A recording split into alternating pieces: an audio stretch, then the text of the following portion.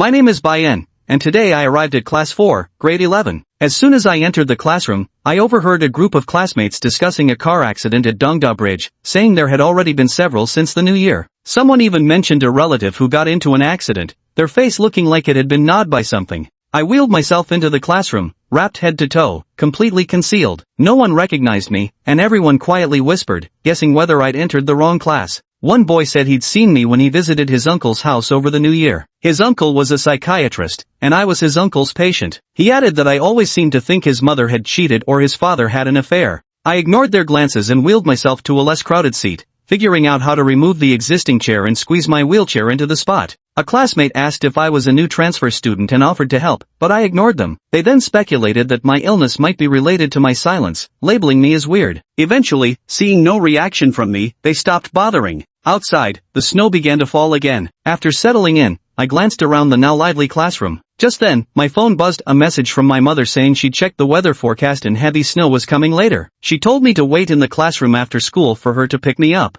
The words were gentle and warm, but after staring at them for a few seconds, I emotionlessly turned off my phone, tucked my chin deeper, and buried my face further. To me, none of this was real, not this classroom, not these classmates, not even that unfamiliar home. 3 years ago, I'd seen it with my own eyes. A massive, blood-red eyeball had rolled across the sky, painting the world crimson. The ground heaved violently, skyscrapers collapsed, and I was buried in the rubble for 7 days, losing the use of my legs in the process. But when I left the hospital in a wheelchair, that earthquake had vanished, erased from everyone's memory, and the city had reverted to its original state. Everyone claimed that my paralysis was caused by brain nerve damage from a high fever I had as a child. What was even stranger, my family had changed too. Originally, my parents had died early, and I was raised by my older sister, but now a pair of unfamiliar man and woman claimed to be my parents. I told my doctors about my confusion, the sister I remembered, and the apocalyptic visions, but instead of being discharged, I was locked up in a psychiatric hospital. For these past 3 years, the doctors subjected me to countless sessions of psychological therapy, forced me to take many pills, and repeatedly insisted that I was an only child, that there was no sister, no apocalypse, and no giant eyeballs in the sky. Worse, they showed me family portraits and old home videos as proof that these people were my parents.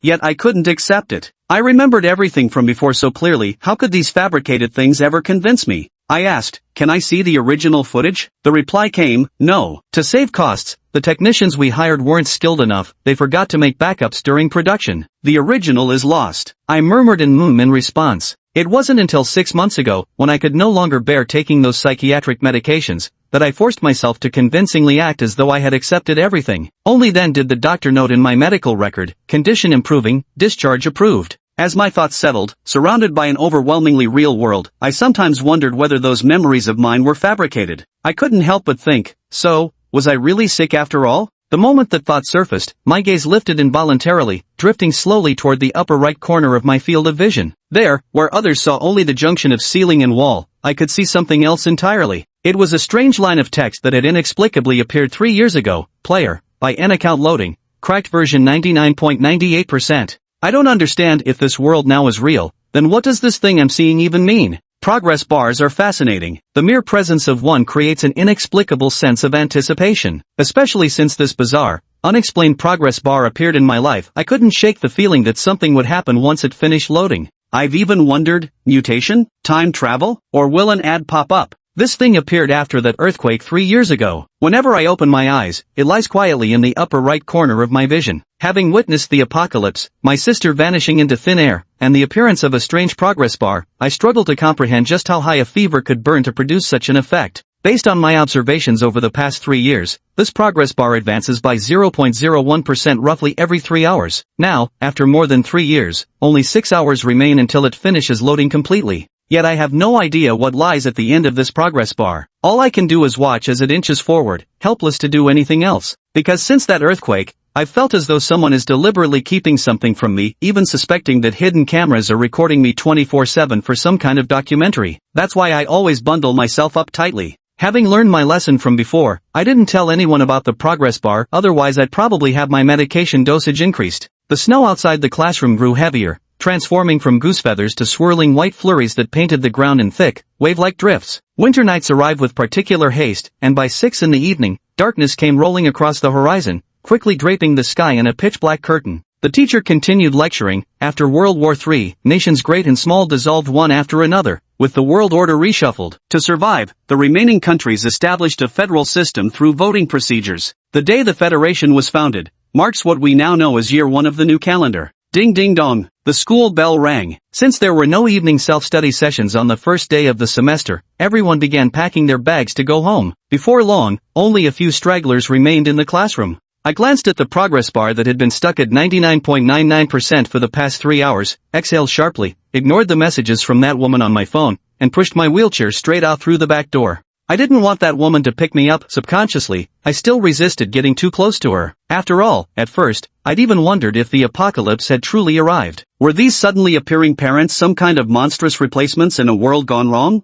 But when I wheeled out of the school building, I realized I was too late. A light snow drifted through the sky, and a black Bentley stood stark against the white snow, impossible to miss. The woman stepped out of the Bentley holding a black umbrella. Though no longer young, time had not diminished her former beauty, and she carried herself with elegance in the biting wind. The passing students whispered in surprise. When she noticed me, she seemed startled. "Xiaoen, why are you outside? It's so cold. Didn't I tell you to wait for me in the classroom?" I remained silently. As if accustomed to my quiet nature, she smiled and approached naturally. Her right hand settled on the wheelchair's back handles as she pushed me slowly towards the black Bentley, while her left held the umbrella over me, sheltering me from the swirling snow. "This snow turned out heavier than I thought. I almost didn't make it in time," she remarked. I glanced at the Bentley's windshield, already dusted with snowflakes, proof that she hadn't just arrived. "Xiaoen, you wouldn't believe how beautiful the park looks these days. When you're free this weekend, I'll take you there. You'll absolutely love it. What do you think? Are you getting along well with your classmates? Don't worry about your studies or feel pressured. I've already spoken with your teachers. They understand your situation. Just ask them directly if there's anything you don't understand." Sun Nin was just as chatty as I remembered. First, she carefully helped me into the car, then folded up the wheelchair and stored it in the trunk.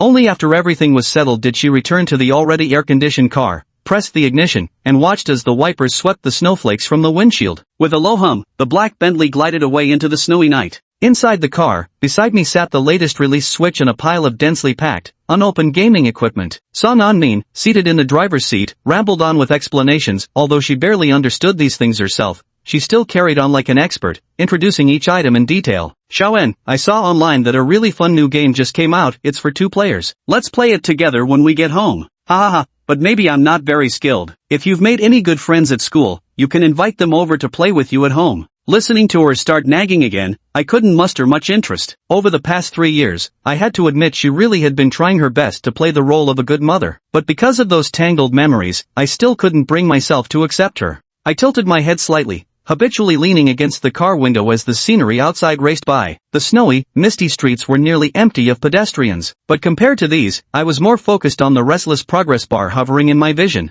What lies behind that progress bar? Why did it appear exactly 3 years ago? What connection does it have to the vanished apocalypse from 3 years ago? It seemed to have reached its limit. Under my gaze, the progress bar that had woven through my life for the past 3 years finally inched forward again. Player, IN, account loading, cracked version 100%. The next moment, I frowned, my nerves taut, ready for anything unexpected. I couldn't guarantee what would happen next, nor was I certain whether it would be bad or good. Fortunately, there were no mishaps. What next appeared in my line of vision was merely a series of text strings as eerily peculiar as before, which then gradually transformed into a panel. Initialization complete. Generating character information. Character creation successful. Player, IN. Profession, not selected, unlocks at level 7. Energy coins, 99999999999 plus, hacked. Level, 1, 1 energy coin obtainable daily. Skill, Taciturn Tier D. Can resist mental type skill effects of the same tier. Items, none.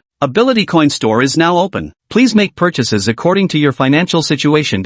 Friendly reminder 1, account has been cracked. Do not disclose the existence of the cracked account to other players to avoid the risk of being banned. Reminder 2, items purchased with hacked energy coins must not be gifted, rented, sold, or provided to other players in any way, as this may result in account suspension. What is this? My furrowed brows relaxed as the loading bar completed, revealing a scene different from what I expected. I examined the panel before me, my attention first drawn to the Energy Coins 999 plus column before shifting to the so-called Energy Coin store. As if sensing my thoughts stirring, the panel instantly transformed, flooding my vision with a dazzling array of commodities. I studied the panel where most items were grayed out due to level restrictions, with only a few available for purchase at my current rank. Beginner healing potion, slightly restores player's HP. Price, 20, unlimited purchases. Double EXP card, increases experience gained by players for 1 hour. Price, 50, unlimited purchases, effects do not stack, automatically used upon purchase. Dungeon detector, capable of detecting dungeons appearing within a 3-kilometer radius within 5 minutes. Price, 10, unlimited purchases, effects do not stack, automatically used upon purchase. Somehow, I suddenly recalled the apocalyptic scene from 3 years ago, those blood-red eyeballs that nearly filled the sky, and the earthquakes powerful enough to topple the world. This panel appeared after the earthquake, so it might really be connected to my jumbled memories. The truth of the past 3 years seemed about to surface, and as I stared at the beginner healing potion entry, my mind swirled with countless thoughts. Perhaps this would be the crucial clue to finding my sister. Making sure Song Anmin was focused on driving, I tentatively decided to make the purchase. The next second, my hand in my pocket seemed to sense something. Glancing down slightly, I saw a card about 2/3 the size of my palm quietly resting in my upright coat pocket. Avoiding Song Anmin's line of sight through the rearview mirror, I gently flipped the card over inside my pocket. Printed on it was an image of a green vial. It's real. I touched the suddenly appearing card with my own hands, now absolutely certain I wasn't hallucinating. If things can materialize out of thin air, and even something as absurd as a status panel exists, does that mean the apocalypse 3 years ago truly happened, and the sister in my memories really did exist? If she existed, then where is she now? I looked up again at the remaining energy coin section, noticing the number hadn't decreased at all. Just as the panel stated, this account had been successfully hacked, possessing unlimited energy coins. This time I turned my attention to another item, the instance detector. Since purchased items transform into cards appearing in my pocket, if I paid careful attention, I could continue experimenting even while in the vehicle. At this moment, Song Anmin's voice came from the front. Xiaoen, we're almost at Dongdakio. I heard there have been quite a few car accidents there lately, so hold on tight, I'm going to slow down. Just as she spoke, I completed my latest purchase. Copy detector purchased. Copy detector activated. Unlike before, buying the copy detector didn't produce a new card. Instead, the panel directly notified me that it was already activated. Is it because the suffix in the description mentioned automatic use, so no card appeared? I pondered. Before I could think further, new information appeared on the panel. Dungeon detector activating. Alert, dungeon detected at 120 meters straight ahead. Approaching, proceed with caution. Warning, 50 meters remaining to dungeon area. Warning, 20 meters remaining to dungeon area. There's a dungeon ahead? The notification from the dungeon alert device made me pause. Suddenly recalling Song Anmin's words, something clicked in my mind. I immediately turned my head and peered through the car window just in time to see the Dongdakio road sign flash by before disappearing into the thick darkness. Successfully entered the instance. The snow seemed to intensify as the biting cold grew more pronounced. Even with the heater running, I could feel the temperature dropping sharply after the black Bentley crossed onto the bridge. An impenetrable darkness swallowed everything outside. Given my habit of following news about the Doomsday Mystery, I was aware of the recent spate of inexplicable crashes on East Bridge. Could these accidents be connected to the instance? An ominous premonition crept over me. Song Anmin in the driver's seat fell silent, focusing on navigating through the eerie stillness. Instance ahead detected, the system intoned. Proceed with caution. I tensed. What kind of instance would prompt such a warning? A strong uneasiness pervaded my heart, yet there was nothing visible outside. The unknown was what unsettled me most. The Bentley's headlights illuminated the bridge deck, appearing utterly insignificant in the darkness, failing to reveal the bridge's end. I couldn't shake the feeling that something was amiss. Xiaoen, Dongda Bridge is just ahead. I heard there have been quite a few car accidents there recently. Buckle up, I'm going to slow down, came Song Anmin's voice. I had just completed another purchase and thought to test this dungeon detector.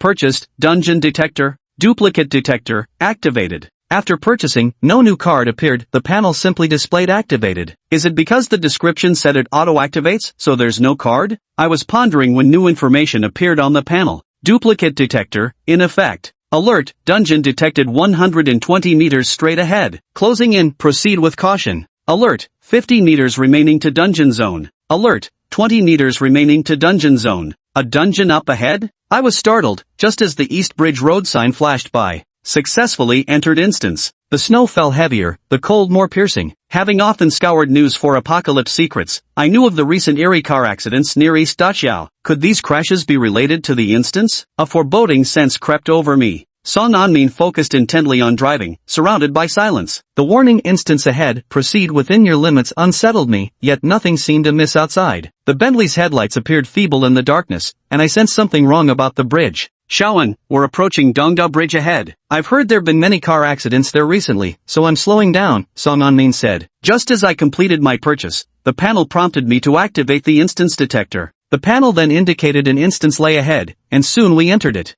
Outside, the snow fell heavily and the cold bit deep. Knowing about the strange accidents at Dongda Bridge, I suspected they were related to the instance. Son Anmin drove on silently, leaving me filled with unease. Speed up, I told Son Anmin. She seemed surprised to hear me speak but complied. Yet, thud. The front of the car hit something with a muffled sound, and she hastily slammed on the brakes. Fortunately, the car wasn't moving fast, and it slid just half a meter on the wet, snowy ground before stopping. Oh no, did I hit someone? Anmin Song froze for a moment and was about to get out to check. Don't get out. I sensed her intention and immediately shouted. The sound was different from the dull thud of hitting a person, it was more like something had been knocked apart. Late at night, with snow swirling everywhere, who would be taking a stroll on the bridge? No, Shaoan, I have to go down and look. What if I hit someone? We'd need to call an ambulance, Anmin Song said. Just as she was about to open the car door, she saw something in front of the car. Looking up, I saw a snowman, but scarlet liquid kept oozing from its body, almost dyeing its snow-white form completely red. Standing as tall as an adult, it wore a sinister grin on its face and held an ice spike in its hand.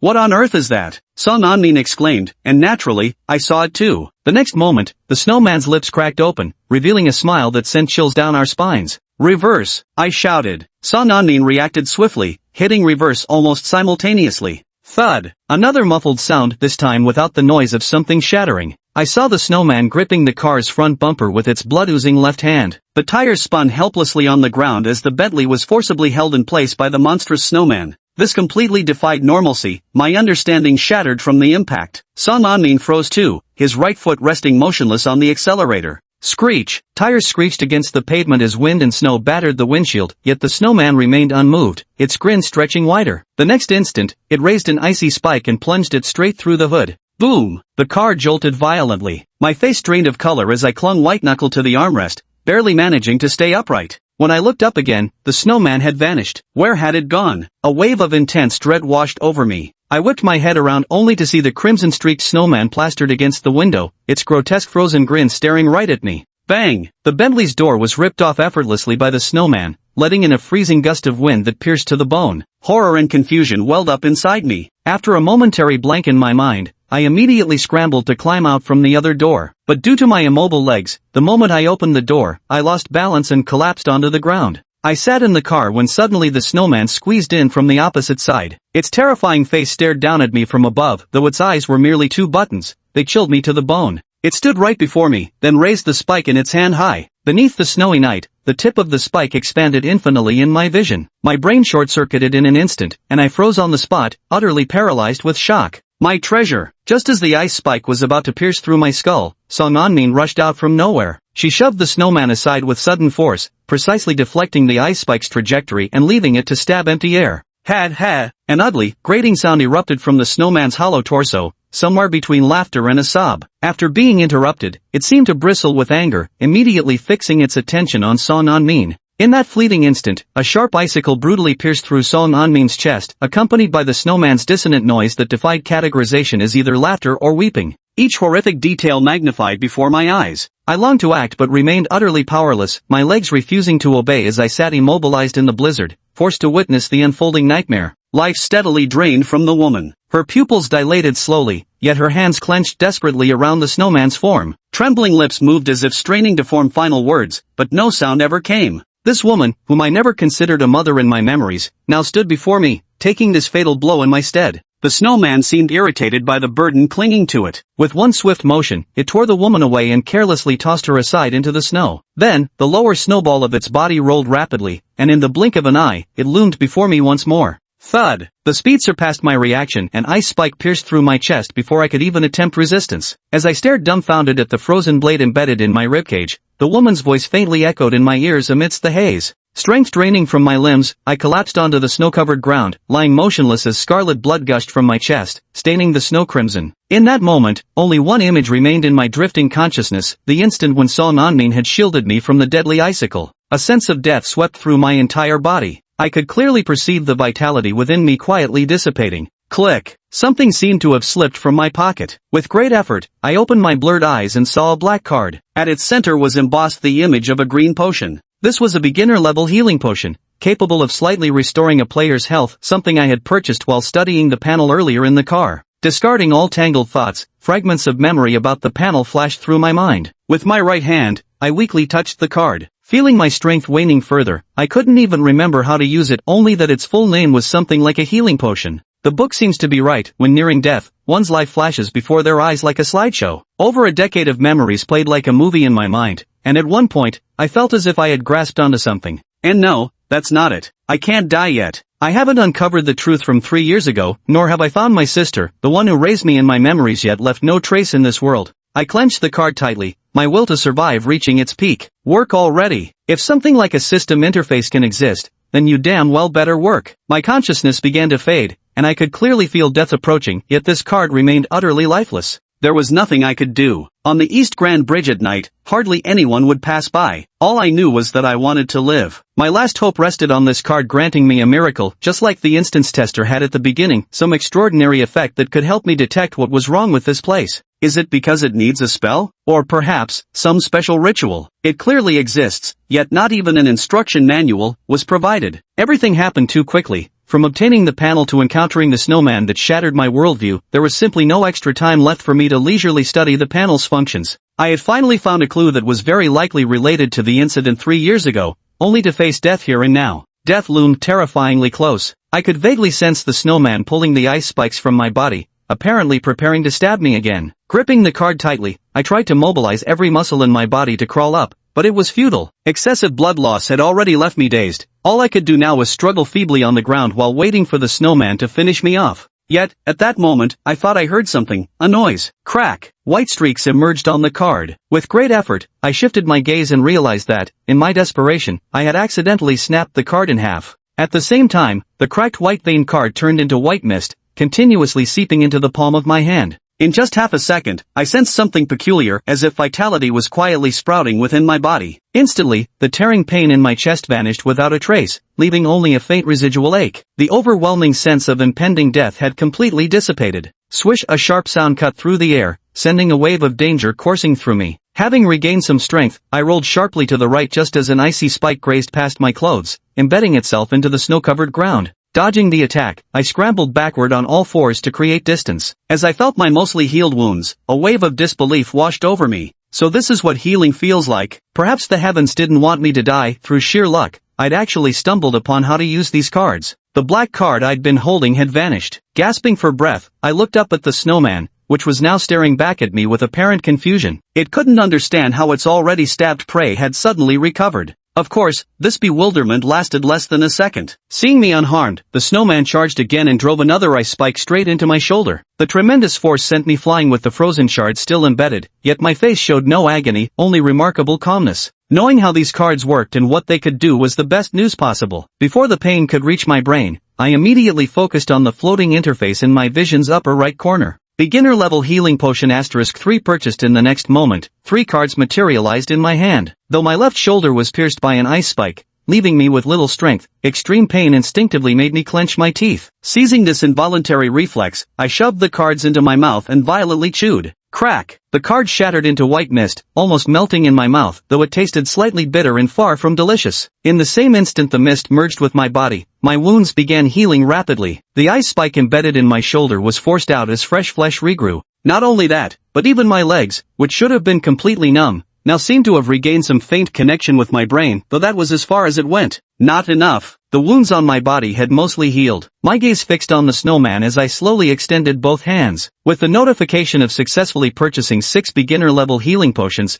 3 cards were now clenched between the fingers of each hand. Following the same method as before, too lazy to fold them one by one, I simply stuffed all 6 cards into my mouth and chewed vigorously. 6 cards were a bit tough to chew, but only a bit. Immediately afterward, those legs that had been numb for 3 years reached their peak connection with my brain at this moment. Propping myself up against the car's trunk with my hands, I wobbled to my feet. Yes, even though I swayed unsteadily, I still managed to stand. Under the heavy snow, I stared fixedly at the snowman before me, knowing that without the card's effect, I might already be dead here. Again and again, yet I stubbornly remained alive, appearing even healthier and livelier than before. The snowman's smile seemed to stiffen at this moment, as if it couldn't comprehend why I still possessed such vitality. To it, I was merely a bug and insect that should have been crushed effortlessly, yet somehow continued to defy death. Its patience appeared to wear thin. No longer treating the situation lightly, familiar ice spikes emerged from its fuzzy, blood-stained palms. In the blink of an eye, one shot toward me, piercing straight through my heart. Blood sprayed as my life force rapidly drained away. Seizing the moment before my consciousness completely faded, I crushed the pre-prepared healing potion card in my right hand the instant the ice spike impaled me.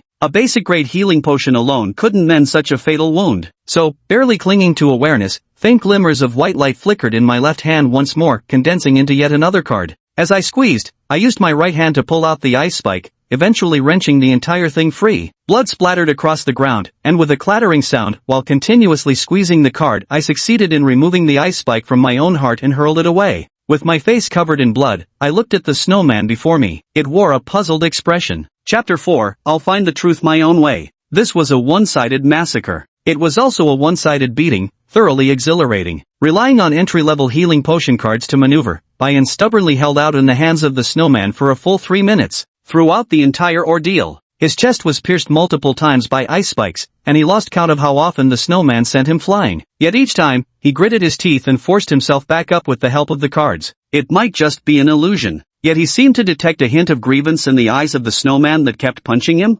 And the snowman appeared to be panting? A snowman, panting for breath? When the ice spike pierced Bane's shoulder for the 16th time, he knew he couldn't keep dragging this out any longer. He could indeed keep restoring his health with cards, stubbornly preventing the snowman from killing him. But Song An-min, who'd already sustained fatal wounds before this, would lose her last breath if they delayed any further. Though Bane refused to acknowledge her as his mother, he could still recall that scene just now. His heart was slightly touched. Experience points full. Player, Bayan, has leveled up. Current level is 2. Equipment enhancement function unlocked. As if sensing Bayan's thoughts, or perhaps this one-sided beating wasn't entirely useless after all, for the player level in the panel finally reached its critical point and successfully broke through. His 5 senses were instantly heightened. Bayan could clearly sense that he had somehow become different from just moments ago. The snowman's movements appeared noticeably slower in his eyes now. Is this the effect of leveling up? But what is this equipment enhancement feature? He stood up again on the high bridge. This was the 56th time the snowman had slapped him away, and once again, he pulled the ice spike from his thigh, using yet another healing card. He gripped the icy spike,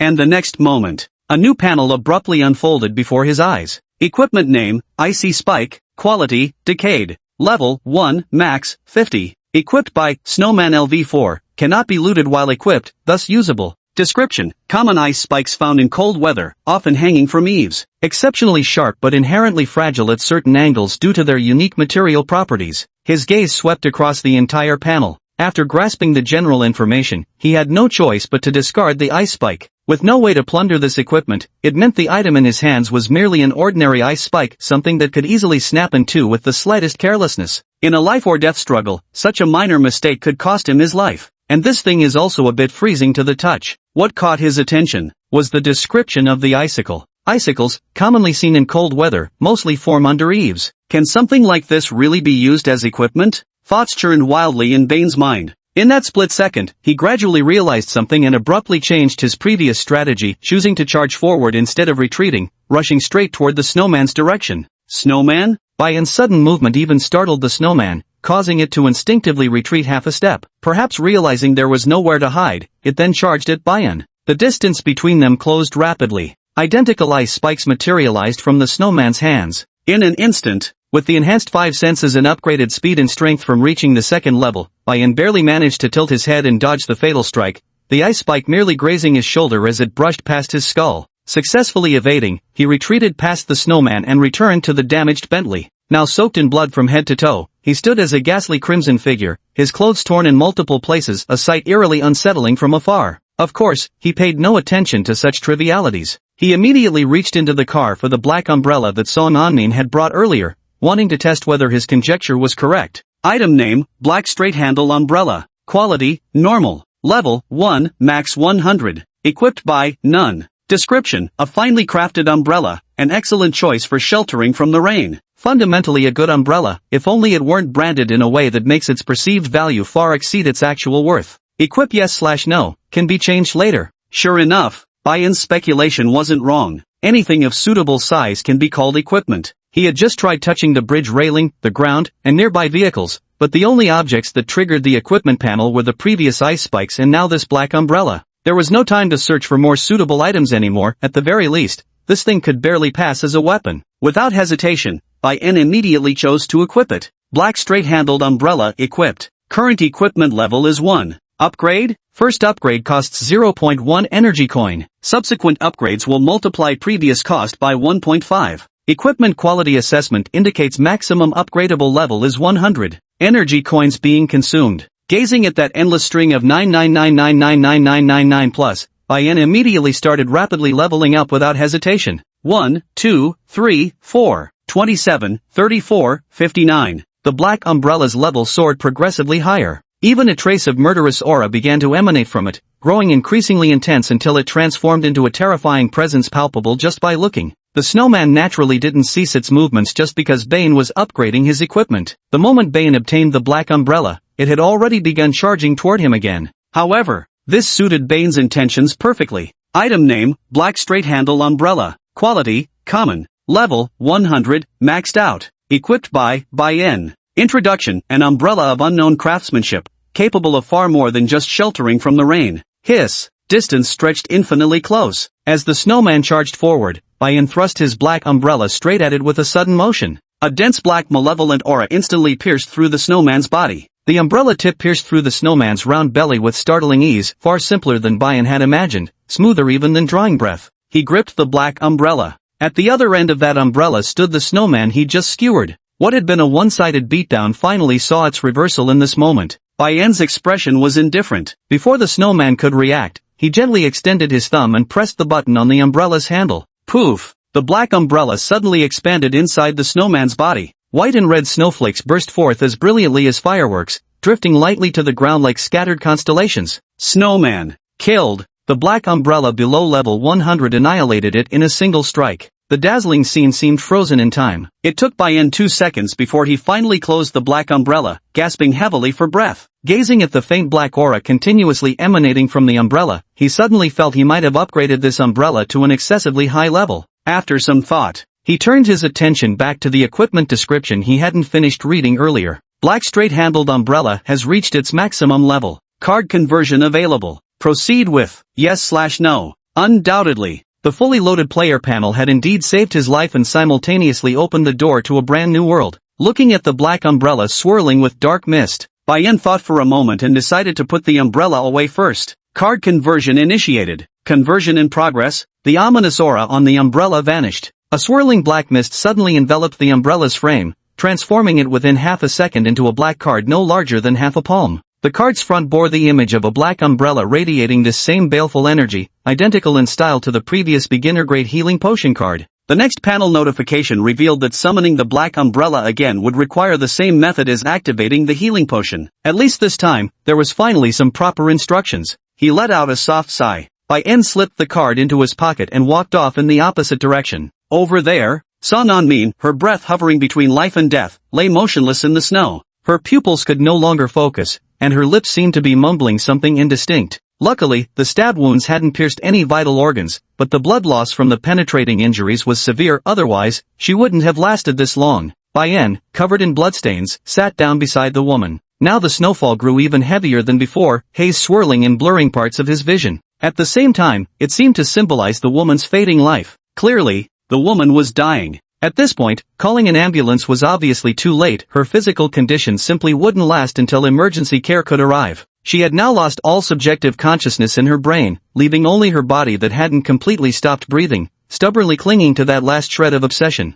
Bai-En simply watched the woman. The woman lay there in the center of the snowfield. 3 years ago. 3 years later. The fleeting years flashed through his mind. This woman, who should have felt like a stranger in his memory, had nonetheless become familiar through the passage of time. To be honest, apart from his own assumptions, this woman had genuinely played the role of a good mother in his impression from 3 years ago until now. He tilted his head slightly. Through the bedly door torn by the snowman, Bai-En could see the latest model switch piled on the back seat, along with a heap of unopened gaming gear. It's just a pity that much of the snow and wind had already blown inside, coating everything with a thin layer of snowy white. Xiaowen, it's your birthday today. Have you thought about what wish you'd like to make? Xiaowen, didn't you say last time that you particularly liked braised pork? Today I've given Aunt Lu the day off, so let Mom make you some braised pork herself. Our Xiaoen is just so handsome. If you went to school, you'd probably have a bunch of girls chasing after you. Xiaoen, I heard this is the latest massage chair that can help with blood circulation or something. Maybe it'll have some effect on your legs, come try it. Scenes from the past 3 years flashed through Bayan's mind. Just moments ago, Song Anmin's act of pushing aside the snowman kept replaying in his memory. Gradually, he made some sort of decision. A streak of white light flashed from Bayan's hand, and the next second, he was holding a card imprinted with a beginner-level healing potion. Forget it, just consider it something I owed you just now.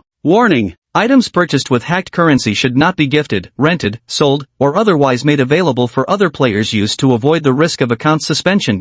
As if sensing Bayan's intentions, the panel information within his field of vision began flickering before his eyes. He ignored it. He merely looked at the woman whose life was nearly extinguished, then gently pressed his fingers against the card's surface. Warning! Warning! Items purchased with hacked ability coins must not be gifted, lent, sold, or otherwise made available to other players to avoid account suspension risks. The panel's alerts flashed with escalating urgency. But Bayan hesitated not a whit. He tore the card straight in half and laid both pieces flat upon Song Anmin's chest. This done, he shifted his stance, shielding the woman from the brunt of the howling snow. You saved me just now, so let's call it even. Though it's a real shame. But even without that thing, I'll find my own way to uncover the truth. Danger detected. Cracked account suspension imminent. Firewall established. Firewall breached. Stealth defense system activated. Defense has been breached. To prevent account suspension, this account will initiate self-protective freeze for 3 days, to be automatically lifted afterwards. Freezing. Ha!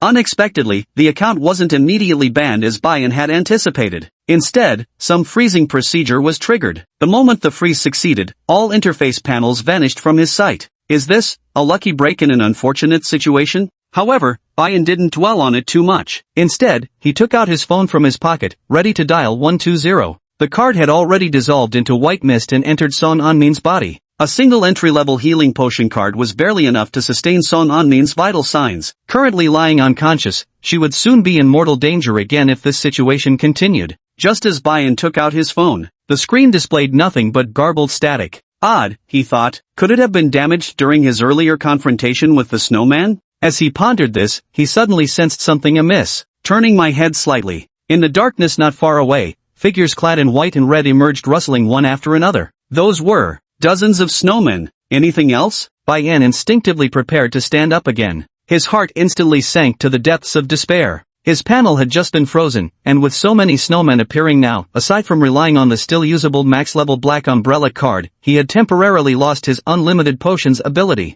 Just one snowman had already given him quite a hard time. Now that so many had appeared at once, even though they couldn't kill him, there was no way he could guarantee Song Anmin wouldn't get hurt. In this situation, better run. In less than half a second, Bayan figured out the optimal solution. But just as he turned to pick up Song Anmin, a sudden whistling sound tore through the air beside his ear. He whipped his head around to look. A black staff, darker than the night itself, emerged from the darkness, hurtling toward the snowman and plunging straight into one of their bellies. The snowman's movements froze abruptly. It turned its not particularly lovable head and looked alongside Bayan toward the direction from which that long rod had flown. In the wind and snow, the beam of a flashlight pierced the darkness. The glow of a cigarette flickered intermittently. The middle-aged man in security uniform exhaled smoke from deep in his lungs, his other hand casually holding a riot baton upside down as the icy wind flipped the edges of his jacket. From a night filled with swirling snow, he strolled forward. Tisk, seems I've arrived just in time. The man spoke while flashlight beam illuminated the snowman. Yet he showed no surprise, as if merely a security guard performing routine patrols here. A confident smile played across his face. Then as if sensing something, he shifted the flashlight, its beam now revealing Bayan drenched in blood, starkly exposed before his eyes. Then, his smile froze. The burning cigarette fell from the man's fingers to the ground. Fuck, did I fucking come too late? Chapter 5, Security Guardly Daping. Who on earth is this weirdo? A black rod suddenly flew out. Along with the security guard's calm expression upon seeing the snowman, all of this made Bayan sense something wasn't right. After all, from a normal person's perspective, those snowmen looked no different from monsters, yet he didn't show even a hint of fear? And upon seeing Bayan and Song Anmin, the man didn't immediately acknowledge the snowman materializing from the darkness. Instead, he strode quickly towards Bayan with his flashlight, nervously scrutinizing him from head to toe. Fuck me, I really am fucking late. TSK, little classmate, you alright there? The middle-aged security guard froze when he saw Bayan covered in bloodstains, sucking in a sharp breath.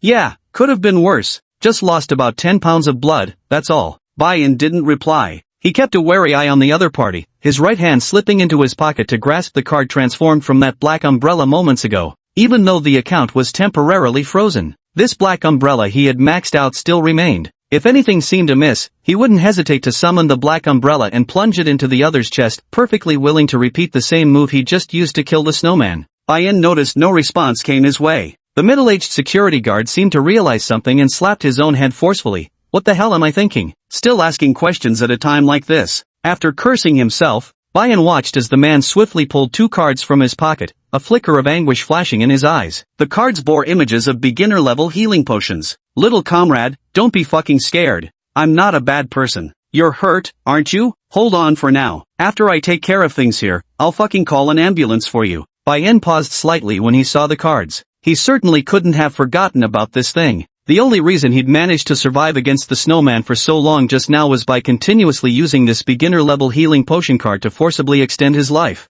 This security guard, how could he possibly have something like this? Is he also a player? Seeing that Bai-in still wasn't moving, the security guard became even more convinced that his injuries might be too severe. He was probably already confused, given that all that blood was clear evidence. Moreover, he was just a student. Even if he wasn't injured, witnessing this scene that could shatter one's worldview, it was perfectly normal for him to be psychologically affected, so he didn't bother continuing the conversation with Bai-in either. Applying slight pressure with his right index finger, he bent the corners of the 2 cards before flicking them toward Bai-in and Son Anmin. Bai-in didn't interfere with the entire process, because he couldn't have stopped it even if he tried. The other party's movements were executed with flawless proficiency, and the cards were flicked with impossible speed. As the man paused for nearly a second in the process of bending the card, the 2 cards transformed into white mist just as they touched Bai-in and Son Anmin's bodies, each entering their respective forms. After using another beginner-level healing card, Son Anmin's condition noticeably improved. After coughing violently twice, she forced her eyelids open and woke up.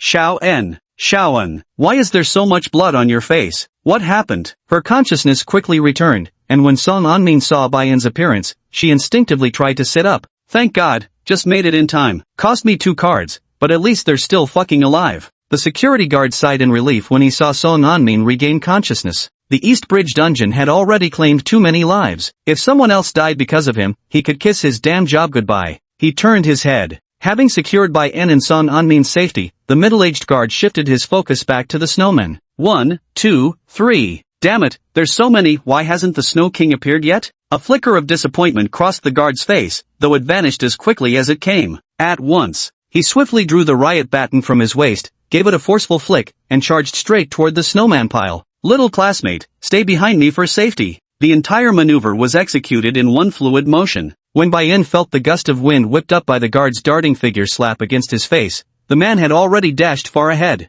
So fast. That was Bai-in's first impression. Despite having advanced to level 2, his speed still paled in comparison to the guard's. Next, within the field of vision. After the security guard charged into the crowd of snowmen, he instantly became different from before, wielding a riot baton, his eyes icy cold, his entire demeanor undergoing a dramatic transformation. A snowman reached out a hand to swat at him, but his body twisted in an extraordinarily unique posture to evade, rolling nimbly before countering with a brutal strike of his baton onto another snowman. The sounds of thud, thud, thud rose and fell continuously on the bridge. This man's reflexes, and his speed, were beyond what any ordinary person could possess. Even when facing dozens of snowmen, he could precisely dodge their icy spikes every time, retaliating with a powerful strike in the briefest of openings. Each snowman could withstand at most 5 strikes before being smashed into snowflakes by the riot batons in the opponent's hands. Are these the so-called players? Bai-in admitted that while the damage they dealt wasn't sufficient, unable to instantly kill a snowman in one hit like he could, every movement and reaction from the security guards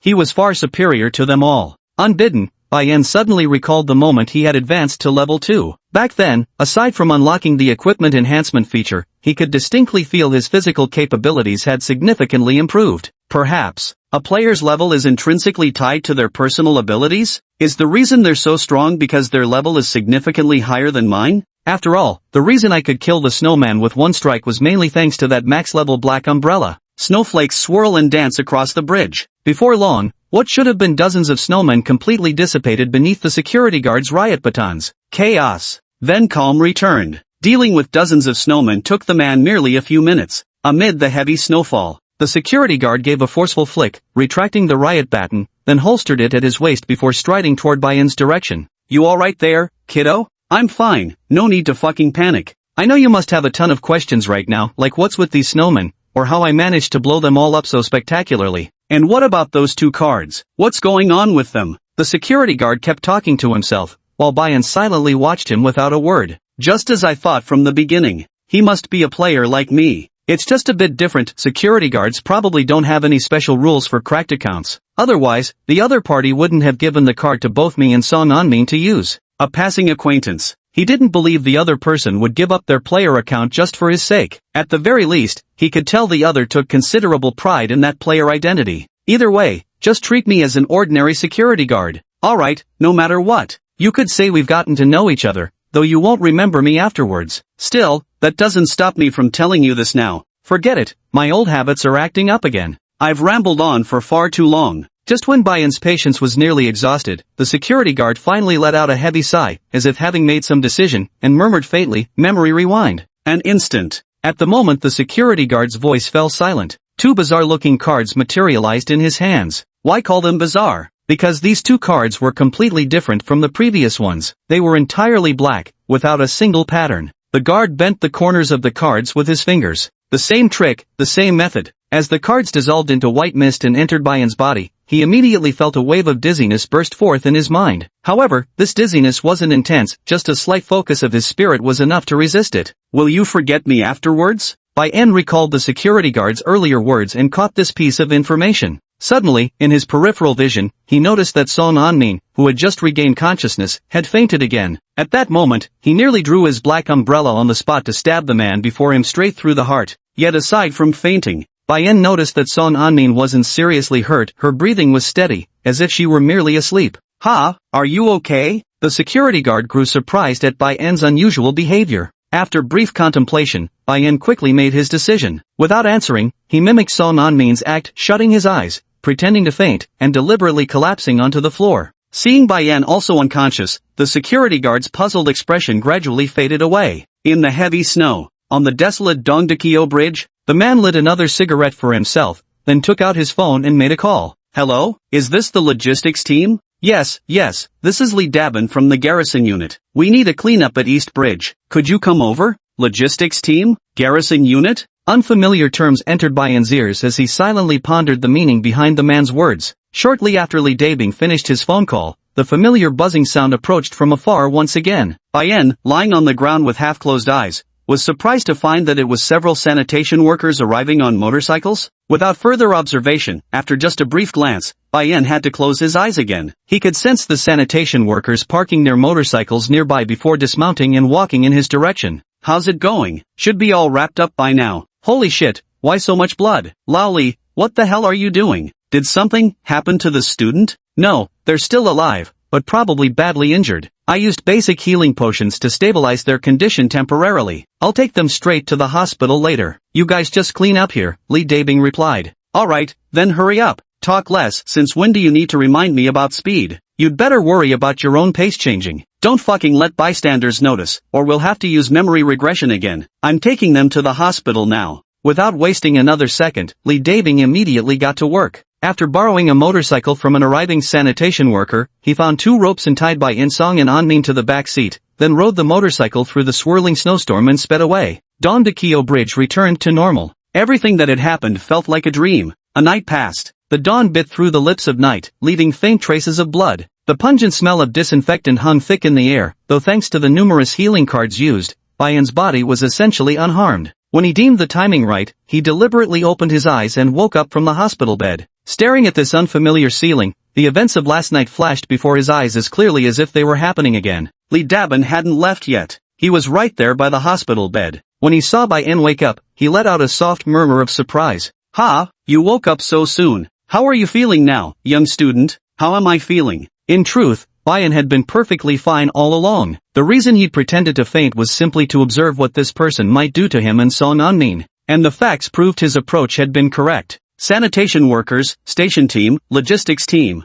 Besides the snowman, it seemed this world concealed many things unknown to him. After being sent to the hospital, Lee Dabin remained by his bedside, occasionally checking on Song Anmin in the neighboring ward before returning. Nothing particularly notable occurred throughout this period. Of course, Bayan knew this man carried many secrets. Possessing the same entry-level healing potion card as himself, those extraordinary abilities, and his effortless handling of dozens of snowmen last night, all these proved he couldn't possibly be ordinary. After some thought, Bayan finally spoke up slowly, asking the man, "Who are you?" Hearing this, the man answered without hesitation, smiling. "My name is Lee Dabing, I'm a security guard." "You and your mother were in a car accident on East Bridge. I was the one who called the ambulance for you." Chapter 6 Car Accident. A car accident. This answer momentarily stunned Bayan. Staring at Lee Dabing's face while recalling everything that happened last night, he never expected the other party would use car accident as an excuse to brush him off. Something powerful enough to shatter one's worldview. Explained by a car accident?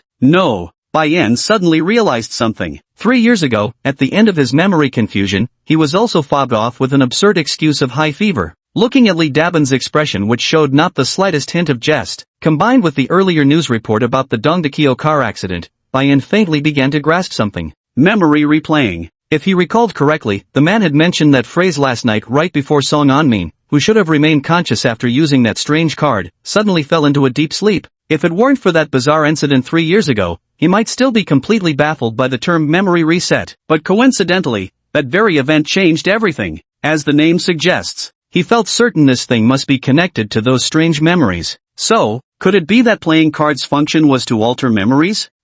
Your mom is in the next room over. Since you're awake now, I should probably get back to work. Of course, kid, you don't need to worry your damn head off. Your mom's fine, just like you, no life-threatening injuries, just some wounds that'll heal up with some hospital rest. Noticing Bayan wasn't asking any follow-up questions, Lee Dabing recalled that when he had met Bayan last night, the other person had also seemed somewhat reluctant to speak. After some thought, he concluded that the student must simply have a shy personality, so after leaving these words, he prepared to take his leave. Wait a moment. Bayan called out to detain him. Lee Dabing had just stood up when these words reached him. He lowered his head to look at Bayan, a flicker of surprise in his eyes. What is it, young friend? Thinking about the secrets the other person might be hiding. Without exposing himself first, Bayan knew straightforward questioning would be useless. If they were deliberately concealing something, ordinary methods wouldn't yield results. So, he decided to test the waters with a slightly more extreme approach. He lifted his head and asked, "You said, I was in a car accident with that woman, and you called an ambulance to save us, right?" That woman? Lee Dabin didn't immediately grasp who Bayan was referring to. After a few seconds pause, he realized it must be Song Anmin lying in the next bed. Aren't this young student and that woman mother and son? No. After being sent to the hospital, didn't the police say they were mother and son? They also contacted the father of the family, who is currently on his way. A rebellious son arguing with his mom? Lee Dabin quickly pieced together this story in his mind. Yes, that's right. Lee Dabin nodded. Do you have any evidence? Bayan then asked. Evidence? The question left Lee Dabin dumbfounded. Since when did saving people require evidence? He looked at Bayan with a hint of suspicion in his eyes. I really couldn't understand what this young student was thinking. Raising an eyebrow in confusion, I shook my head and said, "No." So, what grounds do you have to say you saved us? Bayan retorted. Lee Dabing seemed to realize something, his gaze turning peculiar as he looked at Bayan. I say, young student, you. But before he could finish speaking, Bayan cut him off. We shouldn't know each other, right? What's a security guard doing on the East Bridge at this late hour? Also, if you're really just going to work, and if you're genuinely kind-hearted, then you should have just called an ambulance. Despite having no connection to us, you chose to skip work and escorted us all the way to the hospital? You said we were in a car accident. Who else but the culprit could have gone to such lengths? Listening to Bayan's rapid-fire speech, to be honest, Lee Dabing was momentarily stunned. He had originally planned to leave only after Bayan or Song Anmin woke up. Who would have thought such nonsense could happen? Out of all the people he'd saved, Bayan was truly the first to give him liver pain. No wonder people these days say not to help fallen elderly. Is this some kind of extortion attempt? Seeing Bayan's affirming gaze, Lee Dabin tentatively asked, "Are you fucking saying I'm the perpetrator? I've made it quite clear." Bayan didn't evade, pressing further with his reasoning. This made Lee Dabin laugh in anger. He never expected to be labeled with such an accusation, and moreover, the entire line of reasoning was essentially just sophistry. Kid, you can eat whatever you want, but you can't just say whatever you want. Well, you shouldn't eat whatever you want either. Lee Dabing. With a slight sigh, Lee Dabing found himself somewhat helpless when dealing with Bayan. Alright, damn it, eat properly. Let's get back to the point. If I were really the perpetrator trying to avoid responsibility, as you claim, I could have simply run away. Why would I go through all the trouble of taking you to the hospital and then make up some excuse to deceive you? Besides, I acted bravely to save a life. Compared to that, what does skipping work even matter? Besides, whether I go to work or not has nothing to do with you, does it? Li Dabing's explanation. Bai Yen's expression remained largely unchanged. He slowly sat up from the hospital bed and refuted Li Dabing's words once again. First, you're just a security guard with a low salary, not much money to your name. Li Dabing? Second, my family's car is a Bentley. You probably realized this after the accident happened, and thought you could use this incident to gain favor by playing the life-saving hero for our family, then collect a handsome reward in return. Just like you said, a human life is priceless, so naturally you assumed our family's gratitude wouldn't come cheap. For a payoff like that, all this trouble would be worth it to you. Wait, you're fucking confusing me. Li Dabin waved his hand to interrupt, then rubbed his temples. He listened to Bai Yen's series of convoluted deductions. All he could think was whether this guy had gotten too obsessed with some crappy mystery novel. Why make such a simple thing so complicated? Forget all that firstly, secondly bullshit. I, Li Dabing, am not that kind of person. I don't care if your family drives a Bentley, even if you own a rocket, I wouldn't bother with such nonsense. If I wasn't the one who caused the accident, why should I help? I'm just trying to do a good deed here, alright? If you still don't believe me, once you recover, you can go straight to the police. Li Dabin explained. At the mention of the word police, Bai Yen's emotions were slightly stirred as well. Just as expected. The matter concerning the snowman from last night had already been tampered with by now. Li Dabin dared to take the initiative suggest seeking out the police. Then he definitely wouldn't care about this. Either the traces left yesterday had already been cleaned up, or perhaps Li Dabin's background was far more formidable than he had imagined. If Bai Yen's deduction wasn't wrong. Those who previously got into car accidents on Dongda Bridge most likely also encountered that terrifying snowman. Otherwise, why would so many accidents suddenly occur on this perfectly good, spacious bridge that had been fine all along? Combined with his current experience, Bai Yen could roughly conclude that those involved in the accidents probably had memory issues as well. As for why he managed to retain his own memories, Bai Yen could only temporarily credit it to a miracle, just like 3 years ago, when he remembered things that everyone else had forgotten. Sister. The figure in his memory flashed by in an instant. After so long, Bai Yen had finally found some useful clues. At this moment, he could be completely certain his memory had indeed not been mistaken. Those people, those events, they had all truly existed. Looking up at Li Dabing, Bai Yen nearly blurted out that he remembered the snowman, telling the other to stop pretending, and directly questioning Li Dabing about this world, asking whether the disappearance of his sister had anything to do with people like them, but the words stuck in his throat. He paused. Li Dabing was clearly no ordinary man, and equally obvious was that extraordinary individuals like him probably weren't unique. The other party deliberately concealed their memories. Anyone could see they were intentionally hiding something. If I rashly pressed for answers, would they, like before, reveal everything outright, only to get snatched away by another group of players and locked back in that mental institution with no chance of escape? The appearance of those sanitation workers summoned by Li Dafeng made Bai Yen realize this world still held others with extraordinary abilities. Whether those people were stronger than Li Dafeng remained unknown to him at present. The air fell silent for a moment. Bai Yen finally formulated a preliminary idea in his mind, deciding to observe first. Sounds good. Then leave your contact information, ID number, residential address, and work address. If it's your problem, I can find you quickly. If it's not your fault, I'll come to apologize and make amends in person later. He still didn't say anything about the Yeti. After all, he hadn't fully figured out Li Dabing's true identity yet and didn't dare to take such a gamble. Even ID card numbers need to be provided? Li Dabing raised an eyebrow. Got something to hide? Li Dabing. Alright, damn it, I'm fucking scared of you. Chapter 7, The Hidden World. The air still carried the sharp scent of antiseptic. Li Dabing left after briefly jotting down his personal information, leaving an indescribable stillness in the hospital room. Fingers lightly brushed against the note bearing Li Dabing's details. Bai Yen's thoughts swirled like a tempest. To be honest, today was the day he spoke the most in recent years, and also the day that brought the greatest changes to his life since 3 years ago. Players, snowmen, dungeons. Any one of these things mentioned casually to ordinary people would elicit reactions like "you're nuts," just like when he previously tried to describe seeing the apocalypse descend.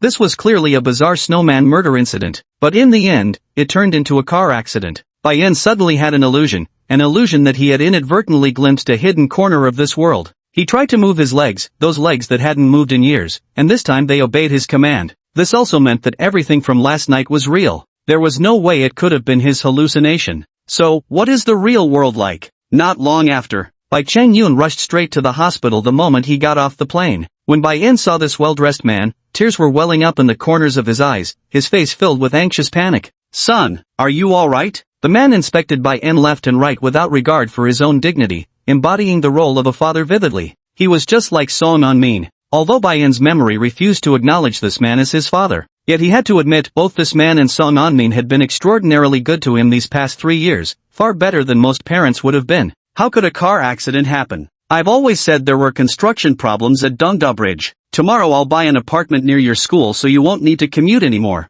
The man maintained his usual extravagant manner. Bai Yan also responded as indifferently as usual. After confirming Bai Yan was truly fine, the man hurriedly rushed to the adjacent ward to visit Song Anmin, who had just been reported to have regained consciousness. The air fell silent once again. Listening to the exchanges between Bai Changyun and Song Anmin in the neighboring ward, Bai Yan quietly turned his gaze to the ceiling, watching it freeze over in real time. The countdown bar with just over 60 hours remaining. Time slipped away unnoticed. 3 days passed by quickly. Song Anmin, having received 2 healing potion cards, recovered swiftly and was soon able to walk again. During this time, she actively visited Bai Yan in his ward many times. And just as expected, Song Anmin had indeed forgotten the events of that night. In her memory, she only recalled driving onto the East Bridge, then seemingly hitting something, before losing consciousness. Regarding the specific details, the traffic police explained them after their investigation. The gist of it was that during Song Anmin's drive, the tires skidded due to road conditions, causing the car to collide with the roadside guardrail.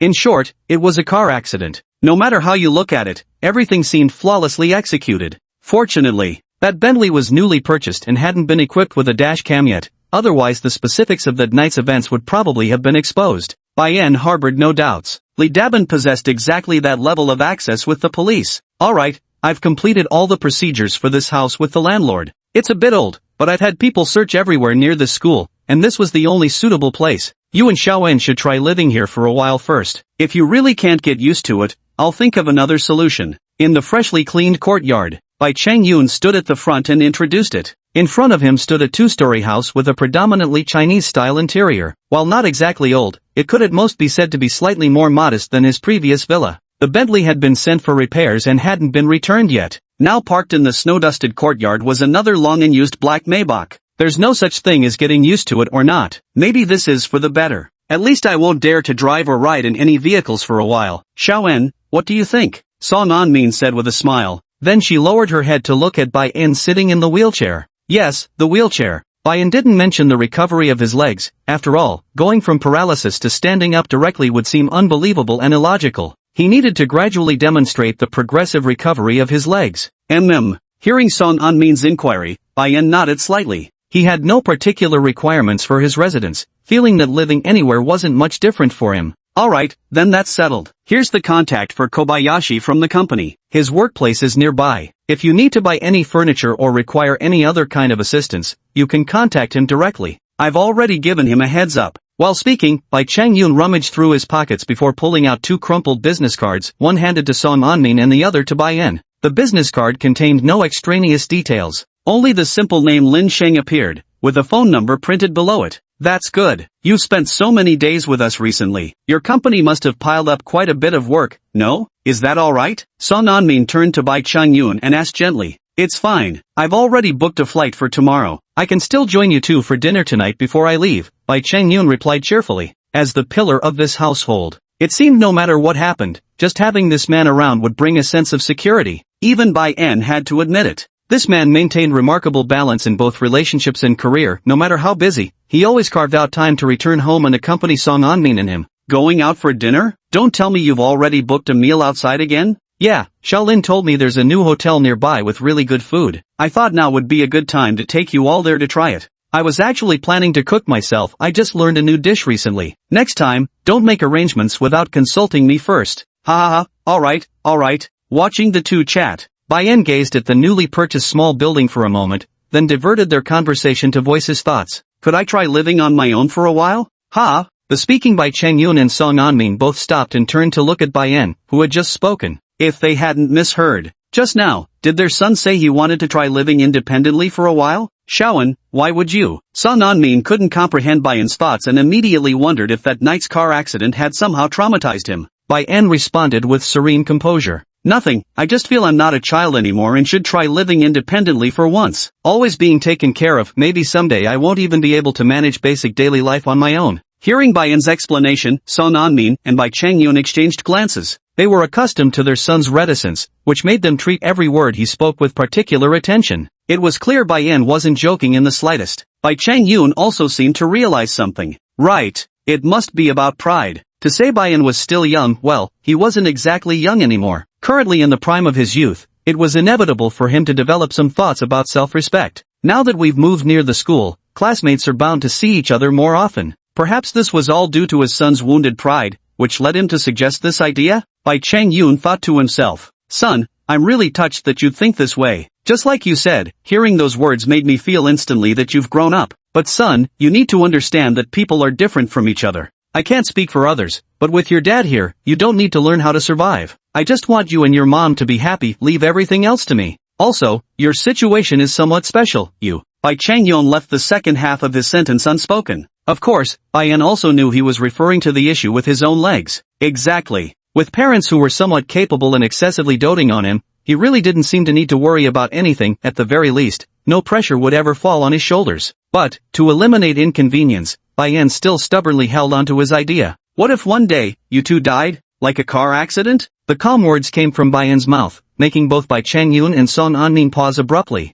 This statement was the epitome of filial hilarity. Yet they genuinely considered it. It reminded me of that car accident that day. Only then did the two realize there had been a misunderstanding. Bai Yan had developed this line of thinking because of that incident. What kind of nonsense is that, son? Your old man may not have many skills, but my greatest asset is having plenty of money. Even if something unexpected happens to your mother and me, the inheritance I leave behind would be enough for you to live lavishly your entire life. Money is the most useful thing these days. Though it can't do everything, it's the closest thing to being all-powerful. Look, son, you don't need to overthink it. Dad promised to take care of you, and I'll definitely keep that promise. That's right, Xiaoen, you don't need to have these thoughts. Alright. Getting this pair of parents to easily agree to his request still proved somewhat difficult. Bai Yan let out a soft sigh. Then he pulled his phone out of his pocket and pointed to his legs. Let me give it a try. If I really need any help, I'll contact you. Besides, I feel like there might be a chance for my legs to recover. Doing it this way could actually help with my rehabilitation. Inside the hotel, snow began to fall outside once more. Song Anmin and Bai Chang Yun finished their last bites with heavy hearts, only relenting slightly under Bai Yan's insistent demands. Indeed, regaining the use of his legs was of utmost importance to Bai Yan. Though they didn't fully understand the reasons, since Bai Yan insisted, they had no choice but to tentatively place their trust in him. Of course, despite agreeing to Bai Yan's proposal, the couple still laid down 3 strict rules. First, if any unsolvable problems arose, he must contact them immediately without concealment. Second, his phone must remain accessible at all times, neither powering off nor setting it to silent mode would be acceptable excuses for being unreachable. Third, no matter where Bai Yan goes, he must report to them immediately. If anything happens, at least they'll know where Bai Yan is. Actually, there are more, like the 4th and 5th ones. However, the two of them hadn't made up their minds yet, so they decided to mention only these 3 points for now, planning to add more later when they thought of additional ones. After finishing dinner at the hotel, I came back. The sky had already grown quite dark by now. Bai Chang Yun first left Bai Yan a bank card, then ran over to greet their neighbors along the street, asking them to look after Bai Yan when they had free time. Song Anmin diligently cleaned whatever could be cleaned around the house, lowering the placements of daily necessities that Bai Yan might have trouble reaching. Through all the bustling back and forth, preparations were finally finished. Only after countless parting reminders and with evident reluctance did the couple finally leave the courtyard. By the gate, Bai Yan watched as the married pair disappeared into the distance. Not until their figures had completely vanished around the nighttime bend did he finally exhale in relief, then shift his attention to the uppermost right corner of his vision. Account frozen, 2 minutes and 59 seconds. Account frozen, 2 minutes and 58 seconds. Account frozen, 2 minutes and 57 seconds. Less than 3 minutes remain until account unfreezing. Bai Yan withdrew his gaze after only a brief pause, then pushed the wheelchair beneath him forward and closed the front gate. Alone, he immediately steered toward the interior of the house. Chapter 8. Instant max level. Account unfreezing complete. Account loading. Reminder 1, the account has been hacked. To avoid account suspension, other players are prohibited from knowing the existence of hacked accounts. Reminder 2, items purchased with hacked in-game currency cannot be gifted, rented, sold, or used in any way that benefits other players to avoid account suspension. Player, Bai Yan. Occupation, not selected, unlocks at level 7. Energy coins, 99999999999 plus, hacked. Level 2, 10 out of 200. Skill, Taciturn Tier D, resists mental type skill effects of the same level. Item, black straight-handled umbrella. Equipment, quality, common. Level, 100, maxed. Description: a mysteriously crafted umbrella, useful for more than just keeping dry. The countdown reached 0. The familiar panel unfolded before Bayan's eyes once more. He noticed slight differences. The two sections originally labeled as friendly reminders had both changed from please do not to already prohibited. It seemed the panel was quite displeased with his previous actions. In terms of functionality permissions, it directly prevented him from engaging in any actions that could lead to an account ban. Does this mean I can't even voluntarily tell others about it? Bayan stared at the interface, deep in thought. After a brief pause, he decided to try speaking the sentence, my player account has been hacked and possesses unlimited energy coins, aloud to himself. But the moment he opened his mouth, his throat seemed to be tightly choked by something. He couldn't even utter the first word, let alone a complete sentence. He then tried several other methods, whether writing a note or sending a message, but as soon as he had the intention, any possibility of action vanished. Yet the moment he abandoned the thought of revealing a cracked version, he instantly returned to normal, as if nothing had happened. Apparently, what the panel had given him wasn't some friendly reminder, it was more like a notice. Gathering his thoughts, Bayan's gaze shifted to the now spotless coffee table. There lay the black umbrella he had previously upgraded to its maximum level. When he summoned the umbrella again, it still exuded traces of baleful energy. Though not particularly obvious, a closer look revealed its extraordinary nature. Carrying this thing around, he'd probably be secretly filmed for a short video and plastered online before long. Seems I'll have to buy a new umbrella. He paused. Bayan simply stood up from his wheelchair. With the entire house to himself now, there was no need to keep pretending to be lame. Though even after that night's events, his legs hadn't fully recovered. Perhaps they'd been useless for too long, he hadn't used them in ages. So when things suddenly got better, instead, there was an awkward unfamiliarity to it. So, where shall we begin? My thoughts pulled backwards. Bayan focused his attention on the level displayed on the panel. He hadn't forgotten Li Dabing's performance earlier. His physical abilities in all aspects completely surpassed those of ordinary people. Additionally, in the suffix parentheses under the profession section, there was a note stating that level 7 could unlock professions. This so-called personal level should directly correspond to one's actual strength tier. The bar following the level indicator must be an experience gauge. While the shop doesn't sell items that can directly increase levels, they do have things like double experience cards. Bayan glanced at the shopping panel within the interface. He discovered that unlocking new items required reaching level 7 first. After that, different items would become available every 10 levels. Things like 10x EXP cards, 100x EXP cards, and even 1000x EXP cards. Unfortunately, after searching thoroughly, he couldn't find Li Dabin's previously used memory rewind function. Recalling this, he felt it might qualify as a skill rather than a direct purchase item from the store. First, let's see if ordinary training can produce results. Shaking off superfluous thoughts, enhancing his own strength was currently the most crucial thing for Bayan. He stretched his limbs slightly. Then he searched for some fitness videos online and started earnestly learning to do things like sit-ups, push-ups, squats. He didn't have any particularly good workout methods. These were all he could access at the moment. Next, he performed every set of every exercise to completion. When I'm absolutely exhausted, I just buy a beginner-level healing potion card and use it, then continue training with renewed energy. A full hour passed. Only then did he notice the experience bar above the panel had risen ever so slightly. Level 2, 11/200. An hour of continuous training only gives 1 EXP point? Bayan, having used up another healing card, gazed thoughtfully at the EXP bar. The reason he hadn't used the double EXP card from the start was simply to see what normal progression looked like. Yet judging by how things stand now, even with the double EXP card activated, he could only gain 2 points per hour. If one wants to reach level 3 while using a double XP card, they would have to train non-stop without eating, drinking, or sleeping for a full 4 days. Is it just poor talent? Or, is this the case for all players? The good news is that training does indeed increase experience. But the bad news is, compared to the practical combat experience gained from fighting snowmen, the improvements from physical training were truly minimal. Regardless of whether it was due to overly simplistic training methods, this meager progress greatly dampened Bayan's expectations. Moreover, reaching Li Dabin's level of physical prowess.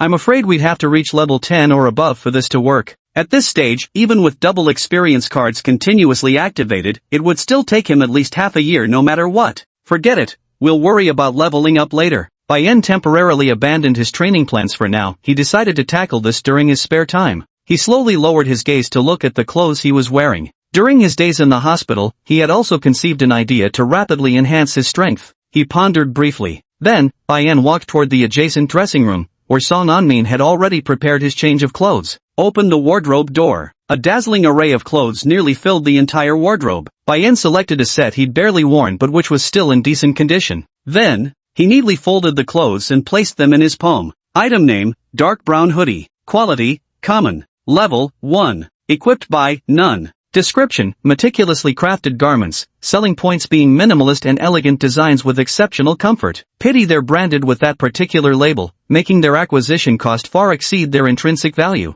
Equip yes/no, can be changed later. Then, it's pants. Item name, black casual pants. Quality, common. Level, 1. Owner, none. Description, well-crafted trousers, marketed for their high quality and comfort. Sadly, they bear a certain brand name that makes acquiring them cost far beyond their intrinsic value. And then, they are shoes placed at the bottom of the wardrobe. Item name, off-white casual shoes. Quality, common. Level, 1. Equipped by, none. Introduction, the shoes boast a minimalist yet stylish design with excellent comfort and breathability, if only they hadn't been branded with that certain label. Setting those aside, Bayan also pulled out everything else wearable, like his rarely worn baseball cap and the wristwatch he'd never actually put on. He left no wearable item unchecked. He leveled up all these things to max. In an instant, the upgraded sets in the room were all emanating an aura so thick it was almost absurdly visible to the naked eye. It's worth mentioning, these pieces of equipment couldn't be stacked multiple times. For instance, if he wears 2 watches simultaneously, puts on 2 layers of clothing, or upgrades not only his shoes but also his socks, in reality,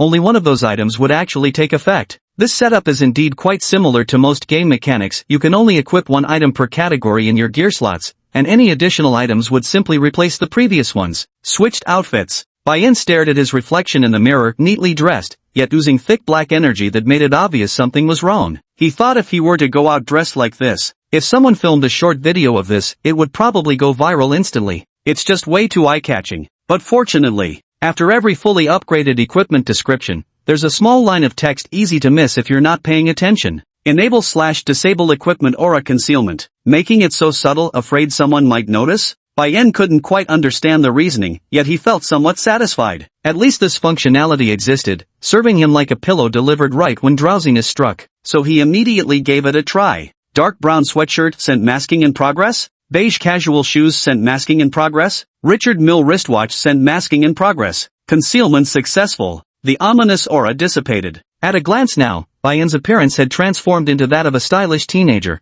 wearing a baseball cap with a perfectly coordinated outfit. He gazed at his reflection in the mirror. For some inexplicable reason, he felt something was missing. After pondering for a moment, he resumed searching through the wardrobe. After a while, he finally managed to pull out a clown mask from the depths of the closet. In his muddled memories, he faintly recalled that this item had been purchased 3 years ago when Song Anmin, noticing his troubled mental state, had taken him to a circus performance. It has been so long, so very long, that without digging out that mask, he might have nearly forgotten its existence. He puts on the clown mask. Bayan also maxed out the equipment level of the mask straight away. The only difference was that the quality of this mask was worn out, capped at a maximum level of 50. But now that he had something to hide his face, he finally felt much more at ease. He stretched his body slightly. Bayan silently savored the sensation of being clothed in this max-level divine gear. He lightly shifted his weight onto his toes, then casually leaped. Thud! Then his entire body uncontrollably shot upward, effortlessly piercing through the ceiling, arriving on the 2nd floor. Crumbling debris rained down. Bayan gulped nervously, his pupils twitching. He shuddered to imagine, had he not been wearing that fully upgraded baseball cap earlier, would his skull have shattered against that ceiling. Almost got myself killed. Chapter 9, Undue Courtesy. The sky flushed with the first light of dawn. The silent night was shattered by this glimmer of brightness. The breakfast vendors had already set up their stalls by the roadside, with a few students choosing to buy a couple of deep-fried dough sticks or steamed buns as they passed by. The transparent plastic bags grew misty with the steam from the hot breakfast. Although there was no snow today, the temperature still showed no sign of rising. Ding-maling. The phone alarm went off. But it rang slightly late. It's hard to pinpoint the exact reason, perhaps because Bayan had struggled for a long time last night and thus slept very soundly, waking up early. By the time he finished washing up and got dressed, the preset alarm just happened to ring right on schedule. His hand glided over the wheelchair as Bayan adjusted everything before settling into it. Today, he was dressed just as meticulously as usual, with one key difference: all the clothing beneath his outer layers was covert divine gear. Actually, only one piece of equipment can be equipped per category, which works out in my favor, Bayan mused to himself. Then he pushed his wheelchair out the door.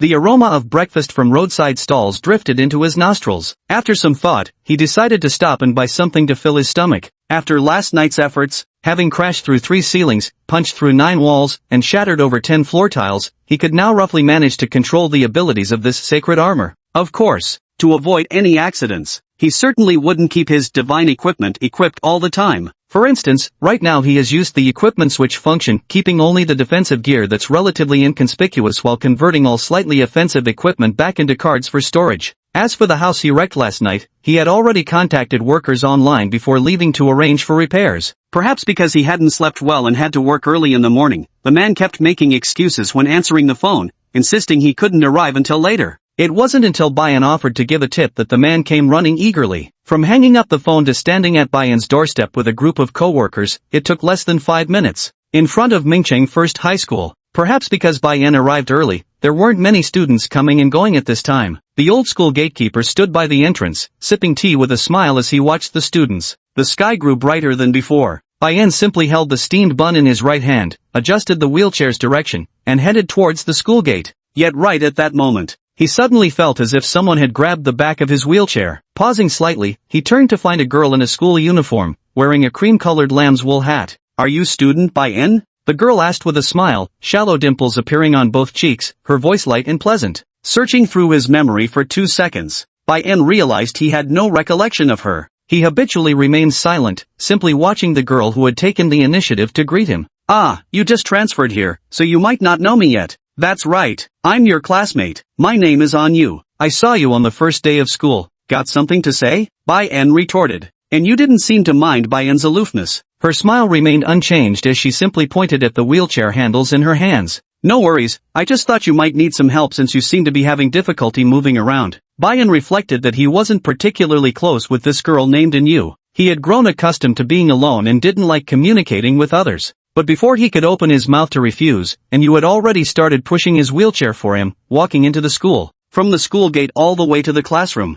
Bayan didn't speak again. He had no interest in the girl behind him, nor did he intend to make friends with anyone at school. To his surprise, Anyu seemed quite popular at school. During just that short walk, 5 or 6 people greeted her. She responded with polite smiles. "Class monitor Anyu, you're here early today? Don't collect the homework yet. I'm just finishing mine." "Hey, what's this?" "Bayan, the student who came to register on the first day of school? Do you know each other?" Just arrived at the door of class 4, grade 11. The students in the class started chatting with Anyu. When they saw Anyu wheel in Bayan's chair, their faces showed a hint of surprise. After all, this new classmate had suffered terribly bad luck. He'd only just arrived at school a few days earlier to register, when that very night they heard he'd been hospitalized after a car accident at East Bridge. Though it was said they didn't suffer any serious injuries. Now it seems they've pretty much recovered. However, because of this incident, their impression of this new classmate became quite strong. "Nothing. I happened to see him at the door, so I came with him," Anyu explained. Bayan wasn't particularly interested in these chats between classmates. Taking advantage of their conversation at the classroom door, he quietly wheeled his chair over to the same seat from that day. "Is that so? I thought you two knew each other." The questioning student glanced in Bayan's direction before lowering her voice to whisper to Anyu. "By the way, Anyu, we all know you have a kind heart, but when it comes to this new classmate, you'd better not get too close to him." "Why?" "Ah, you arrived a bit late that day, so there are things you don't know. Tell me about it." "That's this new classmate, he's a bit weird." "A bit weird?" And you looked toward Bayan's seat with confusion, not quite understanding what this meant. After all, from her perspective, there weren't many things about Bayan that could be called strange, aside from being completely bundled up in clothes. It was just that his personality seemed somewhat shy. The classmate speaking noticed Anyu's confusion. She then quietly explained about that day when she greeted Bayan but received no response, adding that Bayan had a history of mental illness. As she listened further, Anyu's expression grew increasingly perplexed. The morning classes were actually quite simple. Although Bayan hadn't attended school for 3 years, during his time at the psychiatric hospital, Sung Anmin and Bayuncheng had specifically hired tutors for him, so keeping up with the coursework wasn't much of a problem. After 2 classes passed, while listening to the lectures, he simultaneously practiced simple exercises under the desk using the hand gripper he'd bought at the stationery store that morning. With the bonus from the double experience card activated, his experience bar inched forward slightly once more. Between classes, just as he was scrutinizing the interface, investigating whether there were any other functions available, a figure took a seat directly across from him. Looking up, there stood Anyu, who had crossed paths with him this morning. "Classmate Bai, would you like some dumplings?" Anyu rested her right hand on the table, propping up her chin as she asked. Bai-en still didn't respond. He just quietly watched her, uncertain what schemes this girl might be brewing. Ahem. Seeing Bai-en's silence, and you awkwardly cleared her throat twice before producing a transparent lunchbox from her hand and gently placing it on Bai-en's desk. This homemade steamed dumpling was supposed to be my breakfast, but I've lost my appetite. I thought, maybe you'd like to have it instead. And you spoke in unusually soft tones. Yet this repeated deliberate show of kindness only deepened Bai-en's sense of peculiarity about the situation. Although that may be the case in reality. Generally, disabled students in schools aren't looked down upon or mocked like they often are in novels, openly ridiculed or treated as inferior. After all, those who would act so foolishly are usually the ones who end up being despised. In fact, those born with certain disabilities often receive a bit of special treatment in today's educational environment. For example, kind-hearted classmates are often willing to lend a hand. Just like when Bai-en first arrived here and someone asked if he needed any help. But to reach a news level, it was indeed a bit overly enthusiastic. Bai-en looked into the other person's clear eyes. Of course, he understood the saying that no one offers kindness without a reason. After pausing for 2 seconds, he opened his mouth to speak. Just say it directly, what do you want? And you froze for a moment at his words before hastily explaining, nothing, I just wanted to give you this box of steamed dumplings. Perhaps she hadn't expected her intentions to be so easily seen through. Or perhaps she simply wasn't mentally prepared yet. And you was about to offer a forced explanation, but hesitated for a moment before finally uttering a few words. There's actually something I wanted to ask you, but this might be somewhat impolite. I'm afraid you'll get angry if I say it. You say it first, then we'll see if I get angry or not. And you, huh? It was hard to describe exactly what it was. And you felt there was something odd about Bai-en's words, but since things had come this far, continuing to act coy would just seem affected. So she took a few seconds to gather her thoughts, then said, well, it's like this. I heard from classmates that you were in a car accident on East Bridge on registration day. So I wanted to ask you about what happened during that accident. I'm not being nosy or anything. It's because my dad's a truck driver. Last night he took an order that requires him to pass by Dongdaekyo tonight, so I thought I'd ask you for some information. So that's what it was. Either way, knowing and use real intentions was better than blindly accepting her kindness without understanding why. That explanation actually makes sense. After all, there have been frequent accidents at Dongdaekyo, so the other party was worried about her father and wanted to ask me about the situation there. That's perfectly understandable. The only problem is, how should I explain it to her? Should I tell her I got into a car accident because I was ambushed halfway by a snowman? Chapter 10 Waiting for Gains Without Pains. The road surface was too slippery, the tires couldn't grip properly, then the car skidded and hit the stone railing. Bai-en used the traffic police's explanation. Something about snowmen, there was no way he could tell you about such things. And to be honest, there was one question even he himself wasn't quite sure about. Since such an incident had occurred on the East Bridge, something far from a simple traffic accident, why hadn't the bridge been sealed off by now? If memory served him right, Bai-en distinctly remembered hearing Li Daibing mention the title Snow Sovereign before. The Snow King probably hadn't appeared yet at that time. This could mean that the incident on the East Bridge might not be over yet. Just an ordinary skid? Upon hearing Bai-en's explanation, and you pressed further, still uneasy. Alright, thank you, bye. Having gotten her answer, and you didn't press further, she simply rose from her seat and left, leaving behind a box of dumplings on Bai-en's desk that seemed freshly heated from the cafeteria. Bai-en stared at the dumplings. After a brief pause, he still felt something wasn't quite right about this situation. The East Grand Bridge is still in operation today. The only immediate connection he could make was that someone might be using it as bait to lure out the Snow King and eliminate him. Although this sounded inhumane. After all, the East Grand Bridge plays a crucial role in transportation within the urban network of Ming City. Without dealing with the Snow King, they couldn't just abandon the bridge altogether. He reached out to pick up the transparent lunchbox from his desk, then wheeled his chair over to Eun-yu's seat and placed the box back on her desk. Classmate Bai, what are you? You don't have a poor appetite, you just want to use this to exchange information with me. I don't like dumplings, so you should eat your own food. Bai-en explained calmly. And Yu was momentarily stunned. Before leaving, Bai-en added casually, also, if possible, it would be better if you could get your father to cancel that order. Money isn't more important than safety, than life. Finished speaking, Bai-en turned the wheelchair and left. He had given all the reminders he should, and as for how things would unfold afterward, that was no longer his concern. And you gazed at Bai-en's figure pushing the wheelchair away for a long while. She didn't withdraw her gaze until she saw the other person return to their seat, then turned her attention to the unopened lunchbox, pressing her lips together lightly. A day passed. Throughout the day, and didn't attempt to speak with Bai-en again after that incident. She simply silently sent him a friend request through the class group chat. Bai-en noticed it. He neither agreed nor refused, simply leaving the friend request message untouched, he clicked on the message Son Anmin had sent him. Shawan, how are you living? If you're not used to it, just tell Mom directly. Mom can come over right away. If it were by N from before, he wouldn't have intended to reply at all. But after staring at the words on the screen and pausing for a moment, by N still typed out I'm okay and sent it back. Lonely nightfall pressed against the window. The long-absent snowflakes began drifting down once more. By the calendar, this should be the last snowfall of the year. As the school bell rang, students streamed out of the classroom chatting and laughing. Only when nearly everyone had left did Bayan finally wheel himself out in his wheelchair. He still gripped the hand exerciser in his left hand.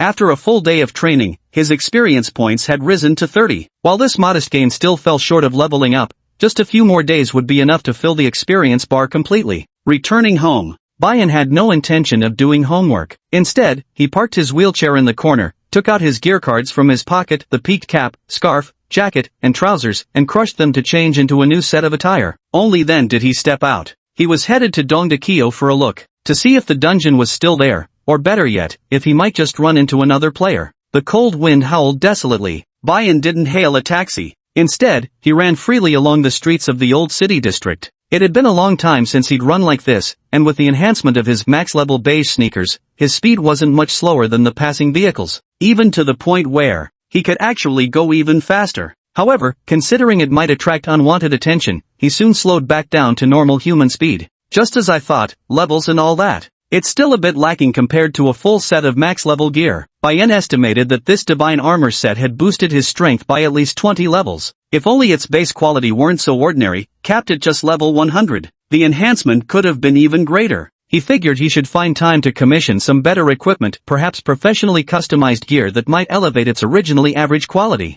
East Bridge. Familiar road signs stood at both ends of the bridge. Bayan had previously scouted the surveillance camera positions around East Bridge. With 5 steps condensed into 3, he deftly used a stone pillar for leverage and effortlessly leaped onto the high suspension cables on either side of the bridge. At this point, he was at least 30 meters above the ground. The night was so late that even if someone looked up at the sky, they wouldn't notice him without squinting. Is this what they call lonely at the top? Bayan stood atop the towering crane, where the temperature was much lower than on the ground. If not for the fact that his gear rating improved its cold resistance, he'd probably be shivering right now, dressed only in a brown hoodie. He exhaled softly. He sat down on the suspension bridge's high beam. Pulling out a prepared can of cola and bag of chips from his hoodie pocket, he settled in to wait at the very top of the bridge. No problem, this delivery's not far. Even after dropping it off, it'll only be around 1 a.m. Don't worry, I'm an experienced driver, I know all about safety precautions. There's no need for you to be concerned. Well, there's nothing we can do about it. By the time I noticed, it was already too late, we'd gone quite far. Making a U-turn with this truck is such a hassle. Got it. I'll talk to her. You get some rest. Inside a heavily loaded cargo truck, the unshaven man hung up his phone with a sigh, then turned to yell toward the back of the driver's seat. Xiaoyu, why don't I pull over here? You can get out and take a taxi home. You have class tomorrow. Behind him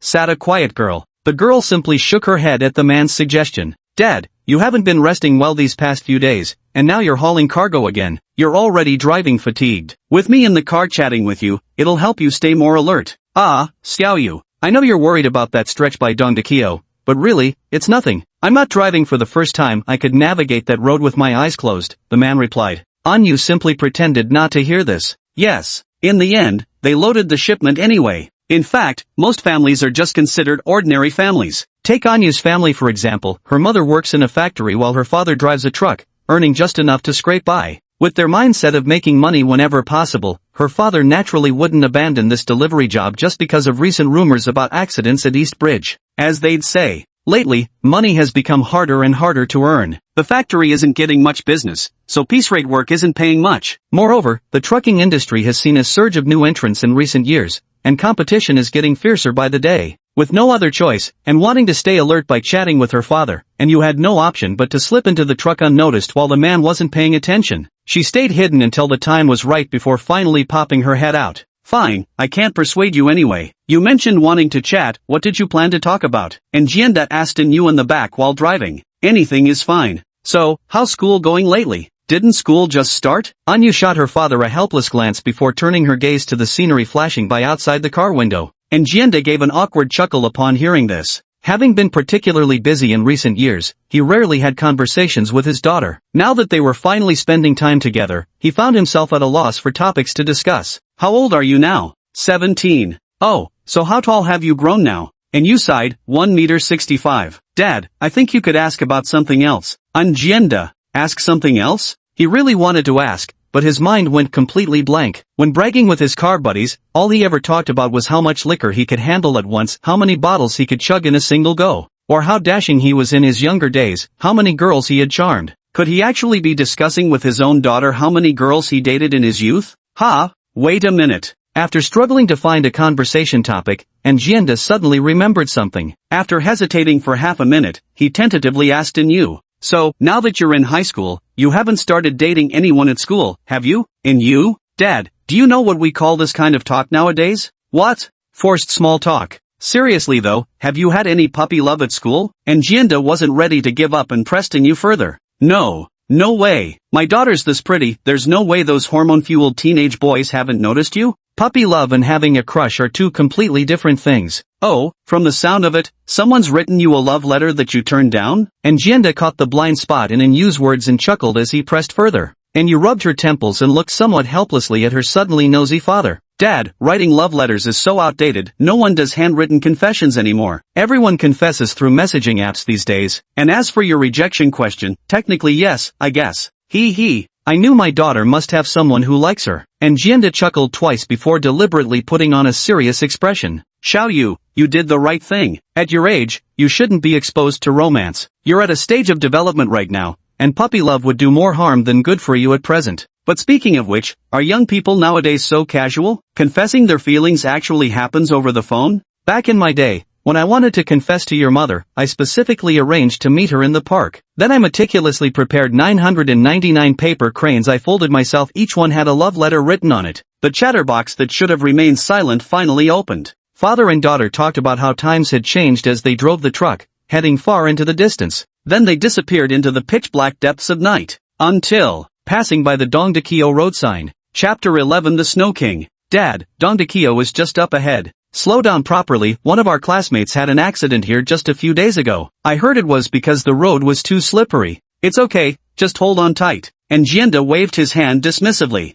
Of course, boasting aside, he couldn't help but slow down. Confidence and arrogance were two different things, and he didn't want any mishaps to occur on this bridge. Snowflakes fall outside the window. Unconsciously, Anyu began to feel a slight chill creeping in. Yet she didn't ask her father to turn on the air conditioning. Instead, she pulled her clothes tighter around herself and focused attentively on observing the roadside conditions. The night had grown deep. Somehow, Anyu suddenly recalled this morning's conversation with that classmate by. Through the windshield, her gaze fell upon the scarcely changed road ahead. Muttering to himself, was it really just a skid? On the other side, Bayan, clutching a grip trainer, sat atop the bridge. From his elevated vantage point, he could see a truck preparing to enter the East Bridge in the distance. Subconsciously, he recalled Inyu's visit this morning and couldn't help wondering whether Inyu's father might pass this way tonight. But, it's been so long, why hasn't there been any movement from the copies? Could it be that I guessed wrong? Bayan slightly furrowed his brows and clenched the grip trainer in his hand more tightly. Since he arrived at the East Bridge area, he immediately purchased 1,000 copies of the instance detection device, and the 5-minute limit skyrocketed to 5,000 minutes. He still knew too little about players at this stage. To discover the existence of instances, he could only resort to such a brute force method.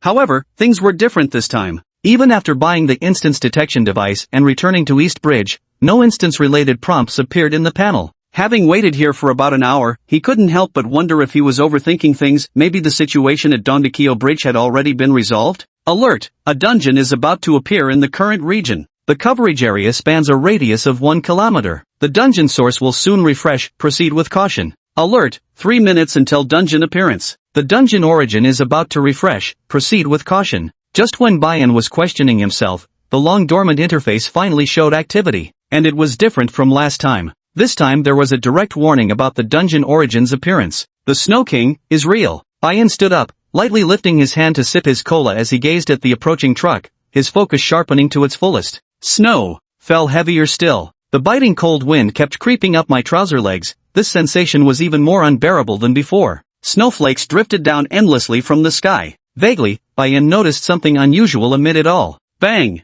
An icicle as large as a grown adult fell from the sky, seemingly by misfortune landing right in the center of the bridge, directly blocking the path of the oncoming truck. The screech of brakes pierced the air. Fortunately, the truck hadn't been moving very fast, allowing it to come to a complete stop just before colliding with the ice spikes. Moments later, two figures emerged from the vehicle. Bayan recognized that familiar silhouette. He hadn't expected the girl's father to show up after all. To his surprise, the girl herself was sitting in the truck as well. After getting out of the car, the two of them stared at the ice spike that was embedded straight into the road ahead. His face was full of bewilderment, as if he couldn't understand why such a thing would be on the bridge. No, there's still. A chill ran through his whole body. Without continuing to observe the two, Bayan sensed the problem and immediately looked up toward the sky. Dozens of identical ice spikes were now falling from the air. It was like a frenzied downpour of frozen daggers, rushing toward them with deadly urgency. Bayan grabbed the black umbrella beside him and put on a clown mask with one hand, ready to dive off the bridge, but just as he was about to move, a voice both familiar and unfamiliar came from the distance at that moment.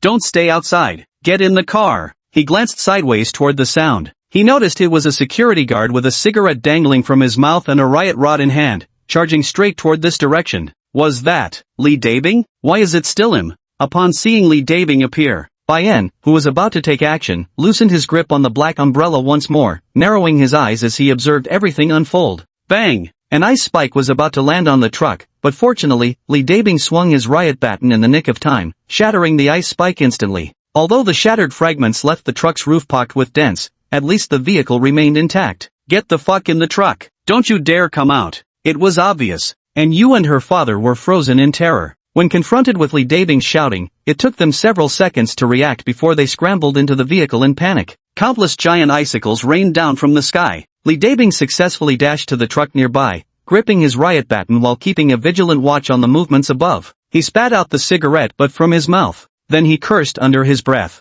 Bam! Bam! Bam! Standing guard beside the cockpit, just as the ice spikes were about to shatter it to pieces, he swung the riot baton with all his might, shattering each spike one by one. Veins coiled along his arm like serpents. It was clear that Lee Dabin wasn't handling the ice spikes as effortlessly as he'd dealt with the snowman last time. He'd only managed to shatter 10 ice spikes, when his entire body began showing signs of fatigue, his breath coming in heavy gasps. Yet despite this, he didn't retreat a single step. Instead, with a visibly pained expression, he pulled out a card engraved with a green potion and snapped it between his fingers to activate it. While the primary function of entry-level healing potions is treatment, they actually also help restore stamina, a fact Bayan has personally tested. However, they remain fundamentally entry-level after all. So even when using cards, Lee Dabing had barely regained his composure when he found himself frantically swinging his riot baton against the ceaseless barrage of falling icicles. 1 strike, 2 strikes, 3 strikes. By the time the hail of icicles subsided, he was drenched in sweat, leaning weakly against the car door, barely able to stand.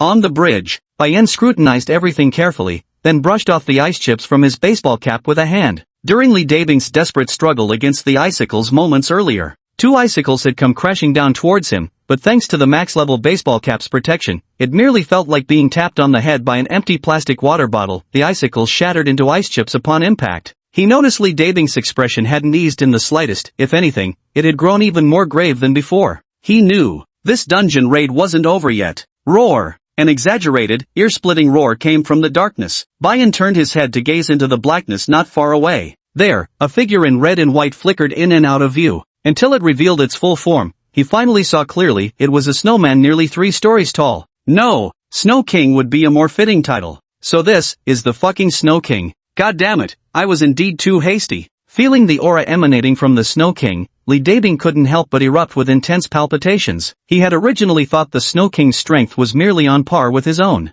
Yet now it seemed, the other party probably surpasses me by far. Sizzle. He quickly pulled out his phone from his waist. Lee Dabing kept his eyes fixed on the snowman's movements, immediately dialed a number and made the call. Report. This is Lee Dabing from the stationed group in the northern zone of Mingcheng. A dungeon source has appeared on the Dongda Bridge of Minnan Road. Estimated source level is above 15, beyond my capability. Requesting backup. Received. Sending personnel over now. Please report on-site personnel status, came the reply from the other end of the phone. Only 1 player is present on-site, along with 2 civilians. Understood. Support information has been dispatched. Estimated time for reinforcements is 5 minutes. Please try to hold out until they arrive. If you encounter any special circumstances, retreat as necessary. Copy that. He tucked his phone back into his waistband. Lee Dabing exhaled heavily as he stared at Snow King. He swallowed hard, then tightened his grip on the riot stick and charged toward Snow King without hesitation. Watching this scene, Bayan also seemed lost in thought. He had already tried it before. Ordinary electronic devices simply wouldn't work in copy zones. Since Li Dabing could call for backup using his phone, his device must have undergone some kind of modification. So, actually, apart from clothes, I can also upgrade things like my phone or headphones. 5 minutes, we're no match in a fight. Nobody fucking procrastinates better than me. Li Dabing's figure rapidly closed in on the Snow King, while Yuan and Jianda inside the car stared blankly at this worldview-shattering scene. In the span of a single breath, Li Dabing abruptly landed right before the Snow King. At the same time, his body suddenly twisted in an incredible manner, forcibly halting his steps as he swung his staff at the Snow King. Then, with a swift shift in posture, he gracefully moved to the Snow King's side. Head-on combat wasn't his forte, but when it came to movement techniques, he had absolute confidence. A faint smirk curled at the corner of Li Dabing's lips as he turned to execute his next movement technique. Yet, the moment he began to pivot, that smirk froze stiff on his face. In his eyes, he saw an enormous palm suddenly coming toward him. Its speed was no slower than his own. Before his brain could react, he felt an immense force crashing into him, launching his legs uncontrollably into the stone railing by the bridge. Thud! A dull sound. The stone railing was smashed directly into a dent.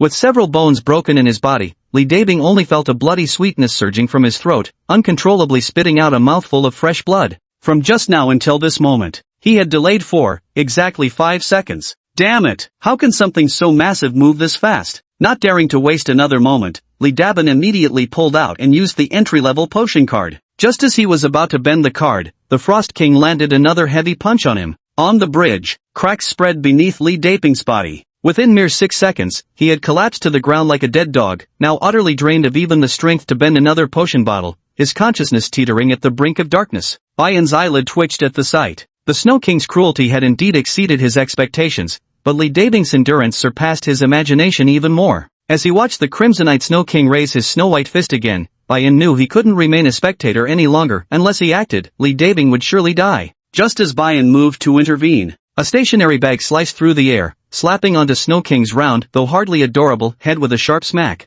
Snow King's raised fist froze mid-air. It turned its grotesquely grinning face, those blood-soaked button eyes seemingly locking onto the person who'd thrown the stationary bag from nearby. There stood Yu, lips pressed tightly together in fear. She stood by the van, her arms trembling involuntarily, still frozen in the stance of having just thrown the stationary pouch. Xiaoyu, get in the car now. Inside the vehicle, and Jianda shouted urgently. And Yu wasn't a fool either. The moment she noticed Snow King turning his gaze toward her, she immediately spun around and dashed for the car. Alas, it was ultimately too late. There wasn't enough time for Jianda to start the vehicle, shift into reverse gear, or even for Yu to pull the door shut after climbing aboard. The Snow King's giant snowball beneath him rolled forward with terrifying speed. By the time the vehicle successfully started, its massive figure had already reached the front, its pristine white fist already swinging down. Boom! In a daze, Yu seemed to catch a glimpse of a black umbrella, blossoming like a black tulip before the car's hood at that moment. On the hood, a figure stood silently beneath a black umbrella, holding it to block most of the view. They stood right on the hood of the vehicle,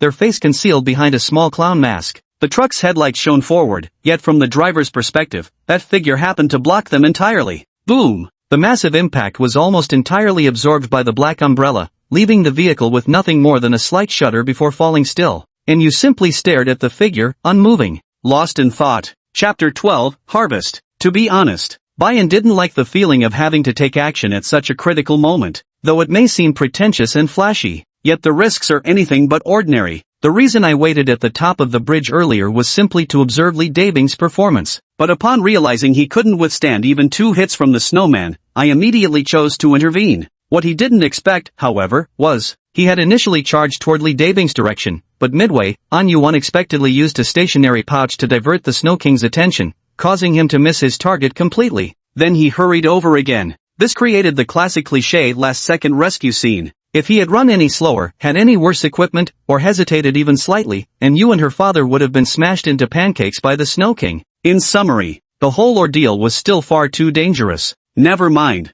I was curious to see who the reinforcements would be, but it seems there won't be a chance now. The fist was blocked by a black umbrella. The Snow King appeared slightly provoked. It let out an inexplicably harsh roar that made Bayan's eardrums ache. Without the slightest hesitation, Bayan violently pushed off with his left foot instantly, leveraging the boost from his max-level casual shoes to catapult himself directly into the Snow King's presence in a flash. The Richard Mille on his wrist gleamed coldly. There would be no negotiations. Not now, not ever. The black umbrella violently plunged into the Snow King's massive body. In an instant, a bloody hole exploded open in front of the Snow King. Boom! Failing to kill it in one strike surprised Bai Yin somewhat. But this surprise lasted only half a second, because in the next moment, the Snow King's entire body visibly turned crimson as scarlet blood surged from within. It took merely a few seconds. The originally red and white Snow King transformed into a terrifying, entirely blood-red figure. Upon its head, countless ice spikes gathered together. This scene suddenly reminded Bane of the berserk state scene in most games when a boss's health drops to a certain threshold, sending it into a frenzied rage. For instance, attack and defense power would multiply dramatically.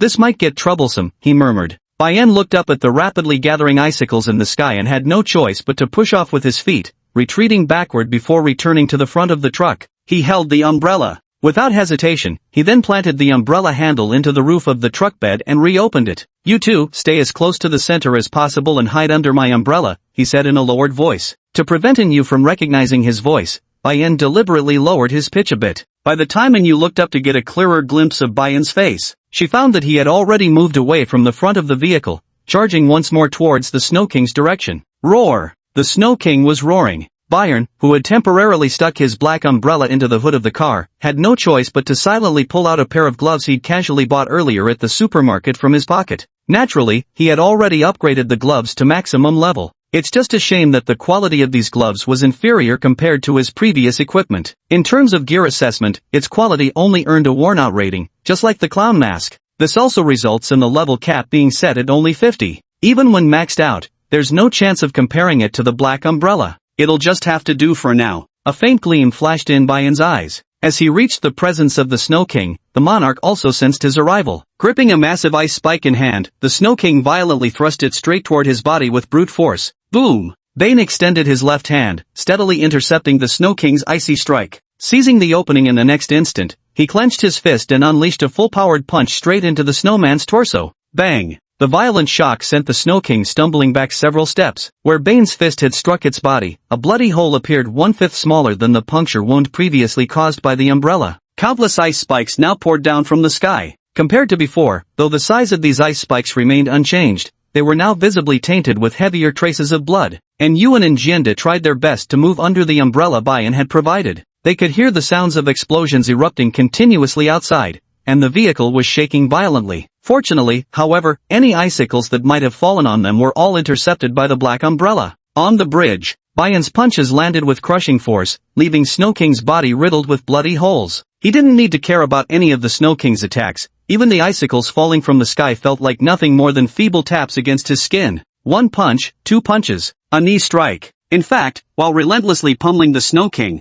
Bayan even practiced diving spin kicks he'd seen on TV. It's just a pity that although this move looks quite simple, it's genuinely difficult to execute. After 2 attempts, not only did he fail to hit the Snow King, but he also nearly strained his back. Helpless, he had no choice but to revert to the most primitive method. Finally, at exactly 2 minutes and 13 seconds, with his final punch, he managed to shatter the Snow King into fragments, exploding into fluttering snowflakes that landed on his collar. It took longer than expected. Countless falling ice spikes froze in midair. The Snow King was slain. Bayan rubbed his slightly tired wrist. The next moment, something else suddenly appeared on the status panel before his eyes. Successfully eliminated the dungeon source Snow King of the Dungeon Blizzard Sky. No equipment dropped. No items dropped. Alert, skill Blizzard Sky detected. Absorb? Note, at current level, skill absorption can be performed once every 34 days. Eliminating the source of the dungeon gives these benefits? Bayan paused, staring at the absorbable skill, feeling as though he'd just uncovered some hidden information. Slightly hesitant, he chose to absorb it. Skill Blizzard of Snowflakes has been absorbed.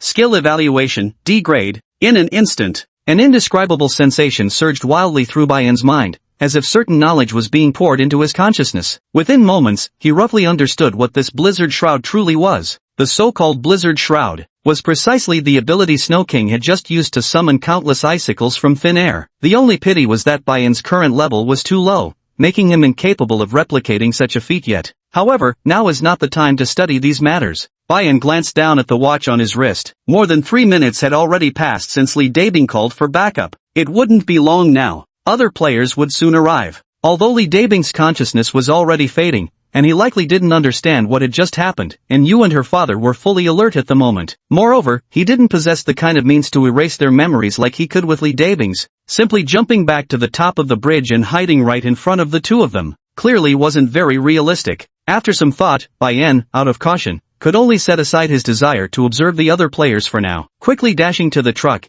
he ran his hand over the black umbrella, turning it directly into a card and stowing it away. His figure then vanished into the night. Buzz. Just 1 minute after Bai En left, 3 motorcycles of different models came speeding through the snowstorm toward the other end of the bridge. All 3 riders wore uniforms of the courier delivery industry. They pulled up beside the truck and quickly dismounted. One of them vigilantly scanned the surroundings while another hurriedly assessed the nearby situation. Team leader. Both victims are still alive, but Li Dabing from the station unit sustained severe injuries and fell into a coma. No trace of the Snow King was found nearby. The leader listened to the report. A puzzled expression involuntarily crept across his brow. They had just purchased a duplicate detector without sparing any energy coins as they approached East Dachau Bridge, and 2 minutes ago they could clearly detect the presence of the duplicate. But now, there wasn't the slightest trace, as if the duplicate had vanished. There are still survivors, yet the duplicate disappeared. Could it be that Li Dabin killed the Snow King at the last desperate moment? Lin Kaishuan's furrowed brows remained tightly knit. Looking at Li Dabing lying nearly unconscious in the roadside ditch, this scenario seemed even less likely than the Snow King abruptly having urgent business and rushing home for dinner.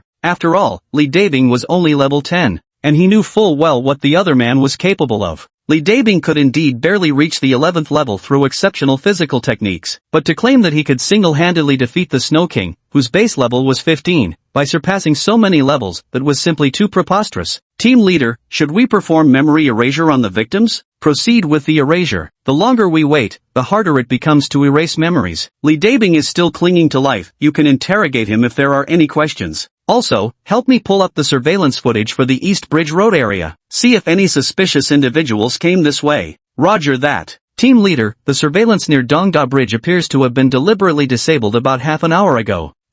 Chapter 13, The Clown. Mingcheng at night doesn't offer much nightlife. Most residents of this city are accustomed to a slow pace of life and keep regular hours. Especially on winter nights, by this hour, few shops remain open. Aside from the occasional household, most people have already sunk into deep slumber in their beds. Returning home. During Bayan's period, he also pondered the use of the blizzard skill. He realized that although he couldn't summon as many ice spikes as the Snow King all at once, with the nearly unlimited supply of beginner healing potion cards to replenish his stamina, he could essentially use this skill without restrictions. Even if he could only summon one ice spike at a time, this unlimited capability meant his overall strength would experience a quantum leap. At the very least, he believed that if he faced the Snow King again even still wearing those gloves with the damaged quality, the time it would take him to kill the Snow King would be significantly reduced. This wasn't an illusion. Rather, it was confidence. Were those earlier hints suggesting that, apart from skills, there's also a possibility of obtaining dropped equipment and items? No matter what brand names they are, their quality is only average at best. Custom-made professional gear might have slightly better quality. So to get equipment that surpasses even professional custom-made quality, you need to start from the dungeon source to have a chance? Lying flat on the bed, staring at the pitch-black ceiling,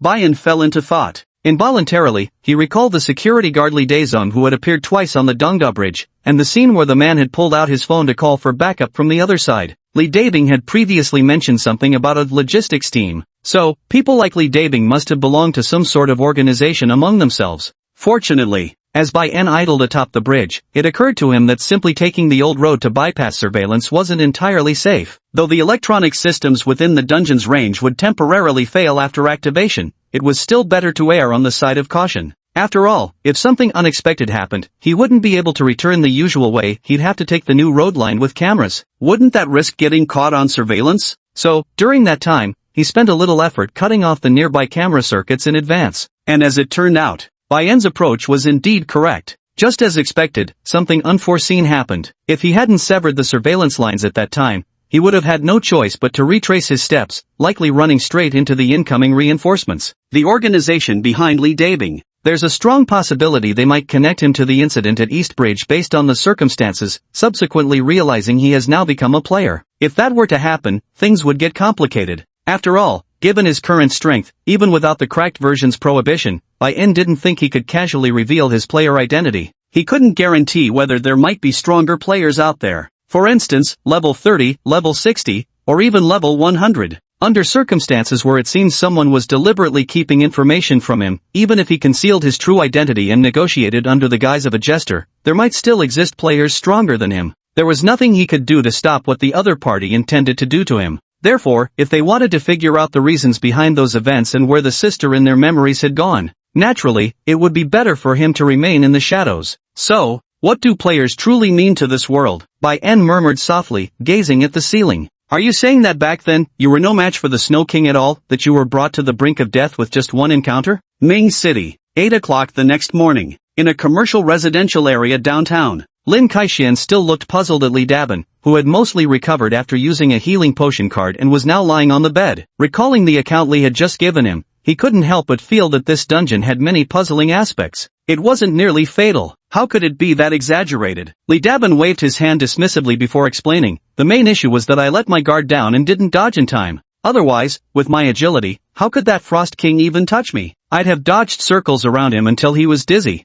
Let's put this matter aside for now. Lin Kaixian rubbed his forehead, already accustomed to Li Dabing's personality. What concerned him more at the moment was another issue. Li Dabing saw that Lin Kaixian didn't believe him in the slightest. He sighed as he lay on the bed, then carefully repeated what he had just said. Anyway, it's all because of my carelessness. Right after finishing our call, I got ambushed by the Snow King. How many minutes apart were they? Lin Kaixian pressed. Upon hearing this, Li Dabing's face flushed red, and he stammered in response, 6 seconds. 6 seconds? Ah hell, I already said I was fucking careless and didn't dodge in time. Li Dabing turned his head away awkwardly. If it weren't for crucial details like this that had to be reported truthfully, he would have surely exaggerated things a bit. Wait, don't interrupt. So what you're saying is, after contacting us, the only things you were clearly aware of happened within those 6 seconds? That time frame was too short. So short that Lin Kaixian felt it was barely better than nothing. They arrived a bit earlier than expected, not precisely within 5 minutes, but still over 4 minutes ahead of schedule. Which means, currently, during last night's Snow King instance on the East Bridge, there's at least a 4-minute gap where they remained unaware of what transpired. And it was during those 4 minutes that the victim luckily survived, yet even Snow King disappeared without a trace, leaving only devastation behind. Surveillance cameras along the route had been cut off. With snowfall this heavy, hardly any traces could remain at the scene. Moreover, common electronic devices like dashcams remained inoperative throughout the period when duplicate data should have existed. The current lead has reached a dead end. If only I hadn't wiped the victims' memories back then, at least we could have questioned them now. Lin Kaixian frowned and pinched the bridge of his nose. He never expected things would turn out like this. He originally thought the survivor Li Dabin might know something, but who could have guessed the man had already been beaten into near unconsciousness by Snow King at that time? Forget it, old Lin. Don't blame yourself. This isn't your fault. After all, when it comes to erasing victims' memories, the sooner the better. You've only been in this position for a short while. It's normal to lack experience. And more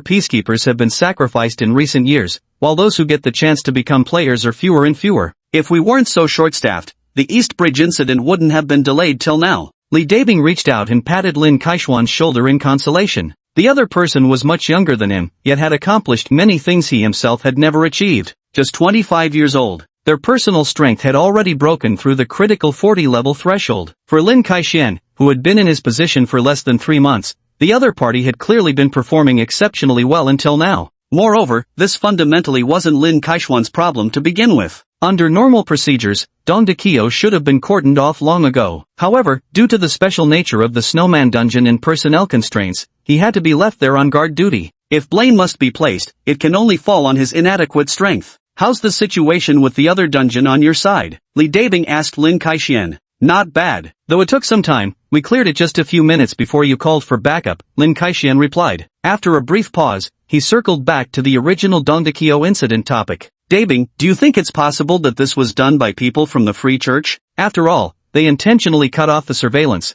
causing the loss of information at that time. This does seem very much like the Free Church's style. Unlikely, Li Dabing pondered. If it were really the Free Church, I shouldn't still be alive to see you now. They're not kind enough to rescue me without demanding anything in return. And yet, those two victims shouldn't still be alive. That's true enough. The train of thought hit a dead end. The room gradually fell into silence. Not long after, a knock at the door shattered this atmosphere. Come in. Team leader, about those two victims, we seem unable to perform memory erasure on the female student. Unable to perform memory erasure? Lin Kaixian raised an eyebrow. To be precise, we had already performed a memory reset on her last night, yet when she woke up today, she could still clearly remember everything from yesterday evening. Should we use the memory recall again? No, not yet, Lin Kaixian hastily stopped him. What does it mean to lend a helping hand in times of need? Just when I was worrying about having no leads from last night, isn't this opportunity delivered right to my doorstep? After a brief farewell with Li Daming, Lin Kaixian immediately got up and followed the team member out of the room. After walking down a corridor, he arrived at the room where the victimized student had been arranged to rest last night.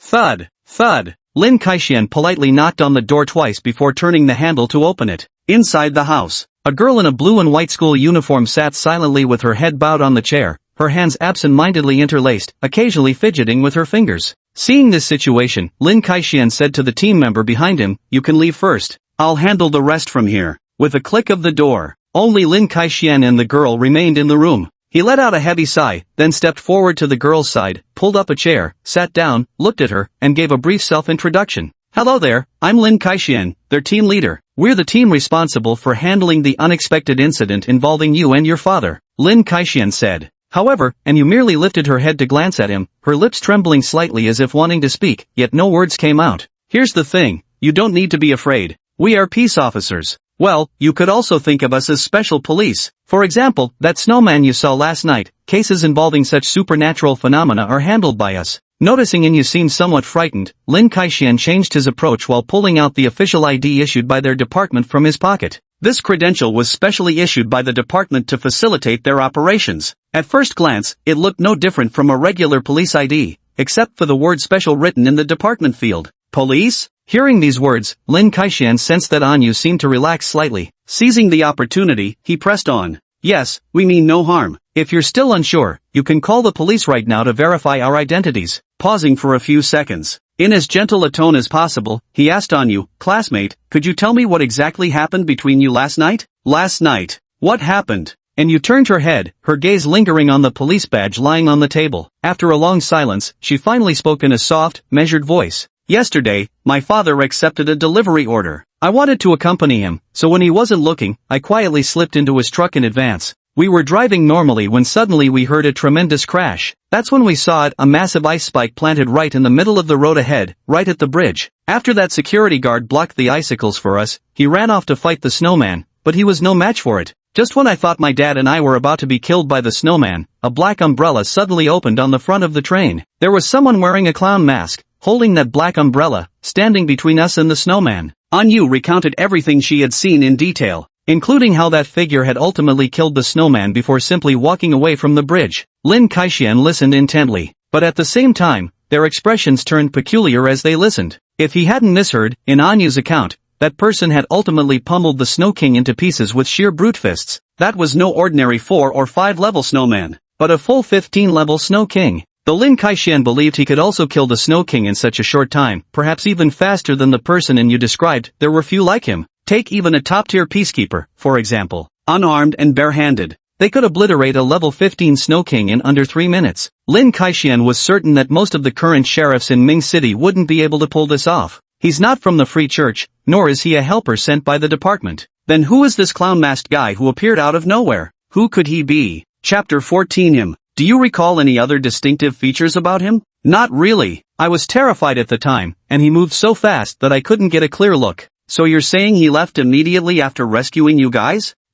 After Anyu finished recounting the events, Lin Kaixian proceeded to ask several more questions. Unfortunately, the mysterious figure who had inexplicably appeared left behind too little information. Even Anyu, who had personally experienced the encounter, couldn't accurately describe it in detail. In Anyu's words, the other party appeared suddenly and disappeared just as abruptly. During the 3 minutes they lingered, they spent most of the time pummeling the Snow King at an absurdly fast speed. To make matters worse, Anyu was so frightened that her mental state became somewhat unstable. She couldn't make out any other details clearly, nor could she grasp much information. The only thing she remembered clearly was that clown mask that had left a deep impression on her. Understood, miss. Thank you for the information. Lin Kaixian nodded. Seeing that Anyu couldn't provide any other leads, he prepared to leave and let her rest. He might as well sort through the new information he'd just obtained in his mind. Then we'll leave it at that for now. My team members will contact you shortly regarding your situation. During this time, please refrain from disclosing any information about this matter to the outside world, Lin Kaixian said. At the doorway, the team member had been waiting by the door the entire time.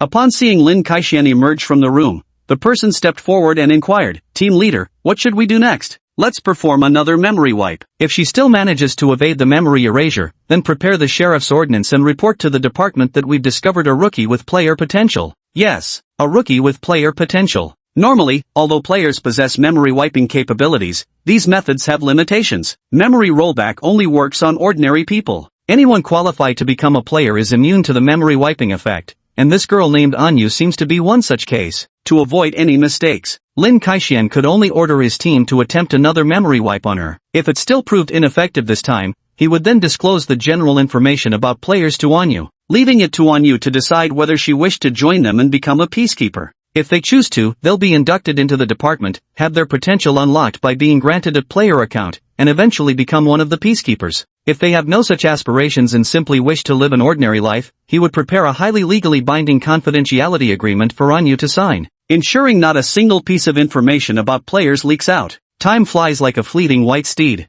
In the blink of an eye, a week had passed since the incident of exterminating the Snow King at Dongda Bridge. During this time, Bai-en had tried to locate Li Dabin using the address he'd left earlier, hoping to get some information from another angle. But when he arrived at the destination, he discovered all the contact details Li Dabin had provided were fake. The phone number didn't work, and the address led to nowhere. Bai-en even took Li Dabin's ID number to the police station, claiming Li was his second uncle, a mentally challenged man who occasionally lost his bearings, and that he'd accidentally misplaced him recently. He asked if the police could help track him down using the ID number. For instance, checking where someone had stayed in hotels and such. Unfortunately, using an ID number to look up someone still requires preparing a series of procedures, like proving Li Dabing is your uncle and that you have a guardian relationship with them. Since Bai-en didn't actually know any of those exaggerated hacking techniques described in novels, in the end, he could only walk away empty-handed. And after 7 days, through daily physical exercise, Bai-en's level has progressed further, reaching level 3, with the experience bar now 1/3 of the way toward level 4.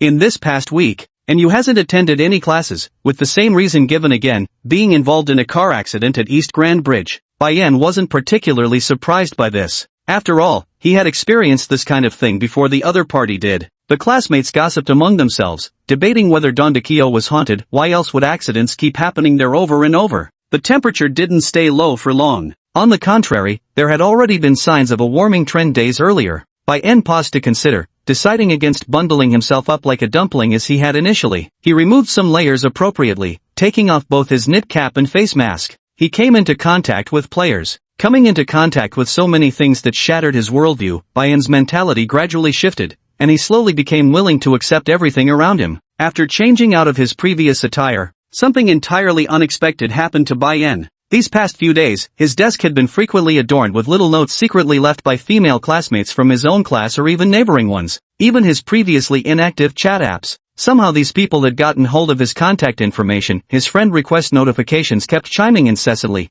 accumulating at least several dozen pending requests by now. These people, is all their energy focused on things like this? Faced with the mysterious note that appeared in his desk and the endless stream of friend requests flooding his messaging app, Bai-en ignored them all, staying true to his usual temperament, but just left hanging there in the friend request notifications. Today is Thursday. The sunshine emerged at long last after such a long time. The old-fashioned clock hanging on the classroom wall ticked slowly onward. The morning light happened to filter through the spotless window panes, casting a shimmering golden halo across the pale gray desktop. Bai-en sat by the window. Leaning on his left hand, he quietly flipped through the key points to be covered in the next class. Ha! Monitorin, you're back? Woohoo! Monitorin is back. Let's give a warm welcome to our great monitor. Hee hee, you temporary class monitor Lee are about to be dismissed. See how arrogant you'll be after this, daring to remind the teacher about forgotten homework. Anyu, are you okay? I heard from the teacher you were in a car accident at East Bridge. Are you badly hurt? Before class begins, an unusually lively welcome erupted at the classroom door. Bai-en instinctively looked up and saw Anyu returning to class with her backpack. Her popularity remained as strong as ever.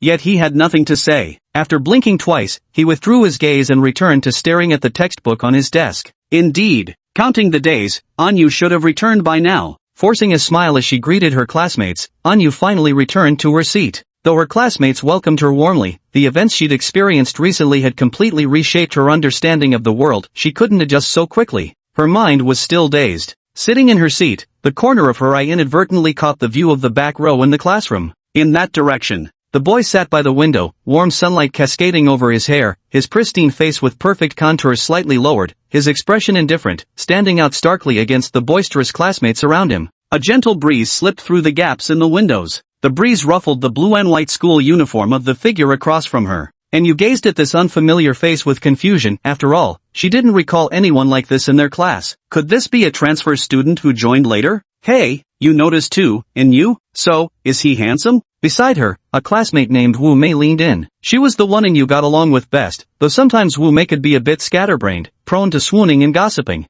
Who is he? An Yu looked puzzled. That's Bai-en. Bai-en, the transfer student who joined our class initially. Wasn't he all bundled up before? These past few days, probably because the weather's gotten warmer, he took off his mask and hat. Holy Mother of God. He's so handsome it's lethal. No, drop-dead gorgeous enough to slay the entire school. Bai-en? Him? Listening to her classmate's explanation, and Yu's mind was filled with nothing but a huge question mark. She simply couldn't connect the Bai-en she'd known before with the young man now leaning against the window. She gazed at that figure for a while. Before long, she slowly averted her gaze. Yeah, compared to things like new classmates, what concerned her more were the matters regarding players. And that night, that person who saved her and her father while wearing a clown mask. Chapter 15, The Eerie Taxi Incident. Mingcheng No. 1 High School. Night. A drizzling rain fell from the sky, slanting in the wind before pattering against the window panes, leaving streaks of water trails. The trees outside the classroom rustled softly. The scratching sound of ballpoint pens on exam papers created an exceptionally peaceful and tranquil atmosphere.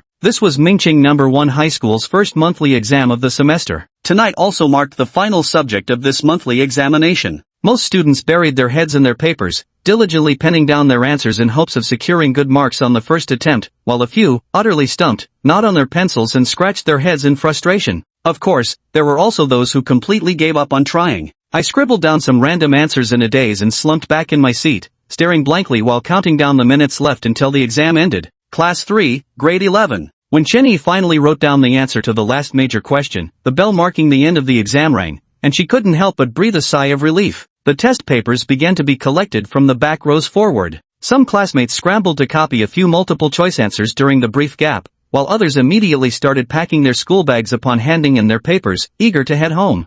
What do you think about this exam? A girl with her backpack strapped on approached Chunyi asked somewhat curiously. Sigh, this feels really difficult. Ever since sophomore year started, math has gone completely crazy. It's supposed to be math, but the problems are all filled with English letters. I don't think I can handle this. Chunyi sighed heavily. She stood up and began packing her school bag, when suddenly the pitch-black sky outside was illuminated by a flash, followed immediately by a thunderclap. The light drizzle instantly turned into a torrential downpour, drumming noisily against everything without pause. The rain is so heavy, the girl murmured, standing by the desk as she gazed out the window with a worried expression. Chunyi naturally noticed this too. She bent down and rummaged through her desk for a while, eventually digging out a medium-sized umbrella she couldn't even remember when she'd brought it to the classroom. Let's wait a little longer before we go. The school gate is too crowded right now, and the rain might let up a bit in a few minutes, Chunyi said. The girl also nodded in agreement. The two of them sat quietly in the classroom for a while, but unfortunately, even as nearly everyone else had left, the rain outside showed no signs of letting up.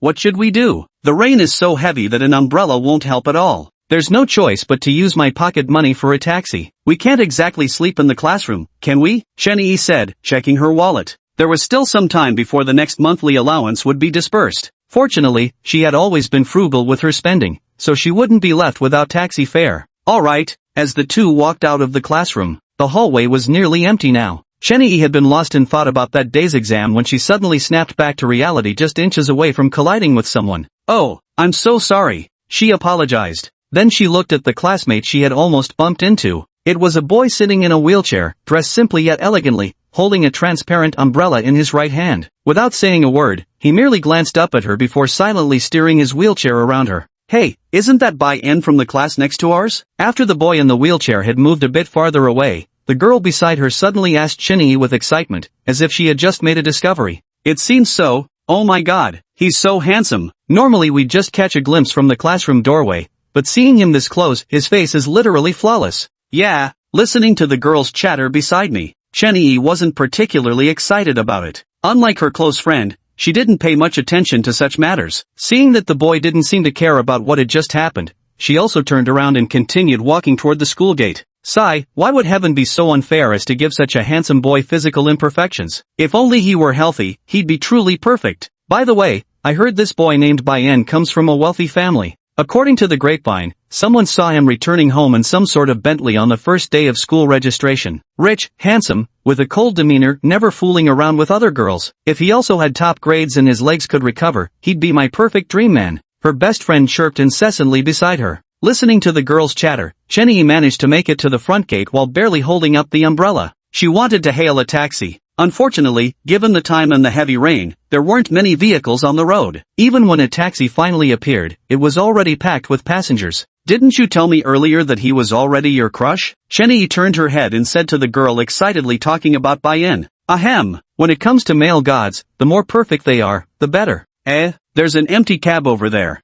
Hurry and hail it, or it'll be gone soon, the girl said. Then, as if she'd noticed something, she quickly stood by the roadside and waved her hand. Chenny looked up following the girl's gaze, but all she could see was the pouring rain. The empty road had no vehicles in sight. Are you seeing things? Screech. The sound of brakes pierced the air. Before Chenny could finish her sentence, she suddenly noticed a taxi appear in front of her out of nowhere, its yellow and white body with an available sign standing plainly behind the windshield. Did my eyes play tricks on me? Chenny felt puzzled, though she didn't dwell on it further. You get in first. Your place is farther. I'll wait here a while longer, the girl said, opening the car door for Chenny and urging her inside. Cabs are so scarce right now, why don't you hop in too? If needed, I'll ask the driver to drop you off first, then turn around for me, Chenny offered. Chenny asked tentatively. However, the girl merely waved her hand dismissively. Forget it, taking a taxi back and forth would cost too much. Anyway, my home isn't far. If I can't get a ride, I can just walk back, it's no big deal. But, there are no more buts. See you tomorrow, let's hope we both get great results in next month's exams. Without giving Chenny another chance to protest, the girl shut the car door herself and then stood waving through the window.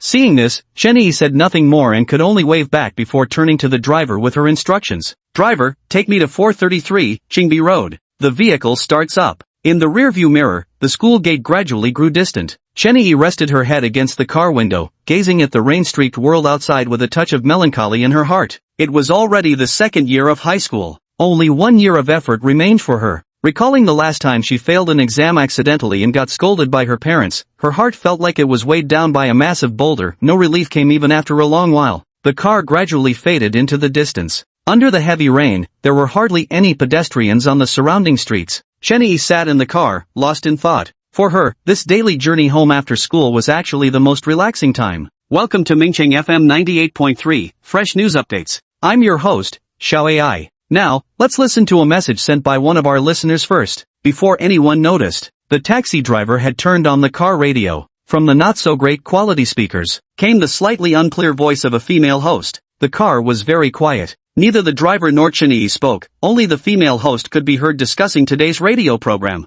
The program seemed to be about some love story, which Chenny had zero interest in. She listened for a bit before lowering her head to play with her phone.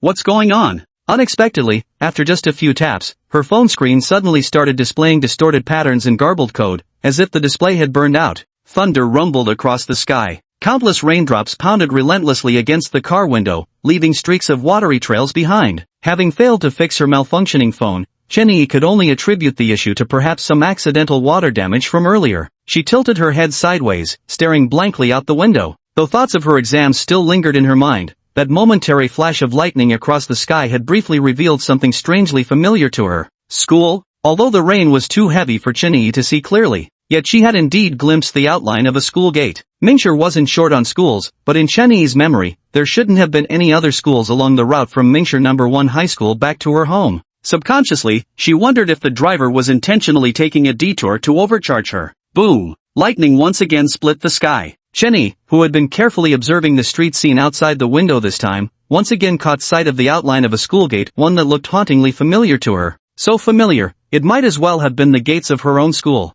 Was the driver really taking a detour? Shifting her gaze from the car window to the windshield in front of the driver's seat, Chenny suddenly froze as she prepared to assess the situation. She realized that despite the heavy downpour, the driver hadn't even turned on the wipers. What kind of logic was this? Was this some kind of Akina's speed star? Torrential rain crashed against the windshield in wave after wave, like a waterfall. The completely obstructed view made it utterly impossible to discern the road conditions ahead. Master, can you actually see the road without turning on the wipers? Chenyi couldn't help asking nervously. Apart from the radio host's broadcast, the car was deathly silent. For no reason, this atmosphere inexplicably took on an eerie tone. Just as Chenyi finished speaking, she noticed the driver showed no intention of responding to her. Thinking he might not have heard, she prepared to raise her voice and ask again. Crackle! As she was about to speak, lightning split the sky for the third time. Chenyi's prepared question stuck in her throat when she clearly saw the scene outside the window, the entrance of Ming City No. 2 High School flashing by. What was going on? How could they still be passing by the school entrance after she'd been on the bus for so long? Though distracted by exams when boarding, Chenyi hadn't sensed any turns from then until now, not the slightest indication of the bus changing direction.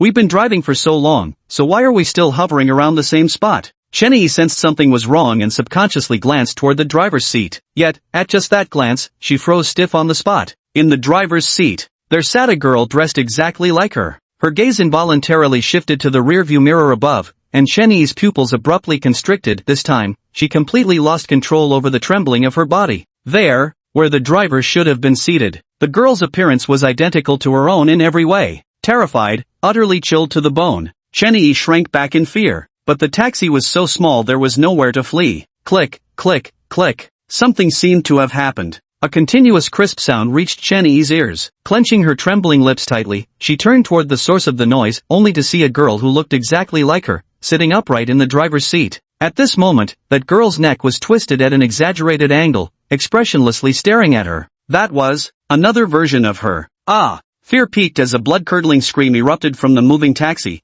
only to be swallowed by the torrential rain before it could carry far. If one happened to look from a distance then, they would have seen a yellow cab carrying passengers driving precisely past the gates of Ming City No. 1 High School. Splashing water resounded. Chapter 16, Disappearance. Ding ding, the bell rang. The school bell rang promptly at 7:30 in the morning. Class 4 of Grade 2, No. 1 High School of Ming City. Bai-yen sat in his seat, squeezing a grip strengthener while watching the teacher for this class slowly enter the classroom from the hallway. The teacher stood at the podium. Below, the students instinctively opened their textbooks for this lesson, flipping to where they had left off last time. It had already been over a month since he left the hospital and started attending this school. He went from being an ordinary person who knew nothing to becoming a player, all in just over a month. During this time, because he still had to attend school and couldn't train all day, Bane didn't have much time to level up. Fortunately, he had the boost from his double experience card. Currently at level 6, this progression speed was still within Bai-yen's acceptable range. Meanwhile, the custom equipment he had commissioned, which demanded exceptionally high standards with every piece requiring perfection, would take about another week to be delivered. Overall, although Bai-yen's combat capabilities had improved, the enhancement wasn't particularly substantial. Roughly estimated, excluding combat techniques and experience, his overall strength should be around level 26 at this stage. Of course, with the addition of unlimited use healing cards and the Blizzard skill, his strength could only be higher than this, certainly not lower. Aside from that, Bai-yen never gave up on searching for Li Dabing. Unfortunately, he had always been ineffective when it came to locating people. Moreover, due to Li Dabing's special status, Bai-yen couldn't openly spend money to track him down without revealing his ulterior motives. As a result, the matter remained unresolved to this day. On the podium, the instructor didn't begin the lecture directly. Instead, he lightly tapped the blackboard with the back of his hand, his expression showing a hint of seriousness. All right, class. Before we start the lesson, I need your full attention. There are a few things I need to address. Wang Song over there, stop fiddling around and look up here properly. It's like this, the school administration recently made a last-minute decision. For the next few weeks, there'll be no evening self-study sessions. Everyone can head home right after afternoon classes.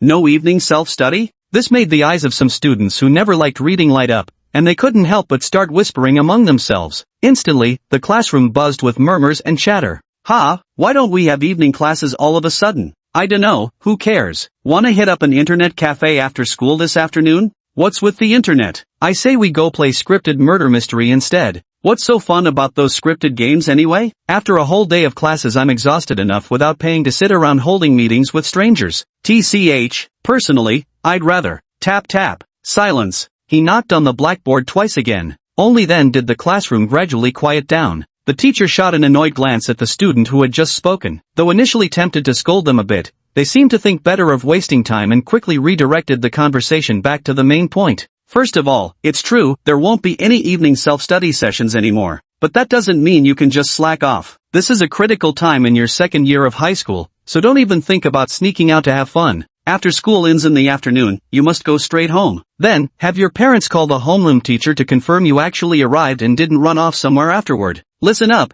texting won't work. Families with special circumstances can come talk to your homeroom teacher after class. She'll find a solution. After arriving home, do we still need to call and report? The previously excited group of classmates discussing where to go immediately deflated. If we can't go out to play, what's the difference between this and studying at home? Of course. Apart from those who despised studying, there were also a few diligent students. After some hesitation, several classmates in the classroom raised their hands. Teacher, if we don't want to go home so early, can we stay in the classroom to study by ourselves after the afternoon classes? No. The teacher shook her head without hesitation upon hearing this question. Though the exact reason wasn't clear, the school's official notice had explicitly stated that students were prohibited from staying out late. The students below looked at each other in confusion. Some couldn't quite understand what kind of decision the school was making. If the goal was to emphasize academics, then why cancel evening self-study sessions and even prohibit students from staying at school for extra lessons? And if the intention was to let students relax, then why go through the trouble of requiring them to call home to report their arrival after school? Alright, let's begin class. Clearly, the teacher had no intention of explaining anything further. After giving the necessary instructions,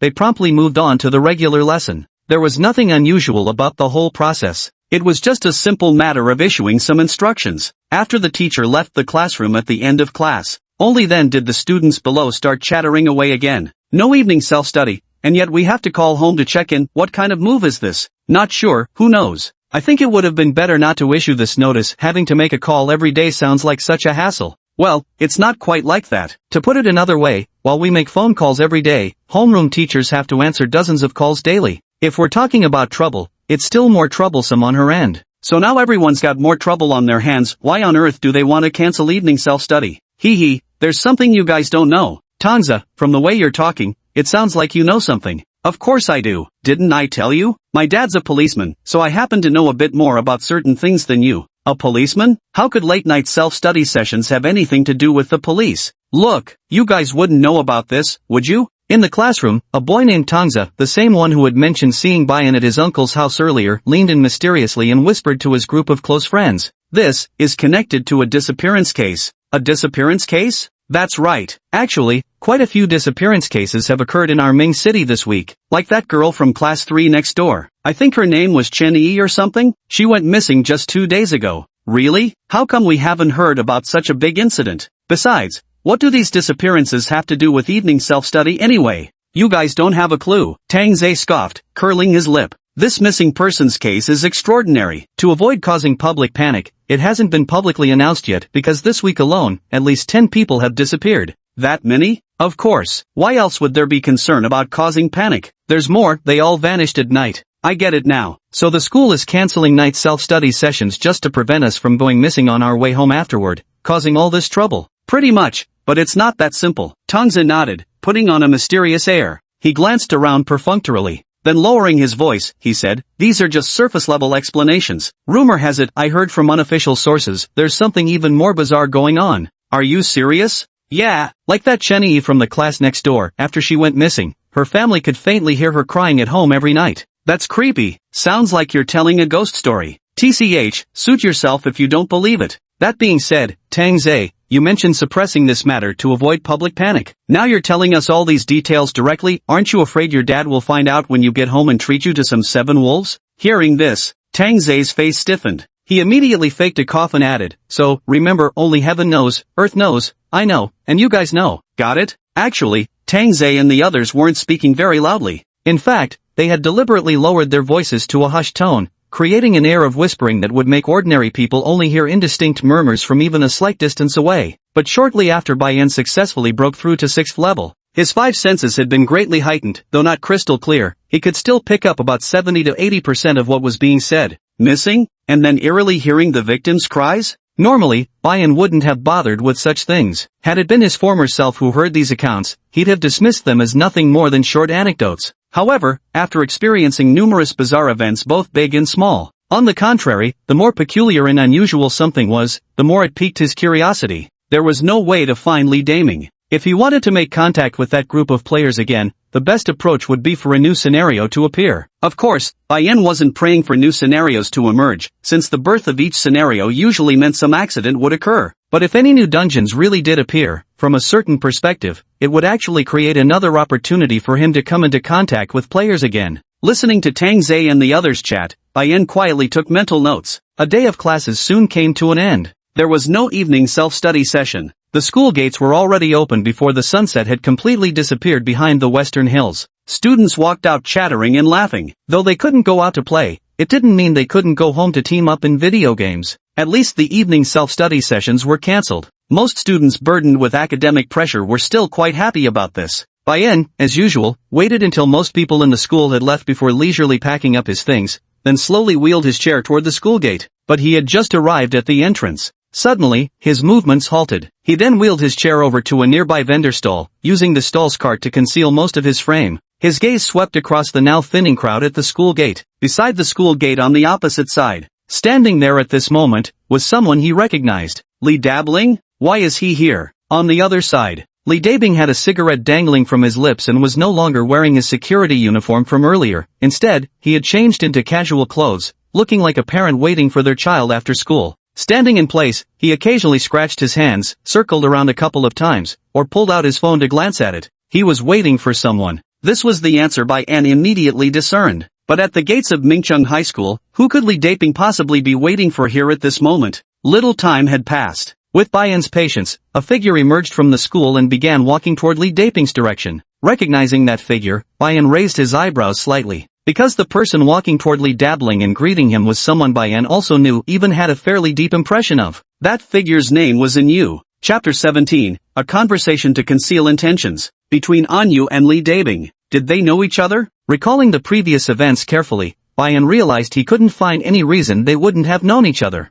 Although Anyu's act of throwing a stationary bag at Snow King didn't seem like something a player would do, there was no rule stating that people known to players must also be players. Perhaps there might be some familial relation between Anyu and Dabing Li. The distance was simply too great. Bayan couldn't hear what the two were saying at all, only seeing them talk for a while before hailing a taxi and leaving through the school gates. Even if he felt somewhat puzzled in his heart, but Bayan also knew it would be impractical to follow right now, broad daylight and all. Whether he stood up to chase on foot or immediately maxed out his wheelchair's speed before frantically spinning the wheels to catch that taxi, either scenario would look utterly absurd. Let alone tailing someone discreetly. He's probably going to make headlines tomorrow. Something like shocking. 17-year-old boy races wheelchair down the street, chasing taxis like a madman might appear. After some thought, Bayan could only resign himself to it. Since Anyu knew Li Daming, it was good news for him, at least now he had a general direction to follow. It's not working. He could also start with Anyu and try to extract some information about Li Dabin, like where he lived and such. Making a mental note of this, Bayan watched the taxi carrying Li Dabin and Anyu disappear into the distance before he didn't linger any longer. Turning his wheelchair around, he began moving toward his home, which wasn't far from here.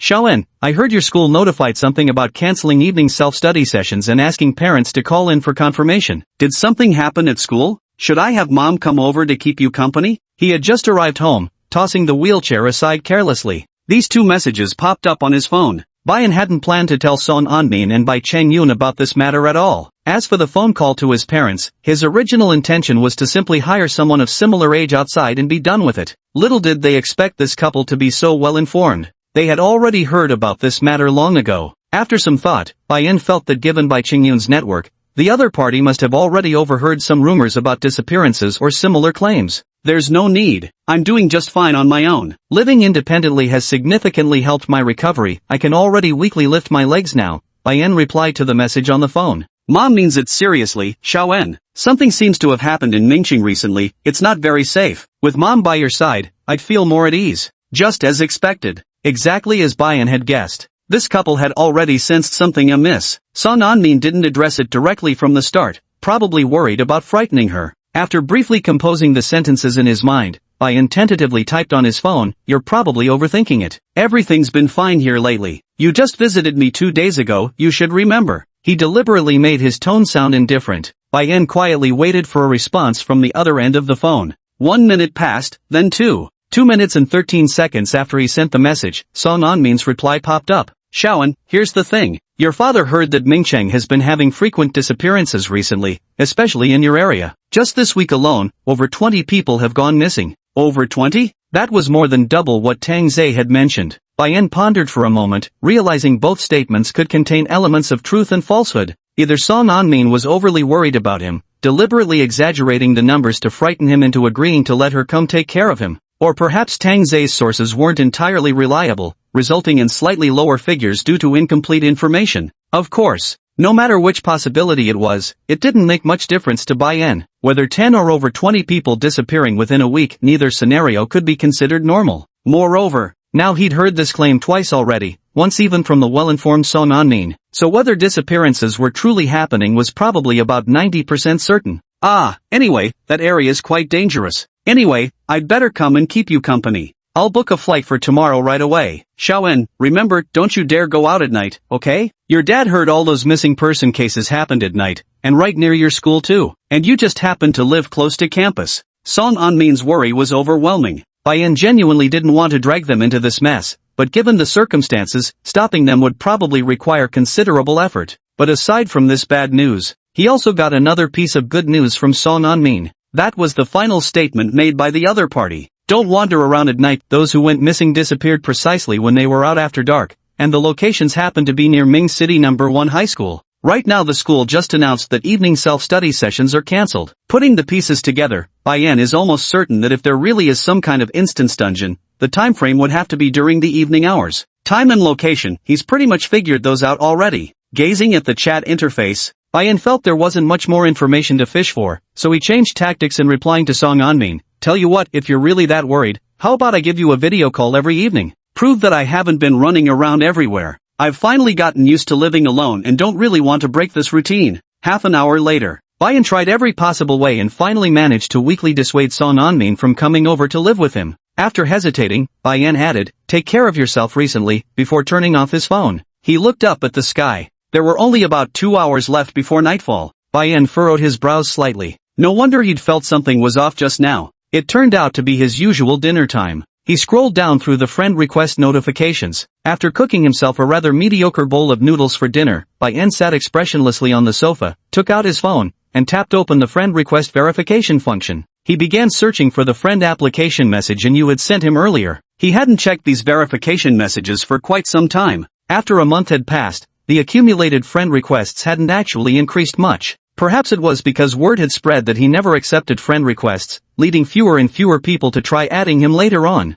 A moment later, he scrolled nearly to the very bottom of the requests list. Only then did Bai spot the name Anyu among the verification messages. This time, he chose not to ignore it. Instead, his fingers lightly tapped the screen, approving the friend request that had been left untouched for nearly a month. You have accepted the friend request from Anyu in the class group chat. You can now start chatting with your new friend. Chatting. Bai stared at the blank chat box, lost in thought. For over 3 years, he had shut himself away, barely engaging in normal conversations with anyone, which had severely deteriorated his interpersonal skills. Only at this moment did he realize that he seemingly didn't know how to chat with others on his phone. Before this, his friends list had consisted of just 4 people in total. They were Song Anmin, Bai Yunqing, a doctor from the psychiatric hospital, and someone he'd randomly approved during account registration when inexperienced with using the platform. The latter being a former acquaintance who used to sell illicit videos but had since been reported and banned. If we exclude this last one, the remaining 3 had always initiated contact first. He'd never actually tried proactively starting conversations himself. What kind of opening line should I use to avoid coming across as too direct with my intentions?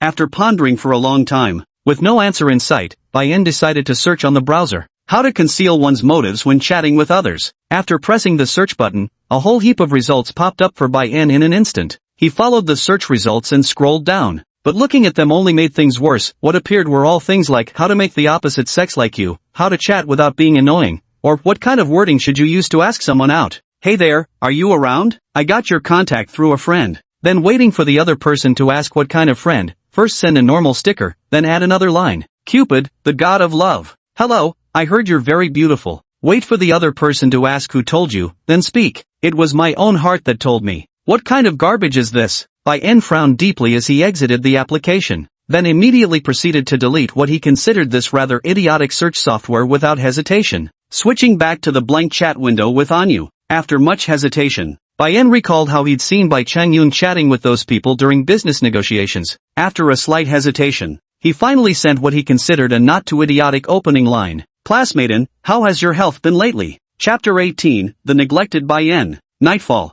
A cool breeze swept through tree branches sprouting green buds, carrying faint scents of alcohol and barbecue in the air. The sounds of boasting and clinking glasses rose intermittently. Locals of Mingcheng aren't particularly keen on nightlife, leaving the city's sleepless street largely frequented by migrant workers seeking to unwind with friends after hours. The owner stood by the grill, wiped sweat from his brow with the towel draped over his shoulder, then brushed another layer of oil onto the skewers in his hand. A shower of cumin followed. The crimson flames leaped up, sizzling the skewered meat and instantly releasing an intoxicatingly fragrant aroma. Table 3, your lamb skewers are ready. Table 5 ordered another round of beer. Excuse me, could you scoot over a bit? Need to serve your barbecue. Let me tell you, I'm not bragging. That was still a couple of years back when I was in front of a street-side stall called Old Mountain Barbecue. Table 9. People came and went beside him. The middle-aged man took a sip of baijiu, feeling the fiery burn in his throat, then immediately furrowed his brows and shoveled 2 mouthfuls of fried rice noodles from the table. Only then did his face relax with a trace of relief. Across from him, the girl sitting at the table with a plate of fried rice noodles before her appeared somewhat restless. She glanced at the man, then at the empty table with nothing but the fried noodles, and couldn't help but tentatively ask, "Big soldier, are we really, really on a mission just having late-night snacks here?" Upon hearing this, Li Dabing nodded. His face was flushed red after downing half a bottle of erguotu, contrasting sharply with his sun-darkened skin. "Damn right, of course we're on a mission. Hey listen, Xiaoyu, even though you just joined us, don't be fucking shy. This fried rice noodles are big soldier's treat. Eat up and don't hold back. If it ain't enough, I'll fucking have the boss whip up another plate for you." It's fine, that's enough." And you awkwardly smiled and waved her hand. She poked at the stir-fried rice noodles with her chopsticks, trying to relax like Li Dabin did, but couldn't quite shake off her nervousness. "Yeah, over half a month ago." Because her memories couldn't be erased, she was identified as having the potential to become a player. After Lin Kaixian, team leader Lin, explained everything about players to her, she ultimately agreed to join this organization called Peacekeepers. There were no other reasons for agreeing. She simply wanted the ability to protect her family. And then, on the last 2 days of her leave week, Chen Kaixian drove her to the so-called Qingcheng headquarters, where they awakened her latent potential and assigned her a personal player account. Due to certain position changes, Li Dabin, who was originally stationed at East Bridge as part of the resident group security, got transferred to the execution group and became her mentor for a 3-month training period. That's why she's here now. It's also because Mingcheng seems to have recently seen the emergence of a dungeon, and they're currently searching for clues about this new dungeon, about this special organization hidden within the real world. Before executing the mission, An Yu had imagined many possibilities in her mind. For instance, wearing combat-ready attire, carrying special mission credentials, or perhaps something akin to a spy look, complete with Bluetooth earpieces roaming through every corner of the city. Yet, she had imagined so much more. What she never expected was that the actual mission process would involve following De Bingley, who was wearing slippers, to a night market for some stir-fried rice noodles. Though, admittedly, there didn't seem to be anything wrong with it. But I feel like something's missing, the sense of ceremony? Xiaoyu, I see you just sitting there. Are you nervous because it's your first mission? Li Dabing asked An Yu, who hadn't touched her chopsticks for a long time. An Yu wanted to say something, but didn't know how to put it. There's really no need to be nervous. Li Dabing took another sip of liquor. Seeming to recall something, he then began narrating. Becoming a player, becoming a sheriff. This means your future life will be completely different from your past, and even from the future you once imagined. A long time ago, I fucking never thought monsters and evil spirits would appear in this seemingly peaceful city. Actually, you're better off than me. At least you're already level 3 now. Back when I first joined a mission, I didn't even have a player account yet, just grabbed a fucking kitchen knife and went straight into battle. Of course, Xiaoyu, you don't need to worry. Even though this dungeon sounds like some ghostly shit, with Big Brother Soldier here, he'll definitely keep you safe. Your main task this time is just to observe how the peacekeepers handle their missions. At this point, Li Dabing seemed to recall something, then paused and feigned a cough before continuing. That Snow King I ran into last time? Truth is, that thing was no match for me at all. Mostly because I got careless and didn't dodge in time. The Snow King. An Yu heard this. She couldn't help but recall that scene on Dongda Bridge a month earlier. The man who stood on the front of the car and saved her and her father with a black umbrella. Everything that happened at that moment still feels vivid in her mind. By the way, soldier brother, is there anyone in the sheriff's office who wears a small clown mask? And you asked Li Dabin. You mean, the person you saw that day on East Bridge, right? Li Dabin had already guessed in Yu's thoughts. In reality, though his consciousness had blurred at that time and he hadn't seen anything clearly, he vaguely sensed that there indeed had been someone battling the Snow King, ultimately killing him. As for this matter, The security officers had actually conducted multiple internal investigations. Yet no matter how they investigated, according to the information obtained at the time, aside from Li Dabing and Lin Kaishuan's group, no other security officers from any team in Ming City had gone to East Bridge. As for those so-called Freedom Church followers who claimed to yearn for liberty, without any benefits, those lunatics wouldn't possibly go to rescue them. Seeing themselves beaten half to death, it would be remarkable if they didn't finish them off. If they truly belonged to the Freedom Church, Li Dabing and the others genuinely couldn't fathom what their purpose might be. The mysterious expert who appeared midway through the Blizzard Sky dungeon. It has remained enigmatic up to now. We still haven't uncovered any information about that person yet. Li Dabing shook his head lightly. However, the only thing we can confirm for now is that he doesn't belong to the law enforcement officers of Ming City. All we can do now is wait for the results to see if he's an officer from another district. No leads yet. Anyu's eyelashes fluttered slightly, a fleeting shadow of disappointment passing through her eyes. But just then, her phone vibrated twice in her pocket. What's up? Your family checking on you? Asking why you're out so late? Li Dabing asked casually between sips of alcohol as he watched Anyu pull out her phone. No, Anyu replied with a strange expression. I already told my mom I'd be doing homework at a classmate's house today. What's that? It's from a classmate I'm not particularly close to, she said. They asked me if I'd been healthy lately? Li Dabing, though he admittedly didn't understand modern students well. But sending such greetings to a perfectly healthy young girl, no matter how he thought about it, the whole thing struck him as deeply incongruous. Alright, but I think you might have to wait a while before responding to him. Li Dabin turned his head to glance down the street beside him. What's up, Dabin? Anyu set down her phone, looking puzzled. Li Dabin didn't speak. He simply drained the last sip of baijiu from his cup, then lifted his chin to gesture in a particular direction. There, a drunken man stood by the roadside, flagging down a taxi. Mingcheng No. 1 High School, a residential courtyard not far from the school. Bai Yen sat on the sofa, fingers tapping rhythmically against his thigh as he frowned at his phone, staring thoughtfully at the dialogue box that remained stubbornly silent. Or maybe I'm coming on too strong? The thought crossed his mind unbidden. After hesitating for 2 seconds, he typed a new opening line in the chat box. So, how's your family's health been lately? Chapter 19, Midnight Madness. Brother Soldier. Is our mission this time related to taxis? On the street. First a yellow taxi sped by, followed closely at a steady pace by an old-fashioned 125 cubic centimeters motorcycle. And you was sitting on the back of the motorcycle. The wind blowing against her lifted her hair backwards, sending the strands at her temples fluttering. As she watched the taxi ahead, she couldn't help but ask Li Dabin, who was driving the motorcycle.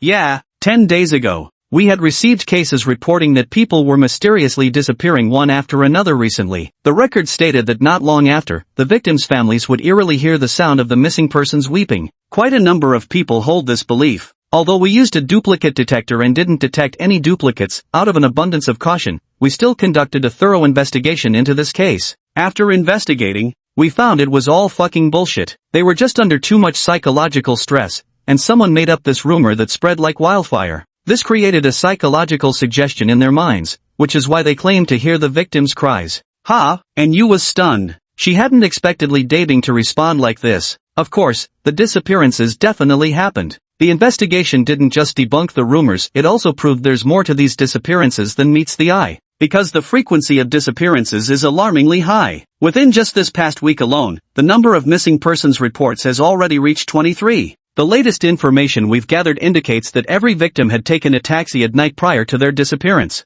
Given that the last known locations of these individuals were where they boarded the taxis, we suspect the disappearances may be linked to these vehicles. After the investigative team surveyed the area, they delineated a general perimeter. The place where we just had late-night snacks actually falls within this zone of investigation. What's that saying about keeping pigs leading to rabbits? You should get what I mean, right? Riding on a motorcycle. Li Dabing squinted into the distance. Yes, this was definitely not a normal situation. Disappearances can sometimes be explained by criminal activities, but when the quantity reaches a certain point, it triggers a qualitative change. Having so many people vanish in such a short time feels distinctly eerie, because the dungeon detector didn't respond to it at all. So among the law enforcement officers stationed in Mingcheng, many believe this might very well be an exceptionally rare hidden dungeon. Understood. And you, sitting in the back, pressed her lips together lightly. When I was learning about player knowledge from team leader Lin, I remember studying about dungeons. Instances are usually divided into regular instances and hidden instances, so this would count as a hidden one, right?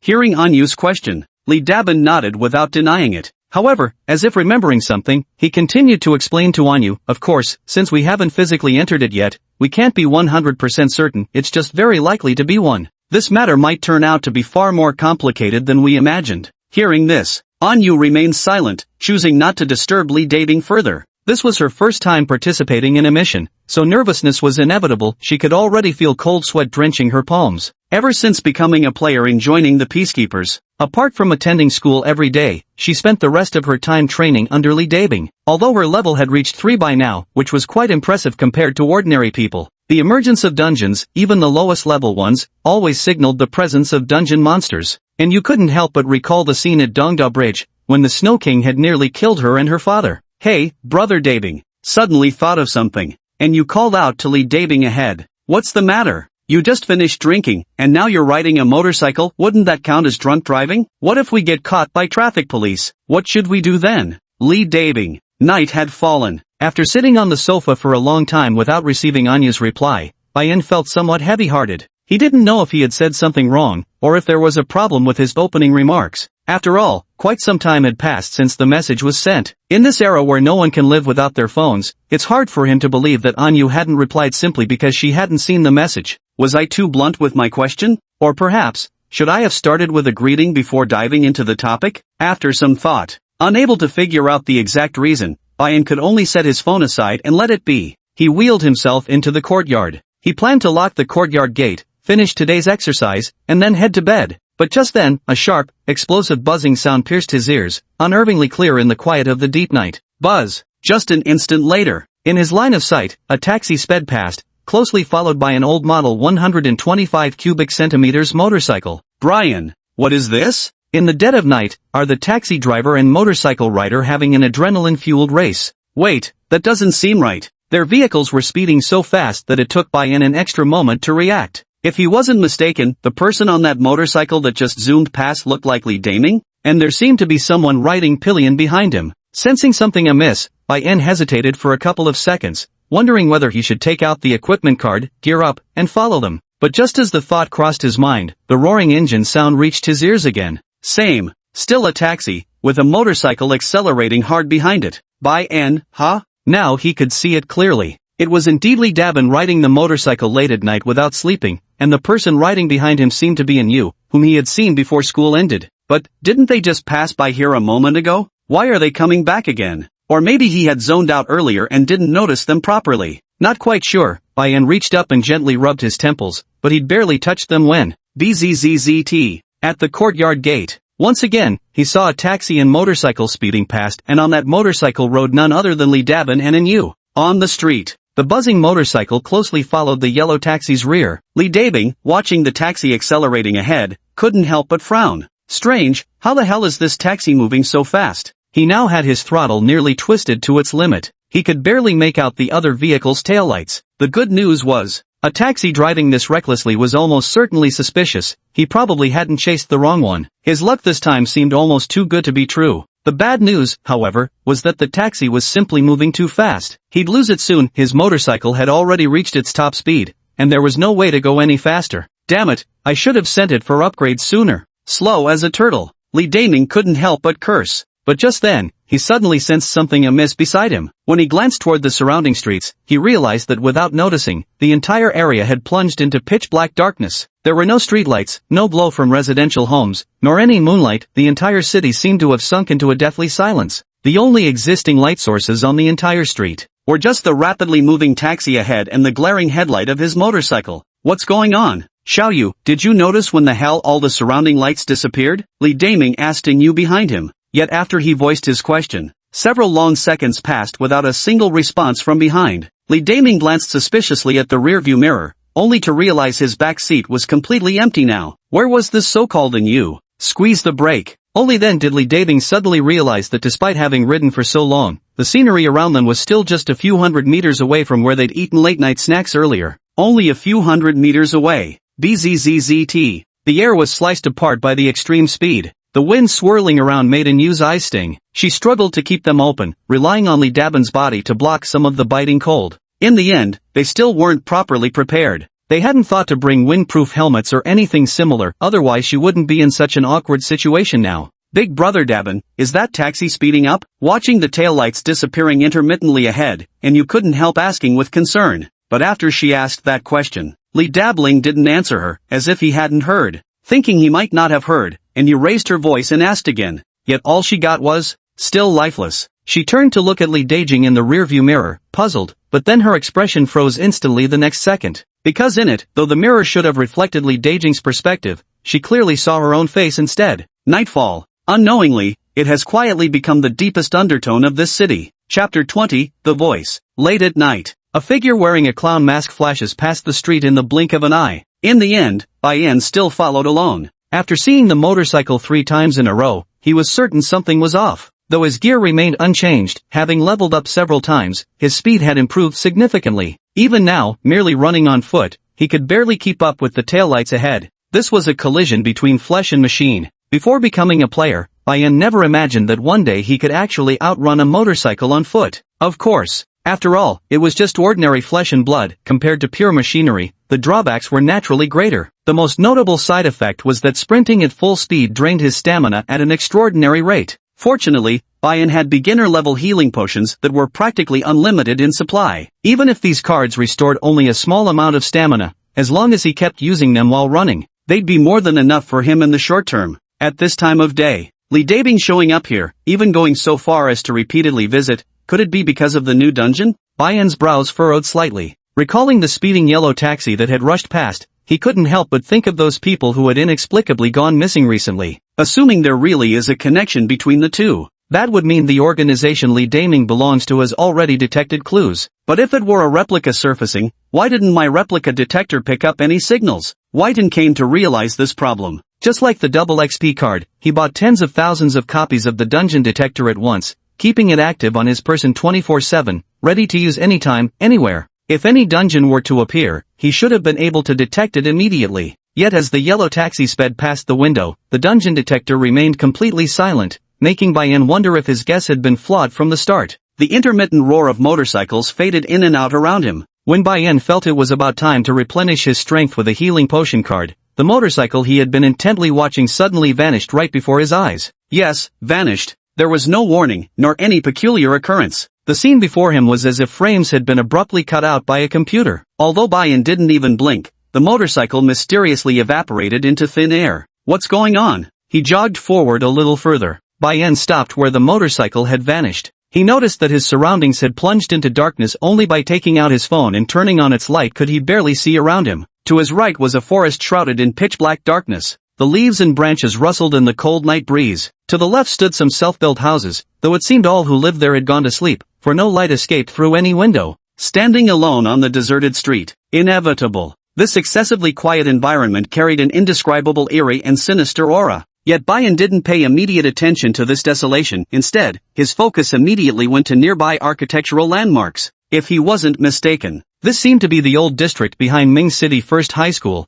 less than 200 meters from his courtyard. He had run for such a long time, covering at least 5 kilometers. How come he had only circled back to the same spot? What's going on? Could it be that I've been going in circles after them this whole time? Bayan stood where he was, utterly puzzled. Having lost track of his target, he now seemed to be sinking into another eerie situation instead. Silently, Bayan recalled the entire process of how he'd lost track of Lee Daebing and Manhua moments ago. The more he thought about it, the more suspicious details emerged. After all, if it was simply a matter of losing track, there should have been a gradual transition from presence to absence. How could it vanish so abruptly? While still suspicious, Bayan slowly crouched down, turned on his phone's flashlight, and carefully examined the ground. With his player level at level 6, which enhanced his visual acuity, he quickly detected traces of motorcycle tires on the pale gray concrete road surface. Following the tire tracks all the way up, the result wasn't far ahead. The tracks seemed to disappear suddenly, vanishing completely without a trace. The scent of gasoline burning in the engine still lingered faintly in the air. A motorcycle that big, vanishing just like that, poof, gone. There's no way Lee Daebing stopped the car midway and carried the motorcycle on his shoulder, is there?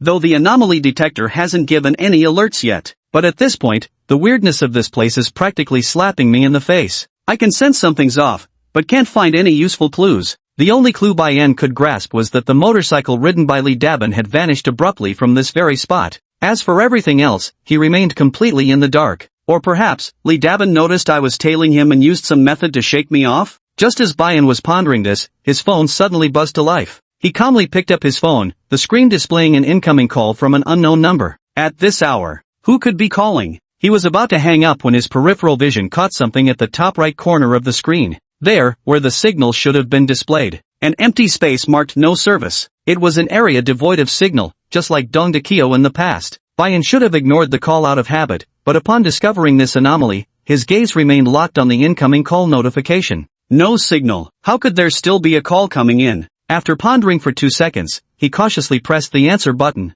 However, the next moment, a pale, completely bloody face suddenly appeared on the screen. A full-on jump scare right in your face. Without any hesitation, Bayan immediately threw his phone away. 2 loud splats echoed. The phone, its screen still glaring brightly, lay quietly in the middle of the road. From the side, one could still see a terrifying face that almost completely occupied the entire screen. He immediately crushed the card in his hand, and white mist billowed out. The next moment, Bayan was holding a black straight-handled umbrella. Gripping the handle, he stared at his phone, which had inexplicably turned eerie. In a haze, he seemed to even hear a girl's cry for help. But the sound came and went in an instant. Before Bayan could figure out the reason, a blood-stained hand pierced through the screen of the phone lying in the middle of the road and tightly clenched the pavement. Like a spine-chilling scene straight out of a horror movie. It was as though something in that phone was trying to claw its way out through the screen. Bang! No hesitation whatsoever. Not even half a second of thought, Bayan instantly appeared beside the phone, gripping his black umbrella, and thrust its tip viciously toward that emerging arm.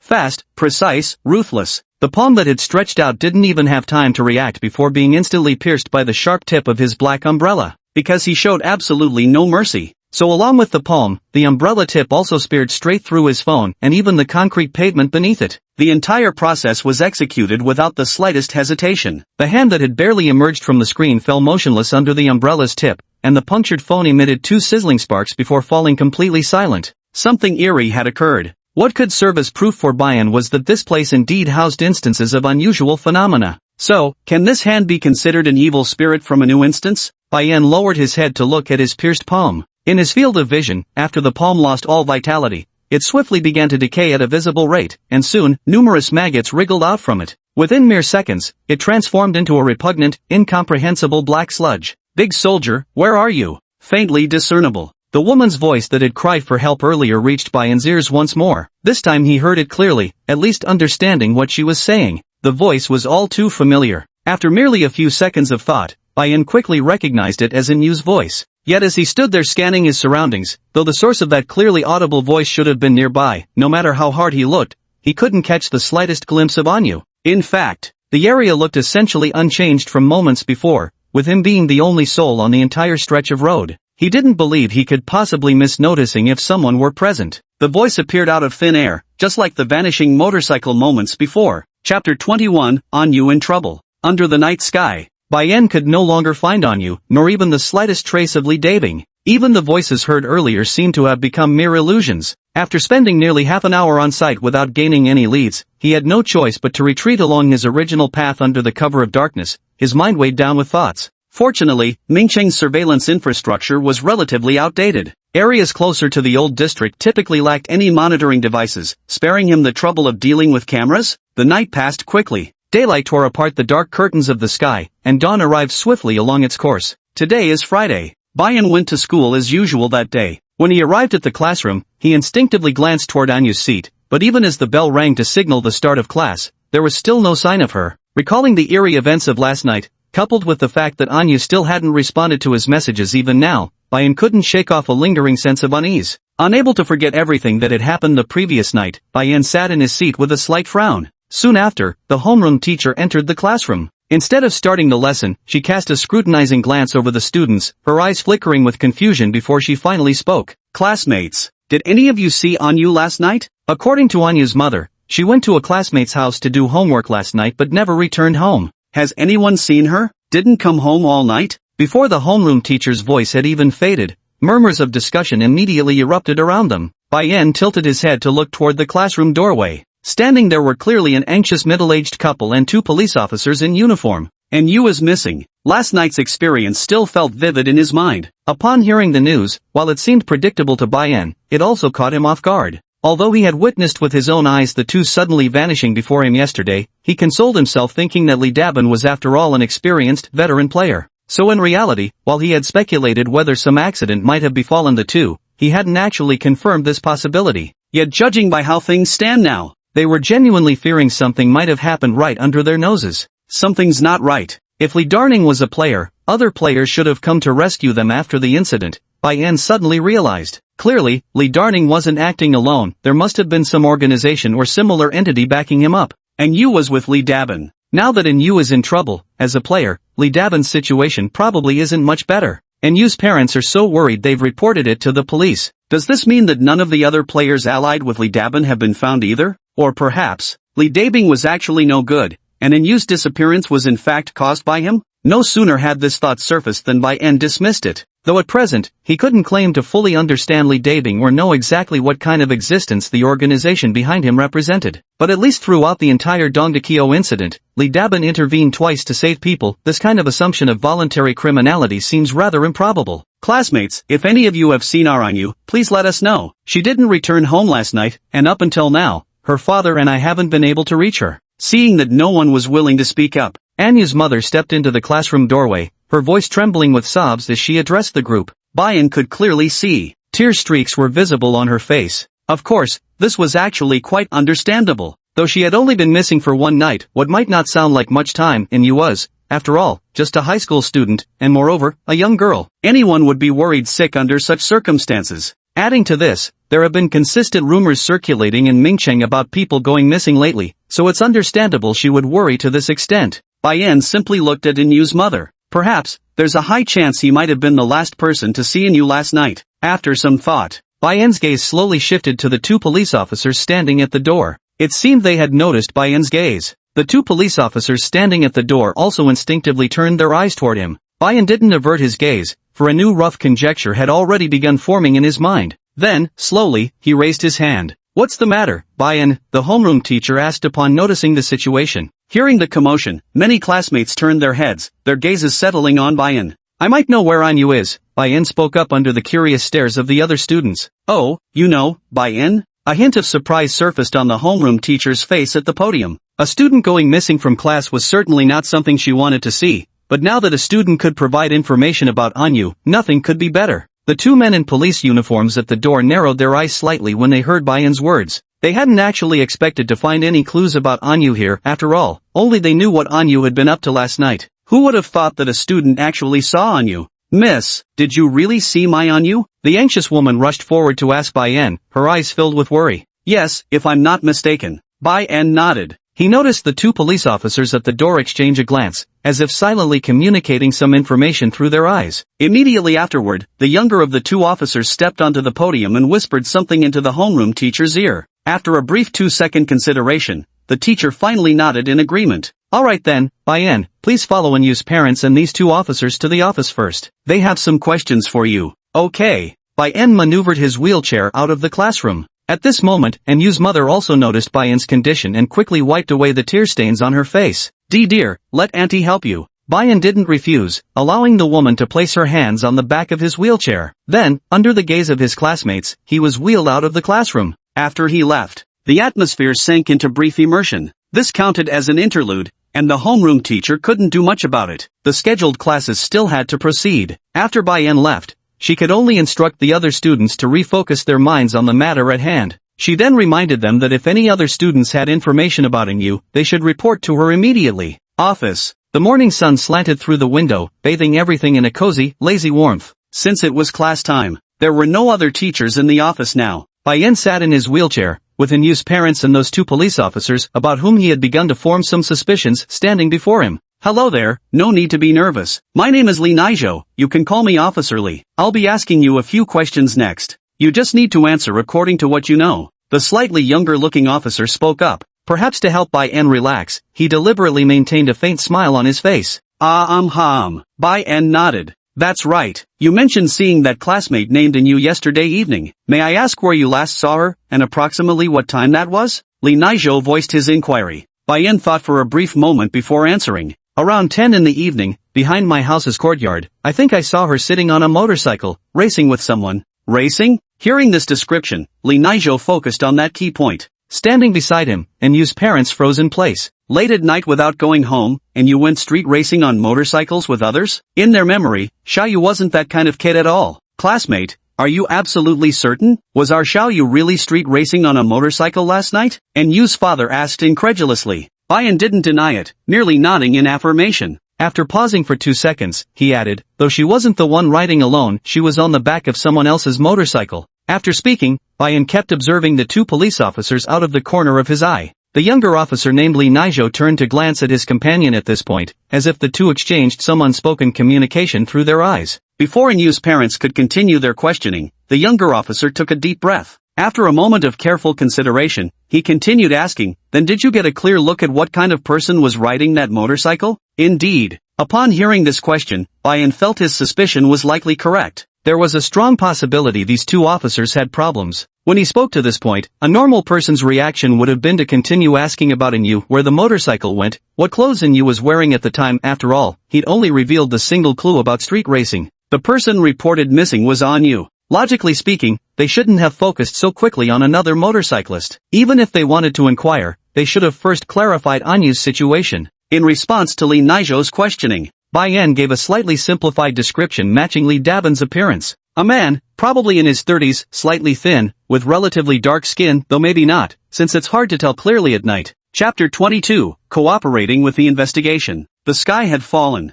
When Yu's parents heard Bayan's description, their minds suddenly conjured up a scene, their daughter sitting on the back of a motorcycle driven by a middle-aged man in his 30s, skipping going home after school and racing through the streets late at night. Xiaoyu had always been a good girl in their eyes, how could she possibly do such a thing? Classmate, are you absolutely certain you didn't misidentify her? As for Xiaoyu, we really don't think she's the type to go out street racing with someone late at night. And Yu's mother instinctively refused to believe it could be her daughter and pressed the question once more. However, Bayan didn't immediately respond to Yu's mother. His attention remained fixed on the 2 police officers. He had just tried to speak vaguely. He was preparing to see. And Yu's parents had been continuously doubting whether he had seen wrong. So how would these 2 policemen react next? There shouldn't be any mistake in what was seen. Other than these, can you recall anything else? After pondering for 2 seconds, Li Naijo asked Bayan following his account. Gone. Bayan replied. Indeed, these 2 police officers must belong to Li Dabin's organization. The only possible reason they could accept this explanation so quickly was that they already knew Yu and Li Dabin were together. Bayan could hardly think of any other possibility. He originally thought that since Li Dabin was in trouble, someone from the organization behind him would come to his rescue. Now it seems these 2 were the ones preparing to save Li Dabin. The 2 officers seemed unaware that they had already been exposed. Li Naijo supported his chin with his hand and pondered for a moment before turning his head to look at the person behind him once more. Old Chen, what do you think? The man addressed as Old Chen furrowed his brows tightly. He raised his eyes and scrutinized Bayan from head to toe, as if trying to discern something from him. The air froze for 2 seconds. Only then did he take the initiative to break the silence. Classmate, where did you say you saw the motorcycle just now? Right outside my courtyard gate, over on Chaoxin Street, Bayan replied. Chaoxin Street? Old Chen raised an eyebrow. Near the school? Yeah. Then what time did you say you saw them again? 10 at night. He could tell there was some probing intent behind the other's words. Bayan showed no signs of slipping up and answered quite naturally. Old Chen then shuffled the order and asked several questions he'd already answered earlier. After confirming the responses remained largely consistent, Old Chen finally nodded thoughtfully. It seemed the student probably wasn't lying. He did indeed see Li Dabin and Yu at 10 o'clock last night. With this new lead, Old Chen naturally felt relieved. However, since Anyu's parents were still present and certain matters were of grave importance, he couldn't directly question Bayan about other details just yet. Let's do this, classmate. As this is a serious matter and to help find the missing Anyu as soon as possible, we'd like you to come with us. It would be best if you could take us to the spot where you saw the motorcycle. Do you think this will work? After pondering for a moment, Old Chen spoke up. Meanwhile, Li Naijo comforted Anyu's parents, assuring them they would spare no effort to find Anyu and urging them not to worry excessively. He also informed them that the investigation procedures would be quite intricate moving forward, advising them to return home and wait. They would be promptly notified if any updates surfaced. Bayan was no fool. He could clearly see that Li Naijo and Old Chen were trying to get Anyu's parents out of the way first. This suited him perfectly, as he also wanted to verify whether these two officers were truly players like Li Dabing, just as he had suspected. So Bayan pretended to ponder for a moment before giving his answer.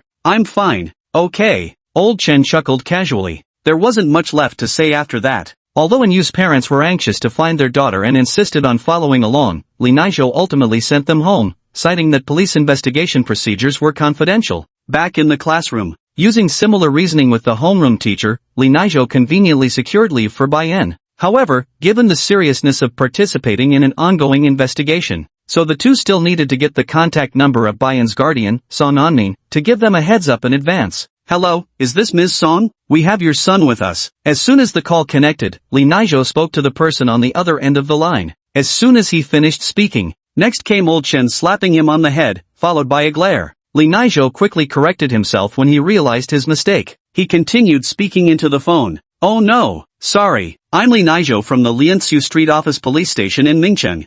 The thing is, there was a missing person case yesterday, and your son here." "That's right." "Good, rest assured, our police department will definitely protect your son and ensure he comes to no harm." "Ah, I apologize for this, but due to police investigative procedures, confidentiality regulations prevent us from having you accompany." "You can be absolutely certain we will protect him without fail." "Oh, that's right, there's no danger in this procedure at all. We're not apprehending criminals, so you really don't need to worry about that." Yes, you're absolutely right. "Alright, thank you." Son Onmin's nagging exceeded Lee Naijo's expectations. It took him a considerable amount of effort to finally convince the other party. Bayan understood Son Onmin's temperament well, not only predicting this process would be taxing for both, but also knowing Son Onmin would undoubtedly be pulling strings to verify the two officers' identities right now. But none of that mattered anymore. As for whether it was true or false, that was a matter for Lee Naijo and Old Chen to worry about. His original intention was simply to get these two men to bring him along, nothing more. "Sweetheart, be extra careful on the road, okay? Whatever you do, don't leave the officer's side." Glanced at the messages on the phone. To Bayan's surprise, Lee Naijo and Old Chen seemed to have quite solid credentials. The fact that Son Onmin could send this message suggested she must have already verified their identities. He pressed the lock button, calmly slipped the phone back into his pocket, and turned to find Lee Naijo and Old Chen staring at him, the former forcing a gentle smile. "Alright, student. Your mother has already given consent. We apologize for taking up your study time, please come with us." A proper police car was parked at the school gate. Lee Naijo thoughtfully pushed Bayan's wheelchair. It was exactly 10 o'clock in the morning now. Even though it wasn't yet the hottest part of the day, the warmth from the sun directly overhead was already quite noticeable. Their police car was an old Santana model. Throughout the entire process of getting settled, Lee Naijo showed exceptional consideration, carefully lifting Bayan into the back seat and fastening his seatbelt. Once Bayan had settled securely in his seat, only then did the police car start moving, heading in the direction of Chaoxin Street. Inside the vehicle, Old Chen drove from the front. Lee Naijo sat down beside Bayan. Perhaps because they finally had a relatively enclosed space, Old Chen glanced at the rearview mirror and continued with his earlier unfinished question. However, compared to before, his tone now carried more of an interrogative edge, with a somewhat forceful attitude. "Classmate, you said that when you were about to lock the door at 10 o'clock yesterday, you saw Anyu sitting on a motorcycle at Chaoxin Street, right? But there's one thing I find rather strange. If you say they were moving so fast, how could you clearly see that the person on the back seat was Anyu, and that the rider was a man?" Meanwhile, Bayan noticed Lee Naijo's gaze intently fixed on him, as if trying to detect any flaws in his answer. "Because..." Bayan looked out the window and said slowly, "I've seen them many times." "See it many times?" Lee Naijo was puzzled. "Yes." Bayan nodded, then recounted how he'd seen Lee Dabing and another man riding a motorcycle pass by his courtyard gate 4 times in succession. The more Lee Naijo listened, the deeper his frown became. Old Chen, however, just glanced in the rearview mirror and asked nonchalantly, "Such a strange thing, why didn't you mention it earlier?" The scenery outside the window retreated backward. Bayan paused for 2 seconds before continuing, "Exactly because it's so strange that I've been doubting whether I saw it wrong or hallucinated something." Old Chen drove the car, his eyes narrowed into slits, lost in thought. After a brief pause, he finally spoke deliberately to Bayan in the back seat. "You're lying." Chapter 23, Return. "Lying?" Bayan, sitting in the back seat, raised his head, putting on a look of not quite understanding Old Chen's words. Confronted with Old Chen's sudden shift in topic, Lee Naijo couldn't help but freeze for a moment. He hadn't even processed what was happening. How did the conversation suddenly veer toward lying? "Oh, isn't it true?" Old Chen raised his voice slightly. However, in the next moment, Old Chen suddenly slammed on the brakes, then swiftly turned sideways and where it came from, no one knew, produced a knife, pressing it directly against Bayan's throat. Just a little more. The blade would have pierced his throat. Throughout the whole ordeal, Bayan remained seated motionless on the chair. It wasn't until several seconds later, after his notably slow reflexes kicked in, that he saw the cold glint of steel on the blade and his expression shifted from normal to genuine fright and terror. What are you doing? You're not police officers? The drama queen in him took over. Bai Yan tried his best to appear as just an ordinary student. Old Shen didn't loosen his grip on the knife, instead keeping his gaze firmly locked on Bai Yan's eyes. But no matter how hard he looked, the other seemed completely normal. After all, he had intentionally controlled his speed. If the other person were truly a player, they should have been able to react and move in that split second. Holy shit, Lao Chen. Next time you're about to slam the brakes, give me a heads up. You know I don't have the habit of wearing a seatbelt in the back.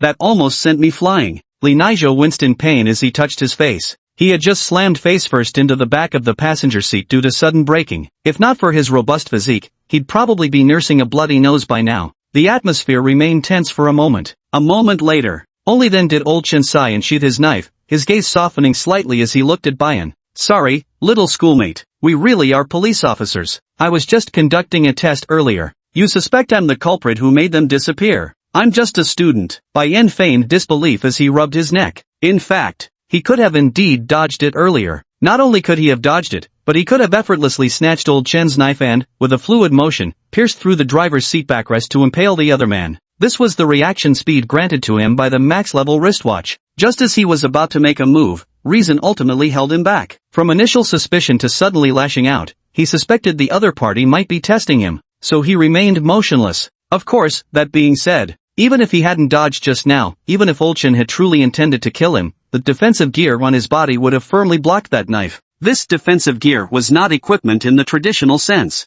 What had brought Bai Yan wasn't protection by covering certain body parts, but rather an enhancement of his defensive capabilities from a certain perspective. The clothing enhanced protection for his torso and both arms. Pants gain value from the legs inside them. As for hats, they owe their worth to the head and neck beneath them. So Old Chen, you were suspecting he was from the Free Church? Hearing Chen's words, Li Nizhou asked with evident disbelief. All along the way, he hadn't noticed any issues with this student after all. It was just them asking questions and the other party answering. The biggest problem, if any, was that the student seemed a bit introverted and spoke in a rather flat tone. Better safe than sorry, Old Chen replied. Alright, since this kid isn't a player, what's your next move? Li Nizhou asked while rubbing his neck in confusion. I don't think so. Since he's not a player, what he said about seeing Li Dabin and the others disappear must be true. After he takes us there, we'll deal with him then. Old Chen started the vehicle again. Then he drove off in the direction of their destination. He didn't directly say memory erase, instead using vague phrasing, that thing, to avoid triggering resistance from Bai Yan, a supposed ordinary person, upon hearing the term memory wipe. Aside from the slightly tainted connotations of this phrase in modern society, there was actually nothing wrong with the wording itself. That thing? What are you planning to do to me? Bai Yan looked visibly tense. He had already displayed all the natural reactions an ordinary person would have. These responses were almost pre-planned in his mind when he raised his hand to acknowledge knowing the news during that moment. For instance, how to probe the other person's identity, how to logically recount last night's events with a normal tone, and how to behave if suspicion arose. Hey, young man, don't worry. Old Chen only meant to escort you home. We're all police officers, we'd never do anything to you. Li Nizhou patted Bai Yan on the shoulder, signaling him to relax a little. But the way you're acting doesn't seem like cops at all, Bai Yan cautiously countered. At the very least, police wouldn't suddenly put a knife to my neck. How could we not look the part? See, we're even wearing police uniforms? Li Nizhou said as he tugged at his clothes. With that tug, perhaps due to poor quality, a button popped right off his collar and fell to the ground. Bai Yan, Li Nizhou, Old Chen.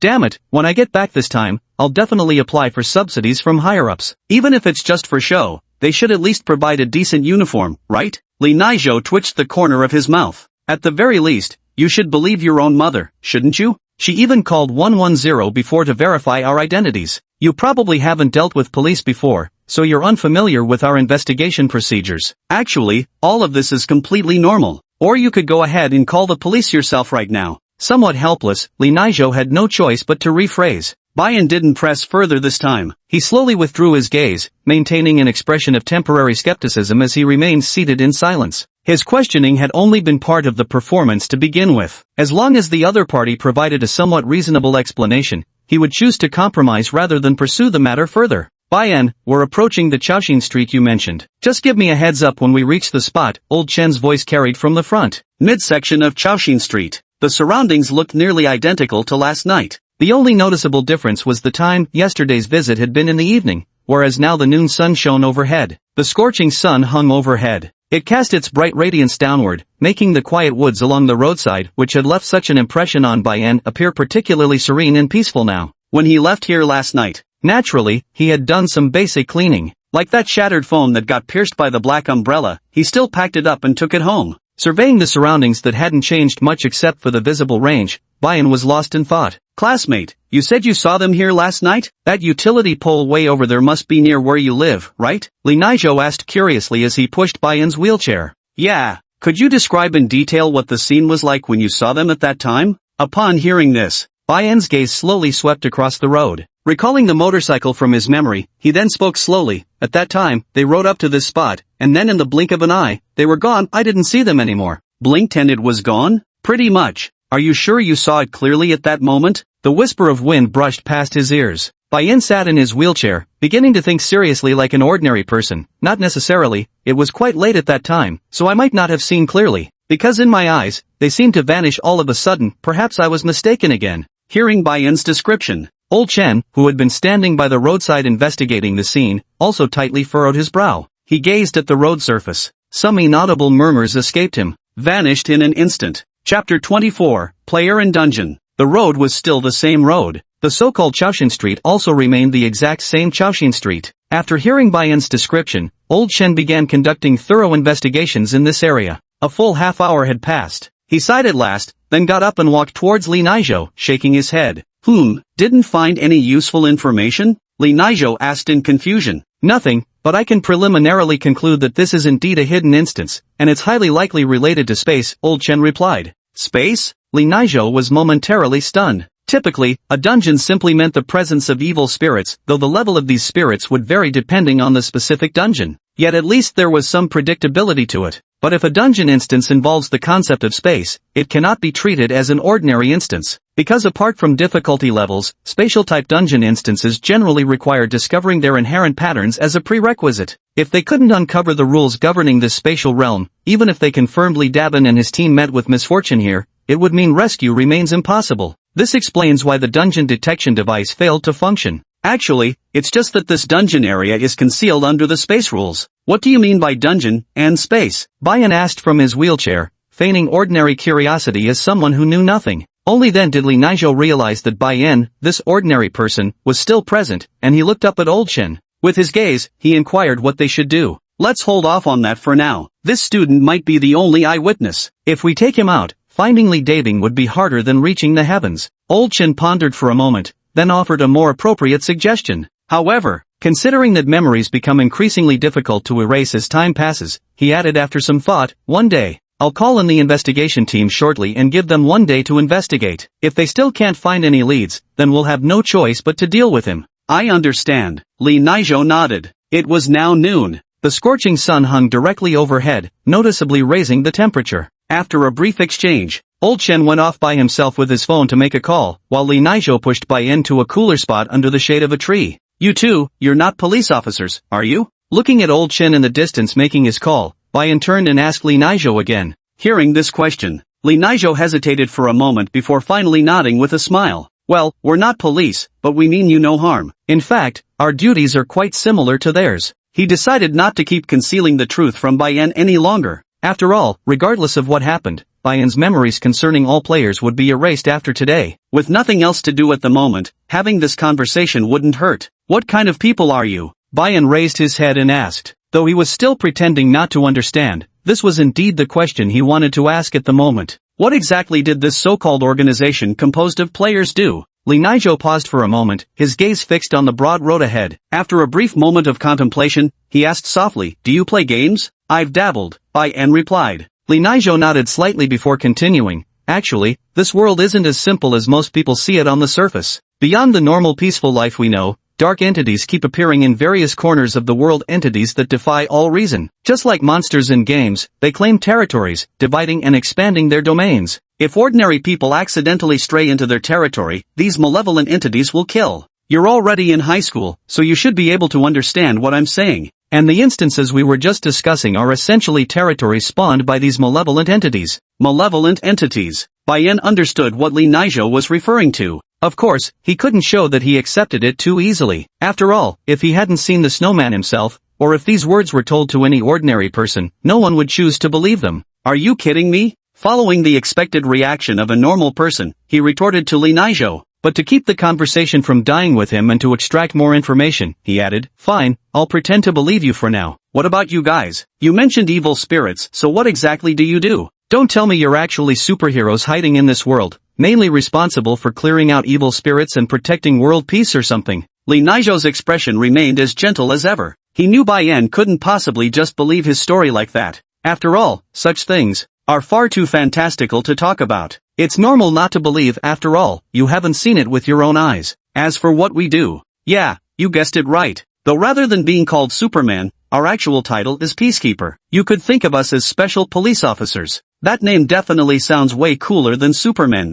So when Li Dabing appeared on Dongda Bridge that day, was he actually on a mission? Bai An silently pondered to himself. By now it was abundantly clear officials like Li Nizhou, known as peacekeepers, operated with substantial backing from influential quarters. The audacity to masquerade as police officers in such a sensitive profession while boldly executing missions under the pretense of investigation strongly suggested their patrons were none other than the Federation itself. Indeed, calling them special police wouldn't be entirely inappropriate. At the very least, no matter what happened back then, it was Li Daming who sent him and Song Anmin to the hospital after they encountered the Snow King at Dongdakyo. Of course, Anbai naturally wouldn't miss such a perfect opportunity to keep digging for information. Forget it, don't treat me like a kid you can just fool. If what you're saying is true and supernatural beings actually exist in this world, then why have I never seen one? And why haven't there been any reports about them in the news? Bai An indirectly justified himself with this logic. As for this, Li Nizhou froze for a brief moment, then seemed to be pondering something before shaking his head with a smile after a moment's hesitation.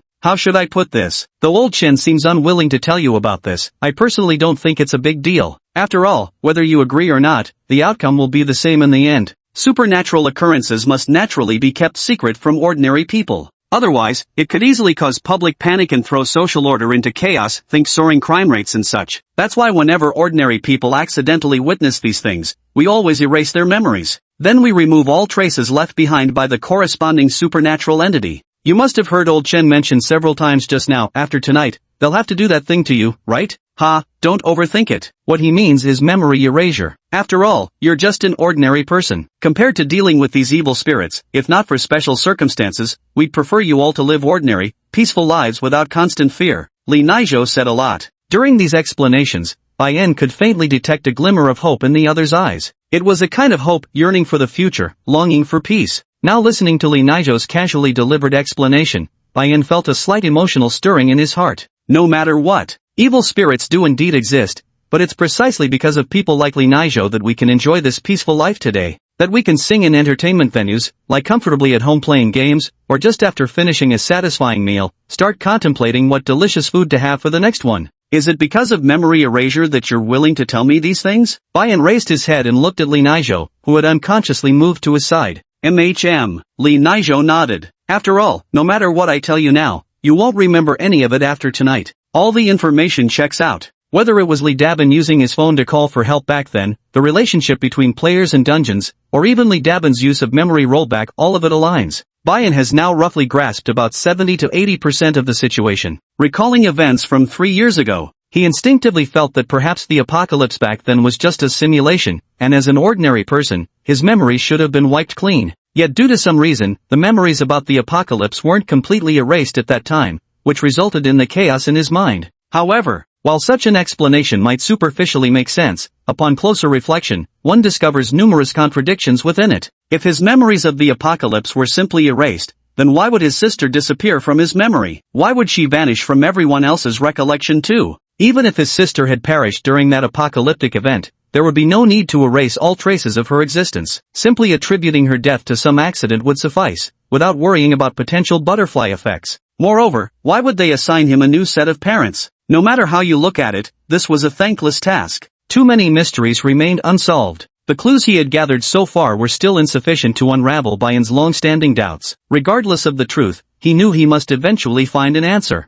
But just as Bai En was about to press further with his questions, he suddenly detected another movement. Turning his head, he glanced toward the source of the sound. End of the road. Within sight. A group of delivery riders on electric scooters were rushing over there. Chapter 25, The Hidden Space. In Bane's line of sight, Then, no fewer than 6 food delivery riders pulled up on their electric scooters right in front of Old Chen. As one, they dismounted and immediately began conversing with him in hushed tones. So, the so-called investigation team was actually just a food delivery guy? Bai Yin suddenly recalled that night at Dongdakyo when Li Dabing called in the so-called logistics team, a group of people dressed like sanitation workers. Noticing his peculiar reaction, Li Naizhou stood nearby and calmly explained, "You don't need to be too surprised. For the convenience of mission execution, we all superficially adopt civilian identities as cover. After all, professions like peacekeepers can't operate openly before the public eye. So that's how it is." So Li Dabing's security guard uniform was also part of this disguise? I roughly sorted out the information in my mind. From what Bai Yin currently knows,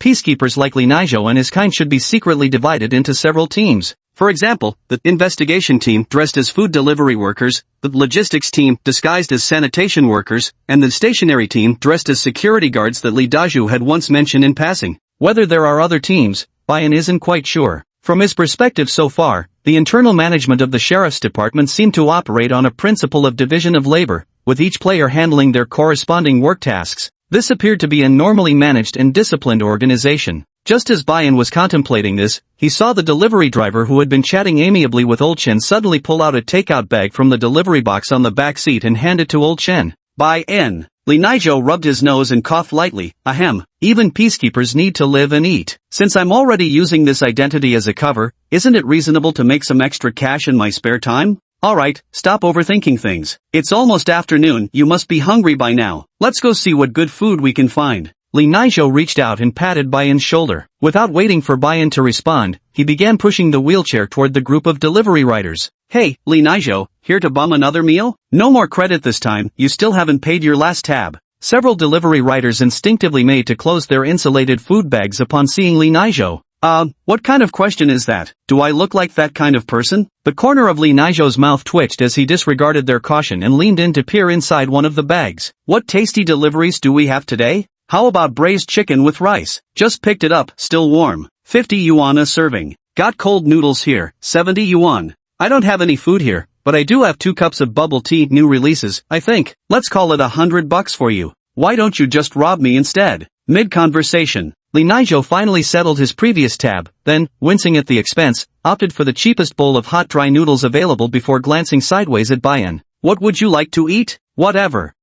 Then get me another bowl of hot dry noodles. When the plain hot dry noodles without any extras were handed to Bai Yin, he couldn't help feeling something wasn't quite right, yet couldn't pinpoint exactly what. The wheelchair was pushed back to the shady spot. These delivery riders who were called inspectors distributed takeout to the 3 of them, then began conducting inspections along the street. Every now and then they'd pull out some tools, oddly shaped. Bai Yin couldn't figure out what exactly those things were for either. Eat up. Let me tell you, this place makes the best hot dry noodles. Every time I finish a bowl, the flavor lingers wonderfully, pure bliss. Li Naizhou slurped noisily through a mouthful of noodles, words garbled as he spoke to Bai Yin. Shaking off his distraction, Bai Yin didn't refuse. Waiting until now, he was indeed feeling somewhat hungry, so he proceeded to open the takeout bag in his hands.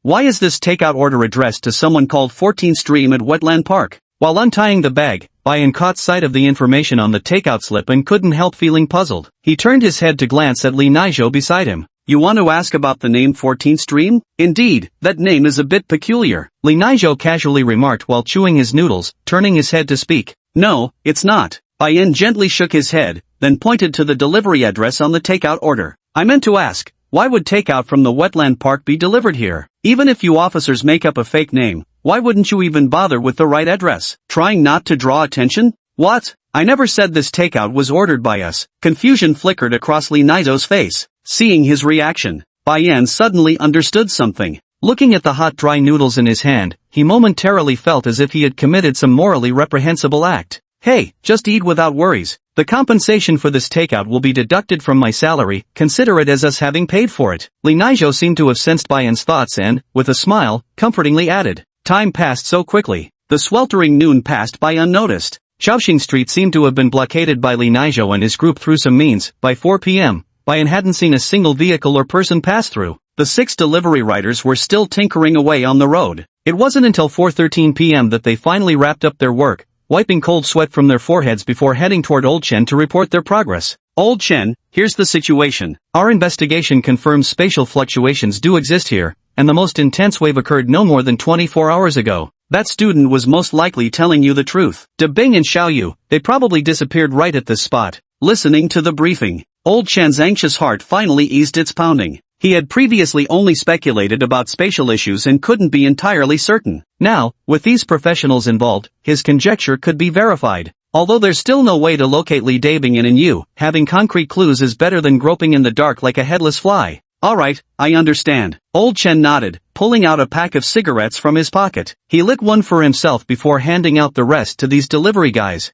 Since you've already detected spatial fluctuations, do you have any forceful methods to open the hidden space here? It's doable. The delivery guy took the cigarette, hesitating before continuing. But the spatial issue is particularly tricky. Even if we work together, it would take at least 8 more hours to pry open this pocket of space. And even if we do manage to pry it open, we won't be able to hold it for long unless we completely purge the source of the evil festering inside. 8 hours. That really doesn't sound like good news. Li Dabin and Yu have been missing for an entire night, and their current situation remains unknown. Old Chen furrowed his brows. Though this answer was hardly welcome, given the circumstances, there was no other choice. Compared to resorting to violence, lingering here to observe spatial phenomena, a field he was hardly skilled in, might take even longer. Thus, Old Chen could only nod helplessly and say, "Fine, go ahead." 8 hours is still far better than having no solution at all. Okay. The lead delivery rider accepted the task. Without further ado, he turned around and waved to the others behind him, signaling for them to begin work. While these delivery riders were chatting with Old Chen,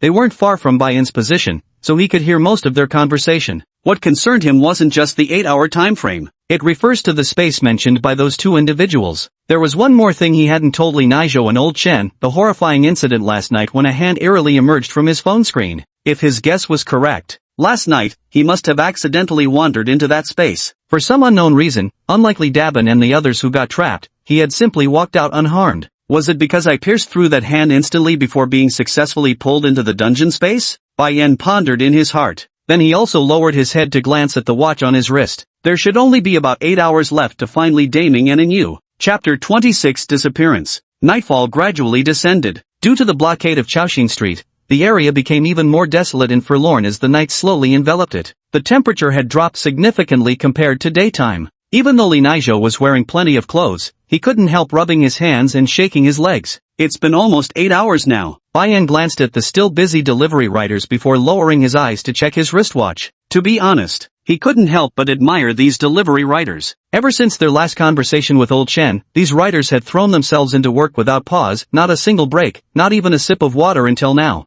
And this was no simple task either. During the process, Bai-Yin could see these people constantly running back and forth. Working continuously for so long under such physically demanding movements brought not just physical exhaustion, but even more so, mental fatigue. Bzzzt. Waiting. A sudden noise rang out inexplicably. Old Chen, who had been smoking nearby, took a deep drag upon hearing the voice, then flicked the cigarette butt to the ground and crushed it forcefully underfoot. Clearly, they had succeeded. So, your thoughts? Old Chen stood up and asked. It's about done. The lead delivery worker wiped sweat from his forehead and replied with some difficulty. The hidden space has been pried open by us now. But just as we said before, we can't hold it for long. Old Chen, I'll have to trouble you to speed up a bit. Old Chen nodded in response. At the moment, none of the delivery riders could move. He turned to glance at Bai-Yin and Li Nizhou beside him, thought for a moment, then instructed Li Nizhou, I'll go in first. You stay outside and take care of this student, got it? Old Chen, are you sure you want to go in alone? Li Nizhou opened his mouth to speak,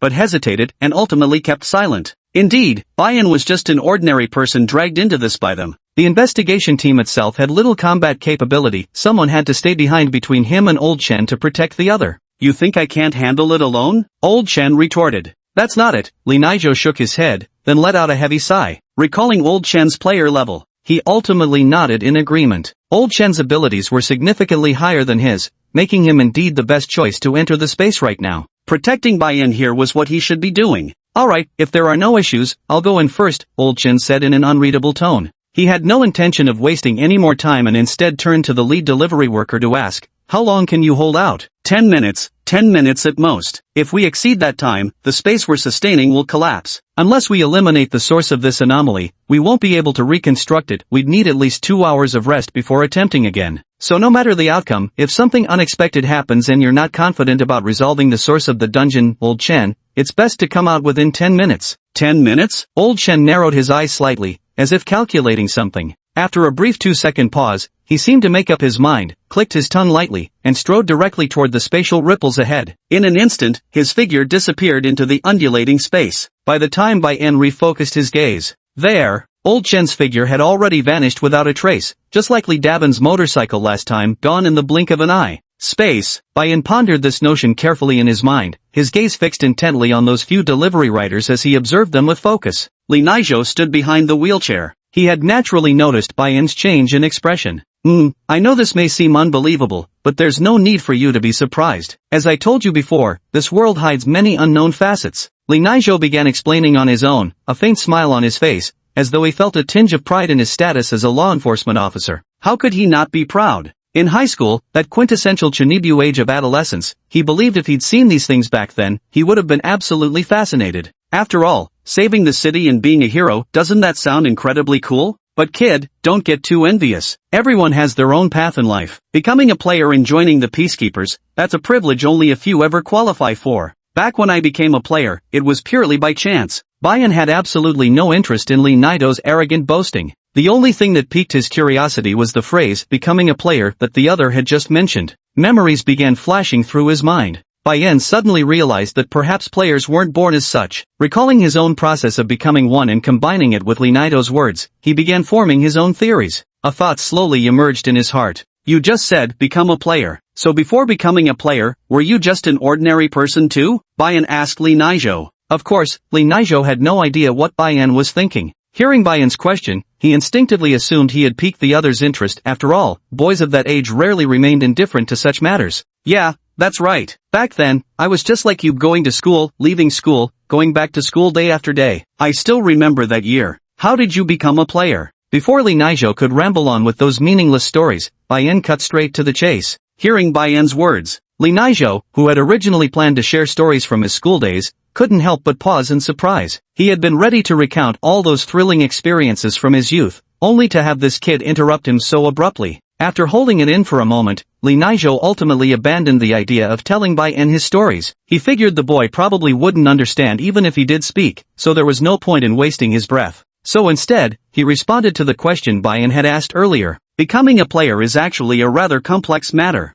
I won't go into the middle steps, but one of the conditions for becoming a player is being able to resist memory erasure. Do you understand? Resist memory erasure? Bane seemed to think of something, but didn't voice it. That's right. Those who can resist memory erasure have the potential to become players. If you can reach that point, someone from our Peacekeeper ranks will naturally come looking for you. First, Li Nizhou and Bai En were chatting. In the silent night, their voices sounded unusually clear. But just as they reached this point in conversation, Li Nizhou seemed to sense something amiss. He immediately stopped talking and slowly raised his head to look around. At this moment, the entire Chaoxin Street held only him and Bai En. Wait, where did those delivery guys go? Li Nizhou's relaxed demeanor immediately tensed up. Yes, it's unclear when it exactly began. The food delivery riders who had been maintaining the barrier had quietly vanished without making any unusual sounds. If not for just now realizing how unnaturally silent the surroundings had become. Perhaps Li Nizhou still hasn't been able to detect anything even now. The surrounding silence carried an air of absolute stillness. Bai En gazed at this inexplicable disappearing act happening once more, his alertness instantly heightened. Just like Li Nizhou, he too had failed to perceive anything unusual.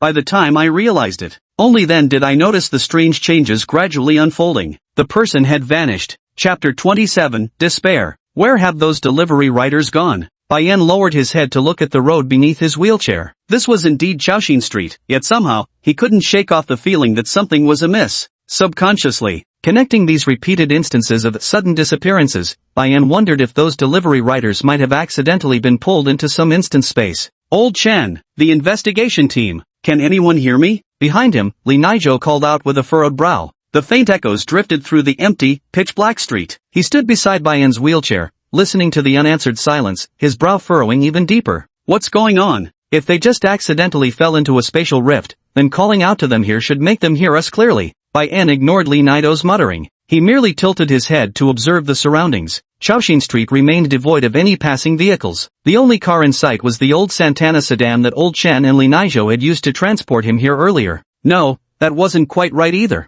Something suddenly caught Jiang Yan's attention, his gaze lingering on that Santana vehicle. There wasn't anything particularly remarkable about the car's exterior appearance. What weighed on his mind were the two mirrors on the front of the car. The mirrors precisely captured him and Lee Naijo in their reflection, though now, within the mirrored space, Lee Naijo standing beside him appeared as a monstrous figure covered entirely in writhing tentacles. This is... Bayan narrowed his eyes, his right hand slowly reaching into his pocket, fingers curling around a black card concealed within. Inside the mirror, the completely monstrous Lee Naijo twisted its head toward him, then fixed its swollen, bloodshot gaze tightly upon him. Lee Naijo's voice still lingered in his ears, but in the mirror, the other's cracked lips slowly parted. Then, aiming at his back, it bit down. Hiss. It was the sound of a sharp weapon piercing flesh. Just before Lee Naijo could sink his large mouth into Bayan's back, Bayan forcefully wrenched the wheelchair straight with his left hand, executing a sharp drift on the spot, switching from facing away to confronting him head-on. The instant the card was drawn, it transformed into a black umbrella, promptly thrusting through Lee Naijo's chest without hesitation.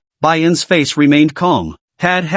The Lee Naijo impaled by the black umbrella hadn't lost all mobility yet. Though its forward movement was completely halted, its upper and lower teeth kept chattering incessantly. It looked determined to devour Bayan no matter what, clearly unwilling to give up unless it achieved its goal. The Lee Naijo before me appeared completely normal, yet the figure reflected in the mirror was a monster covered entirely with writhing tentacles. So when exactly was Lee Naijo replaced? Bayan drew his umbrella and delivered a vicious slash, knocking Lee Naijo to the ground. After following up with a decisive stab, the creature that had been impersonating Lee Naijo finally died in the truest sense. His body rapidly dissolved into a pool of thick, foul-smelling liquid. Even without deliberately sniffing, Bayan could sense an overwhelming stench rushing toward him. He raised his head again. Lee Naijo's voice had completely vanished, leaving only an eerie silence in its wake. In just a few minutes, the place had gone from a crowd to being deserted except for him. Whether it was old Chen, or that group of delivery riders, or even Lee Naijo who had been assigned to protect him, all of them had completely vanished without a trace during this time.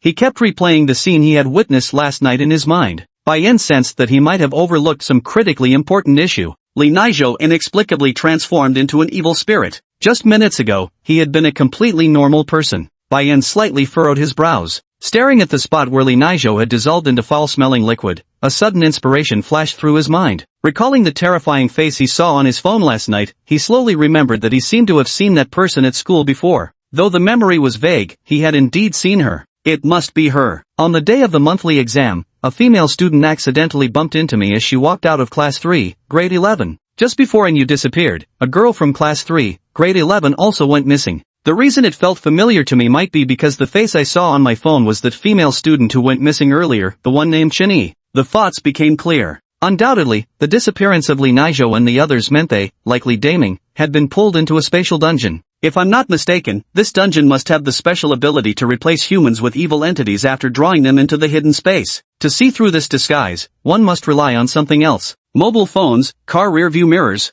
Bayan slowly pushed the wheelchair toward the old Santana sedan. In total, he encountered 2 evil spirits. Once it was discovered in the phone, another time in the rearview mirror of the vehicle. If forced to find a commonality between the two, it would be that both materials possessed the reflective quality of a mirror. Bayan's wheelchair came to a stop. He stared at his own face reflected in the mirror, then gradually leaned closer. Assuming reflection is indeed a necessary condition, combined with what those delivery drivers mentioned about hidden spaces, does that mean that space could be a mirror-like dimensional world? Within the reflection, his appearance remained unchanged from normal, while behind him stretched the distinctive nightscape of Chaoxin Street, pitch black and silent, seemingly no different from the surface at first glance. But just a little more attentiveness would reveal several blurred, shadowy figures concealed within that reflected patch of night. Though sometimes distorted, one could indeed barely discern that these shadows strikingly resembled human forms. Found them. Night had come. It was a night shrouded in lonely silence. Under the dim streetlight, a twisted corpse lay by the roadside, slowly decomposing into an unnamed pool of viscous liquid, emanating a thick aura of death.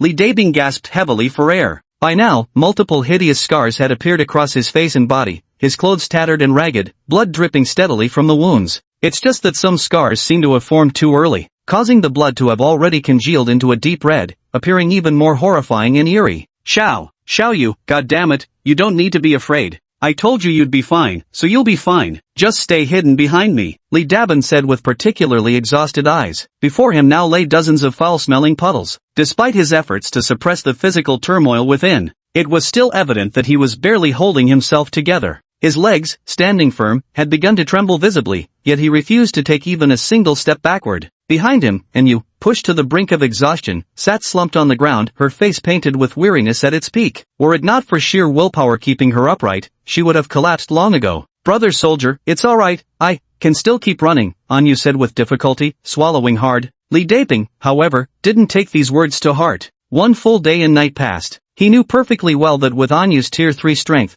her stamina was now pushed to the absolute limit after such continuous fleeing. Now he and Anyu's energy coins had already been spent on healing potions, and if they forced themselves to keep going, they'd eventually collapse from exhaustion and be killed by those damn creatures. A monster that can copy any living creature's abilities and make them even stronger. What the hell is this thing? Recalling everything that had happened since last night, Li Dabin couldn't help but shudder with lingering fear. Clearly, Chaoxin Street is the main area of the new dungeon instance, and whenever someone passes through here and gets pulled into the dungeon space, another replicated evil spirit will appear. After arriving here, Li Dabing has already encountered most of the replicated individuals who had disappeared according to the records. Fortunately, those who were replicated were all ordinary people, otherwise, he and Anyu would have already been corpses by now. For instance, before this incident, he had also encountered replicas of himself and Anyu. Since the duplicates possess abilities slightly superior to their originals, if he hadn't broken through to level 11 at that critical moment, he wouldn't have stood a chance against those two replicas. Most of his injuries were sustained during that very confrontation.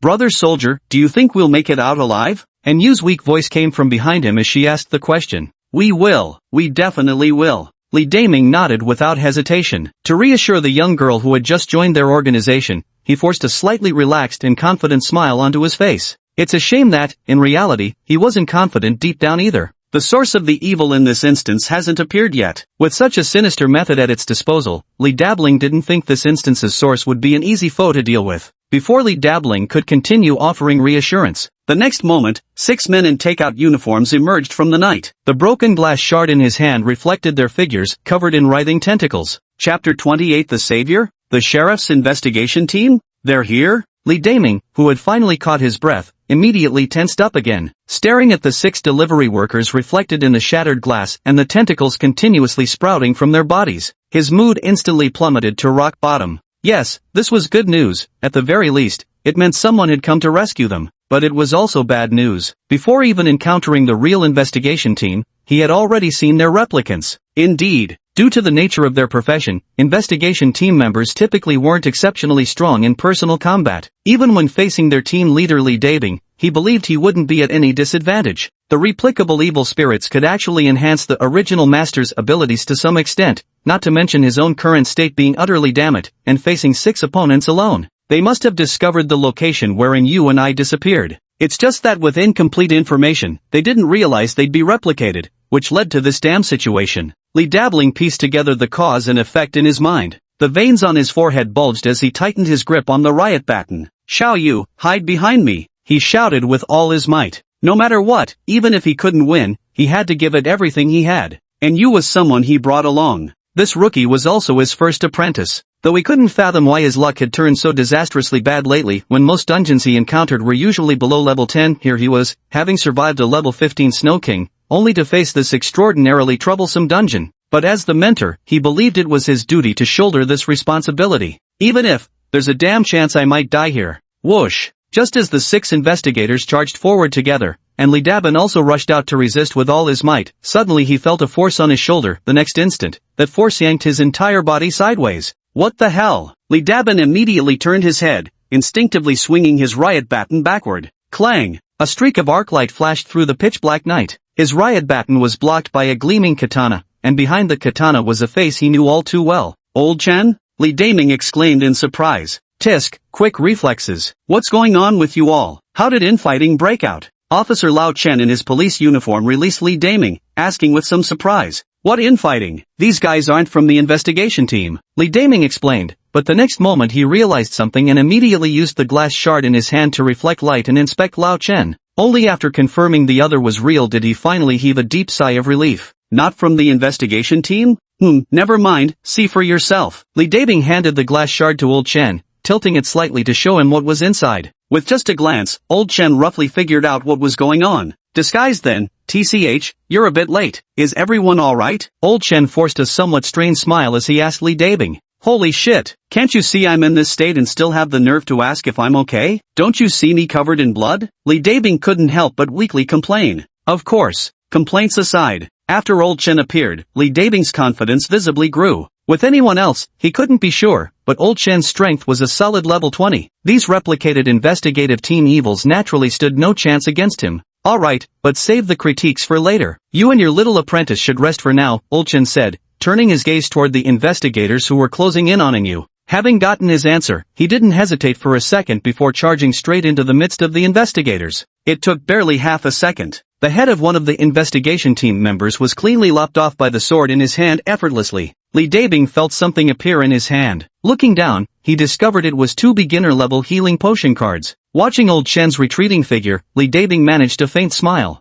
Well, that's more fucking like it. He then bent the 2 cards, one for himself and another flicked toward Anyu nearby, each dissolving into white mist that seeped into their bodies. New vitality quickly surged from within. Though this alone couldn't completely heal Li Dabing and Anyu's injuries, it could at least improve their condition considerably. Truthfully, he didn't want to waste this card. Players' energy coins were hard-earned after all. Ideally, he'd prefer to wait for the ambulance and have both Anyu and himself treated at a hospital. But unfortunately, he had genuinely reached his limit. The wound on his body kept bleeding, and he hadn't slept for nearly a full day and night like Anyu, already on the verge of collapse and at risk of passing out at any moment. They weren't out of danger yet, and to avoid causing Old Chen more trouble, he didn't refuse this kindness offered by the old man. His condition had slightly improved. By the time Li Dabin looked up again, Old Chen's figure was already among the members of the investigation team, relentlessly cutting through them. Just an instant, yet another head flew high into the air. The investigation team had lost another key member. Is this the power of level 20?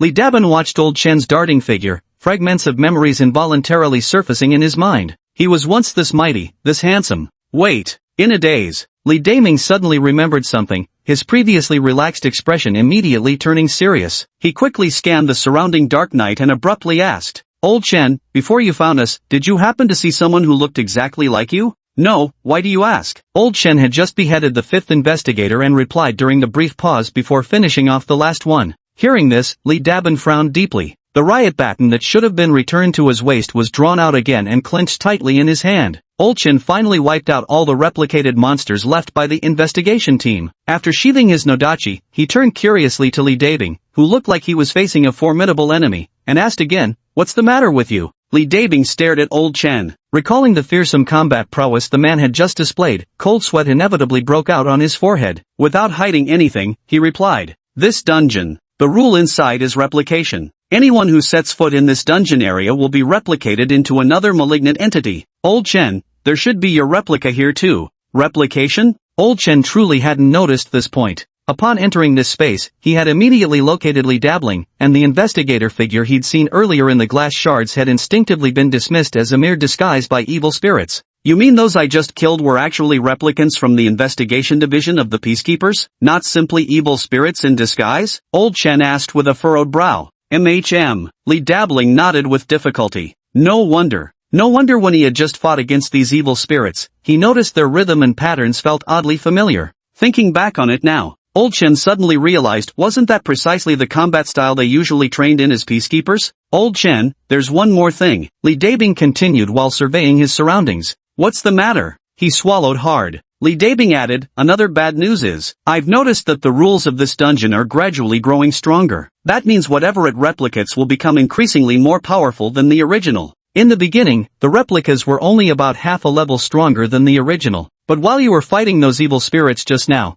I noticed they're now at least 2 levels stronger than their original masters. What exactly do you mean? Old Chen sensed the gravity of the situation. Though this was still merely speculation at present. Given how things stood, Li Dasha could only prepare for the worst-case scenario as he bluntly revealed the truth. That is to say, we might soon encounter a version of you who's already reached at least level 22. Chapter 29, Mr. Joker, Part 1. This wasn't bad news. To be more precise, the word bad news isn't enough to describe the current situation, it's downright absurdly awful. As Li Dabing explained the rules, Old Chen's frown deepened until worry lines formed a pronounced 3-character between his brows. If replicants were only marginally stronger than their originals, he could still manage to eliminate one with his Tachi-grade equipment. Even if it'd be a struggle, even if he'd inevitably get wounded, he could still pull it off. But if the opponent was 2 levels higher, even though his Tachi was a level 10 weapon, there was basically no chance of winning. Equipment enhances personal strength at roughly a 5-to-1 ratio, so a level 10 weapon would indeed boost Lao Chen's strength by about 2 levels. The crucial point, however, was that throughout his entire body, the only piece of equipment that reached level 10 was merely the tachi. To put it bluntly, his offensive power barely reaches level 22, while all other aspects remain at level 20. If his replicated counterpart truly possesses level 22 strength, at best, he might only be able to achieve mutual destruction. Whether my replicated counterpart exists or not is another matter. You focus on training your apprentice first. If things are truly as you say, we'll likely face trouble if we don't leave soon. Old Chen spoke with a grave expression. The danger level of this dungeon far exceeded his expectations. An existence capable of replicating the original owner while surpassing its strength by leaps and bounds was something they couldn't possibly survive without a corresponding battle strategy. Never thought I'd hear you suggest retreating for once. Li Dabing forced out a couple of chuckles, speaking somewhat jokingly. After all, he'd known Old Chen for so long, yet had never once heard the word retreat from the man's mouth. Got a better idea? Old Chen gripped his tachi with a reverse hold, scanning their surroundings with sharp eyes. So in your mind, I've always been a brainless idiot with brawn but no brains? Given the situation you described, unless someone could bring high-level equipment in here, there'd be no way to clear this dungeon. Yes, high-level equipment. Replication only copies the abilities of the original host and doesn't incorporate items like equipment. Old Chen noticed this earlier when fighting the investigator. After all, he didn't see any of the investigator's gear in the hands of the corrupted beings. But high-level equipment isn't something you can just get that easily. The acquisition of energy coins is closely tied to a player's level. At level 1, you can earn 1 energy coin per day, at level 2, it's 2, and so on unless you break through the level 30 cap. However, the energy coins required for upgrading equipment increase exponentially. The first upgrade costs 1, the second 2, and the third 4. It was manageable at first. But as progress goes on, the amount of energy coins needed for upgrades becomes increasingly outrageous. That's why Old Chen's player level is 20, yet his primary weapon, the tachi, is only at level 10. Besides, apart from upgrading equipment, you also have to set aside a considerable amount of energy coins for purchasing dungeon scanners or healing potions during missions. So unless you're one of those players who've been hoarding energy coins for ages, otherwise, there's basically no chance of obtaining high-level equipment. Equipment like this actually just plays a supporting role anyway. Alright, Xiao Yu, are you okay? Li Dabing nodded, then turned toward Enyu's direction and asked. After using a healing card, Enyu's condition had clearly improved considerably. Faced with Li Dabing's inquiry, she lowered her head, walked over slowly, and shook her head. I'm fine. It's good that you're okay, then where the hell do we go next? The latter part was Li Dabing's inquiry to Old Chen. No idea, Old Chen shook his head. Alright, then wait, you say you don't know? Li Dabing looked up, clearly stunned. Yeah, I was in such a hurry when I came in that I forgot to ask the investigation team where they left the exit, Old Chen replied calmly. This made Li Dabing uneasy. Seriously, Old Chen? You could forget something like that? Facing the interrogation, Old Chen turned his head back. It's because I was in a rush to save you. Otherwise, how would I forget? Enough with the nonsense, let's just retrace my steps back and try our luck. Maybe they left the exit near the entrance. I'm fucking speechless. Li Dabing still wanted to say something, but now was clearly not the time for empty talk. The urgent task at hand was to quickly find the exit of this space and leave first. As for clearing the dungeon, they could always come back fully prepared later, at least now they knew roughly how to solve it. With that, he turned around and prepared to follow Old Chen's lead with Enyu in tow. However, before he could take a step, Old Chen suddenly halted up ahead. Why did it go quiet? Li Dabing asked in confusion. Damn it, don't tell me you've forgotten how we got here? Could you quit saying damn it all the time? Just look at what's ahead. Following Old Chen's words, Li Dabing skeptically leaned forward to peer into the darkness ahead. Only then did he notice a figure slowly emerging from the shadows. The person wore a police uniform, their facial features sharply defined. That familiar face kept assaulting Li Dabing's nerves. This is Old Chen's replica. Such bad luck? Speak of the devil? This aura. Gripping the tachi in a reverse stance, Old Chen's face was clouded with indescribable gravity. The situation was worse than he had imagined, the capabilities of this replica being likely far exceeded a mere 2-level enhancement. You go ahead, I'll cover the rear, Old Chen proclaimed solemnly. Though Li Dabing fully grasped the gravity of their circumstances, he also knew his staying would only hinder Old Chen. Gritting his teeth, he immediately led Enyu away in the opposite direction. Before leaving, he threw back one final remark. Remember, don't fight to the death. That thing isn't very smart, delay it for a bit, then run for your life. Run? Old Chen forced a faint smile. If possible, of course he'd gladly do just that. But at the moment, it seemed he didn't even have a chance to escape. After all, this replica of himself had essentially reached the power level of the 23rd rank. Just go, stop giving me orders with all your nagging, Old Chen snapped back. To ensure Li Dabing hadn't foolishly stayed behind, he glanced back after saying those words. Only within his line of sight. Behind him, there was now no one left. Damn, I actually ran pretty fast? Realizing he'd worried for nothing, Old Chen twitched the corner of his mouth. But given the dire situation, he didn't dwell on it further, instead turning to properly face this replica. His tachi gripped tightly in hand. His gaze remained fixed on the distance between the clone and himself, poised to react the moment it narrowed to the ideal range he intended to strike first. Swish! Yet when the gap was still a good 10 meters from his prepared striking distance, the clone before him had already launched itself toward him. In terms of speed, it was every bit as equal, if not faster, than his full-powered state. Clang! In desperation, a tachi sword swept out fiercely. Old Chen intended to use the tachi to block the opponent's advance. But just as the two were about to collide, the replica dodged at an impossible angle, narrowly avoiding the slash of his tachi while delivering a solid punch straight to his chest. How could this be so outrageous? Stumbling back several paces from the sharp pain, Old Chen couldn't suppress a couple of coughs. Disbelief filled his eyes as he stared at his opponent, never imagining the gap between them could be this vast. He rubbed his excruciatingly sore chest. Then straightening up again, he raised his sword without a trace of underestimation this time. Ha! Strange cries erupted from the replica's mouth. And then, arms, thighs, cheeks. In just 1 minute of combat, his body was already covered in wounds. A single whip-like kick to his shoulder left him in such pain he could barely lift it. Take out the healing potion card. Old Chen was about to heal himself before continuing the fight, but before he could even bend the card, a sweeping fist suddenly smacked the card right out of his hand. Following immediately was the duplicate's face, terrifyingly close. Knows how to interrupt healing, and you call this low intelligence? Draw the sword, ready to parry. It's just a pity that everything was a split second too slow. Even though Old Chen had positioned himself right, there simply wasn't enough time left to generate sufficient force. He could foresee it coming. Even in the best case scenario, at least 2 of his ribs would be broken. Don't space out. Suddenly, an unfamiliar voice sounded right beside Old Chen's ear. Before he could even process who it might be, a black umbrella thrust into view, slamming violently against the replica's chest, forcibly halting the one that was about to close in on him. The ownerless black umbrella flew backward from the momentum, vanishing into the darkness before finally being caught by a waiting hand. Thud! Old Chen instinctively turned his head aside. In the gaze, within the darkness, a figure holding a black umbrella, wearing a clown mask, its exact features obscured, was leisurely approaching from not too far away. Chapter 30, Mr. Clown, Part 2. Who is this? Staring at the inexplicably appeared figure, Old Chen frantically searched his mind for any trace of recognition about this person. No matter how hard he tried to recall, he couldn't find any information about that person among Ming City's peacekeepers. Having lived in this city for 2 years now,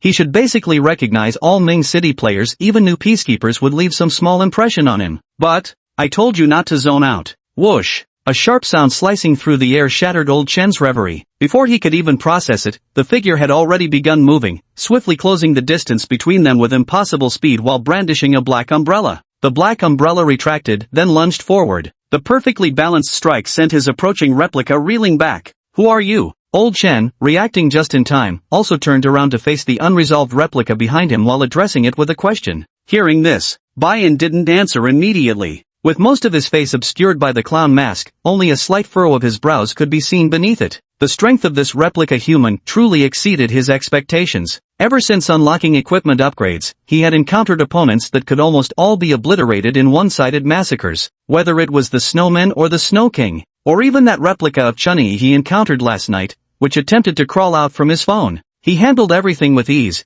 barely needing to engage his brain to effortlessly resolve matters. But this clone of Old Chen before him, though they had only just begun their duel, he could sense this opponent was entirely different from all the others he'd faced before. If those previous opponents could be likened to maggots, the replica before me was at least a dish. Before asking me questions, I think we should deal with this troublesome thing first. Bai-in retracted his black umbrella as he responded to Old Chen's previous question. Indeed, a simple umbrella wasn't really suitable as a weapon. Even when fully upgraded, due to its inherent structure, its attack methods remained quite limited, making Bai-in feel somewhat inconvenienced. Clang! Old Chen nearby also stopped questioning upon hearing this and raised his tachi. Regardless of who this suddenly appearing fellow was, at least for now he appeared to be an ally. With the addition of this assisting hand, his mood was naturally not as heavy as before. The sound of Saul scraping against the ground echoed as Old Chen, having successfully used the healing card this time, charged straight toward the copy person's original body. Fine, I'll ask you again after we deal with this guy. His figure leaped up, both hands gripping the katana raised high overhead. He raised his arm as if to cleave down on the clone's head, but the clone suddenly thrust out both hands, seemingly preparing to perform the classic bare-handed catch-the-blade move. Thump! The black umbrella swung forcefully from side to side with a solid impact. The ink-black umbrella surface acted like a shield, perfectly smacking away the clone's hands just as they were about to clamp together. With a simple coordinated motion, Old Shen's body followed gravity's pull downward as he mustered all his strength, slashing straight down upon the duplicate from above. The sickening sound of flesh splitting echoed. Half of the duplicate's body was cleanly severed at the shoulder by Old Shen's strike. It's true that its level was higher indeed, but a mere level 23 body was insufficient to withstand the full force slash he had delivered. This was Old Shen's absolute confidence in himself. Bang! Seizing the momentum, Bai En kicked the already mutilated replica flying. Watching the replica that could still move despite having half its body hacked off, beneath his clown mask, Bai En's brow furrowed even deeper than before. Why didn't you just chop its head off earlier? He questioned Old Shen reproachfully. Look man, it wasn't exactly a practice dummy, and its level was higher than mine to begin with. Cutting half its body off while keeping up with its speed was already pretty good, don't you think? Old Shen's mouth twitched. He believed his combat performance had been flawless, yet unexpectedly found himself being criticized like this. Hearing Old Shen's reply, Bai En also seemed lost in thought. Indeed, he hadn't considered things carefully enough. After all, Old Shen didn't have the same set of equipment as himself. Being able to barely keep up with a level 23 replicant was already quite impressive. After some thought, Bai En sighed silently. Forget it. You keep it distracted, I'll make the move. With that, he didn't give the replica man a chance to catch his breath, immediately charging forward with the retracted black umbrella in hand. Bai En's voice lingered in Old Shen's ears. To tell the truth, he never expected that he would one day end up playing second fiddle to someone else here. This guy, just who the hell is he? Wait, no. Old Shen suddenly realized something. Watching Bai En charging toward the replicant, he quickly followed with his blade in hand. Wait, I can't restrain it, its speed is faster than. Just help me deal with those tentacles. Before Old Shen could finish, Bai En cut him off directly. The replicated man split in half, revealing countless writhing tentacles from within. Those grotesque things could move and posed significant interference to Bai En,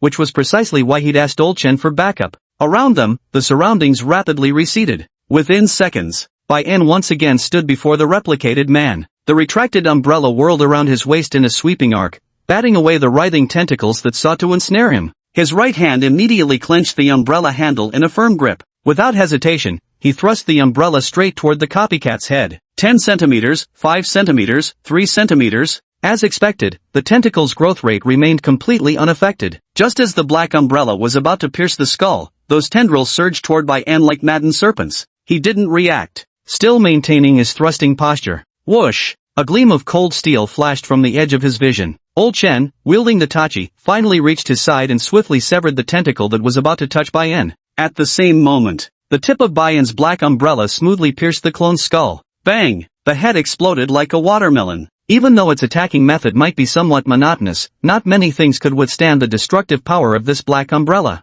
A foul stench immediately filled the air. Watching the clone corpse lying on the ground as it gradually dissolved into a puddle of vile liquid, Bai En pulled a tissue from his pocket and wiped down the tip of his umbrella once more. These things really are disgustingly foul when they die. Old Shen gasped as he assessed the fluid from the replicated human's corpse, then glanced at the revolting liquid staining his katana. He stretched a hand toward Bai En's direction and said, "Buddy, can you spare me a tissue?" He eyed the katana in Old Shen's hand. After a moment's thought, Bai En nodded and handed over the pack of tissues he bought the day before. Sure, but it's 2 yuan per pack. What the hell? Give it back if you don't want it. Fine, here, take these 2 coins of mine, alright? He took the coins back. Bai En slowly walked over to the replica's corpse and fell into deep thought. Before coming here, he had actually encountered his own replica. However, since it could only replicate his own abilities, his replica was swiftly impaled to death by his 2 umbrellas. He killed 3 replicas in succession, yet regardless of their ability differences, no dungeon cleared notification ever appeared.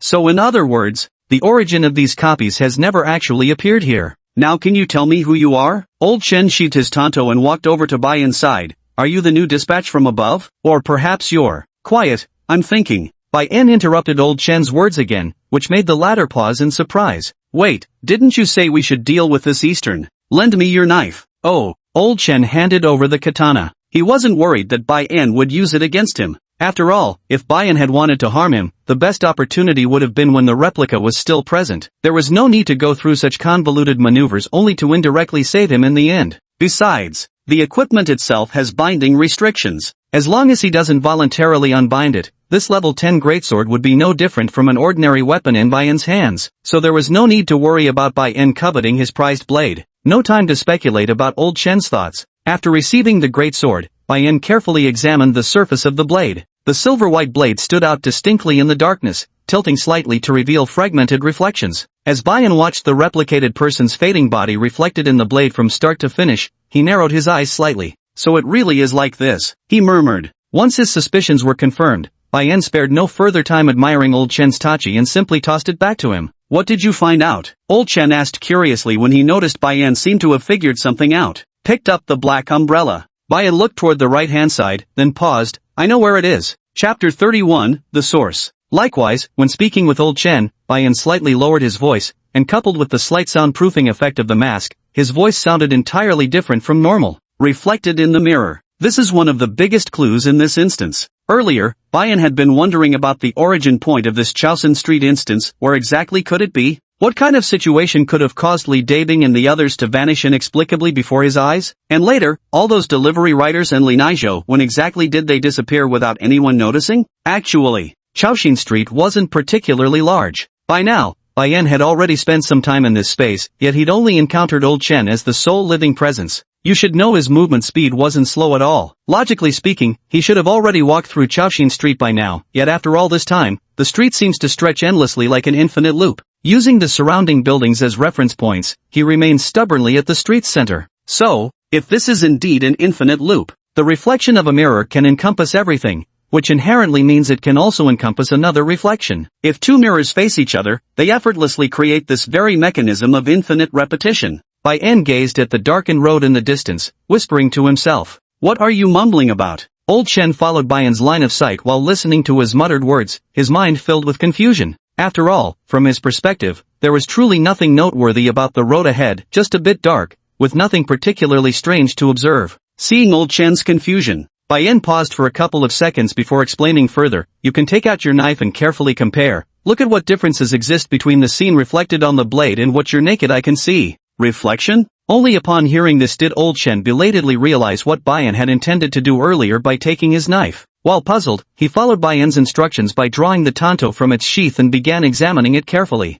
On the silver-white blade polished to a mirror finish, it reflected portions of the Chao Xin Street scene like a mirror. The pitch-black tree shadows without streetlights existed within the reflected image, appearing almost indistinguishable at first glance. Be a little more careful. Old Chen noticed something strange about it. As a reflection in a mirror, the image should be the opposite of reality, flipped like a mirror. But in the scene reflected on the blade now, as if seen with the naked eye, the angle and direction haven't changed at all. Moreover, in addition to this, he seemed to vaguely glimpse shadowy figures in the mirror's surface. This is, no matter how slow his reactions might be, old Chen gradually understood something. Do you mean that even though we've entered the instance, the world we're seeing with our naked eyes still isn't the most real one? With Bayan's reminder, old Chen quickly deduced this outcome. Bayan nodded without denial, but then shook his head again. Yes, this is what they call the mirror space. However, it's not quite that simple. Normally, since he had already entered the instance, and so had Li Naizhou and the others, the commotion here should have been loud enough for them to hear and come over. But up until now, he hadn't seen even a trace of Li Naizhou and the others.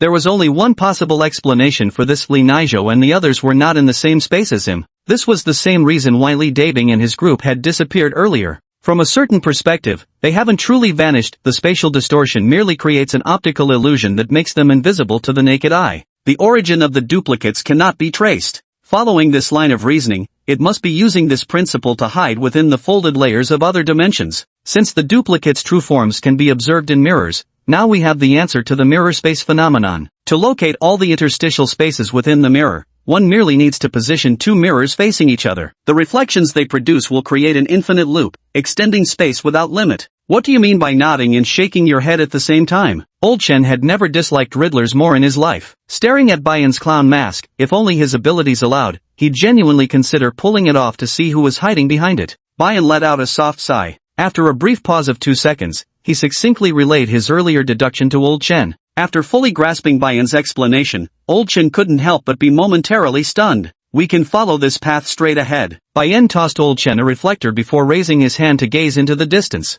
During the process, you'll use your blade in conjunction with this reflector for observation. Though our operating range is limited, as long as we search thoroughly enough, we're bound to find it. The hidden duplicate source concealed within the mirror's interlayer. No matter which hidden layer it's concealed in, no matter whether this space is limitless or not, since the principle involves two-way mirrors, one can surely find the other party by carefully observing the reflected scenes in the mirrors. Old Shin admitted to himself that while he might have been able to deduce this answer, it would never have occurred to him so quickly. From the moment he entered this world, his attention had been entirely captured by the replicas. Naturally, he couldn't have noticed clues regarding reflections in such a short time. Even if he had realized the infinite loop, he wouldn't have been able to come up with a solution this quickly. Involuntarily, he gazed at Bai En with an increasingly strange expression. Not only did this person possess exceptional observational skills, but also terrifying combat abilities. Even among peacekeepers, such capabilities would place them among the elite. So this person wearing the clown mask, what exactly is his background? Stop guessing. I'm covering my face precisely because I don't want to reveal my identity. Instead of wasting mental energy on this, you'd do better focusing elsewhere. Noticing Old Chen's gaze, Bai En spoke bluntly. Without another word, he ignored Old Chen's scrutinizing look and walked ahead on his own path. It's not over yet. As long as this dungeon remains unresolved, the danger still lingers. After pondering for a long time without reaching any conclusions, Old Chen had no choice but to put his thoughts on hold. Right now, the dungeon issue remains the top priority. Don't forget. At this moment, Li Dabing and the others had all separated from him. If they encountered another ghostly thing, that would be disastrous. Sigh, and here they were promising we'd be out of here in 10 minutes. It's been nearly half an hour already. Old Chen let out a sigh, drew his tachi, and quickened his pace to follow Bai En. That night, a lonely, chilly wind blew past, relentlessly seeping through her clothes. The surrounding woods rustled and swayed under its force. Too exhausted to continue, and you had no choice but to stop, standing still as she gasped for breath, sweat trickling down her temples. Xiao Yu, what's wrong? Li Dabing, who had slightly better stamina, turned back and asked. Brother Dabing, I can't walk anymore. Don't worry about me, keep running. I'll catch up after resting a bit, Anyu gasped out between breaths. It wasn't that she didn't want to move. Though she had activated her player account earlier, she was still only level 3. After enduring the ordeal for a full day and night, she had long since reached her limit. If it weren't for the beginner-level healing potion card given by Old Chen earlier, she wouldn't even have had the strength to run this distance. Seeing Anyu's condition, Li Dabin had no choice but to stop. After giving a worried glance backward and thinking for a moment, he said, "Forget it, I'll take a break with you. After running this long, we should be fine." With that, he didn't even have the energy to look for open ground and simply sat down right where he was. There was no moon or sparse stars overhead. The moon was obscured by thick dark clouds, casting an exceptionally oppressive atmosphere. Anyu pressed her lips together, knowing she had become a burden once again. Recalling that figure holding the tachi earlier, she couldn't shake off a lingering sense of discomfort. Big soldier brother. Ha, is it really alright for us to just abandon that? The person who saved us earlier and run away like this? After a long silence, Anyu voiced the question that had been weighing on her mind. Now I understood why Anyu had been looking so preoccupied.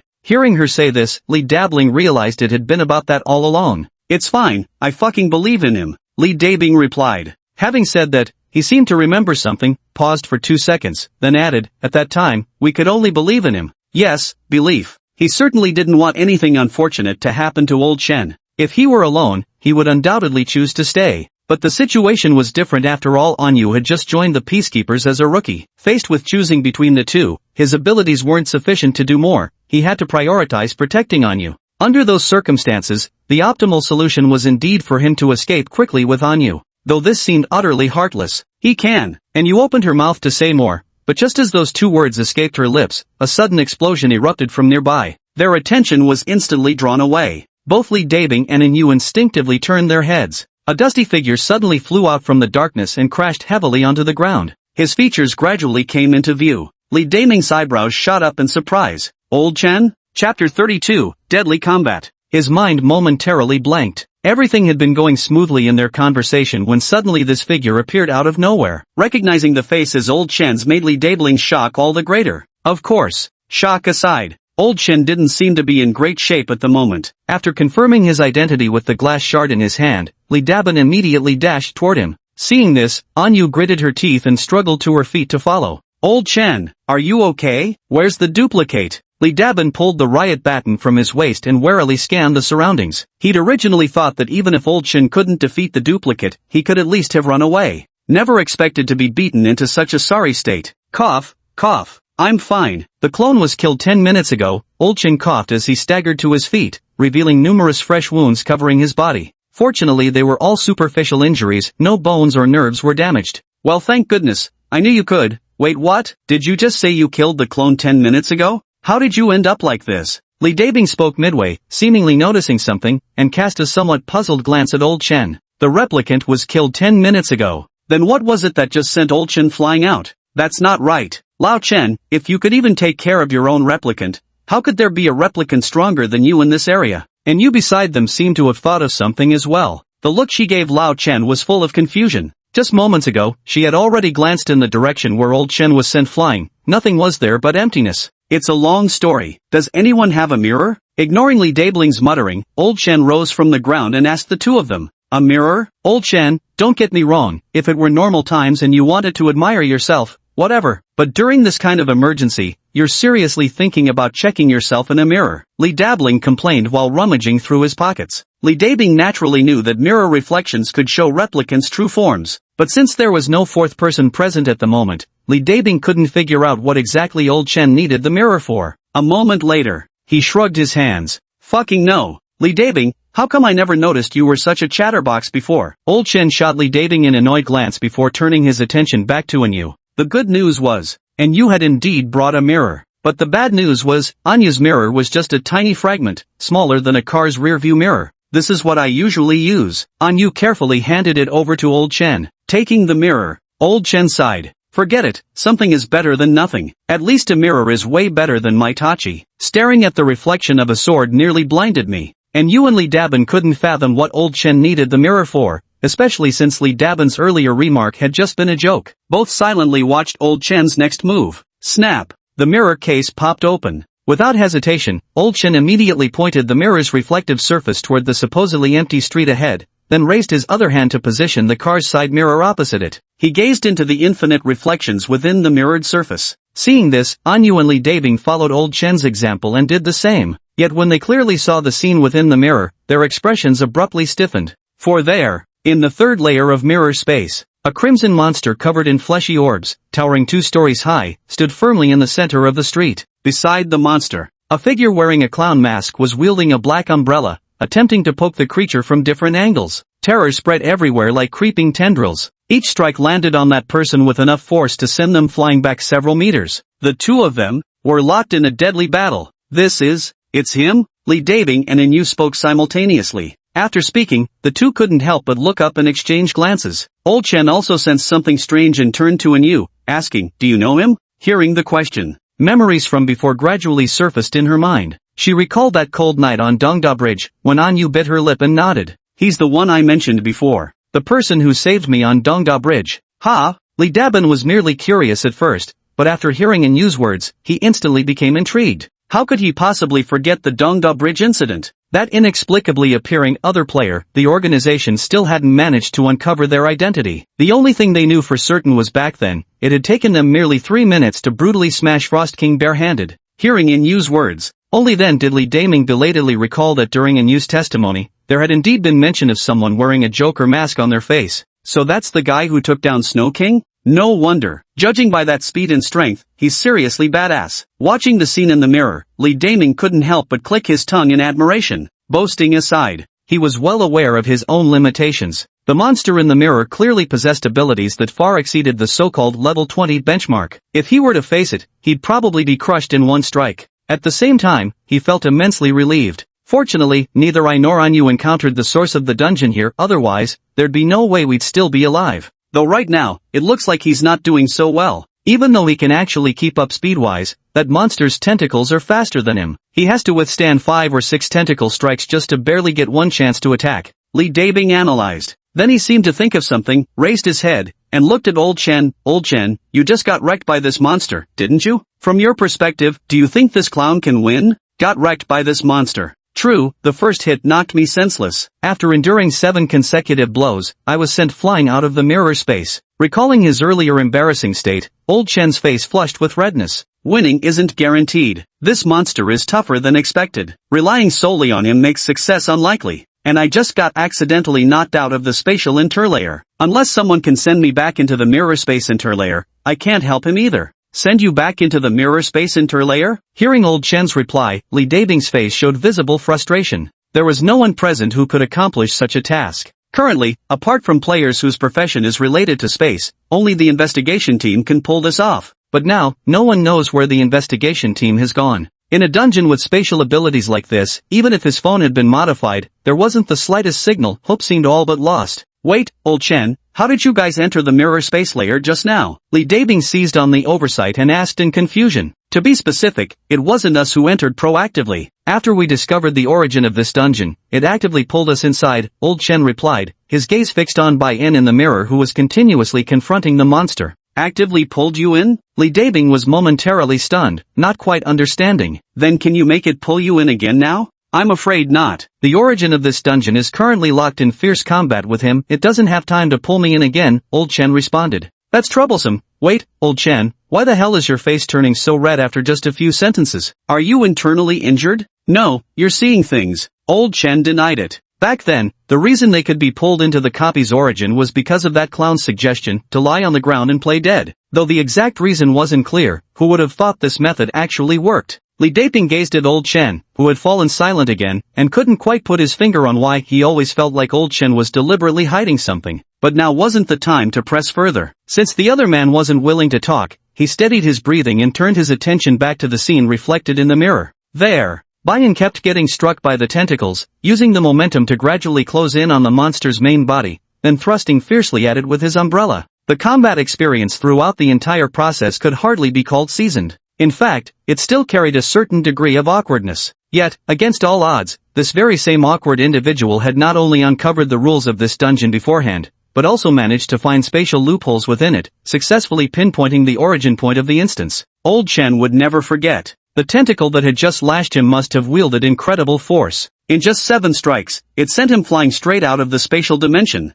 After all, I'm at least level 20. But this guy, he actually took all those hits head on and managed to fight that thing blow for blow. That doesn't make sense. Chapter 33, New Skill. Screech. The sound of shoe soles scraping against the ground rang out. Bayan, who had shifted his position once again, also stared solemnly at the giant fleshy sphere before him. In this confrontation with the monster, he realized its speed was utterly beyond imagination. No matter how much he increased his own speed, the creature always managed to overwhelm him by just a hair's breadth, as if deliberately suppressing him by staying merely one step ahead. Such a thing. There's really no need for them to deliberately hold back their strength, purposefully showing weakness to wait for me to drop my guard. Its intelligence probably isn't that high. What it surely wants most right now is to mercilessly whip me to death. Besides, my entire body is full of openings. It's only because of my equipment that I'm still holding on. Bayan pondered silently. Suddenly, a thick arm shot out from beside him, barely managing to block it with his black umbrella. Yet another tentacle lunged from the opposite side. Bang! Bayan couldn't help but stagger back several meters. He had lost count of how many times he'd been struck by these tentacles. Fortunately, his maxed-out defensive gear kept the damage negligible. Where exactly is the problem coming from? Could it be that its leveling speed increases with time? In fact, the meatball's level wasn't particularly high. Intercepted tentacle data revealed it was level 23. Though admittedly, that still placed it one level above old Chen's replica from before. Bayan believed it was unlikely that his opponent could possess such speed. After all, with the aid of max-level equipment, he had already reached power levels infinitely close to that of a level 26. Yet even so, he found it nearly impossible to clearly track the movements of the flesh sphere. Every single time, the tentacles would dart out from the most bizarre angles. By the time he noticed them, it was already too late to react and defend, leaving him with no choice but to endure the blows with his bare body. And besides that, Bayan uncovered another, far more serious issue. Though it appeared on the surface that he'd struck the fleshy orb numerous times, he knew full well in his heart that from start to finish, the enemy hadn't shown the slightest sign of injury, not even a trace of negative impact.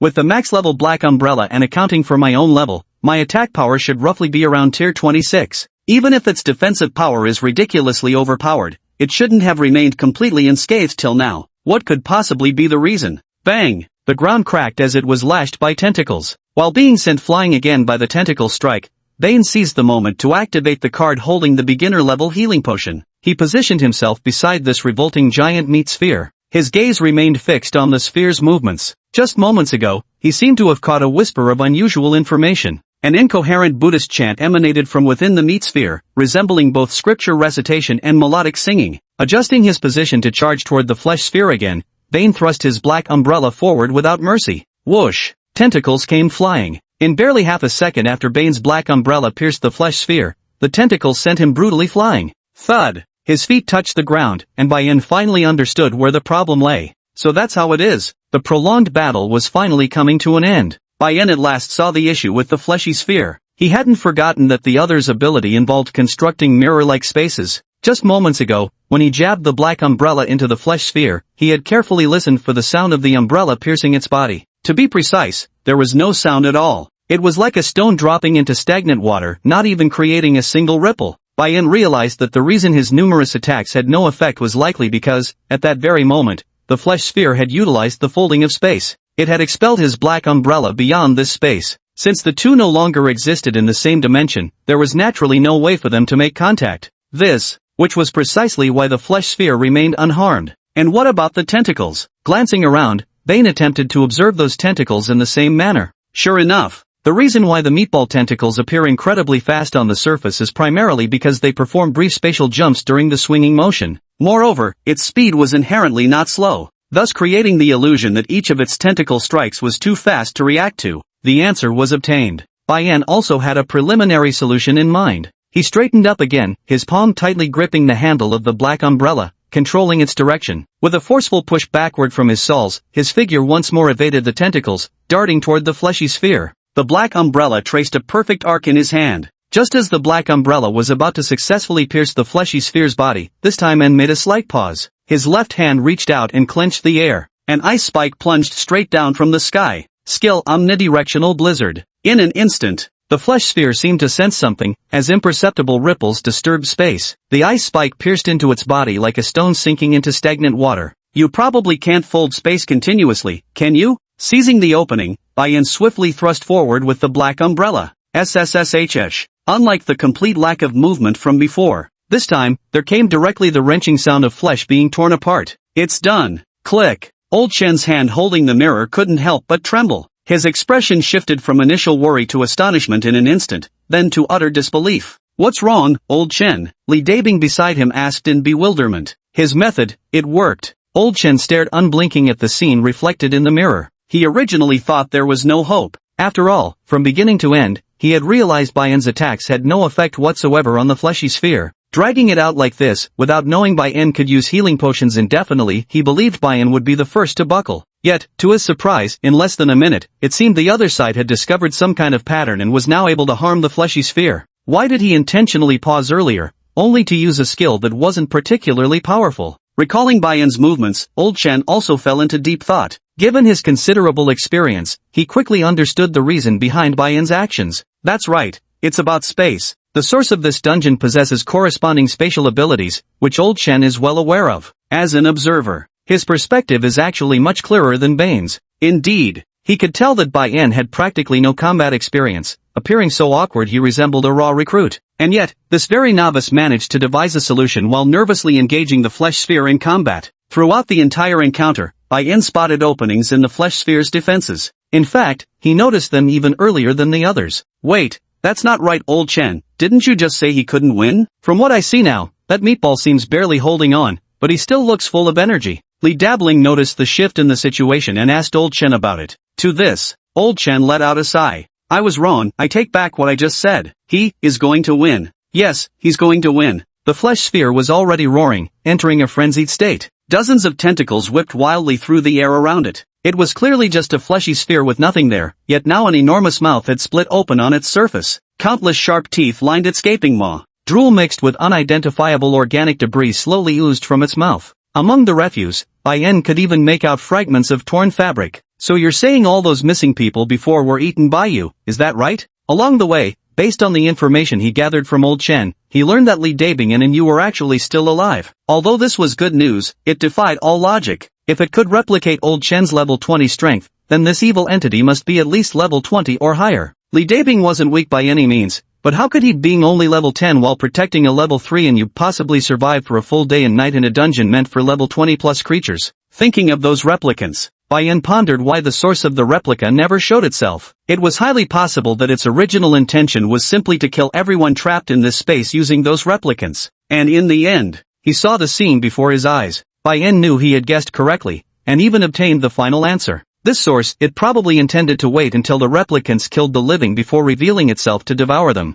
He reversed his grip on the umbrella handle. The cold wind made the hem of Bai's clothes flutter faintly. His gaze was utterly calm. Staring at the flailing tentacles thrashing wildly in the air, he immediately bent slightly at the waist, summoning all his strength as he charged straight toward the pulsating meat sphere. The darkness could not conceal the murderous aura radiating from his umbrella. Space itself seemed to distort momentarily at this instant. In the midst of the distortion, Bianzhao deliberately paused for half a second just as before. An ice spike materialized in his hand and shot explosively toward the meatball. Without hesitation, he then leaped onto the creature's head and drove the tip of his umbrella straight down, piercing through its skull. Boom! A deafening roar followed. The ground instantly cracked from the impact. The full-powered black umbrella's lethality was no joke. The reason the standoff had lasted so long was simply because Bian hadn't found the right approach until now. Now the method is correct. Yet within mere seconds, the flesh sphere reached its limit and violently exploded. Shattered flesh and blood splattered in all directions. Seizing the moment before detonation, Bian pressed the umbrella handle's button to deploy the black canopy, which intercepted every falling chunk of viscera. Successfully eliminated the source entity lost flesh pillar from the instant's chaotic space. No equipment dropped. No items dropped. Prompt, skill spatial folding detected. Absorb? Note, at current level, skill absorption can be performed once every 28 days. Space folding? Seeing the prompt on the screen, Bian realized that defeating the flesh sphere this time had similarly dropped a skill, just like with the Snow King incident. Coincidentally, over a month had now passed, and his cooldown period had just ended. He immediately seized this opportunity to absorb the so-called skill directly. Skill spatial folding has been absorbed. Skill evaluation, rank C. The process couldn't be considered slow. Perceiving the new spatial information in his mind, despite his level remaining unchanged, Bian knew he had become fundamentally different from before. He turned his head. The mirror space is crumbling bit by bit. He could now faintly make out the figures of old Chen and the others. There, he discovered Anyu gazing at him with undisguised delight. She seemed both excited to see him yet simultaneously restrained by nervousness, hesitating to approach and greet him. After some thought, without uttering a single word, Bian lightly waved his right hand. In the next moment, he folded space to create a separate pocket for himself, then took a slight step backward. His figure vanished into the darkness of the night. Chapter 34, May I join you? The person was gone. Just like that, a living person vanished right before the eyes of three people. All that remained were cracks in the ground and signs of a struggle in the surroundings. Anyu's small face stiffened slightly. Undoubtedly, when she discovered that this was the clown gentleman who had once saved her on Dongdaekyo Bridge, she was pleasantly surprised. She had thought of many ways to search for him, but no matter what she tried, she couldn't find any traces of information about him. This time, she unexpectedly encountered Bian. She had already imagined many words of gratitude in her mind to thank him for saving both her and her father earlier. Yet before she could even utter them, before she even had the chance to get a closer look at this benefactor, he disappeared right before her eyes. Why did he leave? Feeling dejected, Anyu stared blankly at the now empty spot where he had been, unable to understand why he had gone. Of course, Li Dabing and Old Chen, however, didn't notice Anyu's state of mind.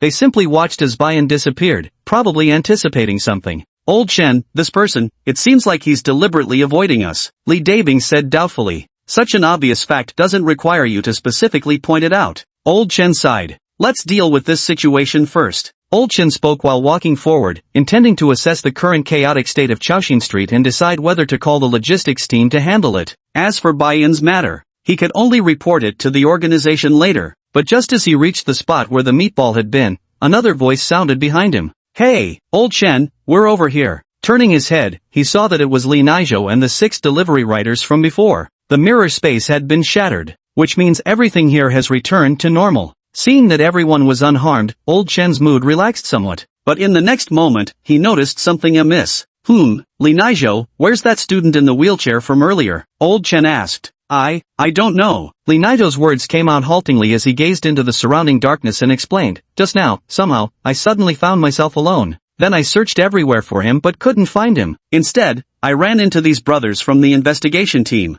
Couldn't find him? Upon hearing Li Nizhou's words, Old Chen's expression immediately darkened. You can't even handle this simple matter properly? You guys deal with this here while I return with Li Dabing and the others. Damn it, I hope nothing goes wrong. Without hesitation, Old Chen immediately turned and headed back. And you glanced at Li Dabing. Though unsure of the specifics, Li Dabing probably sensed something was wrong, instantly wiping the casual expression off his face. Let's go, Xiaoyu, let's follow Old Chen and take a look. Normally speaking, when peacekeepers handle anomalies, ordinary people shouldn't be involved. This time, due to the lack of information, Old Chen deliberated for a long time before deciding to bring Bai Yan along. At first, protecting a student didn't seem like a difficult task, but who would have thought this anomaly would involve spatial aspects, causing Li Naizhou and Bai Yan to become separated. To make matters worse, the student also has mobility issues with both legs. If anything were to happen, Old Chen wouldn't be able to face his own conscience. Old Chen, what's got you in such a hurry? Did something happen? Li Dabing asked, following behind with a puzzled expression, listening to Li Dabin's inquiry. After a moment's thought, Old Chen recounted the entire process of meeting Bai Yan.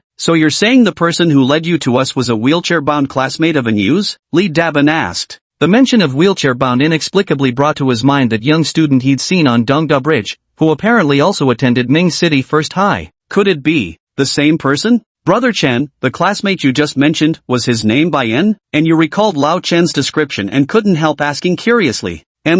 Lao Chen nodded. At this moment, the three of them happened to arrive at the spot where their vehicle was originally parked. The surrounding silence was almost terrifying. Chaoxin Street, now deep into the night, seemed utterly lifeless. After scanning the area and failing to spot Bai Yan, Old Chen's heart instantly sank to the depths of despair. What he wished wouldn't happen still happened. Old Chen, did you hear something? Li Dabing glanced around and suddenly asked. How so? Behind that car, damn it, I think I heard some movement. Come on, let's go take a look. The three of them approached the vehicle. The commotion Li Dabling had described grew louder and louder. Judging by the sound, there seemed to be some low murmuring voices and a hint of music. Music? Where the hell did this music come from in this godforsaken place? Carefully maneuvering around the vehicles, all three of them froze in momentary astonishment upon seeing the source of the commotion. Behind the car, Bai Yan sat quietly in his wheelchair, engrossed in the latest Nintendo Switch model, playing a fighting-themed game. A packet of opened potato chips lay to his right. As he cleared the level, he absent-mindedly grabbed a chip and crunched it loudly in his mouth. So, had this person actually been here the whole time playing games and snacking? Had I been worrying for nothing? Hearing the noise, Bai Yan instinctively looked up, his gaze sweeping indifferently over the three people standing beside the car with varied expressions. You're back? Old Chen nodded with a pained expression. Li Dabin didn't respond to Bai Yan's greeting. Instead, he looked Bai Yan up and down with a face of utter disbelief. Kid, how the hell is it still you? What kind of cursed fate we got here? This reminded him of how Bai Yan had mistaken him for the culprit in the hospital ward back then. Li Dabing had quite an impression of Bai Yan. Not bad, Bai Yan said perfunctorily. Noticing Li Dabing seemed intent on keeping his distance, he added, by the way, I'm really sorry about what happened earlier. I misunderstood you. I actually planned to look for you later to apologize. But I never expected the contact information and address you left me were both fake. Li Dabing twitched the corner of his mouth. He looked at Bai Yan, finding it hard to believe the other man would actually come to apologize to him. That said, he hadn't fabricated either his contact information or his address. After the incident at Dongdakyo, due to Anyu joining as a new player and certain other reasons, he had been temporarily reassigned. He was transferred from his original stationing team to the current operations team, temporarily serving as Anyu's mentor to help her get started. Therefore, both the contact number and address had been changed. If Baiyinjin were to look for him now,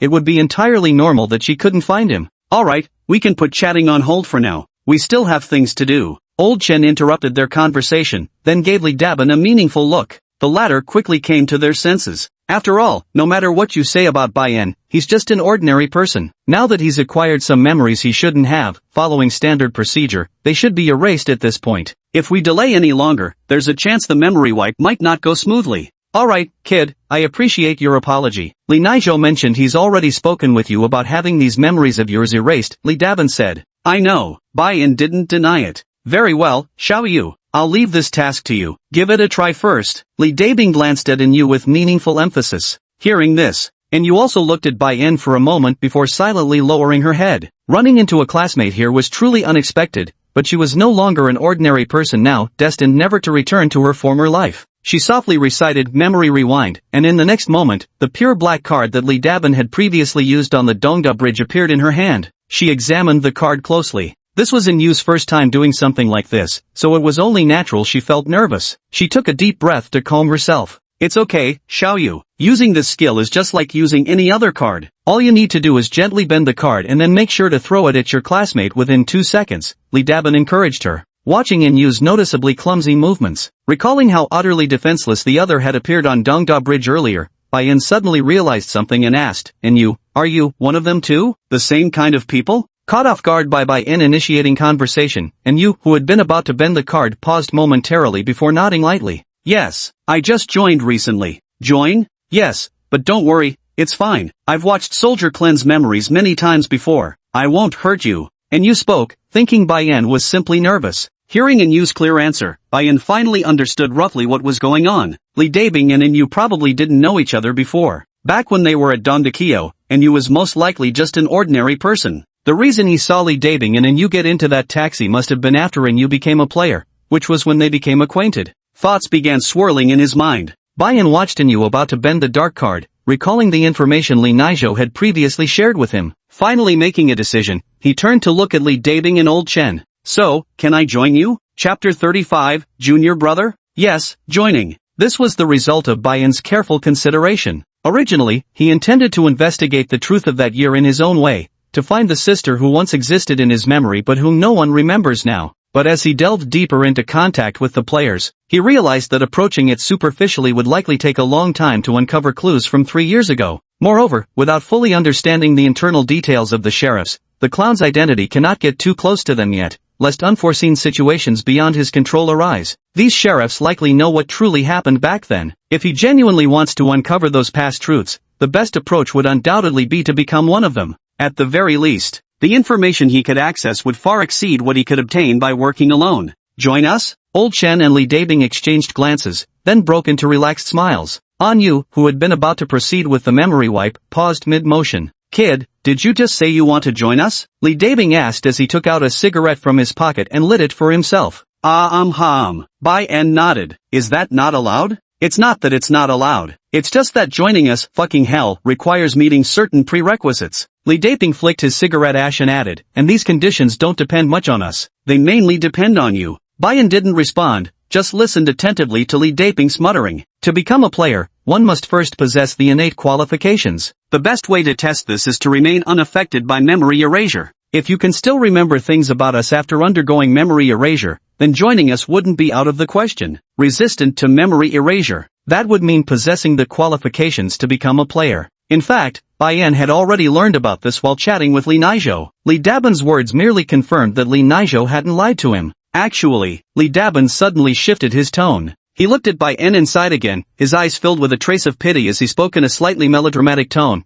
I know young people like you probably entertain fantasies about becoming superheroes or something. I fucking know too well the misery of having a whole new world right in front of you, yet being doomed to remain just an ordinary person. But there's no way around it. Kid, let me be straight with you, you've actually had your memories wiped once before. The pity is you couldn't retain them in the end, which means you simply don't qualify. You get it, right? Listening to Lee Dabing's words, Bayan also recalled that time at Dongdaekyo when the other party had indeed used memory erasure on him once. He also understood why the other party now thought he couldn't become a player. After all, back then he had just come into contact with the peacekeepers and maintained a cautious attitude, so he pretended to have amnesia and couldn't remember anything, which led to Lee Dabing's misunderstanding. He turned his head away, and you seemed to half understand something and instinctively began to prepare to bend the black card in her hand. Wait, Bayan stopped Inyu. Lee Dabing, who had just finished smoking a cigarette, couldn't help but freeze at this moment. Why was this situation dragging on endlessly? Little friend, I know you might feel unwilling, but asking too many questions now is useless. After a while, you won't even remember. No, Bayan interrupted Lee Dabing. His gaze swept across the three faces. To ensure they heard him clearly, he deliberately spoke slowly. What I mean is, I remember what happened on Dongda Bridge. Lee Dabing? Old Chen? And you? The atmosphere fell silent for a moment. Lee Dabin was also staring seriously at Bayan. What the hell is this damn thing? You're saying you remember? Bayan nodded without denying it. After a moment's thought, he came up with an excuse for why he'd kept this matter hidden. Yeah, because I was a little scared at that time, so I pretended not to remember. I was afraid if I remembered those things, you'd silence me by killing me. Silence you by killing me? Lee Dabing's mouth twitched. He never imagined that in Bayan's eyes, he was actually that kind of person. Before this, he had always thought his performance on the East Bridge was incredibly cool and heroic. Who would have thought he'd been cast as the villain instead? So when you accused me of being the perpetrator back then, Was that also a way to get my contact information and address? So if I really did try to silence you later, you'd have evidence through this method? Li Dabing asked suspiciously, as if something had occurred to him.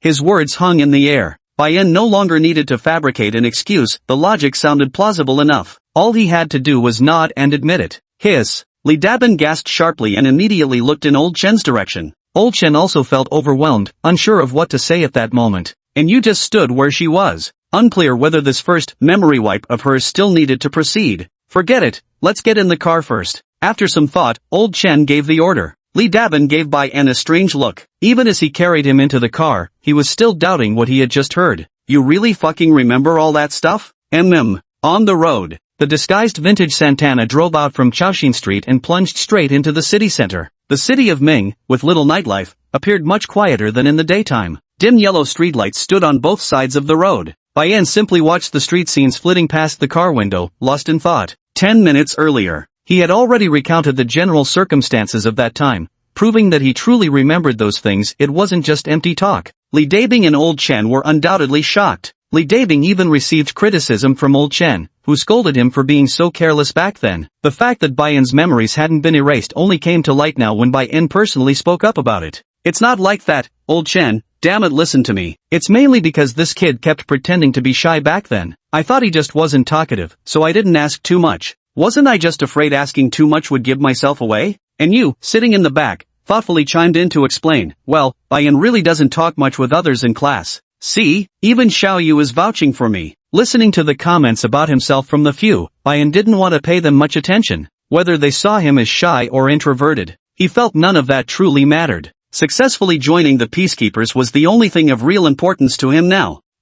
Wait, if little Bai really joins the players, would she be assigned under my management? Li Daming suddenly thought of something and asked Old Chen. At first, Old Chen didn't immediately grasp who this little Bai referred to. He paused briefly before understanding Li Daming's meaning. Given the current situation in Yiming City, most likely, Old Chen replied. Hey, Xiao Yu, did you hear? Unless something goes to hell, you're gonna have a junior brother real soon. Li Dabin turned from the passenger seat and raised an eyebrow. Junior brother? Hearing this, and you stole a glance at Bai Yin. In my field of vision, the person remained quietly seated, their left hand resting against the window pane, speaking scarcely a word. Couldn't help it. Her gaze gradually lowered, finally resting on Bai Yin's legs. Though the question seemed impolite, she couldn't resist asking Li Dabing, Brother Dabing, if we join the Peacekeepers, is there any chance Bai Yin's legs could be cured? Cured? Just a few entry-level healing cards would do it. Li Dabing showed no concern whatsoever. He just needs to save up a few ability coins himself. With that, Li Dabin turned his head to gaze at the street scene.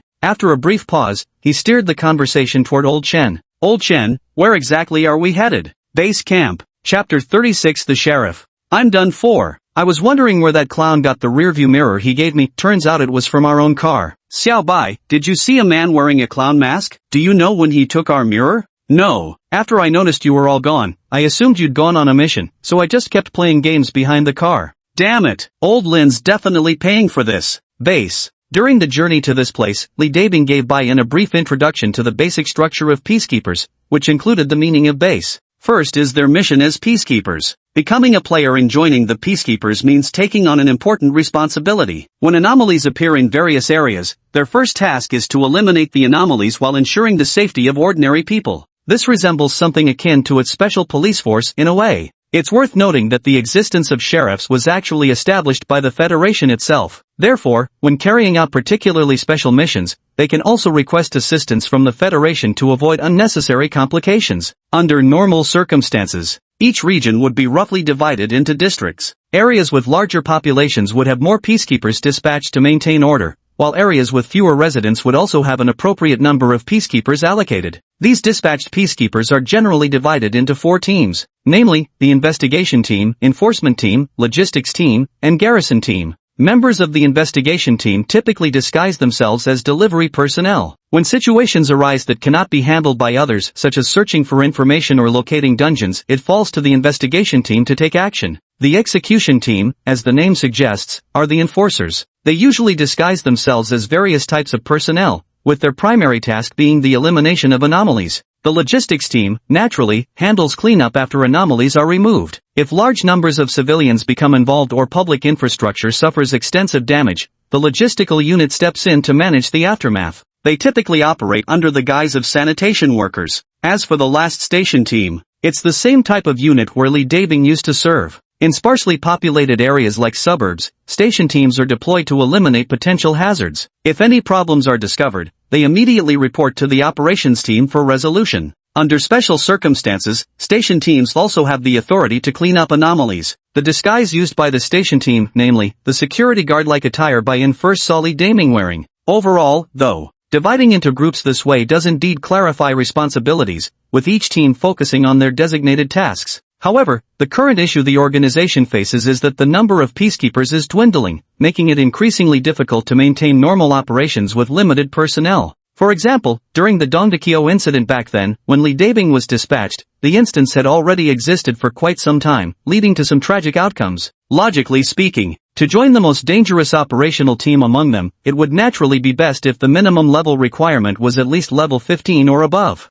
Unfortunately, due to insufficient personnel, at that time, the level 10 Lee Daebing was also forced to be transferred into the execution team after resolving the Dongdaekyo incident. As for in reality, she currently doesn't belong to any team and is still in the learning phase. This time, she got involved in the incident on Shaoxin Street. It was entirely because she needed some hands-on experience, and Lee Daebing hadn't expected this instance to be so tricky, which led to some minor mishaps. Anyway, joining the peacekeepers doesn't necessarily mean it's a good thing. Little Bai, I suggest you think carefully, this job is far more dangerous than you imagine. Even if memory erasure doesn't work on you, you can still choose not to become a peacekeeper. Just sign a confidentiality agreement with us and return to being an ordinary civilian. Persuade them, Lee Daebing urged. Bayan is still young with limitless potential. He didn't want the other person to get involved in these strange affairs. Back when Anyu was preparing to join the peacekeepers, he had tried to dissuade her in the same way. I don't really care for the nickname Little Bai, Bayan replied. As for what you mentioned, I've already made up my mind.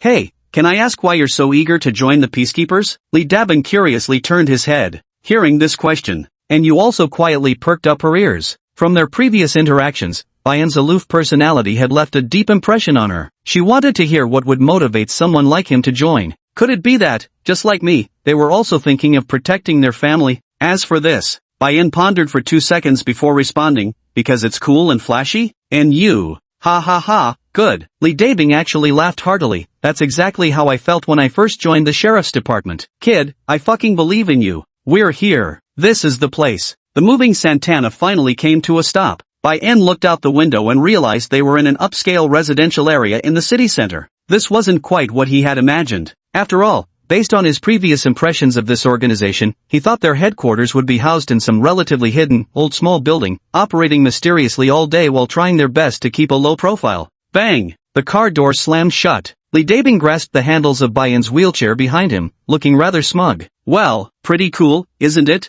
Doesn't this high-rise just scream status and prestige? Bayan. Ah, but as perfect as it is, the only downside is the price. The rent is really hard to keep up with. I can't even bring myself to turn on the air conditioning most days. Seeing Lee Daebing looking rather shabby, Bayan couldn't help but ask curiously, then why not rent somewhere cheaper? The main reason is that the operations team is different from other groups. We need to move around constantly to handle various anomalies. To ensure efficiency, we have to be located downtown. That way, no matter which direction anomalies are detected, the operations team won't be too far away. Before Lee Daebing could answer, Old Chen explained from behind. Bayan nodded in understanding. Following Old Chen's lead, the four of them slowly made their way into the residential complex. Ding! The elevator doors opened. The building followed a one elevator per household layout, requiring a swipe card to operate the elevator. The front door to the apartment was left ajar, so when the elevator doors opened, Bayan could immediately take in the general layout and furnishings of the home. Overall, the space was far from small. A quick glance suggested the living room alone measured about 50 square meters.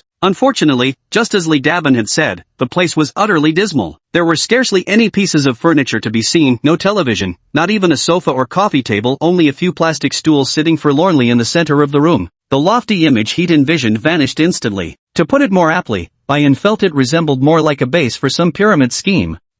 You're back? Big soldier, you didn't let anything happen to Xiaoyu, did you? A woman sat on one of the plastic stools, looking around 28 years old, precisely poised between youth and maturity. She had been scrolling through her phone, but upon seeing everyone arrive, she couldn't help but look up. Jialan, what kind of nonsense are you talking about? Do you really think I'd let anything happen to Xiaoyu? Lee Daebing joked back at the woman. That's good.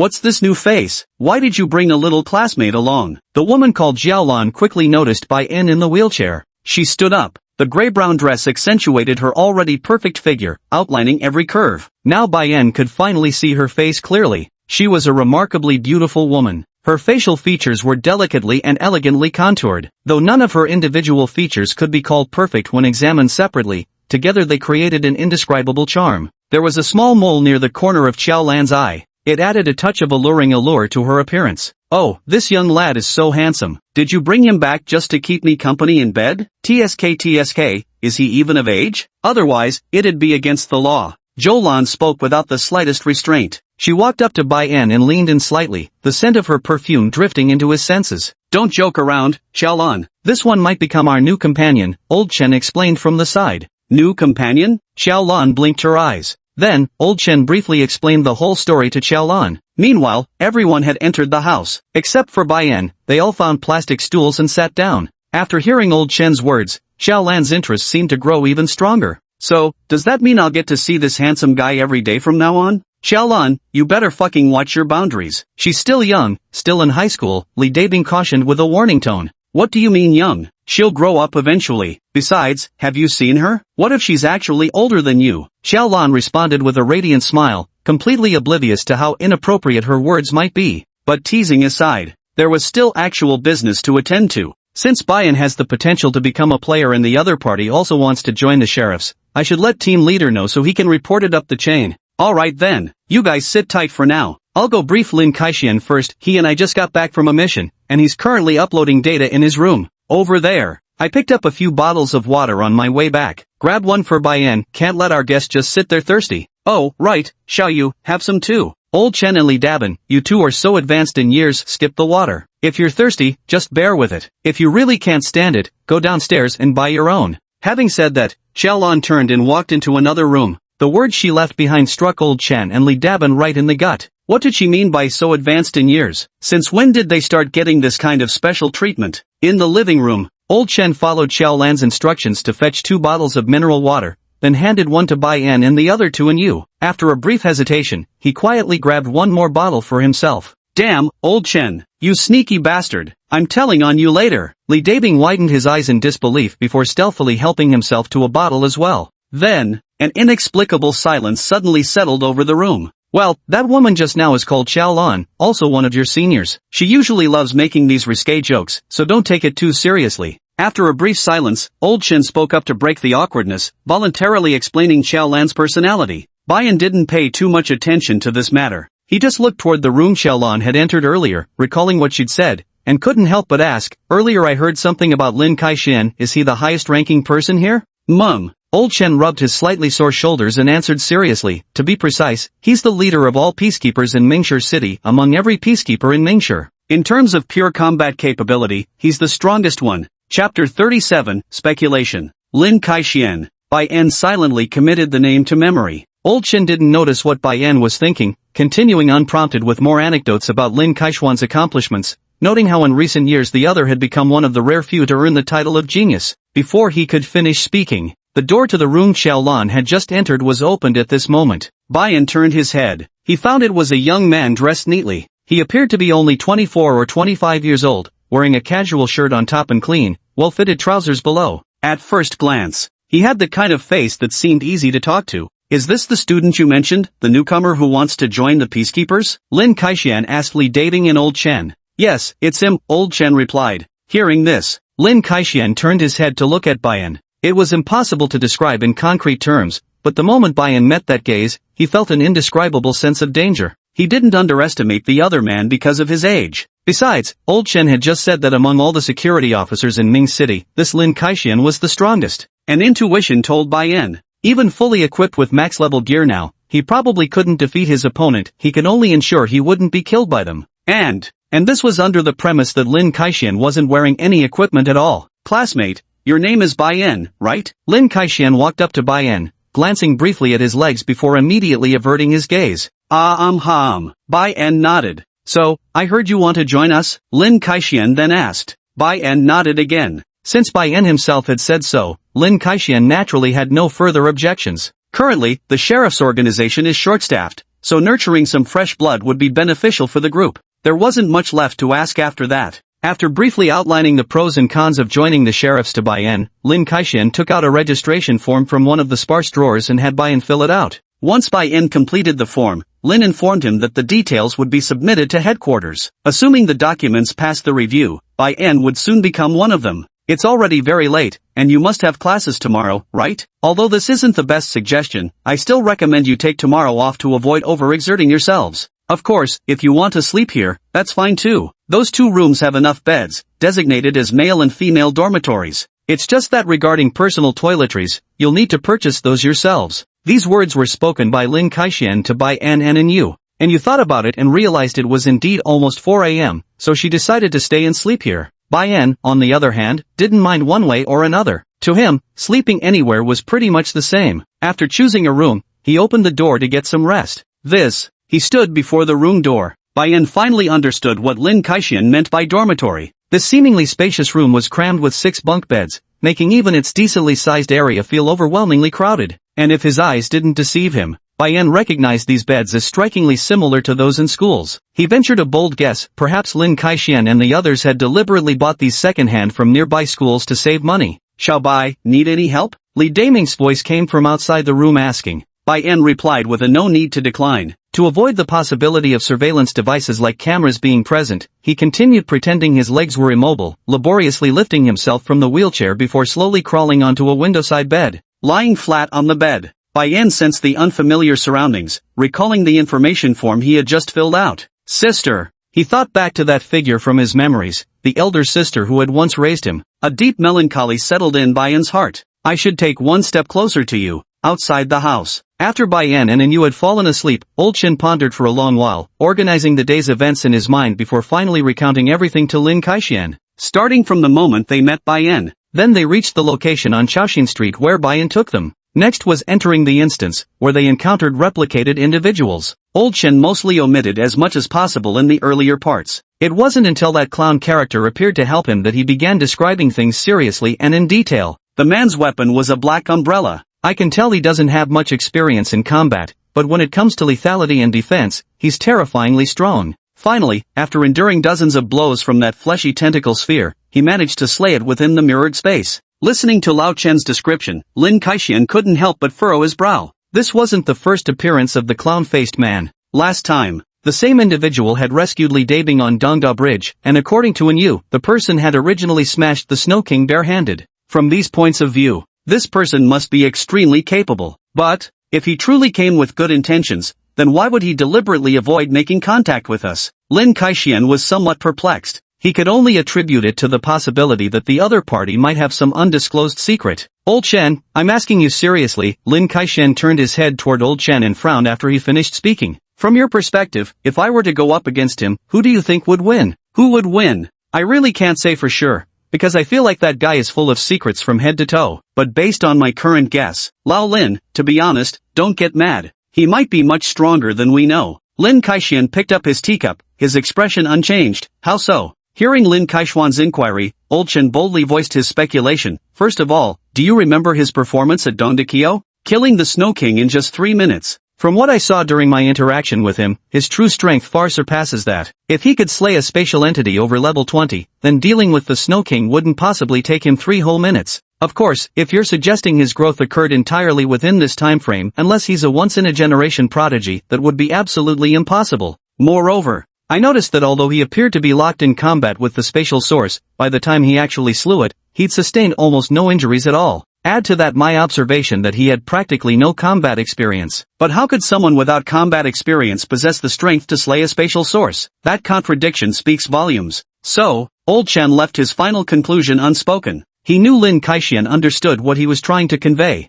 So, you think he was deliberately playing weak in front of us? Lin Kaixian set down his teacup. In truth, he had already formed this speculation before Old Chen voiced it. A mysterious figure who suddenly appeared out of nowhere. Twice in a row, he had greatly assisted the sheriff. Apart from the opponent's original identity, their strength remains a mystery. Old Chen was right. If a player only had just enough strength to slay the source of space, how could they withstand so many blows unscathed? Moreover, since possessing such formidable abilities, how could his combat skills possibly be this lacking? As for the reason behind intentionally feigning weakness, Lin Kaixian had also roughly speculated a few possibilities. It was highly probable that doing so was meant to indirectly reveal that his strength hadn't yet surpassed his own, creating a false impression that the situation was still within his control, wanting the sheriff to lower his guard. Still, you were seen through after all. Lin Kaixian rubbed the rim of his teacup, then exhaled and stood up. Alright, I think I understand now. I'll continue reporting this matter. If you uncover any more leads about this mysterious individual, be sure to inform me immediately. The prolonged work had left him mentally exhausted.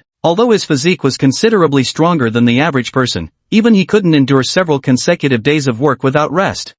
Captain Lin. Xiaolan, who had been listening to old Chen's account of the incident nearby, raised her head. Her gaze happened to meet Lin Kaishuan's. What is it, Xiaolan? What if, just speculating here, do you think this mysteriously appearing player could be someone connected to the Free Church back then? Like he'd lost his way before, but now wants to redeem himself by helping us? Yes, this entire time, the Freedom Church has been the sworn enemy of the sheriff's office. There is indeed suspicion that the clown was once a member of the Freedom Church. After all, the organization's records completely lack any information about a sheriff who uses an umbrella as a weapon. Lin Kaixian himself had previously speculated this very possibility. However, Lin Kaixian thought about it and still felt the probability was relatively small. Quite unlikely. Although I considered this possibility before, those guys from the Free Church, they'd been thoroughly brainwashed. Something like suddenly coming to their senses and escaping from within, they wouldn't allow that. Besides, this person isn't weak. Allowing them to roam free would create significant trouble. If that's really the case, then the Free Church would have launched an all-out hunt for him long ago, rather than remaining completely inactive for so long, staying this quiet. Upon hearing this, Xiaolan fell into thoughtful silence. She didn't press further with questions, but quietly wondered in her heart just what kind of person could this inexplicable player be? Alright, you all should get some rest now. Try to get plenty of rest. The frequency of anomalies has been increasing lately. We absolutely can't afford anyone dozing off on duty. As for that Free Church hypothesis you just mentioned, I'll have our undercover agents investigate it. Lin Kaixian finished speaking, then pulled open the bedroom door, ready to turn in for the night. Just before entering, however, he seemed to remember something else. He turned his head and reminded Li Dabing, also, barring any surprises, that student named Bayan will likely be assigned to our operations team. Take some time to prepare what needs to be taught to them. These two newcomers will be under your guidance. Chapter 38, The Origin of the Players. The night passed faster than expected. Bayan didn't feel like he had slept for long. By the time he opened his eyes, it was already 10 o'clock the next morning. This base was located on the higher floors of the building. Unlike when he lived in the courtyard, he couldn't hear the noisy clamor of the city streets here. Li Dabin was sleeping in the upper bunk above him. Perhaps due to sheer exhaustion, by the time Bayan had woken up and completed his basic morning routine, the other person was still sound asleep. Slightly surprising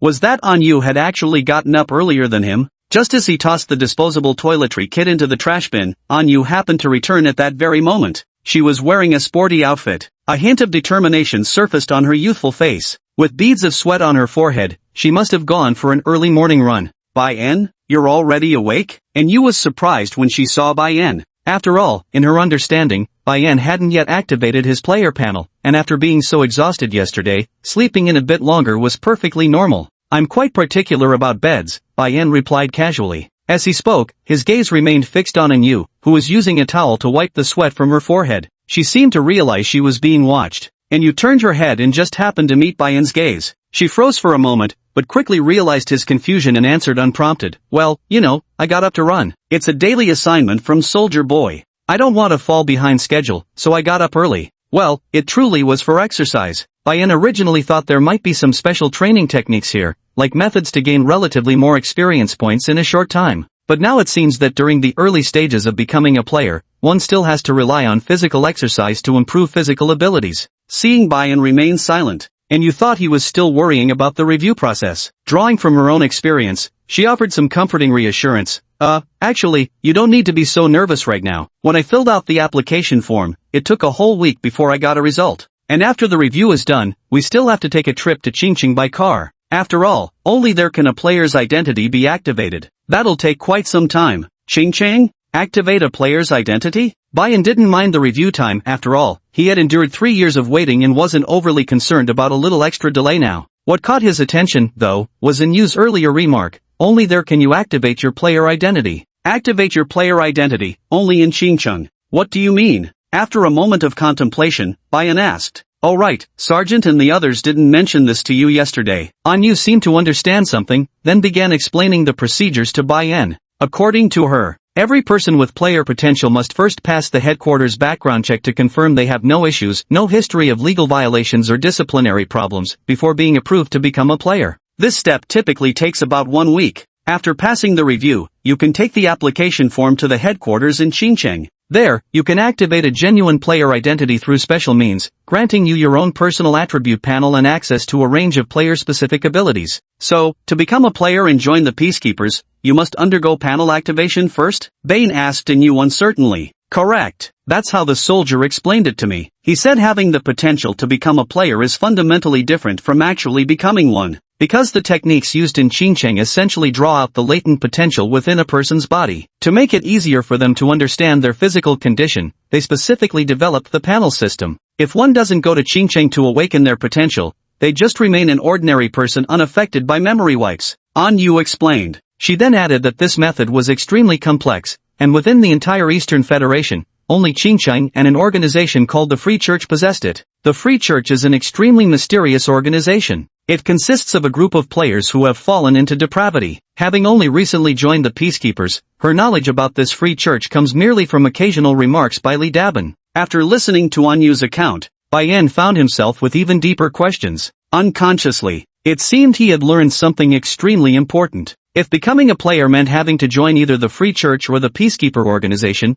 then how exactly had his own player account come into existence? That apocalypse lingering in his memory from 3 years ago. His player account was obtained at that time, only it took 3 years for the progress bar to successfully complete. At that moment, he had absolutely no contact with any law enforcement officer, let alone the Free Church. So, for what reason on earth had he already obtained a player account at that time? Anyway, there's no need for you to worry. I believe in you, you'll be fine. And you comforted as usual, though none of the following words contained particularly useful information. As for activation, Bai-en didn't need to worry about whether they'd detect he had already become a player. After all, the piracy clause's domineering terms were right there in black and white. It was clearly stated that other players were prohibited from knowing the existence of hacked accounts, so he didn't need to worry about that. The clock on the wall ticked slowly. Unconsciously, the afternoon had gradually arrived. Old Shen, Li Dabing, and the others had all gotten up one after another. During this time, Bai-en had also come to know all the members of this operations team,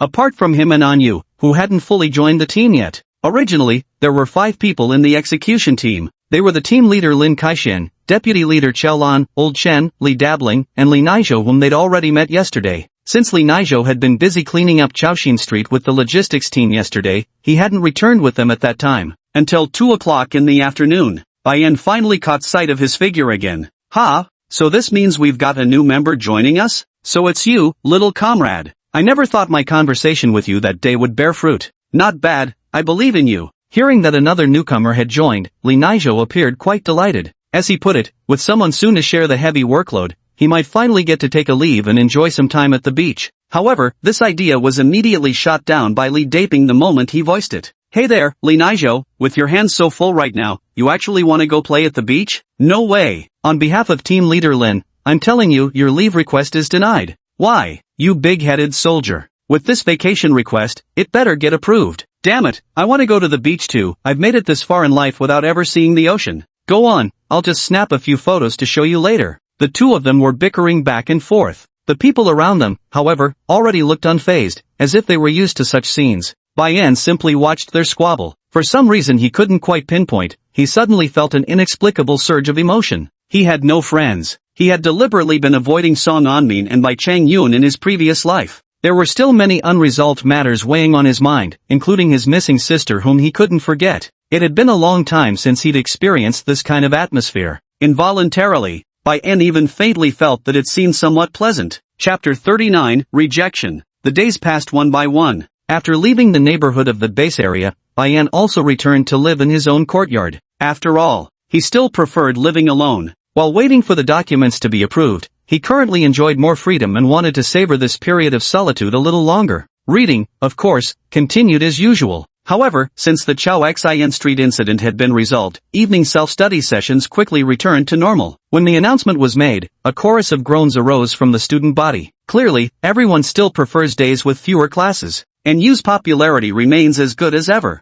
She transitioned her emotions perfectly, not bringing any matters about the sheriff into her studies. In the eyes of her classmates, she was still the lively and laughter-loving Anyu, unchanged for the most part, except for her recent apparent obsession with working out. 1 week passed. Bayan certainly didn't slack off either. He engaged in systematic training every time he returned home. Unfortunately, the experience points gained through exercise were indeed meager. Even after a whole week, he had barely reached the threshold of level 7, still needing just a little more time to break through. The further you progress, the more experience points are required for leveling up. Even with the double XP card, Bane still felt his progress had slowed significantly. So, for me, rather than focusing on leveling up my abilities, a more effective approach would be to seek out higher quality equipment. All my current gear is only common quality with a level cap of 100. So what would the level ceiling be for tiers above common? Do it when the thought strikes you. Bayan isn't the kind of person who indulges in empty fantasies. This idea had occurred to him a month ago. Since luxury goods could only reach the ordinary standard, he had already contacted merchants to custom make an entire outfit from scratch. Using the finest fabrics, a minimalist yet high-end design style, and exquisitely meticulous stitching.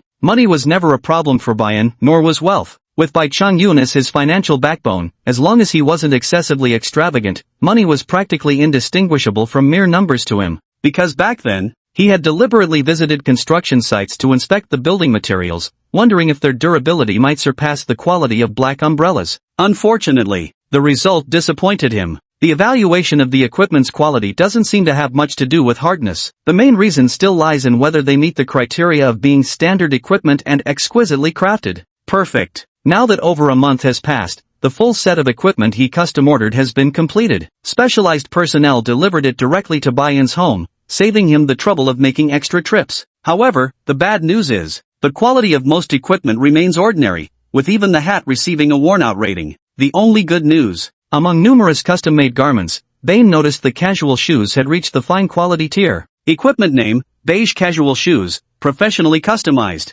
Quality, fine. Level 1, max, 200. Equipped by, none. Introduction, a meticulously crafted leisure shoe, comfortable and breathable to wear, paired with excellent minimalist design and custom-fit tailoring, making it a fine pair of shoes. Unfortunately, the price you'll pay to obtain them far exceeds their actual worth. Equip yes/no, can be changed later. Obtained fine quality leisure shoes. Without much thought, Bayan put them on at max level to try them out. He used the most primitive method for testing running. As a result, these max-level 200 shoes allowed him to run at a speed of 150 km per hour. Imagine! And this was achieved despite his own level not being particularly high. Just a single pair of shoes gave him such an immense boost. It's hard to fathom. If he were to gather superior-grade equipment in the future, or even find items of quality surpassing superior, to what heights might he then ascend? But if even superior gear is this hard to obtain, equipment above that tier would surely be even more difficult to acquire. Bayan pondered carefully. After testing these casual shoes that had pleasantly surprised him, he visited another merchant to place a custom order, then began practicing the spatial skill he'd acquired from slaying the flesh sphere. This ability is actually neither too strong nor too weak. The reason it's considered weak is because it has certain limitations. The so-called space folding is essentially just entering a mirrored space. It can be understood as a state similar to invisibility. Normally, others can't see you, but you also can't perform actions like passing through walls. However, due to its connection with mirrors, therefore, when Bayan uses this ability, there must be reflective objects nearby that can mirror images like glass. As for why it's considered powerful, it's because Bayan discovered during his practice that this space-folding ability actually has more uses than just invisibility. It can also be employed as a spatial jumping capability similar to the fleshy tentacles ability back then. The drawback is that this kind of jump can reveal the user's true form when reflected by mirror-like surfaces. But even so, it doesn't diminish how powerful this ability is. The key lies in the fact that the target of spacefolding isn't limited to oneself, it can also be applied to weapons and other objects, although mirrors can easily break its effect. But in actual combat, where would you find so many mirrors? And who would keep staring at a mirror all the time? Just imagine holding a 2-meter-long machete in your hand, but making only the machete turn invisible. Wouldn't you end up chopping someone's head off before they even realized what was happening? Moreover, combined with Bane's unlimited supply of entry-level healing potion cards, the mental energy consumed by this ability was hardly a concern for him. Spatial folding. As the name suggests, it involves folding an additional layer into the original three-dimensional space. Invisibility is merely an adjective. To be specific, Bayan could manipulate the orientation of space to a certain extent. A week passed by quickly. As agreed, Bayan also hailed a taxi after school that day and headed towards the base residential area. The review results were supposed to come out today. Once the review is complete, he should then proceed to Qingcheng for what they call potential guidance. Although he's already become a player now, he still needs to follow the standard procedures to avoid raising unnecessary suspicions. Following the route from his memory, Bayan circled the residential complex twice before successfully locating the building. He then entered the elevator and pressed the button. The base floor was on the 36th level. After about 20 seconds or so, the elevator finally arrived successfully. The elevator doors opened. Bayan deftly maneuvered the wheelchair inside. "Little Bai, you're here?" Li Dabin sat on a plastic stool, raising his hand with a smile to greet Bayan, though for some reason Bayan felt this smile seemed somewhat forced. "How did my review go?" Bayan asked bluntly. Present at the scene were Li Dabing, Old Shen, and Lin Kaixian, while the whereabouts of everyone else remained unknown. Upon hearing Bayan's inquiry, Old Shen instinctively exchanged glances with Li Dabing and remained silent without answering. Bayan sensed something was amiss. Before he could speak again to inquire, Lin Kaixian voluntarily stood up and replied in an apologetic tone. "Sorry, your documents don't meet the requirements. You have been rejected." Chapter 40, Another Mission. Refusal? Why? This answer struck Bayan as rather odd. According to what Li Dabing and the others had previously mentioned, as long as there were no criminal records on file, it should have been fine. Although he didn't enjoy social interactions, dealing with people shouldn't be enough to constitute a criminal offense, right? Besides, Li Dabing also mentioned that there's been a severe shortage of peacekeepers recently. The approval process is essentially just going through simple formalities, casually registering some documents and waiting about a week. That pretty much guarantees success. That's right. Your file doesn't have major issues, Lin Kaixian said as he stood up, handing over a document. The main problems stem from your age and your previous hospitalization history. Bayan silently accepted the file.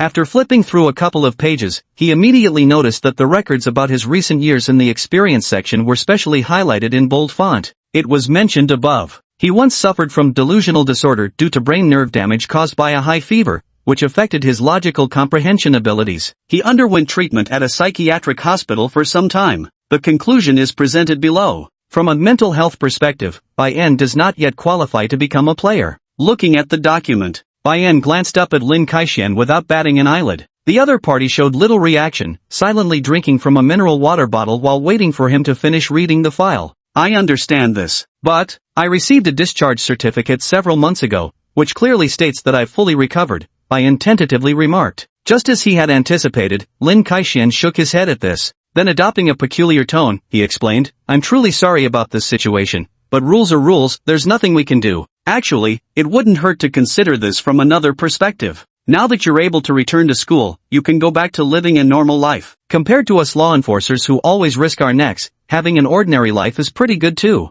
You're only 17, there are still so many possibilities ahead of you. As for us, since you can resist memory wipes, you can treat us as friends too. They spoke these words of comfort. Lin Kaixian promptly handed over another contract, which outlined some confidentiality requirements and other relevant provisions. No need to guess. Bayan could easily deduce that this must be the confidentiality agreement they had mentioned earlier. Wait a minute, old Lin, for this kind of case where recovery certification already exists, isn't she eligible to join us? Like that one time from before. Li Dabing, standing beside him, seemed to recall something and scratched his head as he turned to look at Lin Kaixian. But before he could finish speaking, Lin Kaixian gave him a look, and Li Dabin choked on his words, then quickly changed his tone as if realizing something. Right, actually, old Lin does have a point. Xiaobai, you're at a pivotal crossroads in life right now. Compared to us, you have more important duties to fulfill. Since you've started studying now, focus on your studies. What kind of useless teammate is this? So abrupt a turn? Lin Kaixian didn't even know how to describe Li Dabing in his heart,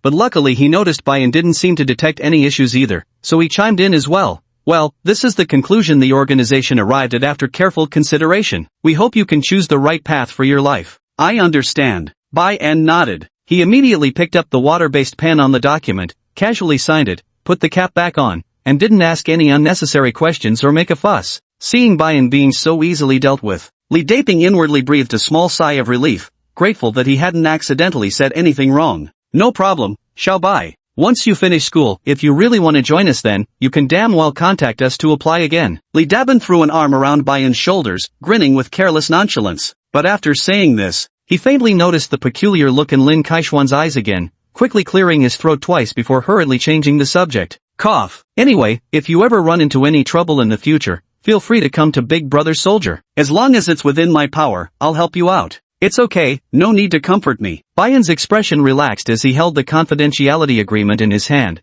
speaking as if he'd come to a realization. Actually, I've made up my mind too. I've always been a bit timid to begin with. When I first said I wanted to join you all, it was just a momentary excitement. After your reminder, I just realized I still have more important things left unfinished. Bayan rambled on endlessly. It left Li Dabing and Old Chen feeling rather uncomfortable in their hearts. Just look at him. What a wonderful temperament this child has. Yet they knew better than to say too much in front of Bayan at this moment. After all, since the organization had rejected it, there must be a valid reason. After exchanging a few more words with Bayan, only after Bayan had left by elevator to return home, Li Dabling finally couldn't hold back and asked Lin Kaixian, "Come on, old Lin, didn't his psychiatric records already come with a discharge certificate? How could such a minor issue possibly be grounds for rejection? I also have a lumbar disc herniation, doesn't that mean nothing? And, that woman Foam Nonli from half a year ago, didn't she also have some mental illness? Back when we weren't so short-staffed, she passed anyway. Are you sure you're not mistaken about something?" Li Dabin was confused. Old Chen was equally puzzled. Those excuses might work on someone like Bayan who doesn't know much about peacekeepers, but for those of us who've been here quite some time, the oddity in them was immediately apparent. Lin Kaixian didn't answer Li Dabing's question right away. Instead, he slightly bent down to pick up the confidentiality agreement Bayan had just signed, along with Bayan's file. He flipped through a couple pages of the documents. After exhaling heavily, he finally responded, "You don't need to ask anymore. I don't know the specific reason either. The gist is that the higher-ups rejected Bayan's application and told me to find a suitable rejection reason to tell him." "You don't know either?" Li Dabing sounded somewhat incredulous. "Aren't you the handover person? Wait a minute, could it be there's some shady secret here that you can't talk about? Do I have any reason to lie to you?" Lin Kaixian shot a glance at Li Dabing. In fact, he also found it strange. However, the response from above was exactly this, and they had even deliberately emphasized it to him twice. This student named Bayan was absolutely not allowed to join the sheriffs. What could be the reason? That, aside from the written reply, prompted the need for such a pointed verbal reminder? Lin Kaixian didn't know, nor was he in any position to demand answers. All he could do was follow orders. What's more, apart from Bayan's matter, another rather tricky task had now fallen into his lap. "Alright, quit your complaining here. Since there haven't been any unusual occurrences lately, you two can come help me with this task." Lin Kaixian retrieved the file, then lightly knocked twice on the door panel as he spoke to Li Dabin and Old Chen. "What's the mission?" Old Chen raised his head and asked curiously. "It's about that clown figure." Lin Kaixian replied, "When submitting Bayan's application, I also reported your second encounter with that clown to the higher-ups. After conducting internal investigations by our organization, as well as verifying information obtained from undercover agents placed in the Free Church, we found that this individual belongs neither to our organization nor to the Free Church, not affiliated with our organization, nor the Free Church." Are you saying he just suddenly appeared out of thin air, like he sprang from a rock crevice? Li Daming asked suspiciously. "Isn't the method to unlock human potential and turn someone into a player supposed to be exclusively held by our organization and the Free Church? If he's not one of them, then how did he become a player?" "I don't know." Lin Kaixian pinched the bridge of his nose. His gaze turned serious, as if pondering something. "But given the current circumstances, the organization has made a hypothesis. Since only the organization and the Free Church, which secretly took this technology there, can guide people's potential to become players, then looking at it another way. This clown, he's far more powerful than he appears on the surface. Perhaps he was one of the first surviving players from the time before the establishment of the Peacekeepers and the Free Church." Chapter 41, Misunderstanding. The first batch of players. "In that case, doesn't it mean he might actually be our senior?" Li Dabing asked skeptically. Even Old Chen couldn't help but perk up. He had personally encountered this mysterious clown man. Recalling everything that had happened earlier, he was more curious than anyone about the other's identity. Deliberately concealing one's identity. Yet this wasn't the modus operandi of that Free Church crowd. Not only had they saved Li Dabing, but they'd essentially saved him as well. He's still in his pocket. There's still a pack of tissues he bought from the clown guy for 2 yuan earlier. About this, Lin Kaixian took a deep breath. Of course, this is merely speculation after all. The first batch of players either died or have already risen to become high-ranking officials among the Peacekeepers or the Free Church. Regardless of which case it is, since the other party is unwilling to show their true face, there must be some secret involved. After all, as you've mentioned, their abilities are formidable. Simply put, it's better for everyone to be cautious. Understood. The slanting sunset cast its glow overhead. Golden halos beat against the distant high-rises, tinting them with a faint orange hue, creating an inexplicably warm and comfortable ambience. Yet Bayan's mood remained far from lifted. After leaving this upscale residential area, he pushed the wheelchair along the roadside as he traveled onward. In reality, whether he could become a peace officer was never of concern to him, nor had he ever considered protecting others or anything of the sort. His only reason for wanting to submit the application to join was to use it as a means to uncover the truth about what happened back then. But due to his history of mental illness, his application was just rejected like that. Really, just because I was once in a mental hospital? Bayan turned his gaze towards the bustling street outside. Pedestrians hurried by as vehicles streamed past in relentless flow. The streets of Ming City during rush hour were far livelier than usual, with the aroma of dishes wafting from restaurants filling the air, while bus stops crowded with people ready to head home. A newlywed couple pushed their child in a stroller as they entered the fresh produce market. Near the square, many elderly men sat engaged in intense games of Chinese chess. This world is quite beautiful, but at the same time, it gave Zhong Bayan an oddly unfamiliar sensation. He raised his head to gaze at the sky, where the colossal eye from his memories 3 years ago seemed vividly etched before him. He couldn't articulate what exactly the thing had been, nor could he summon the terror he'd experienced upon seeing the giant eye in the world steeped in that crimson filter. Ignorant, confused, utterly indescribable. Bayan couldn't fathom it. If just one eye could dominate the entire sky of Ming City, then if such a being truly existed, how colossal must its true form be? Lin Kaixian was telling the truth. But the truth probably isn't like that. Bayan withdrew his gaze. He hadn't forgotten Li Daban's hesitant expression moments ago. Clearly there was some issue regarding his rejected application. He pushed the wheelchair forward. Bayan walked silently down the street for a long time. It wasn't until night fell and the neon lights around him turned on one after another that he finally returned to the courtyard of his home. He locked the door securely behind him. Bayan stood up from his wheelchair. He slowly walked into the room, stepped before the mirror, and gazed at his own reflection, suddenly feeling somewhat lost. Originally, he had already made up his mind. Once today's review was approved, he would simply lay his cards on the table and ask Li Daban and the others about the events 3 years ago, to see if they knew anything. After all, the ability to preserve memories was no longer a secret. He could easily use the excuse of memory recall as a reason for his confused memories from 3 years ago when posing his questions. However, to his surprise, his request was actually rejected. Moreover, judging from Li Dabing's reaction, there was more to this than met the eye. It clearly wasn't just a simple matter of psychiatric history. Gradually, at last, he managed to recall something. According to the peacekeeper's explanation, anyone capable of resisting the effects of memory rewind had the potential to become a player. And upon learning this, they would always take the initiative to send someone to make contact. That version of myself from 3 years ago, if truly capable of resisting the cognitive dissonance caused by memory regression, would clearly be such a person. Why then has no one come looking for me? Instead, after demonstrating that I remember everything, I was sent to a psychiatric hospital where I stayed for a full 2 years? The hidden truths behind this. It seemed even deeper than Bain had imagined. He didn't inquire further, perhaps because upon realizing this, he sensed that the one deliberately hiding the truth from him might be the sheriff himself. Gazing at the mirror. After a moment, he collected his thoughts and pulled several cards from his pocket. The surface of the black card, imprinted with images of various items, a coat, trousers, shoes, an umbrella, a baseball cap. These were Bayan's fully upgraded equipment, and also the hidden cards he currently held in his hand. In terms of one-on-one combat ability, I'm currently no match for Lin Kaixian. Not to mention there are those above Lin Kaixian. Since joining isn't an option, then if I want more freedom to act, boosting my strength remains the most crucial thing right now.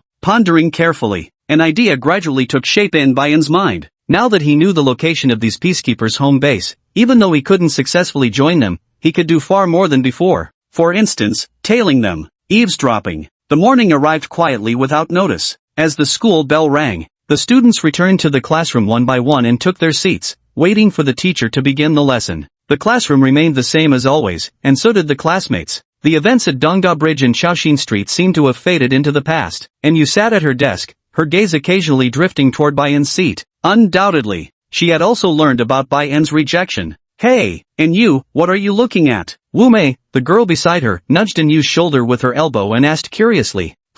Nothing. And Yu withdrew her gaze. However, Wu Mei seemed to pick up on something, so she followed the direction of Yu's previous glance. In her line of sight, Bayan sat quietly in his seat, bathed in the morning sunlight streaming in, exuding unmistakable youthful charm. Ha, you weren't secretly looking at Bayan, were you? Wu Mei froze, as if suddenly realizing something. What are you talking about? No, and Yu instinctively denied it. However, it was obvious her denial had little effect, if anything. It only made Wu Mei's gaze grow more suspicious. Noticing the change in the other's expression, and you realized she was probably being misunderstood by her deskmate. My dear class monitoring you, did you know? When you lie, it's quite different from your usual self. Others might not notice, but given how close we are, how could I possibly miss it? Tell me honestly. Wu Mei leaned in closer to Yu and whispered, do you have a crush on our new classmate? Wu Mei, what nonsense are you spouting? And you had anticipated this very question before the so-called players appeared. And you wasn't much different from any ordinary student. She followed the routine of studying and had a few close friends at school she could talk to.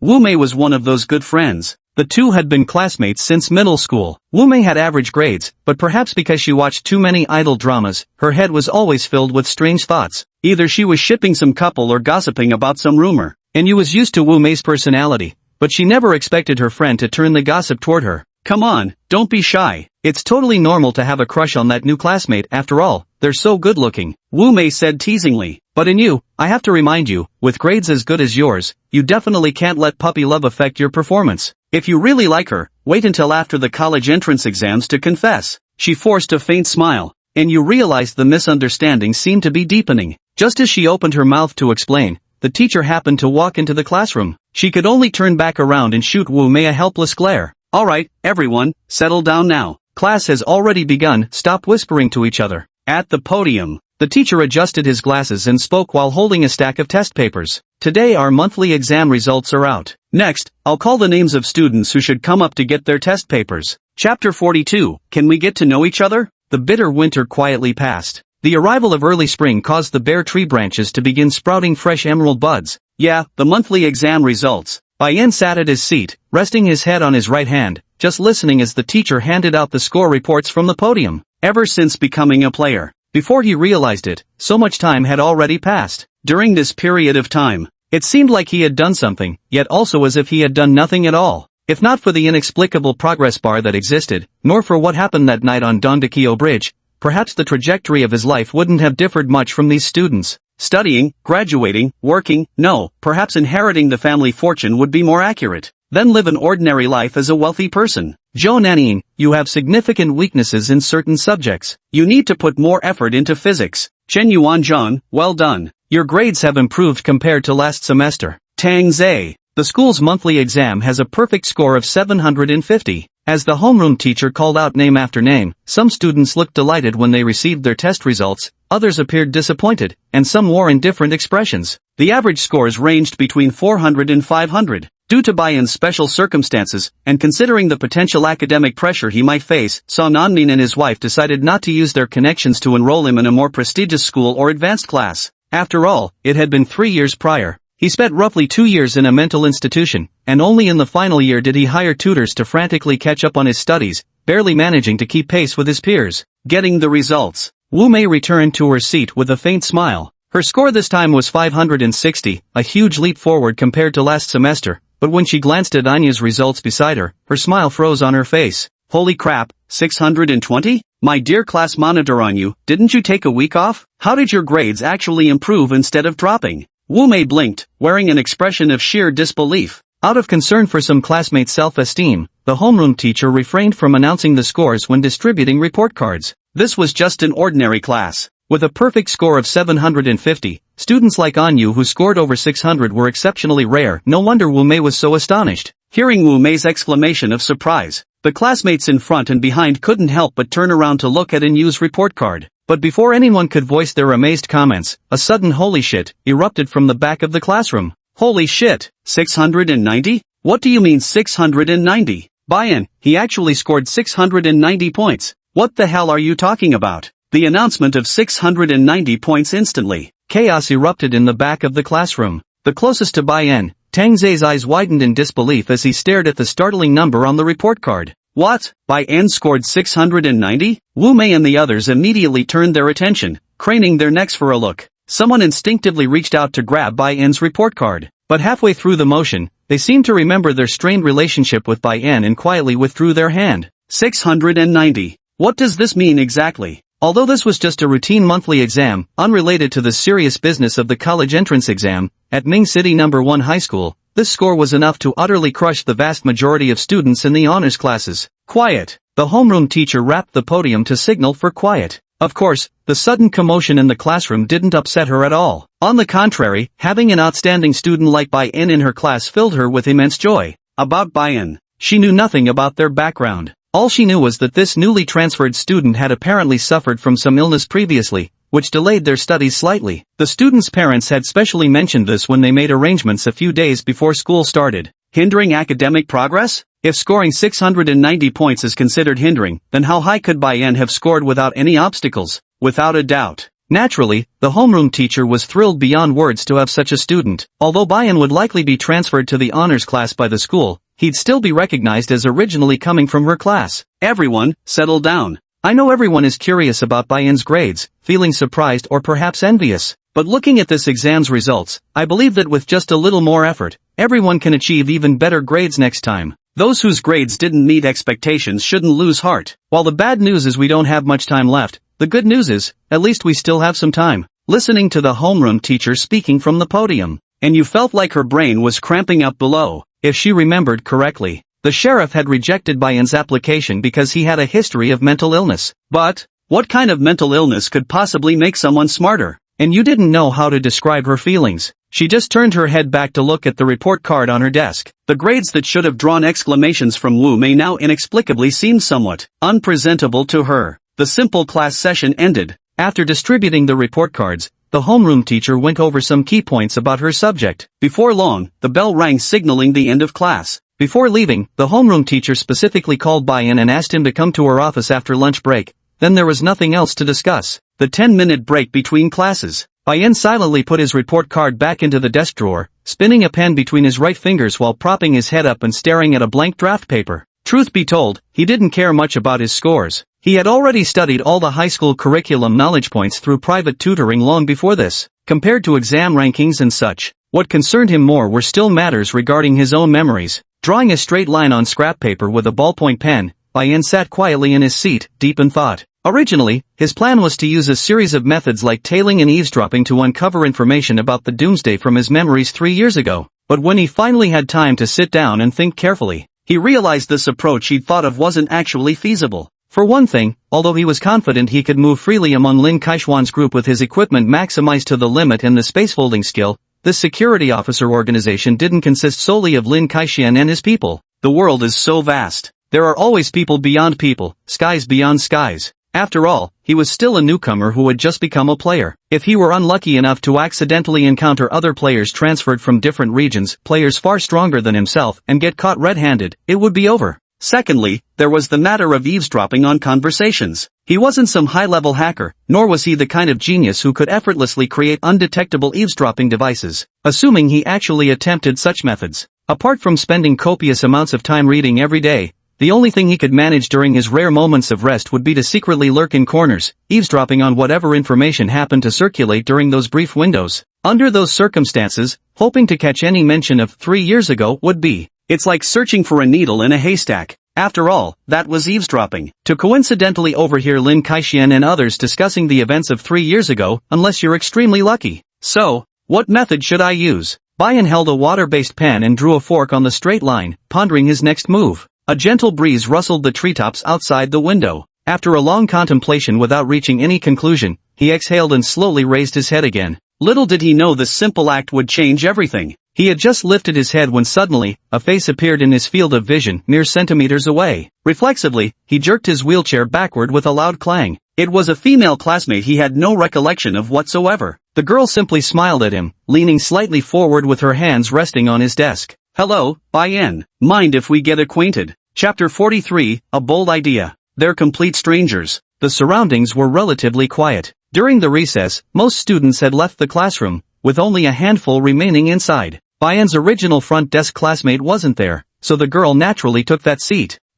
Bai-in? Seeing that Bai-in didn't respond, she called out softly again. It's like this, I'm from the class next door, my name is Feng Lanlan. I heard from our teacher that you ranked first in our grade this time. There are some study-related things I don't quite understand, and I was wondering, you don't want to. Before Feng Lanlan could finish her sentence, Bai-in directly rejected her. He roughly understood what she was getting at. He followed his own temperament and had no desire to acquaint himself with too many insignificant people, especially when it came to something as meaningless to him as tutoring others. There was no reason for him to agree. What slightly surprised him was simply that Fong Lanlan happened to be the second female classmate who took the initiative to strike up a conversation with him in person. Tutoring? And Yu was still in the classroom, and having been paying attention to Bai-en earlier, she naturally noticed the commotion over there as well. Her eyebrows slightly arched. Although they were still students, they weren't completely naive kids anymore. She could probably guess what this girl who abruptly came from the next door class was up to, including Wu Mei. At this moment, they also turned their gaze toward Bai-en's direction, their eyes filled with surprise. Is this girl from the next class really that bold? Others quietly pass love letters or rad friends, but she just comes straight to his door? It was no secret that many secretly had a crush on Bai-en. In fact, even Bai-en himself didn't realize that despite not doing anything particularly noteworthy at school, merely his looks and the rumors circulating about him had made him recognizable not just in class 4 of grade 12 but also among many students from other classes. Anyu, would you get jealous? Wu Mei muttered beside her. What are you talking about? Why would I be jealous? Suddenly choking on her own saliva while perfectly engrossed in the drama unfolding before them, Anyu nearly spat out her drink. She realized Wu Mei must have some serious misunderstandings about her. Immediately turning to face her, Anyu launched into an explanation without delay. You've got it all wrong. I don't have those kinds of thoughts. When I looked at him earlier, I was just lost in thought. Aha! Sure.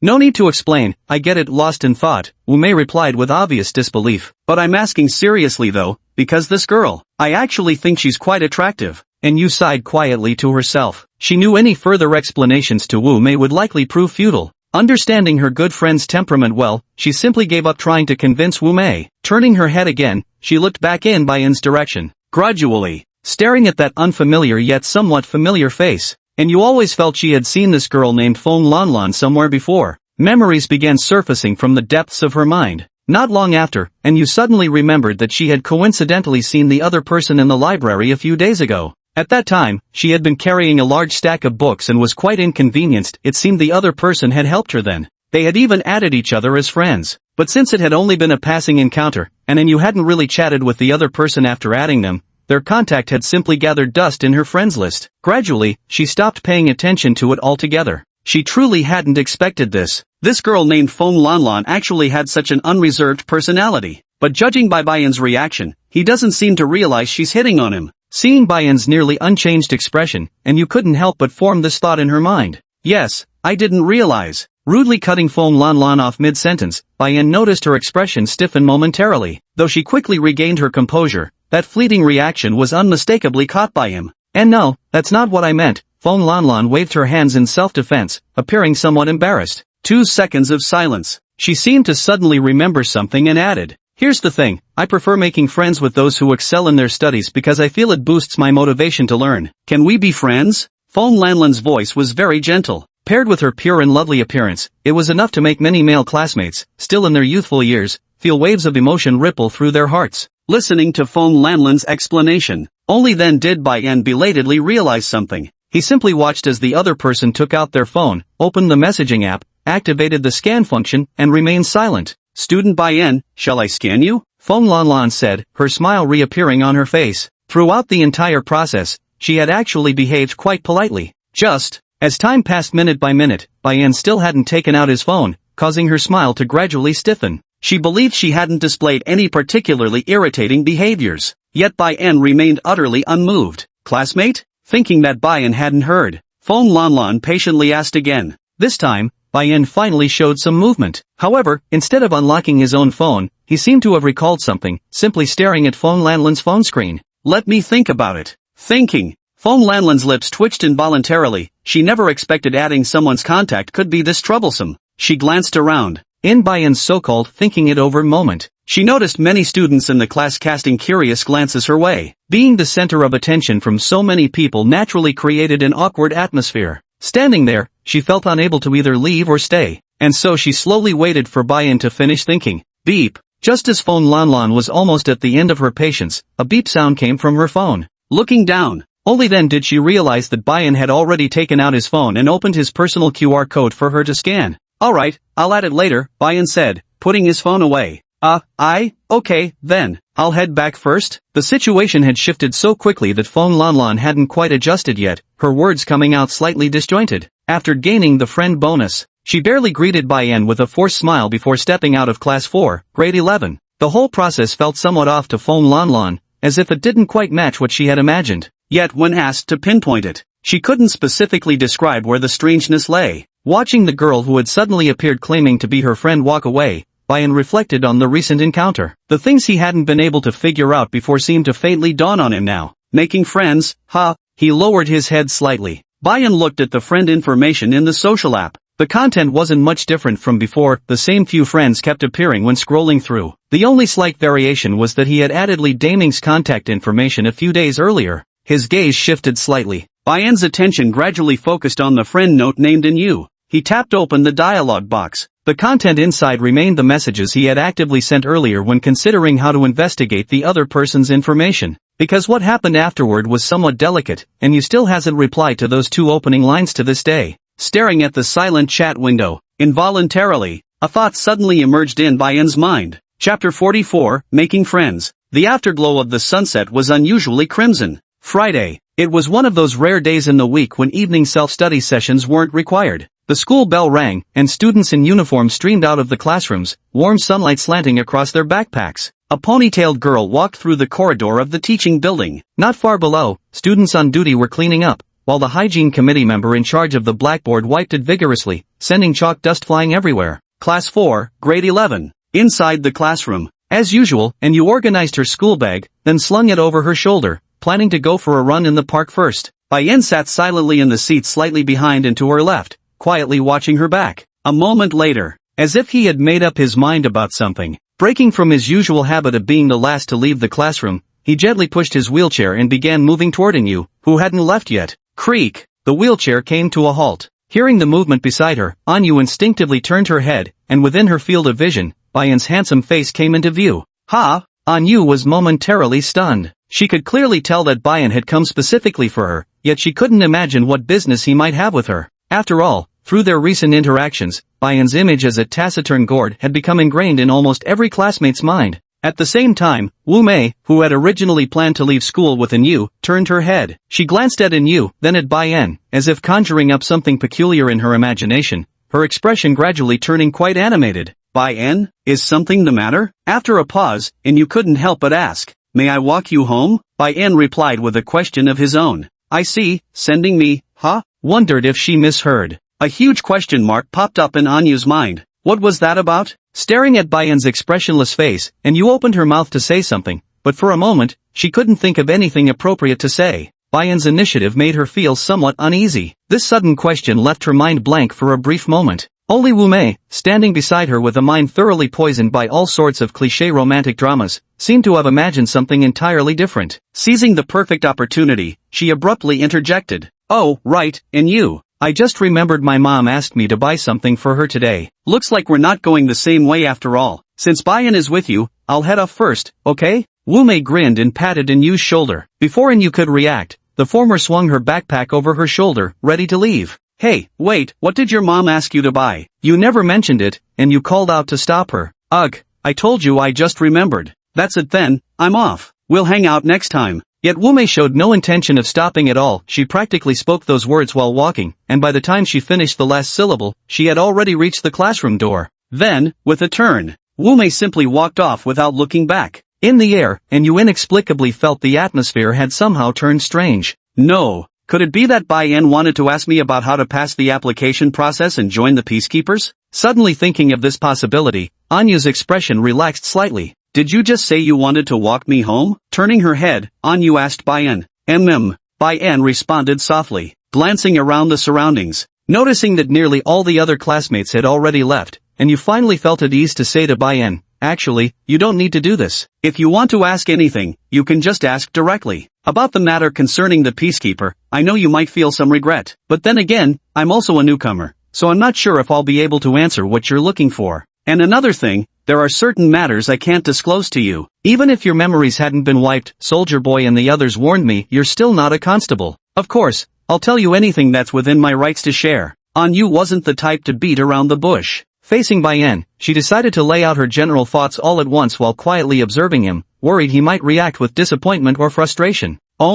You've misunderstood, Anyu. I just want to be friends. Bayan didn't pay attention to Anyu's earlier string of explanations, simply responding this way. Friends? With me? Yes. For some reason, Anya felt these words were strangely familiar, as if she'd heard them somewhere before, only she couldn't recall where at this moment. The clock hands on the wall ticked forward bit by bit. Seeing Bayan's somewhat sincere expression, Anya froze for 2 seconds before slowly coming back to her senses. I see. Of course we can be friends. Though I'm not heading home right now, I have some business to take care of at the park first. If you were planning to walk me home because of that, there's really no need to trouble yourself. Besides, we're friends already. Anya was quite skilled at dealing with people. Even when facing the reticent Bayan, she could carry on a conversation by herself. Unfortunately, Bayan didn't seem ready to give up on his own ideas. Upon hearing Anya's words, he simply shook his head slightly. It's alright, no trouble at all. In the season of early spring, the afternoon climate was most pleasant. Outside the gates of Ming City No. 1 High School were numerous snack vendors, their stalls emitting waves of tantalizing aromas that mingled with the air, refreshing both mind and spirit. And you walked out of school with her backpack slung over her shoulder. Beside her was Bayan, who had just offered to accompany her home. The red and green bricks on the sidewalk formed distinct patterns, and you had initially offered to push Bayan's wheelchair for him, but he politely declined, saying that wouldn't count as truly seeing her home. On the road. She couldn't quite put it into words, but Anya felt somewhat awkward, even her gait seemed strangely off. Thinking carefully, it seemed she had never officially made a friend before. Oh right, how formal. And you hadn't been able to pin down what felt off before, but now she realized the problem. This whole friendship with Bayan was being conducted with almost excessive formality. So, where do you live? After some thought, she took the initiative to break the slightly awkward atmosphere. Same direction as you. But I never saw you around before. Maybe because I leave school later than most. Oh, okay. The awkward small talk along the way didn't ease the tension at all, it only made the atmosphere even more uncomfortable. Listening to the sound of the wheelchair rolling beside her, and you, usually so skilled at social interactions, couldn't understand why she was struggling so much to keep a conversation going with Bayan right now. She seemed to understand why he appeared so tight-lipped. Bayan's ability to manage interpersonal relationships was worse than she could have ever imagined. The thought that Bayan might have formally questioned others when making friends made her realize she should have guessed why, after all this time, there wasn't a single classmate who got along well with him. And for someone like Bayan, who rarely strung more than a few words together, the idea of him actively trying to make friends was rather hard to imagine. You mean this park? Bayan's voice came through. Only then did Anya realize she and Bayan had unconsciously wandered near the park. Yeah, recalling her thoughts about exercising. Glancing at Bayan beside her, after some consideration, Anya decided it would be better to carry out her afternoon workout plan at home. I won't be going to the park today. I plan to head straight home, so we shouldn't go back that way. Let's go this way instead. Anya pointed in another direction. Being around Bayan made her feel strangely uneasy, so it was hard for her to imagine herself running sweatily in front of Bayan under such weird circumstances. After all, she couldn't exactly drag Bayan along to run with her, could she? Upon hearing Anyu's explanation, Bayan simply looked up and asked with slight confusion, "Are you not going to run because I'm here? Anyu? How did you know I came here to run?" Chapter 45, Borrowing Arrows with Thatched Boats. Once thoughts are stirred within the heart, they surge uncontrollably and become difficult to stop. Looking at Bayan's face, Anyu suddenly visualized herself jogging here earlier while someone silently hid in some corner, secretly watching her. Her running, while a pair of eyes stared intently from the shadows? Why did this scenario feel increasingly creepy the more she thought about it? Anyu couldn't help but shiver involuntarily. What's wrong with you? Nothing. Anyu replied. I was just wondering, how did you know I came here to run? Hearing this, Bayan answered without hesitation, you mentioned it. I mentioned it? Yes, you said Lead Dabing assigned you daily tasks. Oh, I see, ha ha ha. Anyu had completely forgotten about this matter and had nearly misunderstood Bayan. I was just planning to head straight home today and didn't intend to go for a run. Anyu explained. The awkwardness of the misunderstanding made her eager to find a quiet place quickly. Bayan had nothing much to say about it and simply nodded lightly. This incident could barely be considered a fleeting episode. Bayan was naturally unaware of Anyu's peculiar thoughts just moments ago. After successfully seeing Anyu home, he hailed a taxi and returned to his own courtyard. In the living room, on the sofa, with the first step of his plan now complete, Bayan opened the chat application on his phone and glanced at the screen, reading the messages sent by Phone Lanlan, whom he had added earlier that day. Are you there? A very simple opening line. Not quite what Bayan had expected. Now he vaguely understood why the opening lines he'd previously sent to Anyu had always seemed somewhat odd. Turns out chatting is quite simple. I was just overcomplicating it. Bayan realized he might need to improve this aspect of his abilities, at the very least, so he wouldn't be at a disadvantage when it came to communication in future situations. He didn't reply to Phone Lanlan immediately. Instead, he clicked open the dialog box with Anyu and began typing inside. You there? Mechum, I'm here, Anyu replied. Seeing the message, Bayan then switched back to Phone Lanlan's chat page and responded in the same manner. Bayan, yeah, I'm here. Phone Lanlan sent a message, still awake this late? By the way, I heard there's a new restaurant near school that's supposed to be really good. Would you like to try it, Bayan? I'll treat you tomorrow after school. Bayan quickly finished reading. Then switched pages. Next, the conversation box with Anyu appeared. Still awake this late? By the way, I heard there's a new delicious restaurant near the school. Anyu, would you be interested in trying it? My treat after school tomorrow. At the same time. On the other side, in the simply furnished bedroom, Anyu, who had just finished exercising, lay on the bed looking at the phone messages, face slightly stiffening. With a strange expression, she read the message Bayan had sent. It was truly hard to imagine that someone so reticent would use such an emotional interjection. And, why did she feel a little unsettled? Maybe it's because I've never really understood him. Perhaps his personality is just cold on the outside but warm inside? I can't quite put my finger on the reason why. And you stared at the message screen when a personality descriptor suddenly popped into her mind. Reserved but passionate underneath. It's really not necessary. I usually prefer eating at the school cafeteria. Dining out would feel like a waste of money. Please don't go to any trouble, she replied to Bayan. I see. So, can I have lunch with you in the cafeteria tomorrow? I received this message from Bayan. Then Anyu saw the other person send over another cute style sticker. The general idea is that a cat is peeking at the screen. Then he put on a pitiful expression. What's going on? Seeing Bayan's drastically contrasting state, Anyu's brain momentarily short-circuited. Moreover, she faintly sensed something unusual lingering in these words. If she were chatting with Wu Mei, discussing such topics might be fine. But chatting with a male classmate like Bayan somehow gave Anyu an indescribably peculiar feeling. Wait, that's not right. Looking at how he's talking. Could it be because what I told him today about the magistrate affected him psychologically? Anyu wasn't slow-witted. She quickly connected today's incident with Bayan taking the initiative to approach her. But upon reconsideration, she thought perhaps she and Bayan weren't very familiar before this. Could it be that Bayan simply had such a personality? She must have, probably, possibly, just misunderstood. Yeah, that works. You don't need to be so formal, we're friends, after all, Anyu replied. Yay! So you're saying you admit we're friends now? That makes me really happy, Bayan enthusiastically responded in another message. Then, she added yet another adorable meme sticker. What on earth? Has he been possessed or something? Staring at the response on the other side of the chat window, Anyu froze in stunned silence. After sending the meme, Bayan quietly let out a sigh of relief on his end. He didn't know how to chat properly. The best way to get closer to Anyu was to employ the tactic of borrowing arrows with straw boats. Since that girl named Phone Lanlan expressed interest in befriending him, he wanted to start with Anyu, getting closer to her to access information about players. There shouldn't be any problem with doing it this way. After all, the goal was simply to get closer.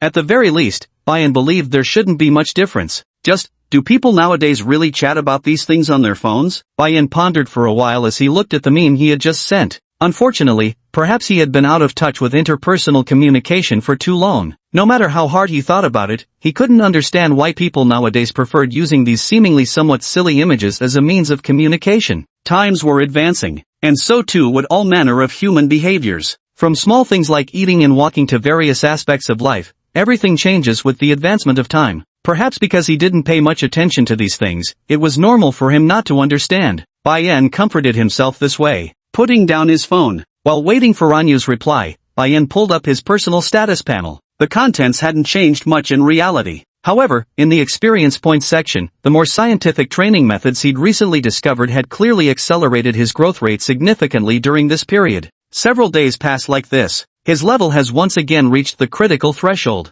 Currently, just 2 more points of experience are needed to advance to the next stage level. All items in the player store have level restrictions. As soon as I level up once more, I'll be able to purchase new items. Vision returned. Without much hesitation, Bayan rose from the sofa and stood up, looking toward the 10-kilogram dumbbell placed in a corner nearby. He walked over and began lifting it. The night breeze blew in through the window. Time passed slowly as the dumbbell lifts continued. At last, 50 minutes later, a faint sound echoed within his body as Bayan successfully crossed the threshold to the next level. Simultaneously, a prompt appeared in the panel. EXP is full. Player, Bayan, has leveled up. Current level is 7. Profession selection has been unlocked. Notification, due to level breakthrough, partial item permissions in the energy coin store have been opened. Players may now view them. Friendly reminder. Please purchase selectively according to your financial situation. Chapter 46, Occupation. Jojo Building, located southwest of Ming City. 13th floor. The bright lights flooded the entire corridor, and even the amber-colored halos felt slightly dazzling, accompanied by the ding of the elevator. A girl in a school uniform stepped out and, without any hesitation, walked straight toward the end of the hallway. As she moved, she held her phone in her right hand, occasionally glancing down at it. She reached the final room at the end and looked up. Then she raised her hand and knocked on the door. Knock, knock, knock. Before long, the door was opened by a man in a denim jacket. Without a word or question, the girl walked straight into the room and found a seat. "Oh Lan Lan, you're back so early today?" Inside the room, a middle-aged man lying on the couch asked with a smile. Though he appeared to be smiling, his entire expression inexplicably carried a strange quality, slightly eerie. Upon closer inspection, only then did I notice there was almost no flesh on his face. From a distance, it looked as if a thin layer of skin was tightly stretched over his facial bones, giving off a slightly eerie impression. Because there's no evening self-study session today, and the plan you've made for me needs to be followed step by step, it can't be rushed, Fong Lanlan replied while pinching the bridge of her nose before putting down her phone. "It's fine, as long as you don't delay too long," said the thin-faced man. The entire room wasn't very large. At this moment, apart from the thin-faced man, Fong Lanlan, and the young man in a denim jacket who had opened the door first, there were two others sitting silently on the corner sofa. One of them was an elderly woman, roughly around 50 years old. Generally, by her age, one's clothing style and appearance would lean towards maturity and solemnity. Yet this woman, her face lined with wrinkles, was dressed in a cute Lolita-style outfit, with a cigarette held in her right hand, creating an overwhelming sense of incongruity. Another one was a child no more than 10 years old. He sat across from the woman, head down, engrossed in his game console as if everything around him held no relevance. "So, Fong Lanlan, how long do you think it will take you to bring those two here?" asked the young man in the denim jacket. Compared to the thin-faced man, his tone was icy and devoid of emotion. Upon hearing the question, Fong Lanlan naturally knew which two people he was referring to. After a brief pause, she answered, "That kid Bayan will probably be faster. He's already agreed to have dinner with me tomorrow. My guess is it'll just take a few more days to take things further. The other girl named Anyu, I actually find her more troublesome. I can sense she's quite suspicious, and since she's new there, I don't dare reveal too much, only taking things slow bit by bit. As for the timeline, it should take about a week or so.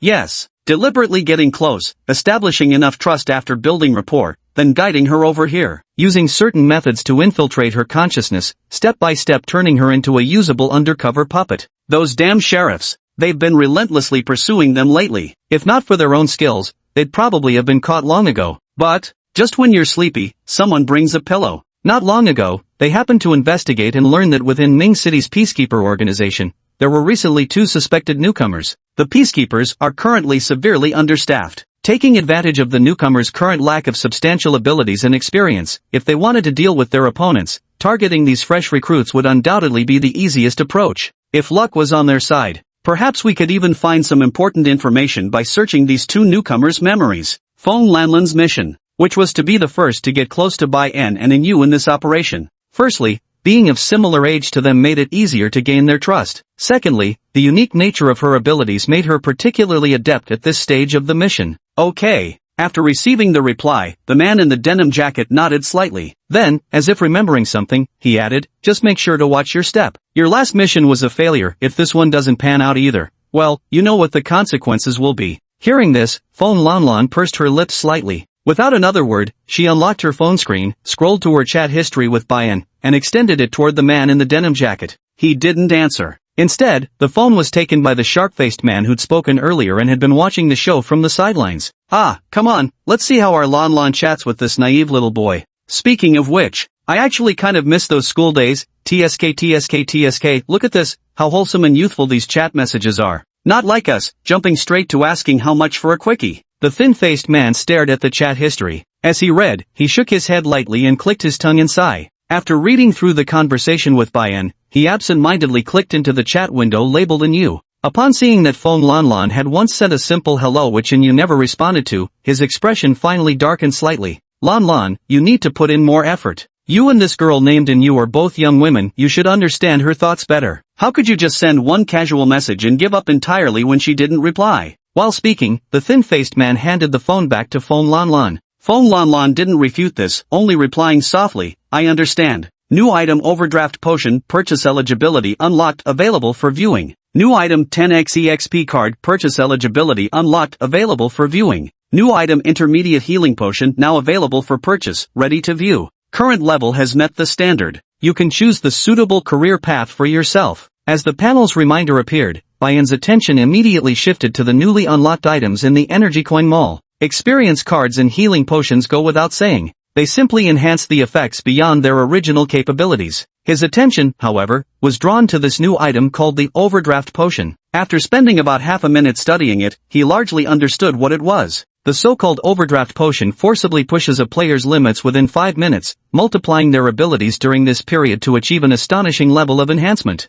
The price is 200 energy coins. While somewhat expensive, this thing also has a very serious side effect. That is, after the effects of the Overdraft Potion wear off, the player themselves will suffer from physical exhaustion, entering a recovery period lasting about 2 hours. During this time, those with weaker willpower might faint outright. Even those with slightly stronger willpower would be reduced to lying helpless on the ground, unable to so much as lift a finger. Moreover, this downtime cannot be replenished with items like healing potions, effectively making it a restrictive condition. So once you use an Overdraft Potion, it essentially means you must settle the battle within 5 minutes, otherwise, you'll be the one who ends up dead. None of the merchandise particularly amazed Bayan. While each item had different effects, none struck him as remarkable enough to be truly astonishing. Moreover, to some extent, Bayan currently considers this quite an awkward dilemma for him. After all, he doesn't have any teammates or anything of the sort. If he were to actually use the Overdraft Potion, he'd be in an extremely dangerous situation during the subsequent 2-hour cooldown period, essentially leaving his fate to the heavens. What caught Bayan's attention was, it was after this item that the question about occupation choices arose. Within his field of vision, pharmacist, berserker, support mage, various bizarre occupation options popped up on his panel. Chapter 47, The Strategist. In the living room, on the sofa, an orange bulb hung from the ceiling, its light falling quietly on Bayan's face, casting his features in sharp, clean relief. He scrutinized the so-called profession carefully. Bayan couldn't help recalling that when he went to the sheriff's stronghold some time ago, Li Dabing and others thought he was about to become a player, so they didn't avoid him. They had even taught you about this matter right in front of him. Players have profession distinctions. After reaching the level 7 restriction, one can decide on their future career path and focus on improving the corresponding abilities. Of course, the professions that appear are randomized. This is like the innate talents humans possess. Some excel at painting, others at singing, and yet others at tinkering with quirky electronic gadgets. With different talents come varied career options for each individual. Take Li Dabing for example. If Bayan remembered correctly, the other party's profession seemed to be berserker, a class heavily reliant on reflexes and physical agility. That snowy night beneath the East Grand Bridge, the reason he could witness Li Dabin dodging the snowman's attacks at impossible angles was largely due to this berserker profession. After choosing a profession, every time your level breaks through a 10-level milestone, you gain a skill related to your own profession. He silently recalled what Li Dabin had taught you back then. Although Bayan remained silent at the time and didn't actively inquire about anything, he had quietly memorized everything Li Dabin taught you in his heart. Berserker was the occupational option most people would obtain. Is also the most common occupational category. There isn't any particularly special reason, it's simply because this profession resembles an all-round fighter. As the level increases, it equivalently enhances the player's abilities across all aspects in a balanced manner. While slightly less common, there are professions like detective examples in this category. To have this profession appear in the options, the player themselves must possess extraordinary observational skills. Most of the food delivery guys in the investigation team of the sheriff's office basically chose this profession. After becoming a detective,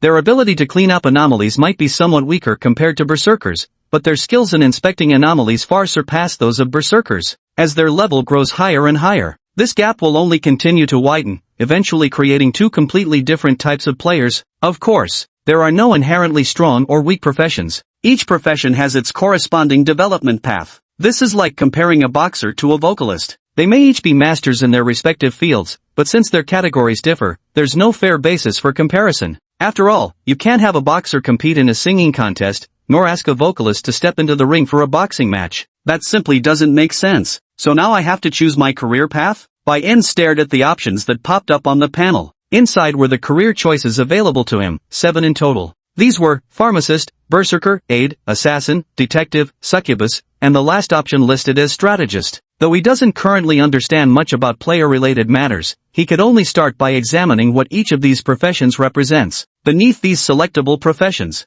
each had detailed explanations attached. Overall, the player panel was quite user-friendly in this aspect, as if one were genuinely playing a game and browsing through detailed character ability descriptions. Such thoughtful detail. It couldn't help but remind Bayan of his near-death experience at Dongdaekyo Bridge, when his ignorance of card usage nearly got him solo-killed by a snowman. Focus a bit more. Bayan first turned his attention to the description about the pharmacist. This profession can be understood literally, broadly speaking, as the ability to concoct various types of magical potions. These potions possess healing properties, toxic effects, and even hallucinogenic properties among other functions. The higher the level, the more potent the effects of the concocted potions naturally become. There's no doubt Bayan was intrigued by this profession, given how the seemingly all-powerful potions appeared nearly invincible on the surface. But upon closer reflection, he realized this occupation wasn't actually suited for him. The greatest drawback of being an apothecary lay precisely in needing the perfect opportunity to administer the cure. No one would be foolish enough to stand right in front of you and let you drug them.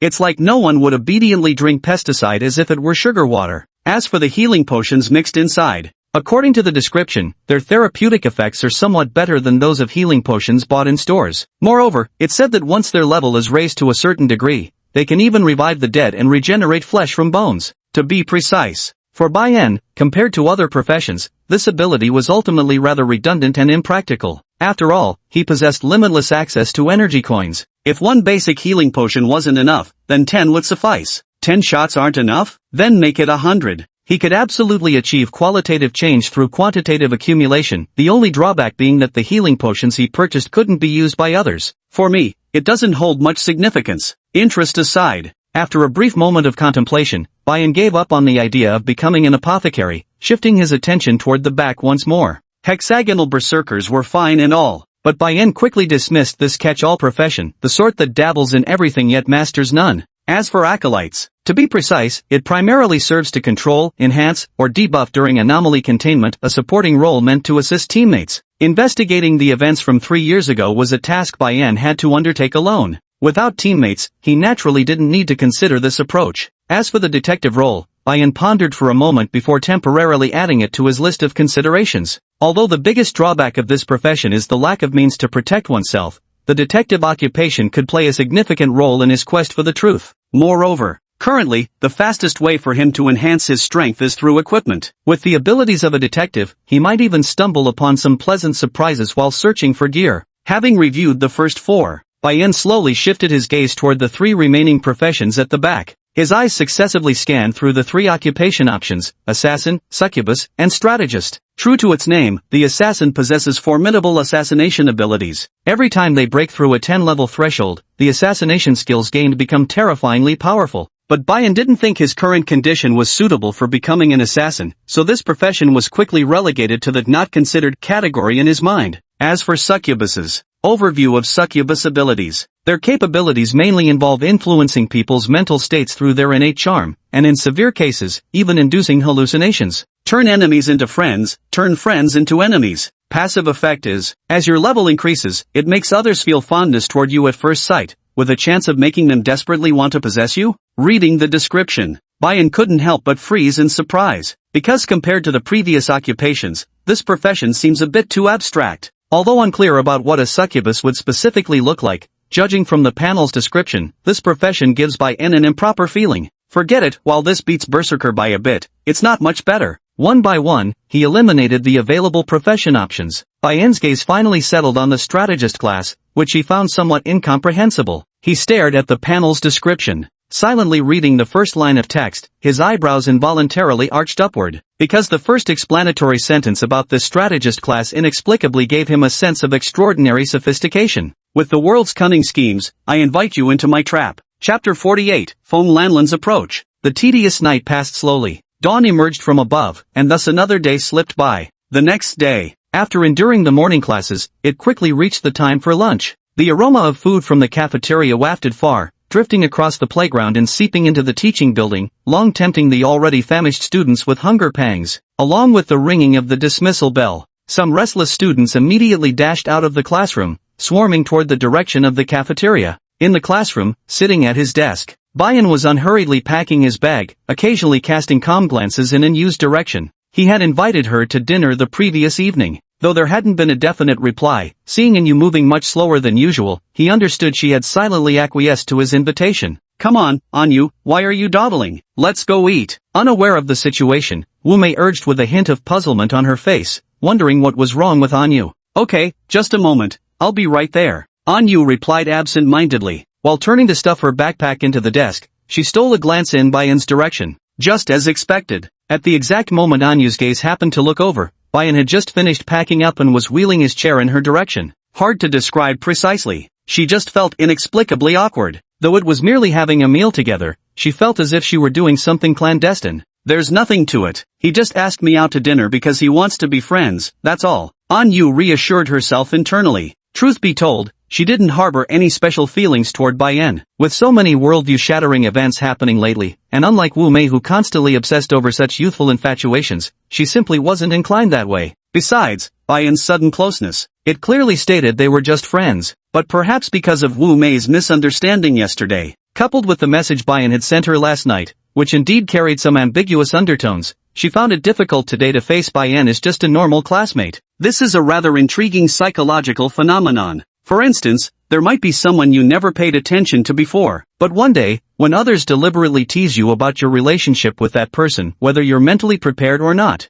subconsciously, you'll find yourself unintentionally focusing more attention on them than usual. And you was currently in exactly such a situation. Anu, are you ready yet? The familiar voice reached her ears, though this time it wasn't Wu Mei speaking. When Anu pretended to casually lift her head, Bayan had already wheeled his chair to her side. Yeah, I'm ready. Anu nodded as she answered. Ha! The strange turn of events left Wu Mei utterly perplexed. When she first saw Bayan pushing the wheelchair over, she hadn't thought much of it, subconsciously assuming he was just passing by. Yet who could have imagined that Bayan, this silent gourd who'd remained quiet in class for so long, would actually take the initiative to strike up a conversation with Anu? And what's more, Anu responded with such natural ease. The entire interaction seemed as if the two had rehearsed it beforehand, leaving Wu Mei feeling like she'd somehow missed an important piece of the puzzle. You all, let's go. Before Wu Mei could ask, Anu spoke first. Seeing this, Bayan turned his wheelchair toward the classroom door and slowly made his way out. Anu hesitated in her seat for a moment. In the end, she decided her strange thoughts were just a tangled mess, nothing more than being swayed by Wu Mei's influence, so without another thought, she naturally stood up and quickly stepped behind Bayan, reaching out to grasp the handles of his wheelchair. Let me help you. Thanks, Wu Mei. The distance from the classroom to the cafeteria wasn't very far. Mingshi No. 1 High School's cafeteria operated on an a la carte system, with 3 floors in total. The first floor serves relatively inexpensive dishes, commonly known as bulk meals, which are priced by portion. As for the second floor, the school cafeteria offers slightly better single-serving dishes here. Most students, having just received their living allowance, come to this floor to enjoy a few favorite dishes. The third floor, however, is reserved for hot pot and similar meals. Usually, it's only when a group of good friends plans to gather that they come to dine here together. It's the end of the month now. For students with little financial management experience, their living expenses had long been nearly depleted, so the first floor of the cafeteria was currently the most crowded, practically packed like sardines. The reason everyone rushes to the cafeteria immediately after class is simply to eat earlier and avoid getting caught in the painfully long queues that form later. Along the way, Wu Mei walked beside Bayan and Anu, eyeing the two with a strange look. These people she barely recognized today. Her thoughts drifted to yesterday's misunderstanding. A flickering flame of gossip quietly ignited in Wu Mei's heart. No way. Could there really be something between Anu and this new classmate? Yesterday? Or maybe even earlier? Something doesn't add up. Anu doesn't seem like that kind of person. If there'd been any signs, I should have noticed them by now. No, I need to find a chance to question Anu properly about this, without Bayan or Anu knowing about it. Wu Mei began her own imaginative speculation. Approaching the cafeteria, Anu instinctively started steering Bayan toward the first floor, though she soon realized that navigating his wheelchair through long queues might be inconvenient. After some thought, Anu ultimately changed direction and pushed Bayan toward the second floor instead. Ha, Anu, are we going to have small bowl dishes? Wu Mei seemed somewhat unaccustomed and instinctively turned to Anu to ask. Yeah, I felt like changing things up today, Anu nodded in reply. Hearing her answer, Wu Mei's eyes took on even more of a sea. I knew there was something going on between you two expression, but she didn't press further and obediently followed behind. Classmate Bayan? But right at that moment, from the surging crowd at one side of the cafeteria, an untimely voice suddenly rang out.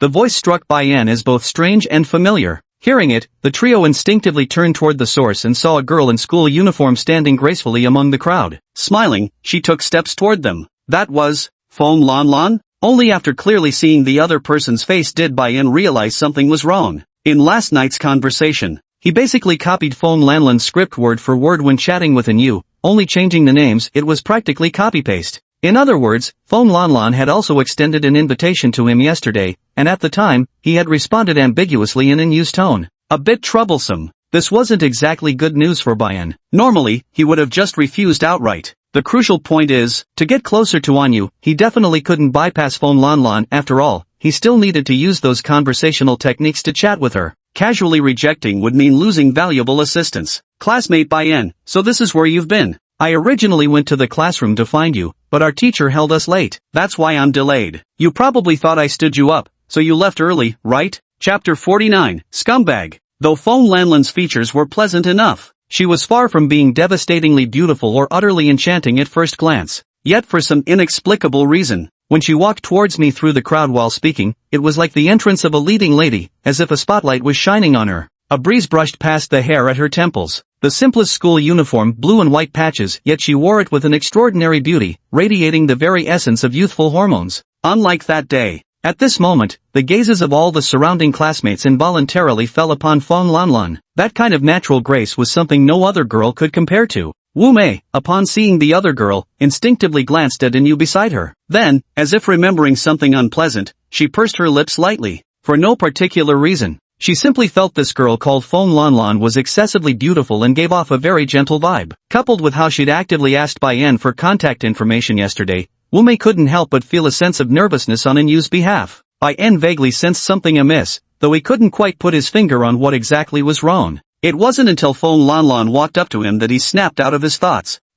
So it's you, Anyu? Approaching the trio, Fong Lanlan recognized Anyu among them. Anyu was also somewhat surprised in her heart. They had only happened to meet once in the library that day, yet the other party actually still remembered her. Are you here to eat too? Out of politeness, Anyu asked in return. Yes, but not exactly. Fong Lanlan smiled faintly and explained, I promised Bayan yesterday that we'd have lunch together at noon today, but unexpectedly, our class teacher kept us late. After class, I went to your classroom, but couldn't find Bayan, so I thought I'd come here and check. Yesterday? Didn't we agree to have lunch together? Hearing this, Anyu felt a twinge of strangeness and couldn't help but glance sideways at the silent Bayan beside her. If she remembered correctly, the reason she was having this meal with Bayan today was entirely because Bayan had actively invited her. So, what on earth was going on? At the same time, Wu Mei's gaze grew oddly curious as she looked at Fong Lanlan, Anyu, and Bayan. Unconsciously, a love triangle scenario began taking shape in her mind. Yesterday, this Fong Lanlan specifically came to our class looking for the new student. So that would mean Fong Lanlan likes the new student, little Anyu also likes the new student, and as for the new student himself, he's interested in both of them? No, it seems Xiao Anyu also knows Fong Lanlan. This relationship is getting somewhat complicated. Bayan noticed the peculiar looks the others were giving him. Even someone as socially obtuse as him could tell. He was also aware that he had unintentionally done something easily misunderstood. After pondering for half a second, Bayan decided to break the peculiar atmosphere by speaking first. It's been a while since class ended. Shall we head upstairs to eat? Sure, Fong Lanlan and Anyu responded simultaneously with nods. Their movements and tones were so perfectly synchronized, it was as if they had rehearsed it. Seeing this scene, Wu Mei couldn't help but recall the logical chain she had previously deduced. When she looked at Bayan again, her emotions were clearly completely different from before. Scumbag. The plan wasn't quite working out as imagined. At the very least, Bayan hadn't originally factored Fong Lanlan into his considerations. The trio became a quartet as they walked toward the second-floor cafeteria under an odd atmosphere, led by Wu Mei. Halfway there, Fong Lanlan, whether due to a sudden whim or something else, suddenly offered to take Anyu's place and push Bayan's wheelchair herself. Before Anyu could respond, Fong Lanlan's hands were already on the wheelchair's handles, leaving Anyu no choice but to step aside. Hey, Anyu, I think there might be some truth to investigate here. This new classmate is handsome alright, but I can tell he's no good. Making plans with one then arranging with another, I reckon he's trying to play both sides. Anyu, you really should think twice. Upon arriving at the second-floor cafeteria, taking advantage of the moment when Fong Lanlan volunteered to order the dishes, Wu Mei quietly leaned in and whispered into Anyu's ear. Hearing Wu Mei's words, Anyu immediately understood what was going through the other's mind and quickly turned her head to protest in a low voice. Don't talk nonsense. I really don't have that kind of thought. Oh, quit pretending. Do you really think I don't know what's going on in that little head of yours? Alright, she's back now, so I won't say more. You figure it out yourself. Wu Mei completely ignored Anyu's explanation. After saying her piece, she pulled her head back as if nothing had happened, looking around left and right with an air of total innocence about what she'd just done. I wasn't sure what you'd like, so I ordered a bit of everything, just dishes I think are particularly good in this cafeteria, Fong Lanlan said with a light smile. Did you order for all of us? Why don't we just transfer the money to you then? We're all students here, none of us really. Anyu paused mid-sentence as realization struck, immediately pulling out her phone to scan Feng Lanlan's payment code. But her movement was abruptly interrupted halfway. Feng Lanlan reached out and stopped her hand. Oh, we're friends after all. Let me treat you this time. Next time there's a chance, you can take me out for a meal, Feng Lanlan said with a smile as she declined. And you had initially wanted to say more. But seeing Feng Lanlan's resolute expression, she could only awkwardly put her phone away in the end. Alright then, thank you. Next time I'll treat you. Found a slightly corner seat and settled in. Bayan, the less mobile individual, was seated beside them by the trio, while the others proceeded to the cafeteria window to retrieve the meals they had just ordered. They watched Feng Lanlan's receding figure. Bayan always felt an inexplicable sense of dissonance lingering in his chest. Probably. He vaguely sensed that this girl seemed to possess a certain aura unlike anyone else's, one that inexplicably drew people toward her. Charisma? The word popped into Bayan's mind, but he immediately dismissed the thought. This aura resembled approachability, yet carried subtle undertones of something more. Before Bayan could figure it out, the three of them carried their trays and walked over to his table. The fact speaks for itself. Feng Lanlan is practically flawless when it comes to her character. Even though the four of them were not very familiar with each other, in fact, this was the first time Feng Lanlan and Wu Mei had met by the time everyone came over with their dishes. Note, the sentence appears incomplete in the original, lacking a concluding clause, so the translation maintains the same structure. Bayan didn't realize this meal had been arranged with somewhat excessive ceremony. 12 platters and 6 bowls. It even included 2 servings of after-meal fruits. Though admittedly, the canteen food wasn't particularly high in quality, the sheer quantity made up for it. If there were more people, it'd be better. There were just 4 simple people, yet it felt like some grand celebration was underway. The tiny dining table simply couldn't accommodate everything, and seeing the disbelief on Anyu and Wu Mei's faces, Bayan could roughly guess that both of them must have been thoroughly astonished when they first received their dishes. Feng Lanlan, isn't this too much food you've ordered? Putting down the dishes, Wu Mei swallowed hard and looked somewhat uncomfortably at Feng Lanlan. It's fine, mainly because I wasn't sure what you all like to eat, Feng Lanlan sat down and explained quite casually. After speaking, she raised her head to look at Bayan. With her hands clasped beneath her chin, she continued in a gentle tone. Besides, this is my first meal with Bayan. Of course I want to make it special. Chapter 50, Rainy Night. Blunt. No euphemisms. It could even be described as blatant seduction. Though the term seduction might not be quite appropriate when applied to a student, the overall demeanor Feng Lanlan exhibited during the meal gave Bayan precisely that impression.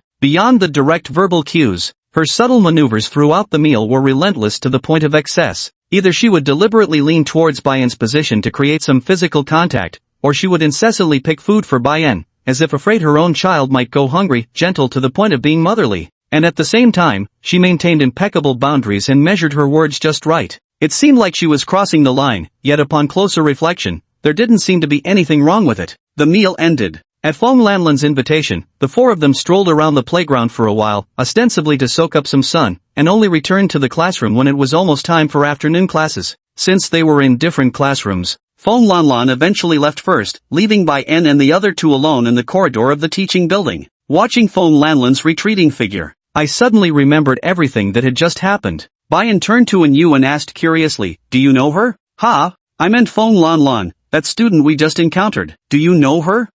We actually met once before at the library." And you briefly recounted her previous encounter with Feng Lanlan. Since there wasn't anything particularly special about the story, she managed to summarize it in just a few words. "I see, so what do you both think of her?" Bayan pondered for 2 seconds. This time he wasn't asking Anyu alone but including Wu Mei in the conversation as well. "How do you feel about it? What made you ask this?" Anyu felt a bit puzzled, though she didn't dwell too much on it. After thinking for 2 seconds, she answered based on her impression. "She's a good person, I suppose. At least quite generous." "Indeed. Although school cafeteria prices are relatively inexpensive, no matter how cheap they are, you still have to pay for them. Except for some particularly wealthy heirs, we're all just ordinary students. The cost of this meal might not be considered outrageously expensive, but describing it as generous would certainly be appropriate." I think it's quite nice too." Wu Mei didn't offer much explanation, merely adding this comment from the side. Although she didn't like this Feng Lanlan who suddenly interfered, but judging by the other party's character, she genuinely couldn't seem to find any fault with her. Listening to their responses, though Bayan felt there seemed to be something odd about the situation, the problem was he couldn't quite articulate what it was. He just hoped he was overthinking it. After all, everyone has different personalities. Nodded. He didn't say anything more, and neither Wu Mei nor Anyu pressed further. The three of them entered the classroom one after another, preparing for the afternoon classes. Night fell upon the house. As time slipped away, The sky quickly turned to dusk. rain. After an extended period of fair weather, Ming City finally welcomed its first major rainstorm. Starting from the drizzle pattering against the windows, gradually, the gentle patter of rain gradually turned into a loud, crackling downpour. Occasional flashes of lightning streaked across the sky, immediately followed by booming thunderclaps as the furious rain lashed against the ground, its drumming like the firecrackers echoing during Chinese New Year. The air itself seemed to grow damp from the onslaught.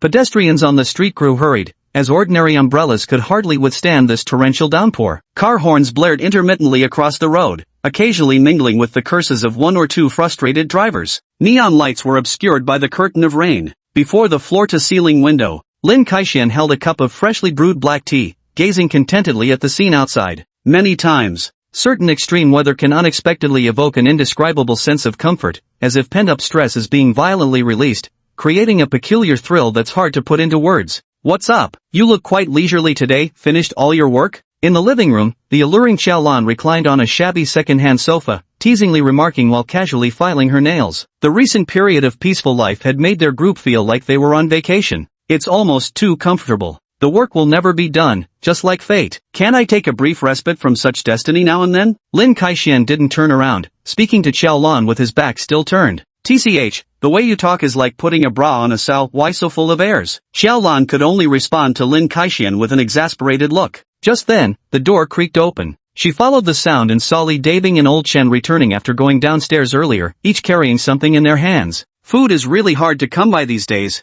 In such heavy rain, even takeout isn't an option. Old Chen and I had to run several blocks just to get this fried rice. You better pay us extra for the delivery fee. Li Dabing spoke while standing at the doorway, shaking rainwater off his raincoat. Damn it, Li Dabing, what the hell are you doing? You got water right up my nose. Old Chen complained, freeing a hand to punch Li Dabing in the back. Li Dabing gave a shameless grin and chuckled twice. Not only did he not stop, he actually started swinging even more vigorously. Only when Old Chen stood at the doorway spitting out rainwater with tui, tui, tui sounds did Li finally walk in satisfied. "Alright, everyone come eat quickly. I'm telling you, this fried rice is absolutely amazing. If you don't try it, you're really missing out." Listening to Li Dabing speak, Xiaolan reached out to take the fried rice, then eagerly opened the disposable packaging. But in the very next instant, her expression immediately darkened. Staring at the stir-fried rice in the disposable packaging bag, now soggy from the rain, she shot Li Dabing an incredibly pissed-off look. "Hey, I mean, you deliver food in this state and still have the nerve to ask us for an extra delivery fee?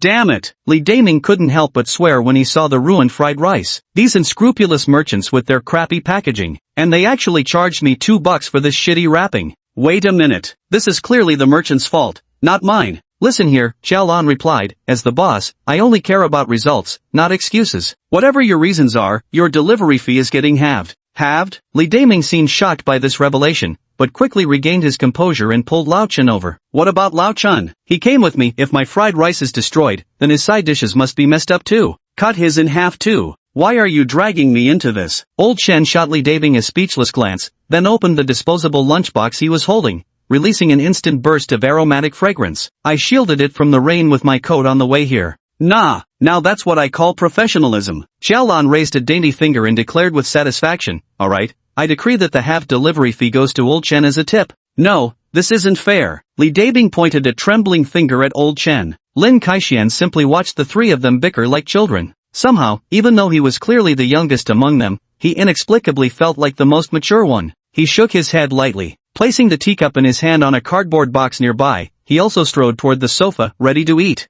Buzz. The phone chose this inopportune moment to ring. Lin Kaixian had just picked up his spoon when he noticed the caller's name flashing on the screen. He froze momentarily before answering the call. Hello? The rain continued to fall. After answering the phone, Lin Kaixian's expression grew increasingly grave. Noticing the change in his demeanor, the other three instinctively fell silent, waiting patiently for him to finish the call. When the call finally ended, Old Chen couldn't contain his curiosity any longer. What's wrong, Old Lin? You look troubled, he asked. He took a deep breath. Lin Kaixian picked up the spoon only to put it back down again. I'm afraid we won't be able to finish this meal. Everyone needs to stop what they're doing immediately and come with me to the western suburbs. Something terrible might be about to happen in Ming City. Chapter 51, Li Dabing's Notice. The rain kept falling. and it showed no signs of stopping, with raging winds that were outright submerging this land. The urban floodwaters rose higher and higher. Soon, the sewers on certain streets couldn't keep up with the demand, and the accumulating water gradually rose above ankle height. Boom! The thunder reverberated through the skies. The school bell signaling the end of evening self-study seemed timid and insignificant amidst the roar of thunder. Gazing at the rain curtain outside the window, Bayan's thoughts were abruptly pulled back by the teacher's voice from the podium. "Class, it's raining heavily outside right now, so for safety reasons, please don't rush to go home yet. Everyone remain seated at your desks. We'll wait for further instructions from the school. You can leave when the rain lightens up a bit." Hearing this, undoubtedly, some students who had long been eager to hurry home now wore a tinge of gloom on their faces. During the tense academic demands of high school, the scheduling between classes was already packed enough. Getting home a bit later meant their precious rest time would be further shortened. Of course, there was no helping it. They couldn't blame the school, only this bizarre weather. The afternoon had been perfectly fine, yet suddenly, here came wild winds and torrential rain. This rain, it's really too heavy. Sai, let's play Gamoka. Use your notebook. Damn it, Tanza. My notebook's already full of games. It's your turn to use yours. By the way, did any of you jot down today's homework? Let me take a look. I might as well get some of it done now while I'm at it. Here, this is for physics, this is for chemistry, and for Chinese, you need to write an essay. Then complete the workbook up to the 3rd unit. TSK, my mom just texted me saying this rain is absolutely terrifying. Our neighborhood's underground garage got flooded, and the homeowners group chat is going wild with arguments. Who says it's not? Just look at my doorstep, the water's already rising past our ankles. Inside the classroom, the students began chattering noisily. It was after school hours now, and as long as things didn't get too chaotic, the teacher wouldn't intervene to stop them. Bayan slowly gathered his thoughts. His phone had vibrated twice moments earlier. When he picked it up, he saw messages from both Anyu and Fong Lanlan. Fong Lanlan, Bayan, it's raining so hard. Won't it be difficult for you to go home later? Why don't you ride with me? My dad is coming to pick me up by car. Anyu, I have an umbrella here. If you need, I can walk you home later. Looking at the message, Bayan glanced up at Anyu. It must be said that after last night's and today's interactions, the relationship between him and Anyu had indeed improved considerably. Though it hadn't yet reached the level where they could extract player information from each other, it was still a very good start. Anyu sat at her seat. A transparent umbrella hung on the left side of her desk. After sending the message to Bayan, she didn't do anything else, just buried herself in completing today's assigned homework.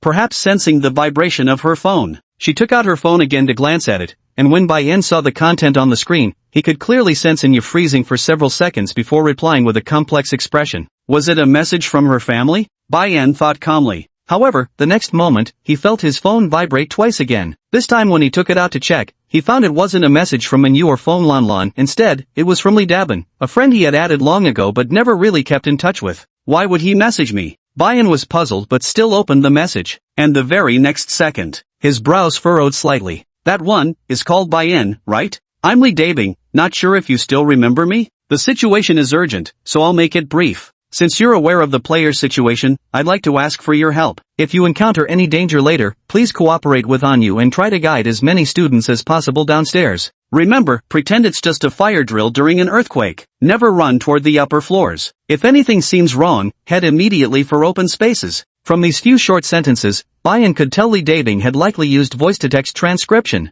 It must have been because of the surrounding noise. There were quite a few typos mixed in. But fortunately, the typos weren't excessive, and Bayan could barely make out the general message Li Dabing was trying to convey. If you encounter any danger, cooperating with Song Anyu, should we try to take as many students as possible downstairs with us? Just like during fire drills for earthquakes? Without a doubt. These words are definitely not normal, at least, from a typical perspective. Li Dabin wouldn't send him such messages out of the blue. After all, judging by the previous implications, since he hadn't successfully joined the Peacekeepers, Li Dabin and the others wouldn't proactively disturb him either. As long as he signed the confidentiality agreement, they would let him return to an ordinary life. Now Li Dabin had taken the initiative to contact him and even mention some kind of danger. Could it be? Has the dungeon appeared, and nearby the school? Bayan pondered as he opened the panel, but oddly enough, the panel information was eerily quiet. He didn't need to worry about conserving energy coins, so items like the dungeon detector were always in use, just like his double experience card. The dungeon detector showed no response. That suggests there couldn't possibly be any dungeon-like phenomena nearby, unless, like last time, some special spatial dungeon emerged that could evade detection by the dungeon scanner. Luck shouldn't be so absurd as to encounter spatial dungeons twice in a row, both appearing near the school. He thought to himself. Bayan sent Li Dabing a message inquiring about the situation. After all, his ability to retain memories was no secret among these security officers, so asking wouldn't hurt anything. But whether it was because Li Dabing was too busy or simply didn't hear the notification, there was no response from the other side for a full 2 minutes. Zhang Mingyang, can we switch places? Waiting. And Yu's voice sounded by his ear. Bayan looked up and noticed she was speaking to his deskmate in front of him. Zhang Mingyang had no reason to refuse, so he nodded and took his school bag to Yu's original seat. Switching seats, sitting down. Now Yu was even closer to Bayan. Before Bayan could figure out what the other person was up to, Yu turned her body, holding an exercise book, pretending to discuss studies in a hushed tone. Soldier brother said he sent you a message. Did you get it? Gazing at Yu's face as she lowered her head, pretending to look at the book, Bayan roughly understood the reason for her seat change. Although he thought Yu's approach was somewhat like burying one's head in the sand, any clear-eyed person could see they weren't discussing studies. The classroom's current noise level meant nobody paid much attention to them. After some thought, Bayan decided to play along with Yu's lead and replied, "Right, I know." So, has some sinister presence appeared again? Bayan suspected it might be because he wasn't actually a peace officer after all. That explained why Li Dabin had been deliberately vague in his message rather than stating things directly. He figured Yu, who practically counted as half a peace officer already, should know more about such matters. However, Yu just shook her head slightly at this. I'm not sure either. Chapter 52, Cataclysm, Part 1. I don't really know about that either. I can't reach Brother Dabing and the others right now, but don't worry, since they've already sensed something's wrong, they'll come immediately if we're in danger. Although I haven't been a constable for long, I'll protect you all too. Protect you all. Watching Anyu's somewhat fragile figure, Bayan honestly didn't feel particularly reassured upon hearing these words. He looked out the window beside him. Thunder roared, and the rain continued to lash at the ground with reckless fury, as if the heavens were pouring out all their grievances in a frenzied act of vengeance. Bayan had already forgotten just how long it had been since he'd seen such torrential rain. He stared at the absurdly exaggerated curtain of rain. For no apparent reason, a vague sense of foreboding arose in Bayan's heart. Li Dabin and his team. Are they really heading in this direction right now? To be honest, Bayan didn't think this looked promising. From his perspective, if they had genuinely encountered some extraordinary incident requiring assistance from him and Yu, then as a peacekeeper, Li Dabing shouldn't have completely lost contact with them. But Li Dabing had simply told them a few cursory words before vanishing without a trace. And to think someone like him who couldn't even pass background checks got dragged into this mess so inexplicably, being asked to help out if they claimed it was just some trivial matter, Bayan definitely wouldn't believe it. So, what exactly happened to Li Dabing and the others? The ominous feeling in his heart grew heavier. Looking outside the window now, visibility had all but disappeared. The dense curtain of rain completely obscured everything in the pitch-black night. Turning their gaze away, the rest of the class continued with their own activities. As the heavy rain showed no sign of letting up, worry deepened in the eyes of some students, uncertain when they'd be able to head home. The TV hissed with static. Abruptly, just as Bayan was pondering these thoughts, the ceiling light flickered twice. Almost instinctively, all the students stopped what they were doing and immediately looked up at the light overhead. Damn, what's going on here? Could it be haunted? Tang Zhe joked with a twitch at the corner of his mouth. However, the moment his words fell, bang, the lights completely went out, and the classroom was instantly plunged into darkness, causing a few female students to scream involuntarily. Quiet. It's just a power outage. What's all the fuss about? On the podium, the teacher spoke up while pulling out their phone from their pocket and turning on the flashlight function. The other students saw this. Those with mobile phones quickly turned on their flashlights, and the pitch-black classroom regained some faint illumination. Why did they suddenly cut the power? Not sure. Maybe it's because the rain is too heavy, and the school cut off the electricity for safety reasons? Sai, we can't play Gamoku anymore. It's pitch black here, can't see a thing. What do you mean you can't see? Don't we have this flashlight? Tang Zhe, don't you dare back out now. You were the one who insisted on betting 5 yuan earlier, and I'm about to win. Ugh, do I look like someone who'd stiff you for 5 yuan? Next time we'll settle this properly. The sudden power outage didn't actually cause much panic among the students. The screaming female classmates were just reacting instinctively. After all, it was just a simple blackout. Not only was nobody frightened, but since power outages rarely occurred, some even started whispering jokes to each other. Boom! A lightning bolt flashed across the sky, instantly illuminating every face in the classroom with a ghastly pallor. Apart from class 4 of grade 11, Bayan could also hear scattered noises coming from other classrooms. The unease in his heart grew even stronger. Something feels off about this situation. After a brief moment of contemplation, Bayan felt he ought to take some action now. I need to use the bathroom first. If anything comes up, we can talk when I get back. Before the classroom could settle into complete silence, Bayan casually whispered this to Yu. Without waiting for her reaction, he maneuvered his wheelchair out from between the desks and headed toward the front of the classroom. When the teacher heard Bayan's request to use the restroom, she hesitated briefly before ultimately granting permission. After all, while the rain is heavy and there's even a power outage, but needing to go to the bathroom, she couldn't possibly let Bayan just relieve himself in his pants. Wait, I think it's too dangerous for you to go out now. Big Brother Soldier and the others haven't responded yet, something might really happen. Arriving at the classroom door, Bayan glanced down at his phone, staring at the message notification from Manhwa on the screen. He merely replied with "can't hold it anymore," then slipped the phone back into his pocket and continued pushing the wheelchair outward along the hallway. Rustle, rustle, rustle. The sound of rain falling on the ground grew clearer. Earlier in the classroom, Bayan hadn't noticed anything unusual, but when he stepped into the hallway, he truly grasped the terrifying intensity of this rain.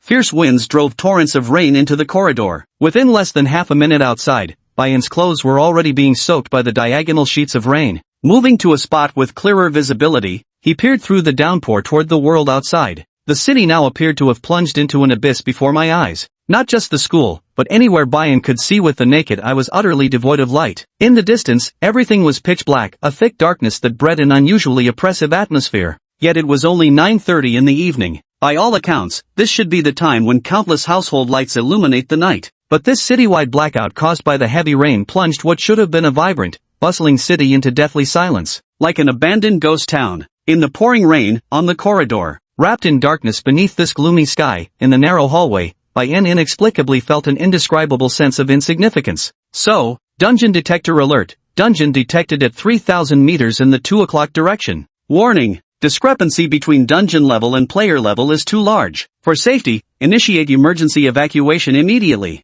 Alert, current dungeon distance from player, 2,900 meters? Before Bayan could even begin to make sense of it, the long dormant dungeon system notification suddenly appeared. And unlike last time, the panel directly suggested an evacuation. 2,900 meters? Bayan swiftly turned his head toward the 2 o'clock direction indicated on the panel. Sadly, his view was blocked by a dense cluster of skyscrapers. He couldn't possibly see any scenery beyond 500 meters here. Apart from the school buildings, most residential structures blocked his line of sight. From 3,000 meters to 2,900 meters in an instant. There was no doubt that despite barely moving himself, the distance between this dungeon and him was actively changing. But exactly what kind of dungeon would display warnings about the level gap between itself and players being too large? Bayan subconsciously gripped the wheelchair's rim, hesitating whether to go take a look. Since Li Daving had sent the message in advance, those peacekeepers must have already known about this instance. If he hurried over now, he might still catch up with Li Daving and the others. But,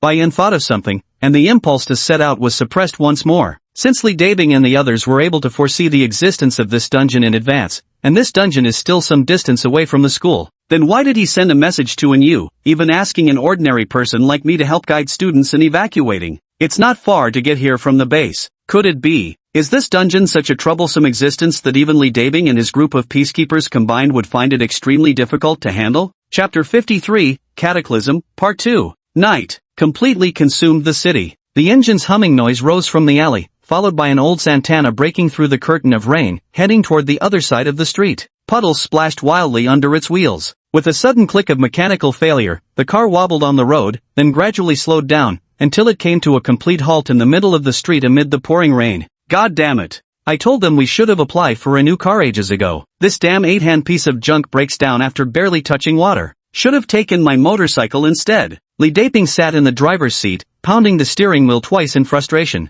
Is it completely busted? Old Chen leaned forward from the back seat to ask. It's not completely busted. You guys go down and help push it to a spot without rain. I can probably get it working again with some repairs. Li Dabin replied. Back seat. Beside Old Chen. Lin Kaishan frowned at the laptop placed on his knees and let out a heavy sigh. I'm afraid there's no time to wait for your repairs. If we're any later, something big might happen. The mission location has now moved from the western suburbs toward the city center. Let's get off here. I've already informed Li Naijo. We just need to head over from this side. He closed the laptop. After speaking, Lin Kaishan immediately bent down, grabbed several raincoats from under the vehicle, and flung one toward each person. Ha, why do these raincoats smell so bad? Li Daving, did you forget to wash and dry them after use last time and just stuff them under the car seat like this? Xiaolan said with disgust, but still quickly threw the raincoat over herself. Come on, let's not worry about these minor details. By the way, old Lin, this is the first time I've seen you so panicked. and you even rounded up our entire team. What the hell is going on? Putting on raincoat. During the process of getting off the car,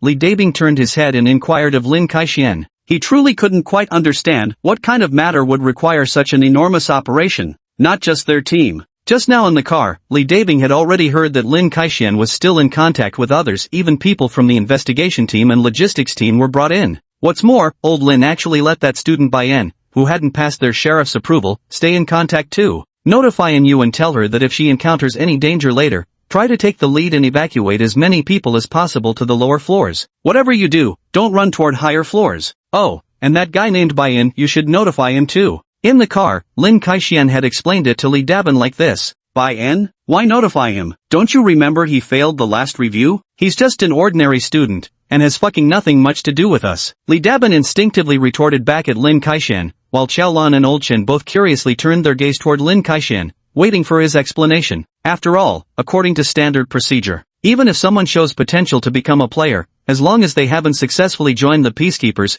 they always try to prevent such individuals from getting involved in those damn dungeon horrors and dangerous situations. This is an internal regulation of the Sheriff's Department, not to mention actively involving the other party. Under the torrential rain, Lin Kaixian took a deep breath, adjusted his glasses, listened to Li Dabin's question, and glanced at his teammates beside him who were also waiting for his explanation. After a pause, he answered both the question and the doubts of everyone in the car simultaneously. Because this is currently a special situation. A message came from headquarters. Bright City. It's about to be the apocalypse. Boom. The thunder still rumbled overhead. Apocalypse. The unfamiliar yet somehow familiar phrase lingered in their minds as the 4 team members dashed toward their destination in complete silence. The heavy rain soaked through the hood of their raincoats. Li Dabin pulled a cigarette from his pocket, attempting to light it for himself. But the rain was too heavy, the wind too strong. After several unsuccessful attempts, he finally cursed under his breath and tossed the cigarette into the wind, continuing to run with his head down. Old Lin, Li Naito's team is closer than ours, right? Xiaolan asked Lin Kaixian,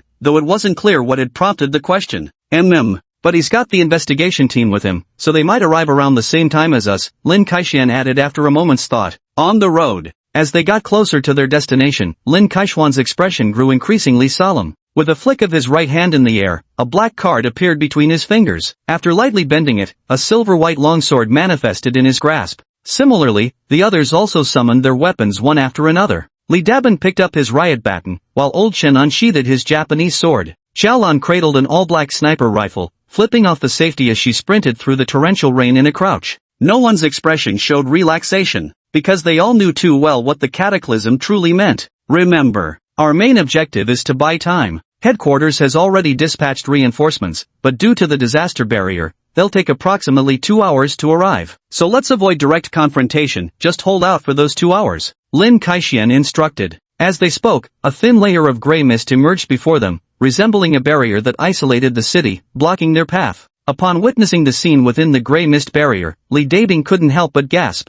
Where was there even the slightest resemblance of a city left before them now? The ground was cracked, buildings collapsed. Like the ruins left after a disaster, the lingering flames from the explosion flickered gently. Fortunately, the heavy rain had prevented the fire from spreading to terrifying proportions. Countless embers swayed beneath the shattered walls like silent declarations of dominance. Old Lin. On the other side, Li Naizhou's voice sounded. Seeing everyone arrive, his face couldn't contain the joy, as if he had regained his backbone amidst fighting alone, and he trotted toward them. Lin Kaixian slightly furrowed his brows upon seeing Li Naizhou. For no other reason than the fact that even in the heavy rain, he could clearly see the bloodstains still on the other's body, not to mention the limping gait, all of it unmistakably revealing injuries. How's the situation now? Knowing this wasn't the time for sympathy, Lin Kaixian quickly averted his gaze and asked Li Naizhou. Things are under control for now, that thing hasn't shown itself yet. The investigation team set up containment barriers in advance. Even if it emerges, the barriers can hold it for a while. But, as he spoke, Li Naizhou's expression visibly darkened, soon replaced by a mix of grief and anger. Clenching his teeth, he continued. But we still arrived too late. Some residents couldn't be fully evacuated. A few were injured, and others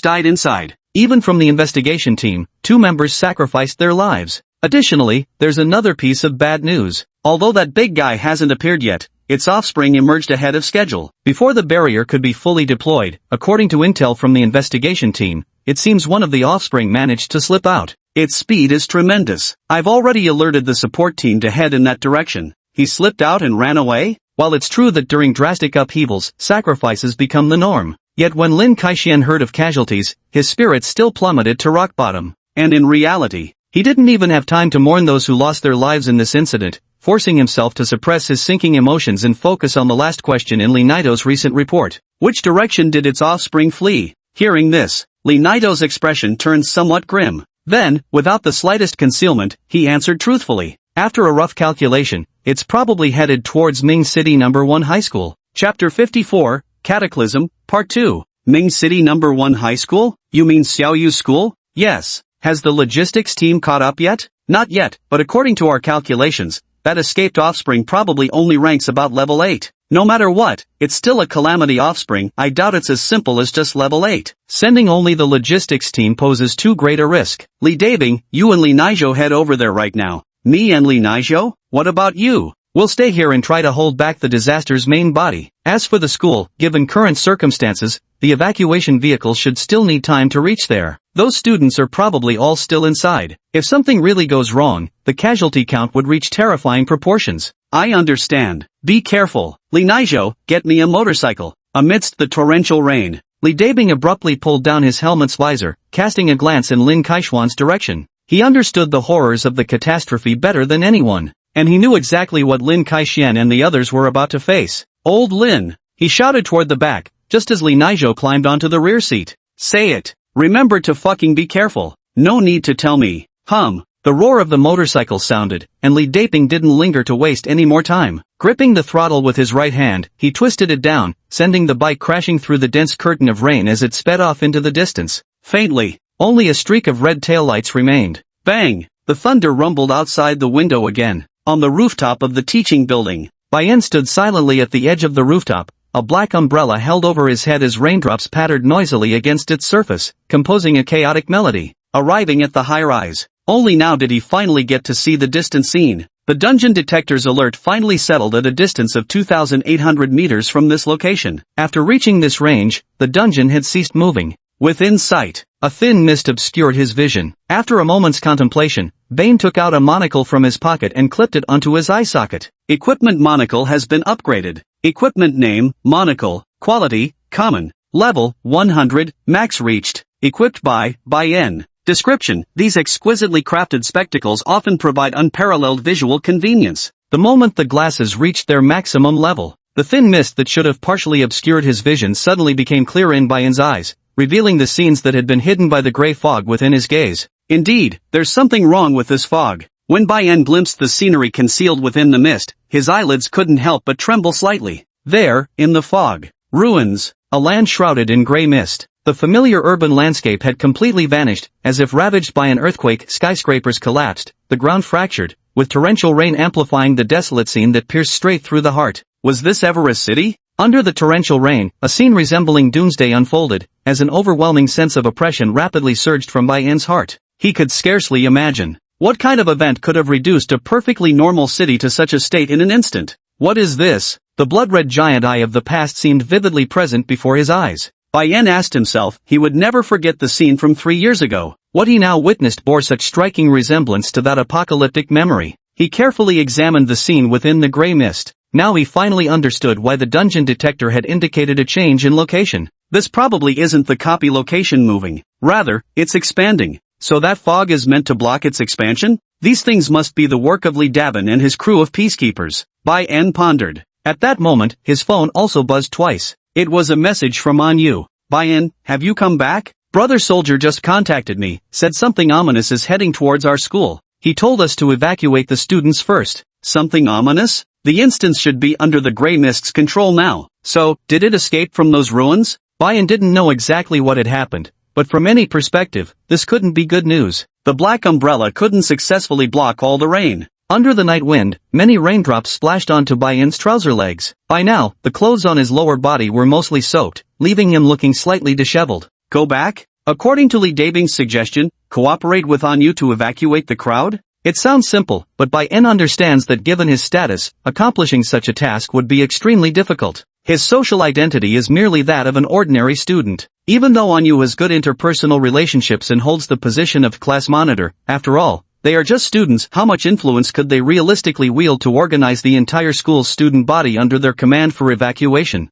The only way to accomplish this is to make Anyu proactively reveal her special abilities, thereby increasing her influence, and then use memory rewind to erase everyone's recollections afterward. Li Dabing and his crew must be planning the same thing, but the process is just too cumbersome. Even if this could be done, it would require a considerable amount of time. The ruins were only 2.8 kilometers away from the school. If something sinister had truly escaped from there, it wouldn't take long at all for it to reach this place. Excluding the time gap for Li Daming and the others to discover the escape of the sinister entity, combined with the time consumed to notify Anyu, and finally the coordination between him and Anyu to guide the students' evacuation, by the time they managed to gain the trust of the majority of students and teachers, the evil entity would likely have already arrived at this location. There's no time. Bayan removed his spectacle lenses and swiftly pulled out a deck of equipment cards from his pocket. With a forceful snap, brilliant white flashes instantly enveloped his entire body. Half a second later, his school uniform had transformed into an entirely different outfit. If we do nothing and just wait for the evil to arrive, the school will surely descend into chaos, and if he acts then, there's a chance his identity might be exposed. Rather than that, it would be better to intercept and eliminate the evil halfway. Pulling his baseball cap tight and fastening his mask, he simply crouched slightly before leaping from the teaching building rooftop directly onto the neighboring office building's roof. This was the highest point in the entire school, and the vantage point with his clearest view. Buzz. The phone kept ringing. Unable to get a response, Anyu continued sending messages. Having changed his mind, Bayan naturally paid no attention to them. He simply turned off his phone and scanned his surroundings. If evil spirits are heading this way, where exactly would they appear? The torrential rain poured down as Bayan swiftly scanned the surrounding streets, his grip tight on the umbrella handle as his gaze methodically surveyed every intersection and alleyway. Over there! Assemble and block it! Minan Alley. A middle-aged man dressed in a sanitation worker's uniform pointed ahead, and his companions seemed to notice something as well, quickly removing the bristle heads from their brooms. Beneath the broom bristles lay sharp spikes resembling spearheads. The group reacted immediately. They promptly charged toward the target direction in a blockade formation, wielding the broom handles like weapons. Damn it! Finally found this thing. Ahead, a shadowy figure flickered in and out of view. The alerted man swiftly blocked its path, raising his long spear and thrusting it forcefully into the shadow's body. Thunk! The long stick successfully pierced the shadowy figure's body. Yet before the man could make his next move, his peripheral vision suddenly caught something to his left. Turning his head, he saw the creature already looming before him with a blood-drenched maw gaping wide. Two of them? As the jaws descended, the man's expression froze in utter disbelief. The next moment, his head was bitten clean off alive. At the same time, the shadowy figure impaled by his spear writhed in place for a few seconds before splitting apart like viscous goo. The others barely had time to process the shock of now facing two shadow creatures. The count has now reached 3. Chapter 55, Desperate Reproduction. The duties of the logistics team typically involve cleaning up all traces left behind by peacekeepers and evil entities after clearing instances, ensuring ordinary people remain unaware of player existence. Thus, those who join the logistics team. When choosing a profession, people tend to lean toward roles like janitor, where individual combat capabilities are somewhat weaker. But even so, apart from their professions, after all, their level is still there. Even when facing 8th level evil spirits, they can band together to eliminate them. Not to mention, the team leader is also present this time. The shadowy figure that emerged from the catastrophe now weighed heavily on everyone's emotions. This dark figure wasn't alone. Moreover, it seemed capable of splitting and reproducing when injured, with no weakening in strength after reproduction. Fuck your mother. Fuyu, leader of the logistics team in Ming City, stood at the rear when his pupils abruptly contracted. Upon witnessing his team member's head being bitten clean off, he could no longer restrain himself. Brandishing a long spear with its brush head detached, he charged forward without hesitation. His own level was 12. In terms of rank, he was naturally no match for the execution team's bunch, but as a member of the support group not particularly skilled in combat, his strength was already among the elite within his entire unit. The scenes of daily life with his fallen teammates seemed to flash vividly before his eyes. Without a moment's hesitation, he thrust his spear straight through the shadowy figure that had bitten off his comrade's head. Quick, take Xiaohao's body away. As he spoke, the two newly split shadowy figures behind them immediately pounced toward Fuyu's direction, as if devoid of any capacity for thought. With gaping mouths, they seemed solely intent on devouring the prey before them. SSSSHHH. The spear in hand was swiftly drawn, and in the next instant, Fuyu pivoted sharply, evading the biting angles of two shadowy figures, before delivering a solid sweep with the weapon. The spear carved a semicircular arc through the air. All three shadowy figures were simultaneously sent flying by the sheer force of the blow. Just then, the rest of the team members arrived in the nick of time, forming a protective barrier between Fuyu and the encroaching shadows. However, the shadowy figure that had been struck continued to divide, this time splitting from 3 into 6, and in the blink of an eye, they reached 2/3 of the remaining logistics team's numbers. It couldn't be killed. This damn thing only multiplied. Seeing this situation, Fuyu's heart instantly sank to rock bottom. The situation exceeded expectations, possessing nearly immortal rules made him realize why the calamity was called a calamity. Since this shadow is an offspring of the calamity, the only way to completely eradicate these things now would likely be to deal with the calamity itself. Otherwise, they would probably continue to multiply endlessly under those rules. The entity itself. Fuyu understood all too well what this meant. The birth of a calamity often heralded the downfall of an entire city. Ming City was merely a third-tier municipality. Among the peacekeepers currently stationed here, apart from Lin Kaixian, who was hailed as a genius, none of the others possessed the capability to confront the calamity head-on. Rain fell from the sky, soaking Fuyu's hair. He stood firmly blocking the shadow's path, unmoving. Huff, huff. An unpleasant, grating noise emerged from the shadow's form. The corpse of the team member whose head had been bitten off was now being carried by a comrade, while the blood-stained puddles on the ground had already taken on a deep crimson hue. All vital signs were completely gone. Even after exhausting all healing cards, there was no way to revive them. They had already lost a teammate. Rustle, rustle, rustle. The rain kept falling. Fuyu took a deep breath, as if making some crucial decision, then simply took off his rain-soaked heavy coat and ordered, "Listen, I'll hold them off here while you all quickly set up the barrier at the rear. Whatever you do, don't let these things break through. Captain, let me stay with you." "That's an order," Fuyu shouted in a deep, stern voice. The other team members exchanged glances, hesitating, but the dark figures wouldn't give them time to think. Seizing this moment, the curtain of rain was split apart again as 6 dark figures charged forward simultaneously. "I'm talking to my teammates. Who the hell asked for your interference?" "Piss off." The spear swept out. Fuyu intended to force the dark figures back once more. Yet this time faced with a full 6 sinister shadow creatures, his spear was clearly insufficient. While sweeping aside 4 of them, the other 2 exploited the opening to swiftly close in on his face. Those were claws. Ink-black nails came within centimeters of Fuyu's face. At that critical moment, he abruptly shifted the angle of his spear, barely managing to block them. "Team leader, just a little more, just a little bit." Feeling the burning pain on his face, Fuyu reached up and touched it. He could clearly feel that the wound had been torn open by the shadow. If he had been even a second slower, he would probably have ended up like his team members before him, a headless corpse. 2 fists are no match for 4 hands. Taking a deep breath, a few raindrops trailed down his face, and this time,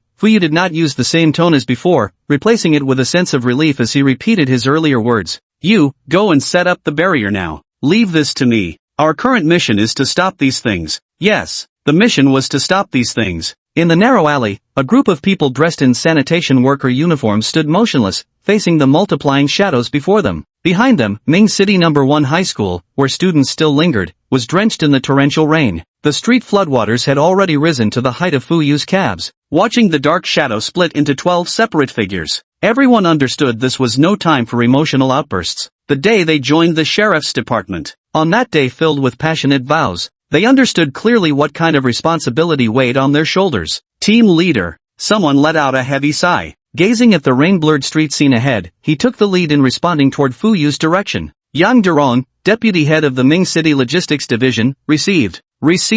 Roger that. Behind him, the responding voice seemed to echo back, listening to the fading footsteps of his departing teammates. Fuyu's tense expression unexpectedly relaxed. He watched the shadow that had already transformed into 12 figures. Without hesitation now, his right hand reached lightly into the air, and a black card appeared in his grasp. Overdraft potion. Price, 200 energy coins. After use, it can significantly enhance a player's abilities within 5 minutes, doubling their strength. While expensive, this card also has a serious side effect. After the overdraft period ends, the player will enter a downtime of at least 2 hours. During this downtime, some may faint directly, while others, even if they remain conscious, will lose all their strength. 5 minutes? Fuyu looked at the card in his hand, his thoughts wandering during this time. But in the end, he still gently twisted it, and as the card turned into white mist and entered his body, his aura began skyrocketing wildly. ZZZZT. The spear shattered the curtain of rain. Fuyu flipped the spear with his right hand and rested it behind his back, while slowly raising his left hand in a beckoning gesture toward the 12 shadowy figures. "Come on, come and kill me, at the rooftop."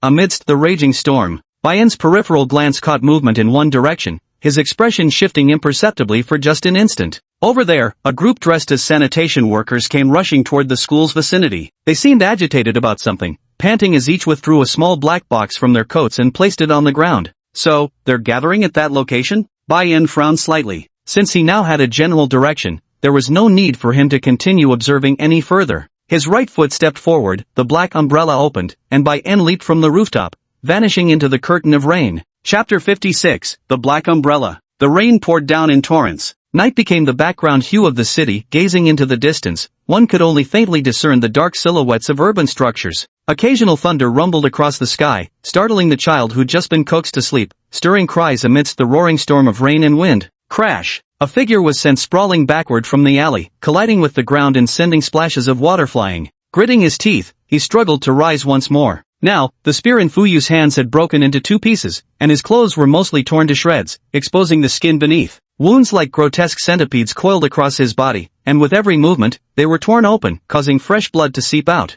3 minutes. 3 minutes had passed since he used the overdraft potion. During these 3 minutes, Fuyu tried his best not to actively attack the shadowy figures, instead focusing on blocking their movements. Yet despite this, there were still moments when he was forced to strike, causing the original 12 shadows to multiply into the terrifying number of 20. With every shadow possessing roughly 8th level strength. In a situation where one can only continuously evade and dodge. Even with the overdose stimulant, he's practically reached his limit now. Once the drug's effects wear off, he'll likely faint immediately, defenseless against the slaughter. But the good news is, the fatigue-suppressing potion could significantly dull the pain, effectively blocking most of the painful sensations. Otherwise, he probably wouldn't even be able to stand up right now. Damn it! Come on, come at me again. Fuyu spat a mouthful of blood-tinged saliva on the ground, gripping the two broken spear shafts, and waved at the direction of the shadowy figure again. A mad grin stretched across his face, yet his heart felt unbearably heavy. This little time, there was simply no way he could get the other team members to successfully deploy the barrier formation. The shadowy figures moved at no slow pace. If he were to fall, these shadows would surely rush past this spot in an instant. That would mean all previous efforts going to waste, and there'd be no chance for the remaining team members to stop these things. Just 2 minutes left. He had to do something before then. Swish! Dozens of dark shadows dove toward Fuyu's direction, splashing water pooled on the ground. As the spray blurred his vision, Fuyu immediately raised the broken spear in his hands to block. Crash! A tremendous force slammed into his chest, while black claws, emerging from nowhere, left a few more shocking scarlet gashes on his body. Get out of here! The two halves of the spear spun rapidly. Veins bulged on his forehead as he forcefully jerked forward, barely managing to block and repel it. Yet unfortunately, there are simply too many shadowy figures now. Before Fuyu could catch his breath, two more shadows emerged from another angle. Without even a moment to react, he was viciously bitten on the shoulder. Damn you! He kicked out with his right foot. His left fist blasted another shadowy figure away. Facing 20 shadowy figures again, it was clear Fuyu was starting to struggle beyond his capacity. True, he could temporarily push past his limits by overdosing on stimulants. In a normal one-on-one fight, none of these shadow creatures could possibly match him. But ultimately, quantitative change leads to qualitative change. And these shadows understood neither fear nor death. They didn't need superior tactics, simply charging at him endlessly was enough to exhaust his stamina. With his spear plunged into the ground, he barely supported his weight while gasping for breath. As expected, the number of shadows had grown even greater than before. He let out a weak laugh. Fuyu never imagined that one day he, a mere logistics team leader, would shoulder such a monumental responsibility. He usually likes to jokingly call himself a lowly janitor. The day the sheriff was assigned to the logistics team, he even cursed, convinced that with his abilities, he should be on the front lines, not stuck doing cleanup duty. You see that, boss? It's just fighting evil spirits. Damn it, if others can do it, so can I. See, I told you, cough, you guys must have misjudged me. The taste of blood in his mouth grew increasingly strong. Fuyu was well aware that his body was on the verge of collapse, but since he was standing here, he knew there were things he simply had to do himself. His right hand lifted gently, draining the last stored value from his panel. His fingertips now conspicuously held the final card he would stake everything on. Stamina potion. 1, 2, 3, 18, 19. Tisk, have they reached 28 already? Shifting his gaze sideways, Fuyu's gaze rested on the overdraft potion card. He was still in an overdraft state and knew all too well what outcome awaited him if he used another overdraft potion. Pushing limits beyond their breaking point. His body simply wouldn't withstand that surge of power. It would gradually rupture until death claimed him. But yet, today, I'm going to act the hero for once. Boom! A bolt of lightning tore across the sky, accompanied by deafening thunder. The blinding flash illuminated the silhouette in darkness, and at the same time cast light on everything behind Fuyu, the city standing in the rainy night. Holding the card, he stood in the alley. When Fuyu realized that what had cornered him was just a bunch of things without eyes, noses, or even assholes, the self-mocking expression on his face grew even more pronounced. Gripping this trump card, his right thumb bent slightly, just one more moment, and he would snap it, instantly boosting his strength once more. Yet in his daze, Fuyu faintly heard a vague sound of questioning, though with his severely injured ears, he couldn't make out whose voice it was at that moment. Subconsciously, he wondered if his teammates, unable to set their minds at ease, had come to his aid. What? Didn't I tell you to hurry up and set up the barrier? I'll handle these damn creatures myself. Fuyu turned his head and roared with all his might, but before he could finish, the rest of his words got stuck in his throat. In his field of vision, at the edge of the alley, a figure wearing a clown mask stood there holding an umbrella, the frenzied rain curtain blurring their appearance, making it impossible to see clearly. Who? A sense of unease rapidly crept up from the depths of Fuyu's heart. Yet the clown figure didn't answer his question, instead asking with apparent curiosity. You're already overdrawn right now, could you really use another dose of overdraft serum? Overdraft potion. Only when Fuyu clearly heard the other party speak did he dare confirm they were human. After all, evil spirits couldn't produce speech. Yet that mask on their face, the deliberately concealed visage beneath the mask offered him not the slightest sense of security. Fuyu seemed about to say something more, but the 20-odd lurking shadows wouldn't give them the chance to sit and chat intimately. Just the instant he opened his mouth, Fuyu sensed something and turned to see several shadows had already reached him. Damn it! The broken spear was pulled out once more. Fuyuming knew his reaction was half a beat too slow, but at this moment, all he could do was raise the shaft in a desperate attempt to block. Bang! Within his field of vision, a black umbrella suddenly descended from above in the nick of time, completely shielding Fuyuming from the dark figure. One after another, the thud sounds rang out, the noise of dark shadows colliding with a black umbrella. Several shadows of 8th tier strength. A single umbrella directly blocked them all. This is... Whoosh! Before Fuyu could comprehend it, the black umbrella violently snapped upward again, flinging all the shadowy figures clinging to its surface into the air. He turned just in time to see that face concealed behind a clown mask. Bayan didn't say much more. He simply reached over wordlessly to take the unused, overdraft potion, card from between Fuyu's fingers, then tucked it back into the other man's pocket, pointing at the already horrific wounds covering Fuyu's body. You'd better save this for another time. Chapter 57, Infinite Mana Bar. Rainy night, narrow alley, black umbrella. A desperate situation suddenly took an unexpected turn. Everything before him left Fuyu's thoughts in disarray. He stood frozen on the spot, momentarily uncertain about what to do next. The shadow continued to split apart. Yet concealed behind the clown mask, Fuyu couldn't discern the slightest expression on the face of the one who'd saved him. Indifference? Gravity? Or perhaps something else entirely? He couldn't describe it. His body pushed to its limit could no longer sustain so much thought. Gazing at this strangely materialized unfamiliar figure, Fuyu's thoughts seemed to grasp something crucial from the tangled mass of information. Just with an umbrella alone. That is, faintly. Something seemed to flash through Fuyu's mind. His expression suddenly froze. As the leader of the logistics team, he naturally had access to certain archival materials related to the incidents during post-operation cleanup work. The Dong Dakio incident. Security officer Lee Dabi from the state team was knocked unconscious due to miscalculations during an encounter with the Snow King.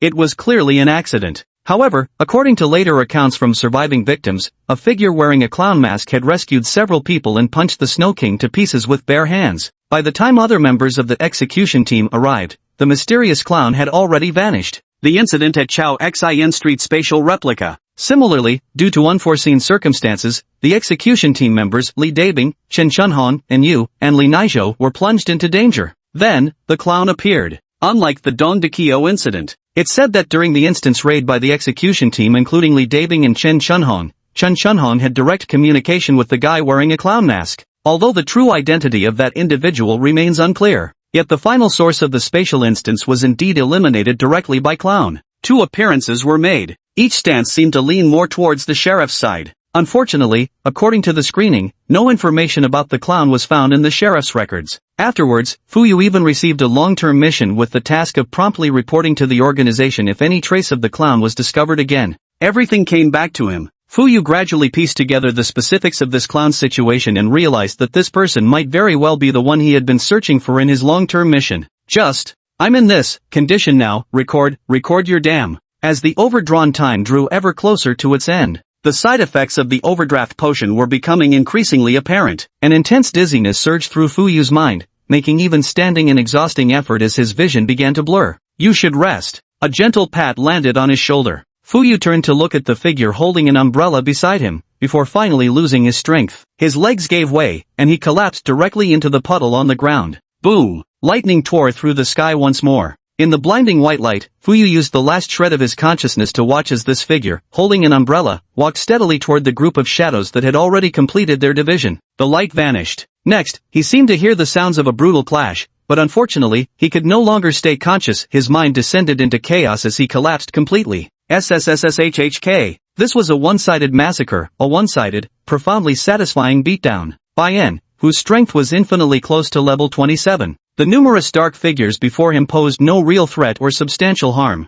Too slow. Their strength fell short as well. In such extreme torrential downpours, Bayan remained completely unaffected. If anything, the weather seemed to enhance certain aspects of his abilities. The index and middle fingers lightly closed together. With a sudden forward swipe, they sliced through the air. An intensely cold aura instantly emanated from Bayan. Most of the raindrops falling from the sky transformed into ice spikes within moments, like grim reapers descending upon the shadowy horde with a cacophony of crackling impacts. This was the skill inherited from the Snow King, Blizzard's descent. In fact, Bayan had arrived here 2 minutes before making his appearance. He had been observing along the way. Faintly, he sensed that the departing logistics team members seemed to be setting up something. Upon arriving and learning about the reproductive nature of the shadows, he couldn't help but recall the ruins enveloped in mist that he had seen on the rooftop. Even if he were a complete idiot, he could guess that Fuyu and the others' intention was likely to set up a barrier similar to the mist, in order to trap these shadows. After all, they couldn't be killed. The more you fought them, the more they multiplied. The only solution that came to mind at the moment was to trap them.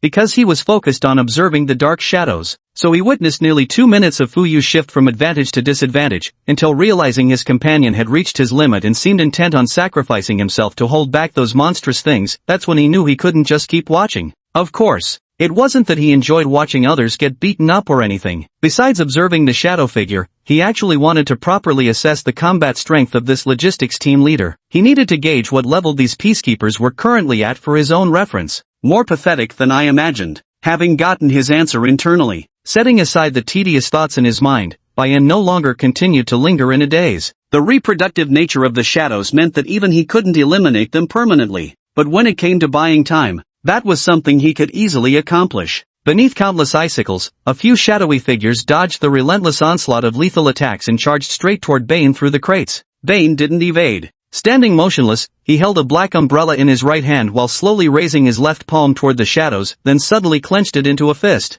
Skill. Spatial folding. The next instant, the figures charging forward seemed to hit an invisible wall. Their movements abruptly halted. Yet, unable to retract their momentum, the shadows toppled in unison, crashing into the puddles below. Bayan looked at the scene before him, feeling slightly disappointed. This alternative use of spatial folding was something he realized through practice after acquiring the skill. Since spatial folding can fold mirrored space, is it possible to fold only half of the map space where the target's body is located during the process? The facts told Bayan that it was indeed possible. However, whether it was because this spatial skill was too low level, his own level was insufficient, or perhaps this method bordered on cheating. Bayan had originally wanted to test whether folding space could neatly bisect these dark shadows. Unfortunately, all it managed to do was make them stumble. Forget it, can't ask for too much. This is barely passable. Making someone stumble unexpectedly during a standoff actually counts as a bit of a trick move. Bayan consoled himself. The so-called disappointment naturally vanished from his mind within seconds. He took a step forward, then walked toward the shadowy figure that was struggling to get up while in the midst of splitting apart.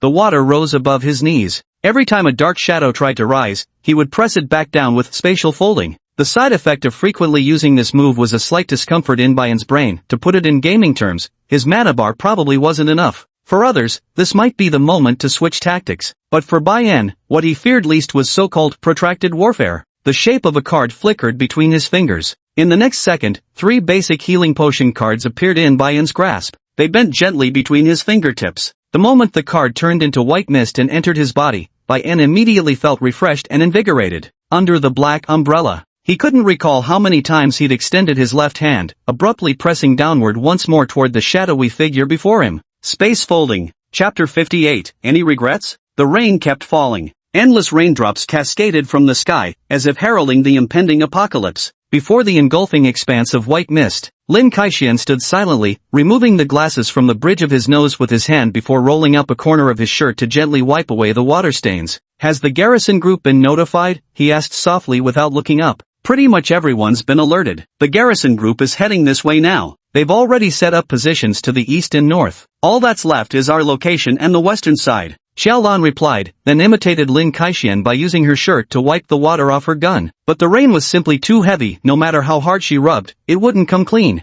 This made her somewhat agitated. "What about Li Dezhuang and Li Naizhou? Did they catch the escaped evil spirits?" "Not sure, I'll check," Old Chen replied, immediately taking out his phone to call Li Dezhuang. Due to the citywide power outage, the signal towers were naturally affected too. But to ensure mutual communication, the moment the power cut occurred, crews immediately rushed to repair the signal towers and restore power supply, which quickly re-established communications so quickly that some people didn't even notice the signal disruption. Beep, beep, beep. The phone vibrated a few times. Before long, Li Dabing's call came through. "Old Chen, what's wrong?" Li Dabin's reply was uncharacteristically serious, abandoning his usual playful demeanor. "Everything's fine for now. I called to check on your situation," Old Chen responded. He didn't hear any motorcycle sounds through the receiver, so they must have reached the vicinity of their destination. "It's under control. We can already hear the sounds of fighting. The logistics team should have intercepted it. We'll be there right." "Holy shit, what the hell is that?" Halfway through listening, Li Dabing's tone suddenly took an unexpected turn.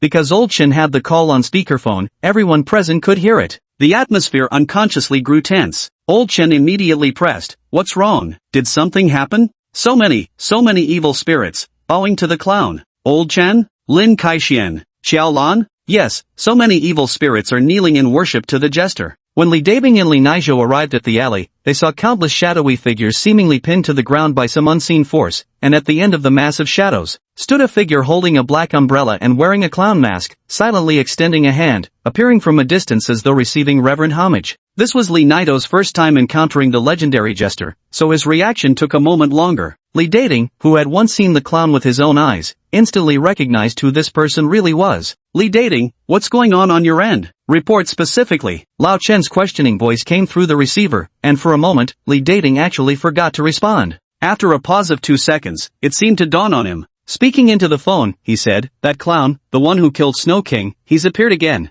And, it looks like he's subdued all the evil spirits already." "Has the clown appeared again?" Old Chen shot Lin Kaixian an inquiring glance. With this sudden uncertainty arising at such a critical moment, he wasn't sure what to do next. Lin Kaixian put his glasses back on, gazed at the grey mist veiling the ruins before him, and sighed softly. "Actually, this might be a good thing for us." "A good thing?" Old Chen and Xiaolan exchanged puzzled looks. Seeing their confusion, Lin Kaixian forced a smile and explained. "Amidst the catastrophe, the strength of the law enforcers in Ming City is simply insufficient. Though it's unclear who this clown really is, from the start until now, he seems somewhat inclined to favor our side. His abilities are not weak. If he were to join and assist us, our situation might improve significantly." "Yes, perhaps." From the moment he was told about the catastrophe in Ming City, Lin Kaixian had never held any hope that they could survive. This was no ordinary evil-infested dungeon. This was an outright calamity. When he embarked on this mission, he had already mentally prepared himself to sacrifice everything.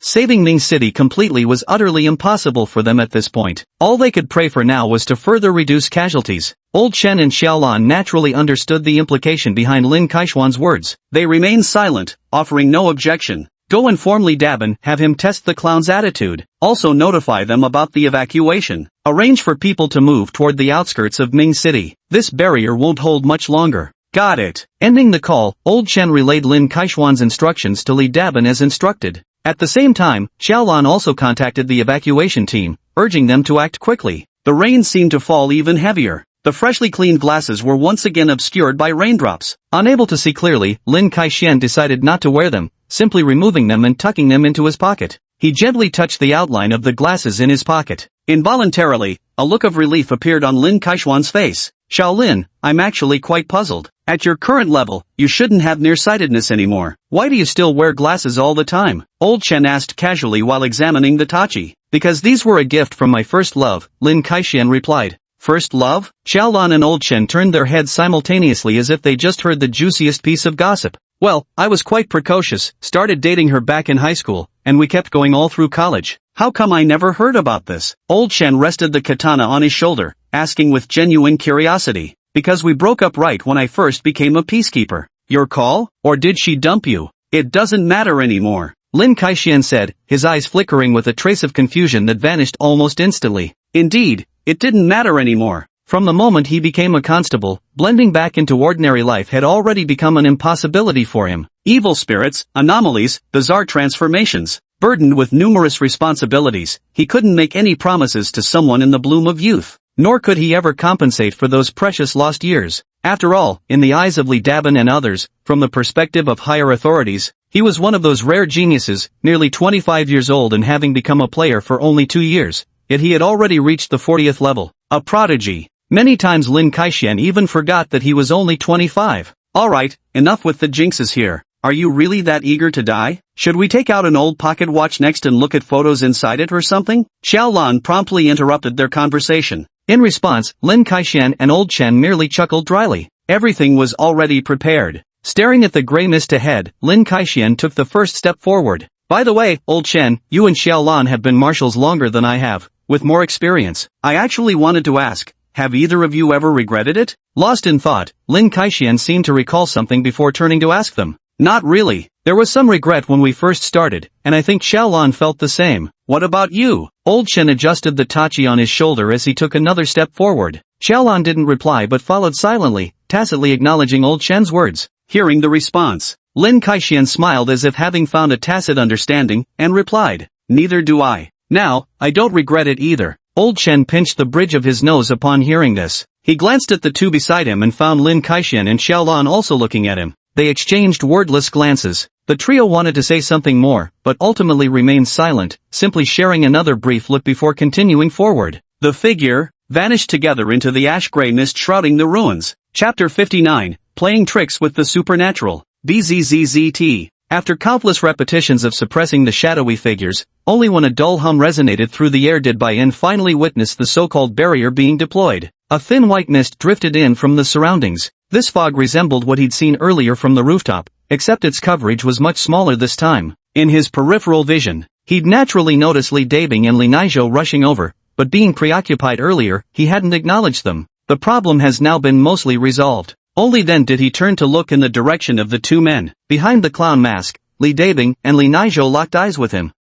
Li Dabing opened his mouth to say something, but the moment he spoke, he suddenly couldn't recall how to address the other person. The words he'd prepared got stuck in his throat. You take him and leave first, he's barely hanging on, Bai Yin said, disregarding Li Dabing's reaction as he simply pointed at the unconscious Fuyu lying beside them. Before this, he had casually helped Fuyu shift to a different spot. Otherwise, given the current level of water accumulation on the ground, the guy might have drowned while unconscious. By all accounts, what he did was already quite humane. Team leader Fu from logistics? Only after Bai Yin's reminder did Li Naizhou belatedly realize something. He immediately jogged towards Fu Yu's direction and only breathed a sigh of relief upon confirming the man was still breathing. Ah, Mr. Clown, right? Sorry, we've been calling you that because of your mask. Have you come this time to stop the catastrophe too? After a moment's deliberation, Li Dabing, fully aware of the seriousness of this incident, had shed his usual carefree demeanor and instead adopted an expression so intense it even surprised Bai Yin. He never expected Li Dabing could be this earnest. As for Li Dabing's question, Bai Yin didn't answer immediately. He just glanced at the already condensed white mist beside him,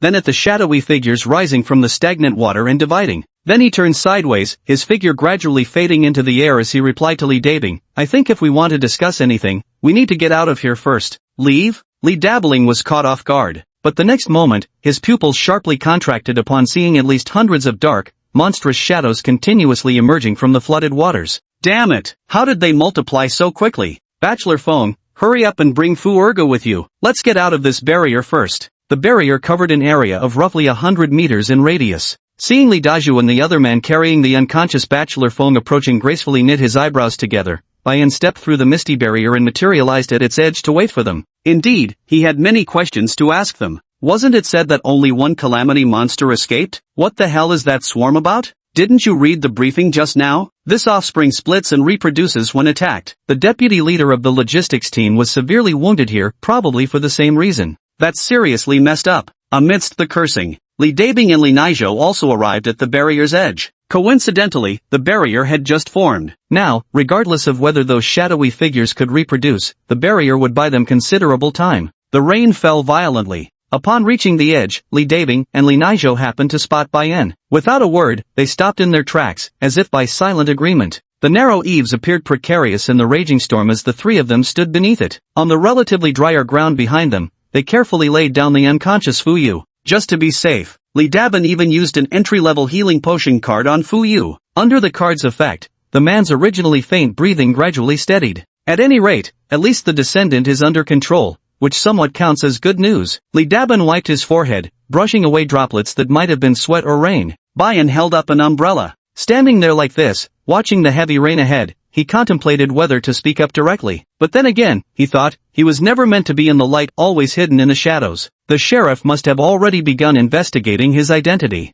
The more he said, the more he'd give himself away. Pondering over the words cataclysm mentioned by Li Dabing earlier, and combining them with the scenes he had witnessed before, Bai Yan decided to make himself appear even more enigmatic. He probed Li Dabing indirectly. This place will inevitably face what is destined to come. It sounded like a lament, yet also like a sigh. It was more like everything had unfolded exactly as ominously anticipated. Upon hearing this, Li Dabing's spirits sank further. Sure enough, his suspicions were correct. This mysterious figure wearing a clown mask had already learned something through some means. Judging by the tone, it seemed the other party had long known the catastrophe would occur. As Li Dabing pondered countermeasures in his mind, he couldn't help but raise his estimation of the Joker's mystique another notch. He couldn't help recalling Lin Kaishuan's earlier conjecture. This Joker was likely an ancient player who emerged even before the Peacekeepers were established. After all, the Peacekeepers' internal records showed absolutely no information about the Joker's identity. As for the Free Church, whether considering their modus operandi or based on intelligence from their undercover agents, the probability was virtually non-existent. So, this really might be my senior.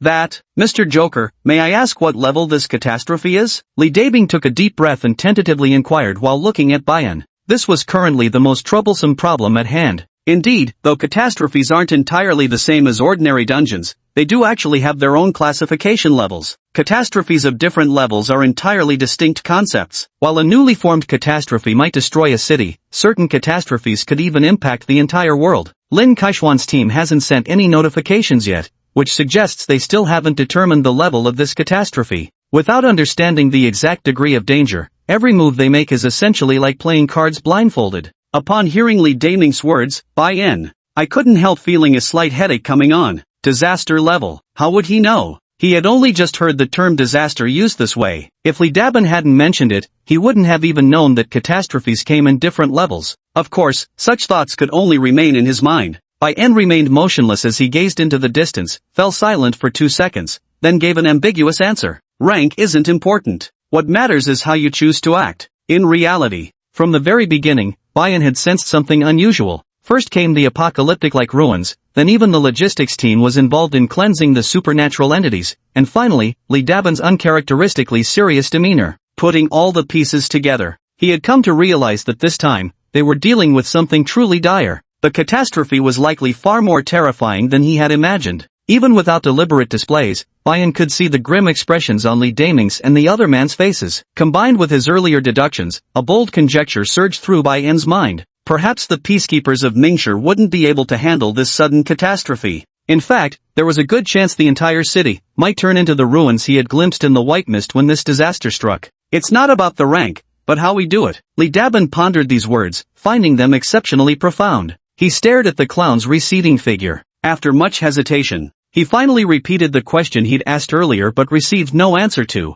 So, Mr. Clown, you fucking... No, that came out wrong by accident. What I meant was, will you join us in preventing the catastrophe? Chapter 60, Refuge. Stop it. Look up. Bai Yan gazed at this seemingly endless curtain of rain. He knew all too well, this time was different from all the others. No longer just an ordinary snowman dungeon, nor something like a mirror realm. The only thing capable of turning an entire area to ruins in an instant is an existence equivalent to the apocalypse. Gradually, Bai Yan slowly began to realize. In reality, without a cracked account, he would merely be a player below level 10, nothing more than a novice who had just recently discovered the world of players. Although he had slain a level 15 Snow King and exterminated a level 23 Mirror Spectre, feats far surpassing his own level on paper, each experience weighed heavily upon him. But by any measure, he was still just a newcomer at best. In fact, his becoming a player was purely coincidental. Strictly speaking, he wouldn't even pass the sheriff's background check. Under the curtain of rain, In the heavy silence, Li Nizhou turned his head to glance at his companion Li Dabing.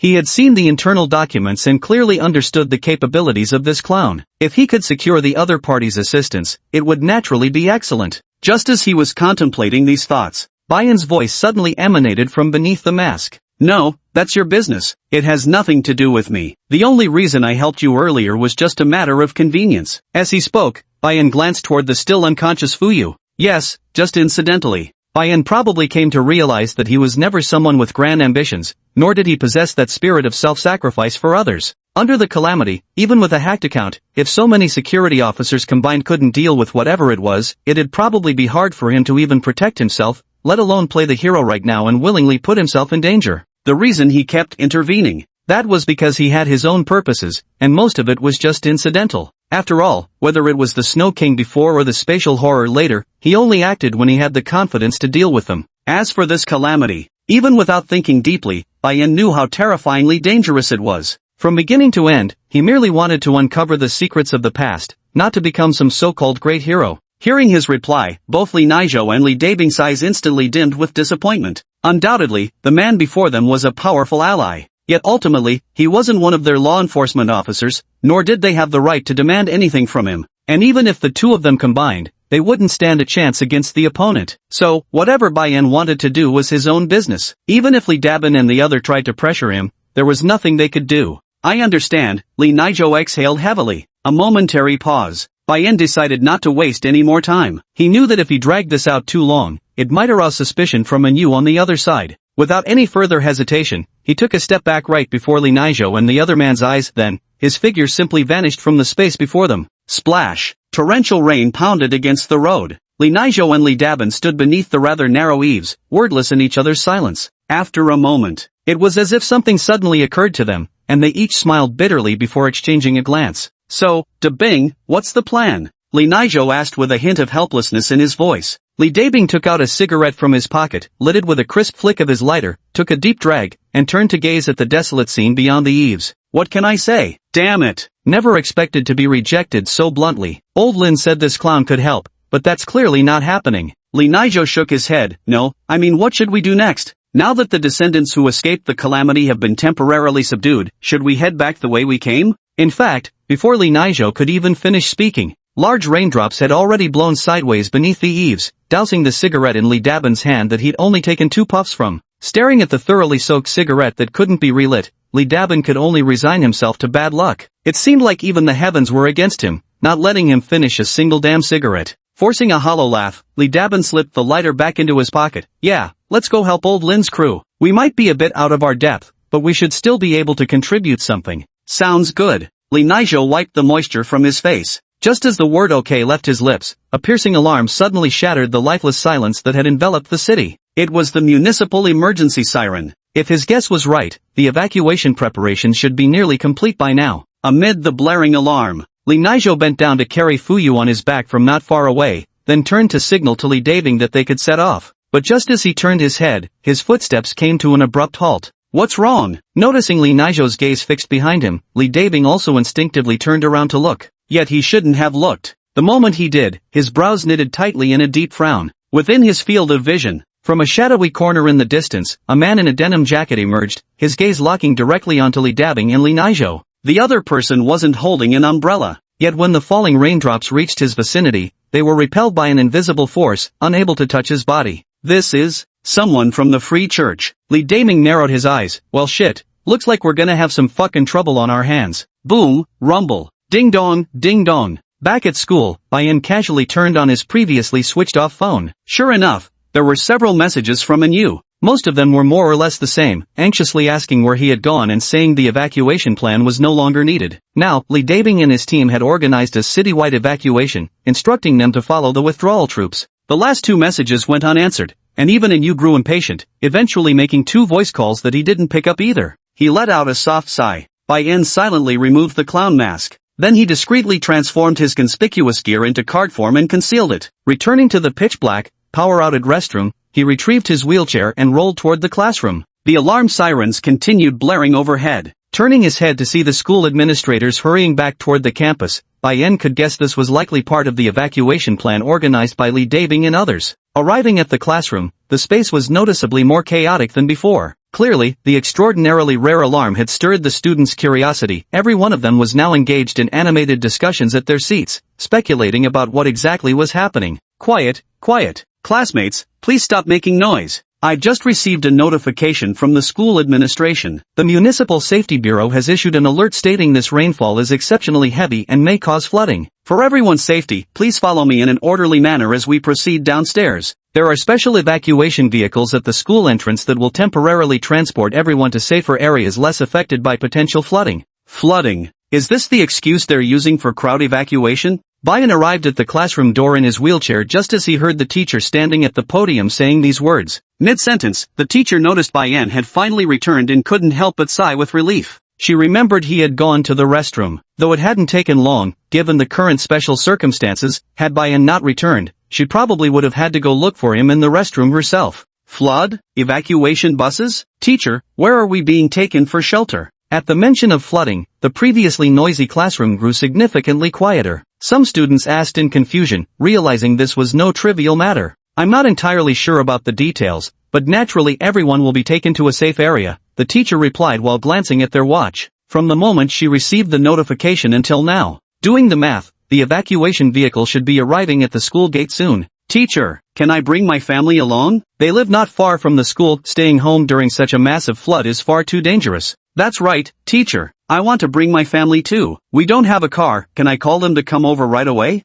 I want to bring two. The classroom buzzed with chatter. By the time Bayan returned to his seat, Yu's agitated emotions had finally settled a bit. The one who hadn't replied to messages all along. She began to wonder if Bayan might have encountered some accident. Did something happen to you? Did you see the messages I sent you? Yu turned her head and asked in a low voice. My phone died from running out of battery. What did you send me? Bayan replied. Yu nodded, choosing not to press further on the matter. She deliberately steered the conversation away from that topic and moved on to discuss more important matters. The original plan soldier told us to organize the evacuation isn't needed anymore, Yu explained in a low voice. The authorities have already started evacuating people above. We'll just follow the crowd in a moment and adapt accordingly. Inside the classroom, students who insisted on bringing their families were still questioning the teacher. Their nervousness was palpable. After all, a flood wasn't something to take lightly. Though clearly, they were overreacting. The teacher stood at the podium and rapped the blackboard several times before the classroom quieted down somewhat.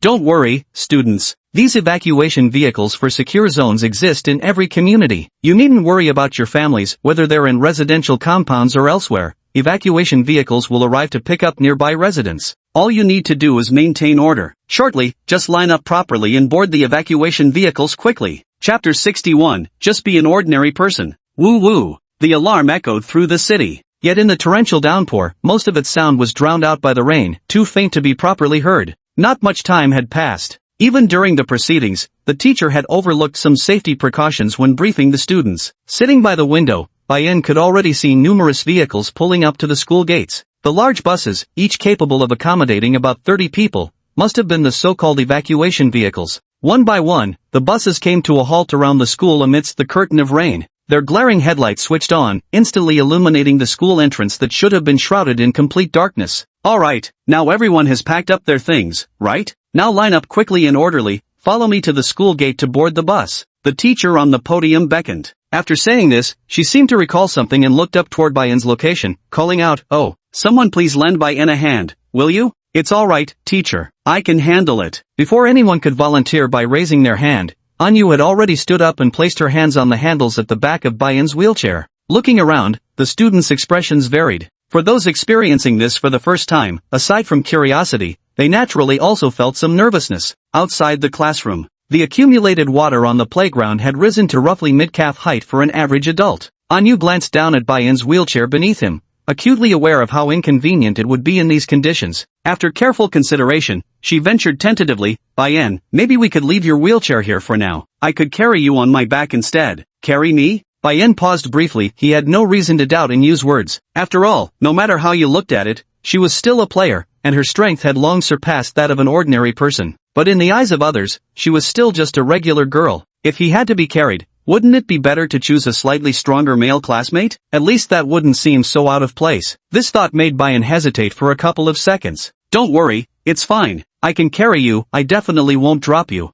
Seeing his hesitation, Yu misunderstood his concern and quickly reassured him. Looking at Yu's face, there was no other emotion to be seen. After some thought, Bai felt he was overthinking it. Lending a hand wouldn't reveal Yu's identity, and honestly, his wheelchair was indeed quite cumbersome. Since the offer was made proactively, refusing now would be inappropriate. How to put it? Yu's back was very warm. She walked up to Bai and, thanks to her recently achieved level 4 physical enhancement, effortlessly picked him up and carried him on her back. Apart from her elder sister and Saw Non-Min, to be honest, this was Bai first time being in such close contact with a woman other than those two. Yu's hair carried a faint fragrance, and as Bai leaned his head against her shoulder, he caught occasional whiffs of that delicate scent. Anyu, are you planning to carry Bai straight to the car? This path is a bit rough. Why don't you let me carry you? Nearby, several male classmates noticed what was happening with Bai. When they saw Yu's frail frame carrying Bai on his back, they instinctively wanted to step forward and help. Wu Mei was also surprised to see that Anyu possessed such formidable strength. It's okay, I can handle it. You guys go ahead first. Anyu declined the kind offers from her classmates. Honestly speaking, the combined strength of these male classmates probably couldn't match hers right now. Seeing Anyu carrying Bai without any visible strain, the boys exchanged hesitant glances. Just as they were about to say something more, their teacher's urging voice came from up ahead. Alright then, Anyu, you go first. We'll follow behind you. If you can't hold up, just call us and we'll come help immediately. Pressed for time, the boys had no choice but to agree. Okay. On the playground, a sea of students' heads surged. Students from various classes were all moving towards the evacuation vehicles. Before long, the buses would fill up, close their doors, and drive away. The rain had grown slightly heavier than when Bayan had stepped outside earlier. How deep the accumulated water was no longer mattered. Barely out of the classroom, both he and Yu were already almost completely drenched. All they could feel between them was each other's warmth. Bayan gazed at the crowd of students behind and ahead of him, his heart growing inexplicably heavy. Because from where he stood now, evacuating this way is far too slow. With the roads flooded this deep, buses can only move at low speeds. Though Ming City isn't large, it still has at least several 100,000 residents. Even under normal traffic conditions, transporting all these people to a safe distance far from the disaster's epicenter would take considerable time, and that's assuming no additional complications arise. Hey, Bayan, could you lift your head up a little? Just, not leaning on my shoulder so much. In front of him, Bayan heard Yu's somewhat embarrassed voice. It seemed she had struggled with her thoughts before finally saying those words. Hearing this, Bayan instinctively asked with some confusion, why? You're too close. When you breathe, your breath blows on my neck. It tickles a bit, and you replied in a small voice. Bayan was taken aback for a moment, then slightly raised his head. To be honest, he hadn't noticed this issue before. The only reason he had rested his head on Anyu's shoulder was because that's how he remembered his older sister carrying him when he was a child. Don't get me wrong. It's not that I dislike you or anything. I'm genuinely just ticklish, Anyu explained nervously, seeing Bayan silently lift his head and worried he might misunderstand. I know, Bayan replied. He watched the bus slowly drawing nearer, his mind involuntarily replaying the scene moments ago when Li Nizhou and Li Dabing had asked if he would lend a hand. Somehow, a peculiar emotion stirred within him, as if his heart was telling him perhaps he had made the wrong choice. The moment this thought surfaced in Bayan's mind, he immediately suppressed it. Getting involved in this mess would bring him nothing but harm. Amidst the catastrophe, he bore no such obligation. All he needed was to remain quietly ordinary. The rational choice is often the correct one. Selfishness is an innate human trait. Bayan silently warned himself with these words in his heart. At this moment, Yu also carried him onto a bus. When they boarded, many of their classmates were already seated, leaving only a few empty spots. After a brief selection, Yu carried Bayan to a seat toward the back of the bus. Anyu, why are you carrying the new classmate on your back? Quick, lean my way. Let me help you. TSK. What's wrong with those boys in our class? Making a girl do all the heavy lifting, couldn't they have offered to help? The speaker was a boy named Tangze. Bayan left a faint impression on him, usually carefree and uninhibited. Since the other had walked ahead earlier, he arrived a bit sooner. It's fine, I'm okay. Yu replied to Tangze while adjusting her angle, intending to place Bayan in the empty seat beside her. Okay, my foot. Look at how tiny you are. Hold still, I'll carry him down. Though Tangze's words could sometimes be harsh, he genuinely stepped up when needed. Before Yu could refuse, he had already stood up, scooped Bayan into his arms, and placed him in the seat on the left. The bus seats are arranged with 2 rows of connected seats on the left side and 3 rows on the right. Tangze's seat was in front of Bayan's, and Yu, meanwhile, sat beside Bayan. Hey, where's Wu Mei? And you, aren't you two pretty close? Why didn't she come with you? After settling Bayan, Tangze turned to ask Yu. She was assigned to another bus, the one in front of us, Anyu replied. Wu Mei had wanted to help midway earlier, but since she was assigned to a different bus, she ultimately couldn't do anything despite her good intentions. After exchanging a few words with Anyu, the two parted ways. I see. Tang Zhe clicked his tongue, then as if remembering something, added, Hey Anyu, could you send Wu Mei a message for me? Just tell her to be careful and not bump or hurt herself. A trace of confusion flickered across Anyu's face, but she still followed Tang Zhe's suggestion and sent a message to Wu Mei. Don't you have Wu Mei as a friend? I remember she mentioned you to me before. After sending the message, Anyu asked curiously. Ahem. Don't remind me, it's a sad story. 2 weeks ago, I said something foolish and got myself blocked by her. Tang Zhe sighed, but immediately caught the key point in Anyu's words. Really? What did she say about me? Listening to Anyu and Tang Zhe chatting, Bai En leaned against the bus window, watching the heavy rain outside. The pitter-patter of raindrops fell into the puddles, stirring up ripples one after another. I can't quite put my finger on why exactly. Although they had boarded the evacuation vehicle, Bai En didn't feel any relief at all. Instead, a sense of foreboding settled uncomfortably in his heart. Heavy, lingering in his chest. Chapter 62, Blocking the Way. Class, please settle down. I'll need to take attendance now. When your name is called, please respond with present so I can mark you down. Li Chang Yuan. Present. Shen Sichao. Here. Tang Zhe. Here. And you. Present. Inside the train compartment, the teacher held the attendance sheet and called out the names one by one. Each time a student responded, she would draw a small check mark beside their name. However, because the attendance sheet had gotten damp from the rain, she occasionally had to shake her water-based pen a few times before continuing to mark. Roll call was over. All the classmates were present. After the teacher got off the bus with the attendance register to check another bus's list, the engine of our bus was started by the driver. With a slight tremor, the doors closed and the bus slowly began moving forward. This could barely be considered hitting the road. Inside the bus. Without the teacher's supervision on the bus, the students couldn't help but start whispering among themselves, with most discussing this so-called flood disaster. Some felt excited and curious about the novelty, while others grew anxious, deeply worried about their families' situations. Beside Bai En, and you exchanged a few words with Tang Zhe before both fell silent. Tang Zhe was now chatting with his seatmate, while Anyu held her phone, appearing particularly preoccupied.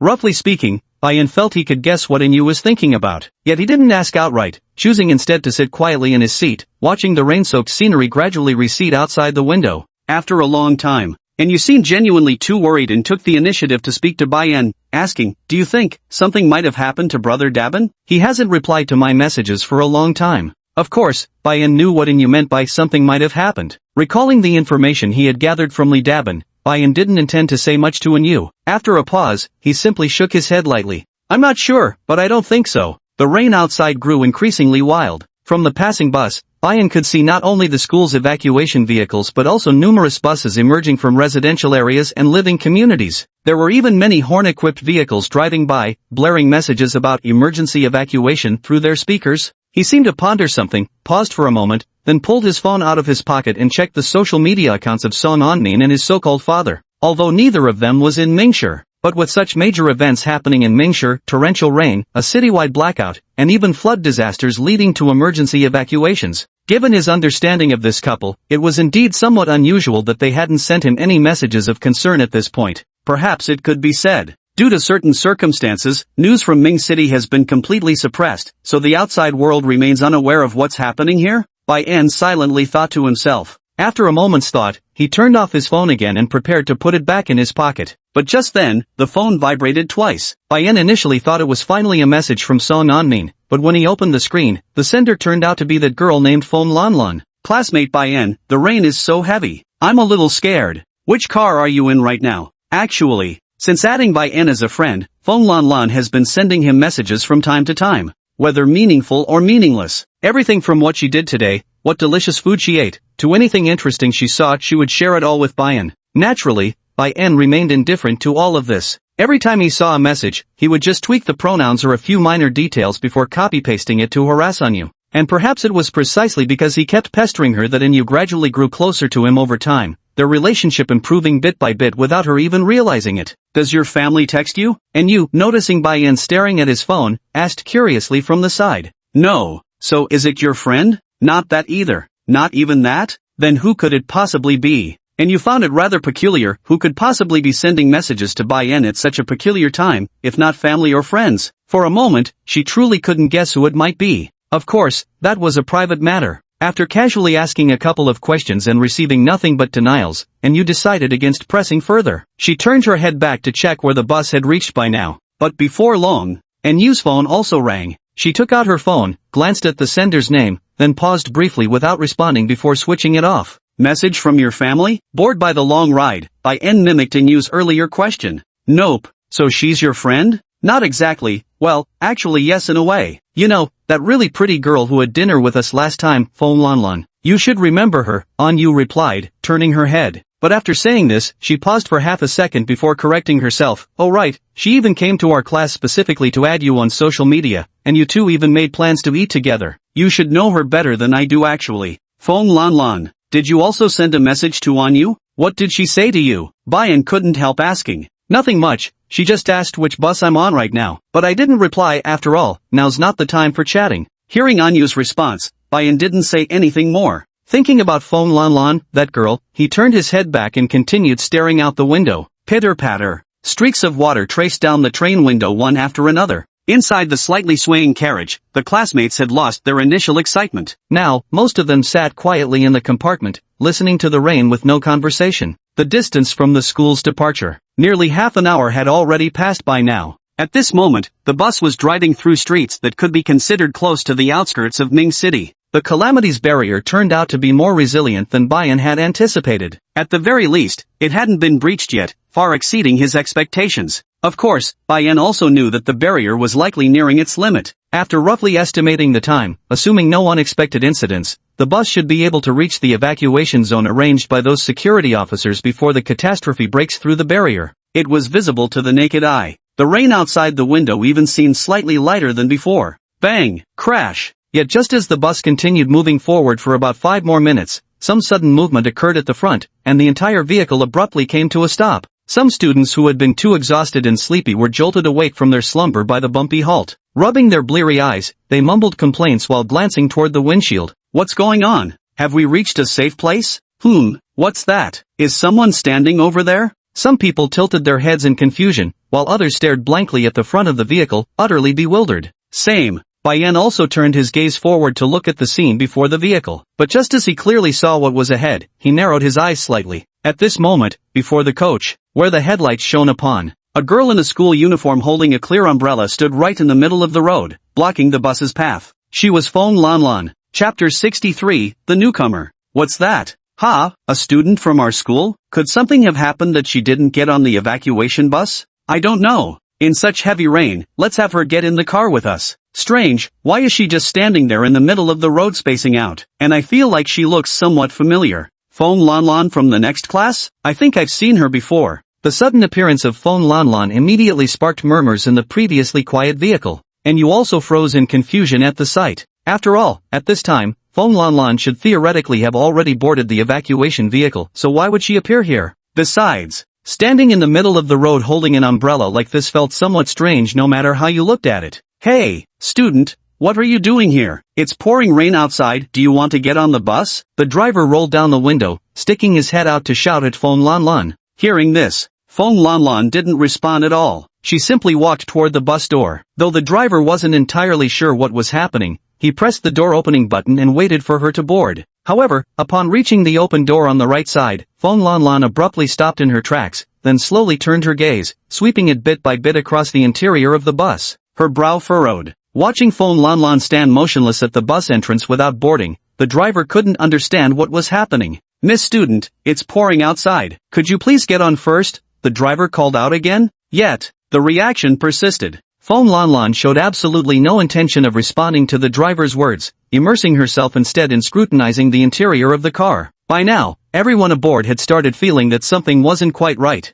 Bayan, what's going on with Fong Lanlan? She seems off, and why is she even here? And you instinctively turned to Bayan with these questions. Bayan offered no reply to this inquiry. He merely sat in his seat, squinting at Fong Lanlan, who was behaving strangely and abruptly appearing here. The uncertain suspicions in his heart seemed to be slowly confirmed. Seeing that Fong Lanlan still ignored him, the driver grew a little impatient and shouted at her in a different tone. Hey, what's wrong with you, girl? I'm talking to you, and you're pretending not to hear me? It's pouring rain out there, what are you standing around like a fool for? Get in the car already. Everyone's waiting for you. The driver spoke at great length. Under White's watchful gaze, Fong Lanlan's eyes finally swept over her own and Yu's positions. A sudden smile bloomed across their face. The delicate features paired perfectly with that smile, strikingly lovely, just like back in their school days, leaving some male classmates momentarily stunned. The driver's chatter buzzed in her ears. Parting her lips slightly, she spoke just a few simple words. Finally found you. The driver froze, momentarily failing to comprehend the meaning. Before he could react, Fong Lanlan's next words already reached his ears. Turn around, drive southwest. An order. A notification.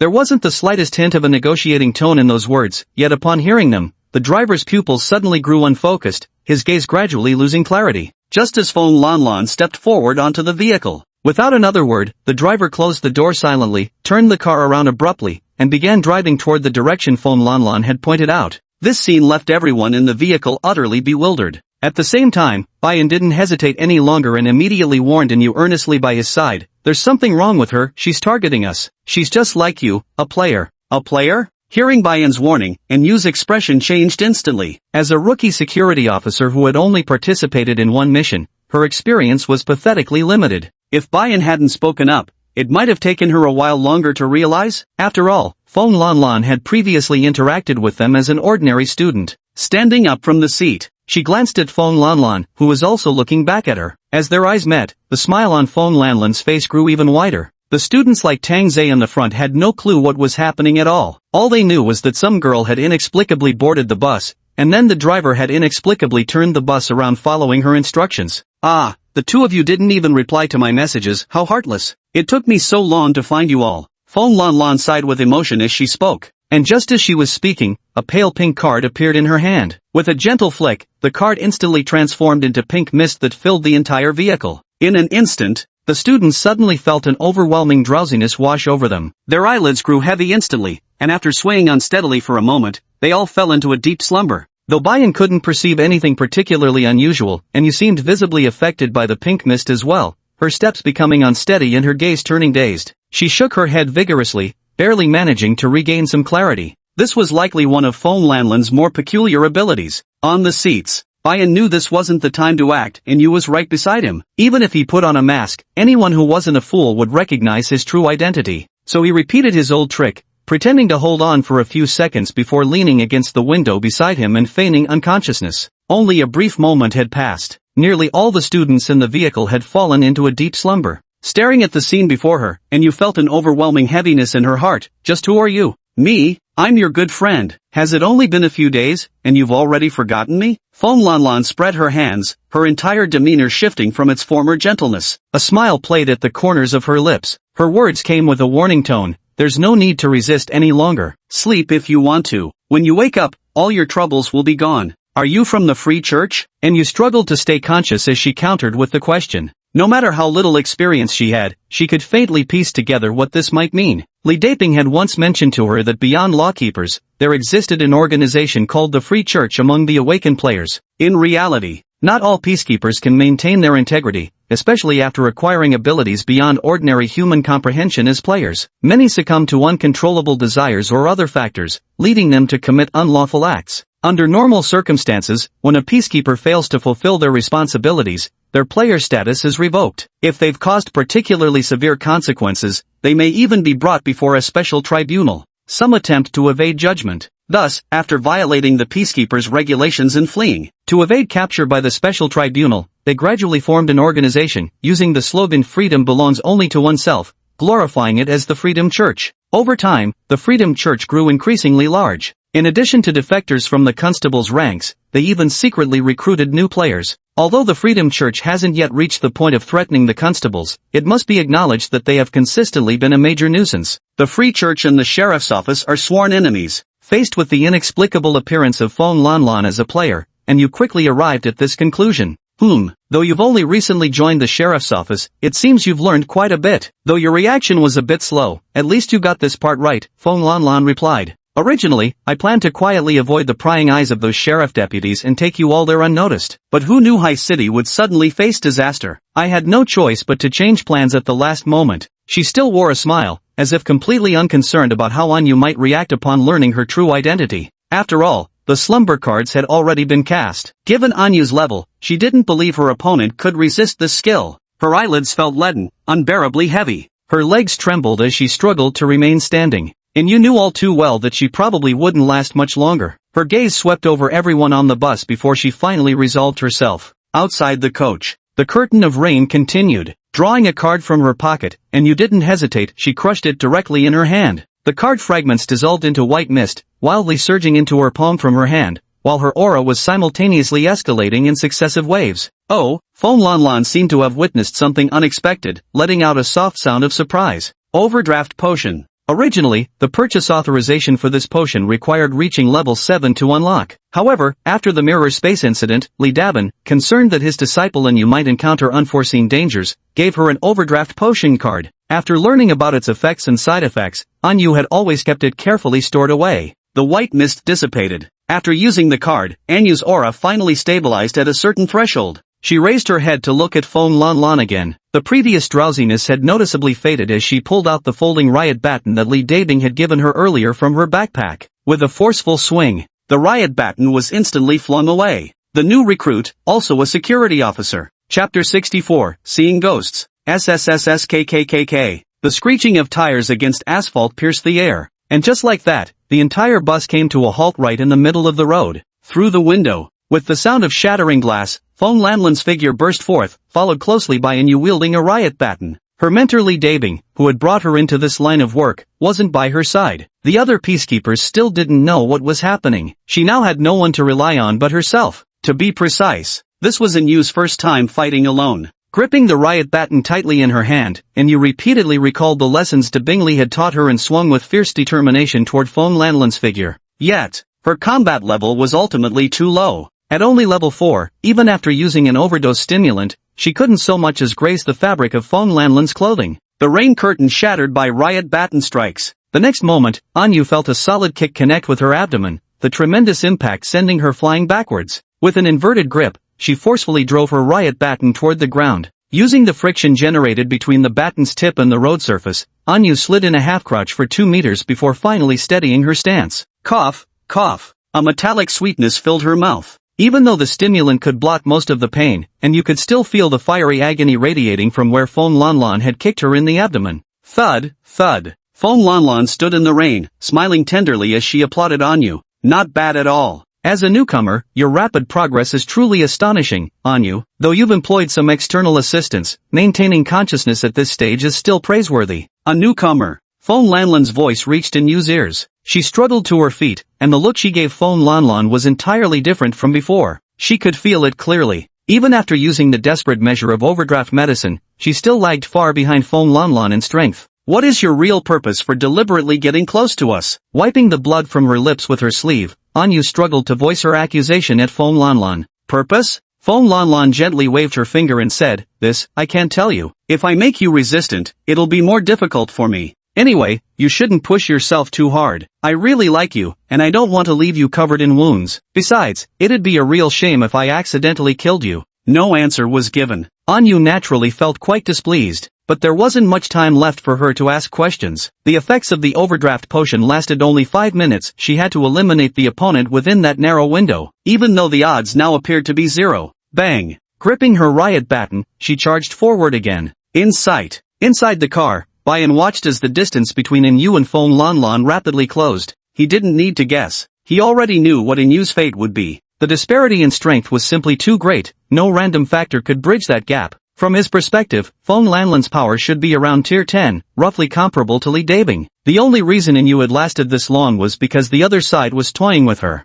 However, even if you can't win, with overdraft stimulants you should at least be able to escape. The sole reason Phong Lanlan dared make her move was because all other peacekeepers were occupied dealing with the calamity. If you just ran, she wouldn't chase you down, not when she's playing it safe. Watching Anyu locked in combat with Phong Lanlan, Bayan found it somewhat difficult to comprehend. He couldn't understand why Anyu would choose to stay and fight the unbeatable Phong Lanlan when she clearly had the chance to escape. Though she had only recently joined the peacekeepers, he knew Anyu should easily grasp such basic reasoning herself. Watching as Anyu's school uniform gradually stained red, Bayan finally let out a sigh. Taking advantage of the moment when both were outside the car and not paying attention to him inside, he raised his right hand. Between his fingers instantly appeared a black card bearing the image of a mirror. Forget it. If I wait any longer, you'll be beaten to death. Maybe I overthought this, you probably never even learned how to run away.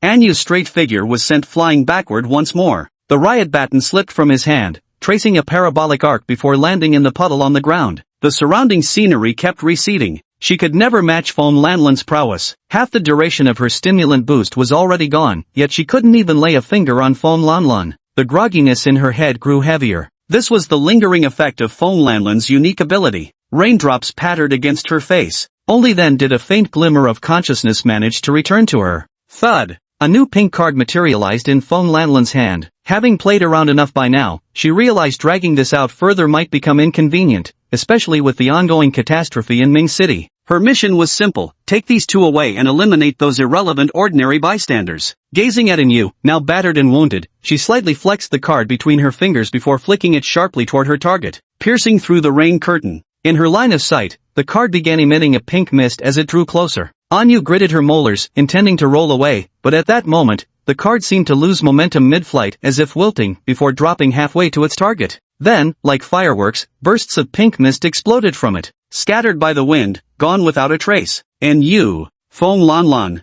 Frowning slightly, Phong Lanlan didn't quite understand what was going on. She tilted her head to look at her right hand. Just as the card shot out moments ago, she seemed to feel some sort of resistance pressing against her wrist, causing the initially predicted trajectory to deviate. What the hell? In the distance, Yu couldn't quite figure out what had happened either. Looking at the whole sequence, Phong Lanlan had seemed like she was overacting just now. The card was initially aimed at herself, but for some inexplicable reason, she must have used slightly less force, causing it to lose momentum halfway and drop to the ground before reaching its target. Could it be that she anticipated my charge and deliberately threw it to that spot? Of course, though she couldn't quite grasp why, and you knew this was an excellent opportunity. Seizing the moment, she mustered all her strength and lunged at Phong Lanlan. As she closed in, her right hand swept through the puddled water, swiftly retrieving the previously dropped riot baton before swinging it fiercely toward Phong Lanlan's head. Trying to play dirty? The disparity in their abilities was ultimately too great. Despite this brief interruption, Phong Lanlan's reflexes still far surpassed Yu's. She kept her eyes fixed on Anyu's riot baton, subtly shifting her posture as she prepared to seize an opening and deliver a follow-up kick. However, at that moment, she suddenly found herself unable to move. The surrounding air seemed to solidify, densely enveloping her. Though the restraining force wasn't particularly strong, just requiring some effort to break free, it was precisely during this brief moment. Bang! The riot baton struck squarely against her left cheek. Surprised, bewildered, the unsuppressed situation seemed to reverse in an instant. Phong Lanlan was flung straight into the display window of a nearby clothing store with such force that the glass shattered instantly, under the relentless downpour. Yu gasped for breath, gripping her riot baton tightly. Looking down at the black rod grasped in her hand, she truly hadn't expected she could do it. Pa! Spitting out blood-tinged saliva, Phong Lanlan slowly rose from the glass-littered ground, feeling like even her teeth had been loosened by two. Although Anyu's strike hadn't dealt much damage, the humiliation inflicted was beyond measure for her. As a member of the Free Church, she was actually knocked flying with a single strike from a rookie peacekeeper. That ability just now didn't seem like something she used. What exactly is going on? Her gaze flickered uncertainly as she surveyed her surroundings. Phong Lanlan, with far more experience than Yu, naturally sensed something peculiar about the series of events that had just unfolded. But before she could discern anything concrete, a pitch-black riot baton once again appeared right before her eyes. By sheer luck, and you actually thought. Phong Lanlan's face darkened instantly. Seizing an opening in Yu's movements, she immediately prepared to strike with both hands at the vulnerable spot.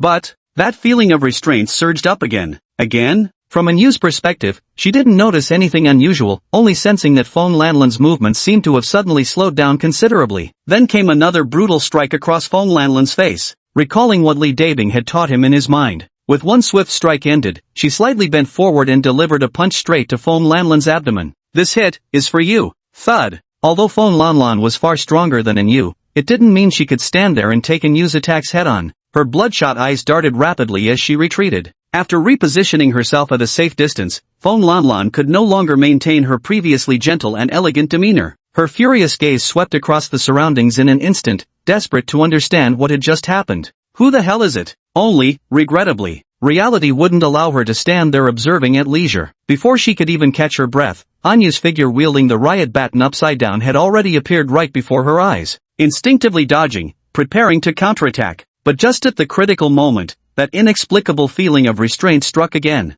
3 minutes, 2 minutes, 1 minute. In the remaining time of the overdraft potion, Fong Lanlan felt as if she'd run into a ghost every time she tried to dodge or counter and use moves. That damn feeling of restraint always appears at the most inopportune times. At one point, it even made her foot slip. She had meant to dodge, but ended up falling flat on her face instead. Thus, the riot baton that was supposed to strike her shin ended up being forcefully intercepted by her face. Frustrated, furious. Yet Fong Lanlan couldn't do a thing about it. To make matters worse, the newcomer adopted such a reckless fighting style, giving her no time to catch her breath before pressing in again. Madwoman, she's downright insane. The rain showed no sign of stopping in the midst of this bloody battle. Her vision was filled with the relentless downpour. As the effects of the overdraft potion were about to wear off, Fong Lanlan, now completely drenched in blood, lay motionless in the center of the road, never to rise again. She turned to survey the aftermath of the battle. Looking back at the large bus that had come to a stop behind, Anya's expression finally dared to reveal relief. Feeling the abilities produced by the overdraft potion dissipate from her body, she could no longer maintain her grip on the riot baton, letting it slip from her hand and clatter to the ground. Clang!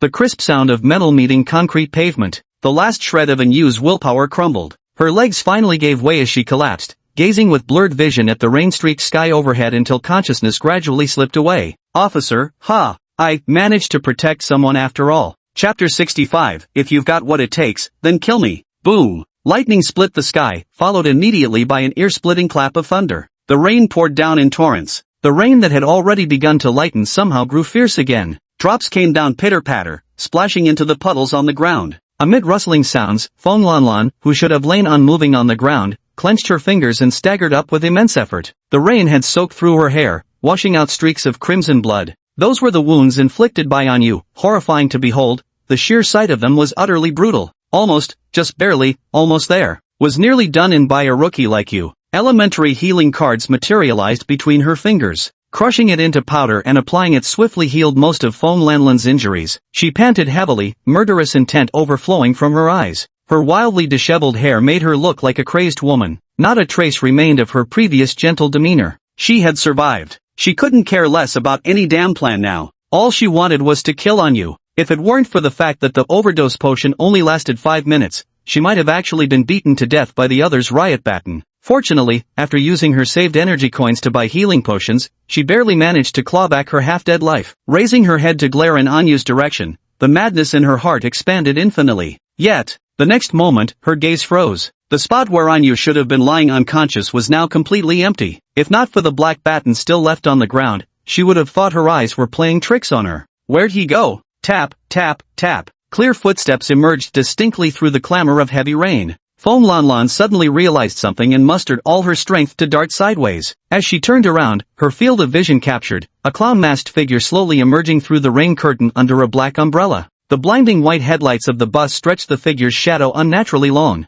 Staring at this abruptly appearing silhouette, Fong Lanlan's mind raced at lightning speed. Peacekeeper? No, that's not right. If it were the peacekeepers, he wouldn't need to hide his face with a mask. Besides, those guys should either be at the center of the catastrophe or held up by other members of the Free Church. Not all of her wounds had fully healed. Fong Lanlan only had enough energy coins left for a few more doses of healing potion. She spent merely half a second thinking about this inexplicable clown-like figure before reaching a decision in her heart. Run! No mission could be more important than life itself. As a member of the Free Church, she never shared the so-called collective faith of those idiotic peacekeepers. It's a pity that she had only just confirmed this idea and taken a single step when a peculiar sense of oppression suddenly descended from above. In her already poor condition, she found herself momentarily unable to move. Does this feel familiar? Came a deliberately hushed voice from behind the mask. Originally devoid of any thoughts, Fong Lanlan instantly understood something upon sensing this familiar feeling of restraint. It's you? She clenched her molars, staring at the other person with an incredulous expression. Only now did she truly comprehend the terrifying extent of the opponent's abilities. Without any superfluous movements or elaborate preparatory steps, in just an instant, they had completely subdued her enough to extinguish any thought of resistance. Skills? No. Fong Lanlan didn't believe this could be a skill. After all, the mental energy required to use a skill was enormous. During her earlier struggle with Anyu, she had repeatedly sensed this suppression, indicating that the opponents simply didn't care about mental energy consumption when using such abilities. Therefore, she instinctively leaned more toward the idea that this was a special ability granted by the opponent's player profession. Who exactly are you among the peacekeepers? Thinking that perhaps something had happened to her teammates, Fong Lanlan gritted her teeth and asked, Li Dabin? Li Naijo? Or maybe, Regarding the church's records on Ming City's peacekeepers, Feng Lanlan considered several possibilities but found none that seemed quite right. Only those with such formidable special abilities could be the officers categorized under the enforcement division among the constables. Yet no matter who it might be, Feng Lanlan found no matching information in the records. Bai En paid no attention to Feng Lanlan's speculation. He walked straight up to the person before him, the black umbrella gradually covering them both as he looked at the other through his mask. After some thought,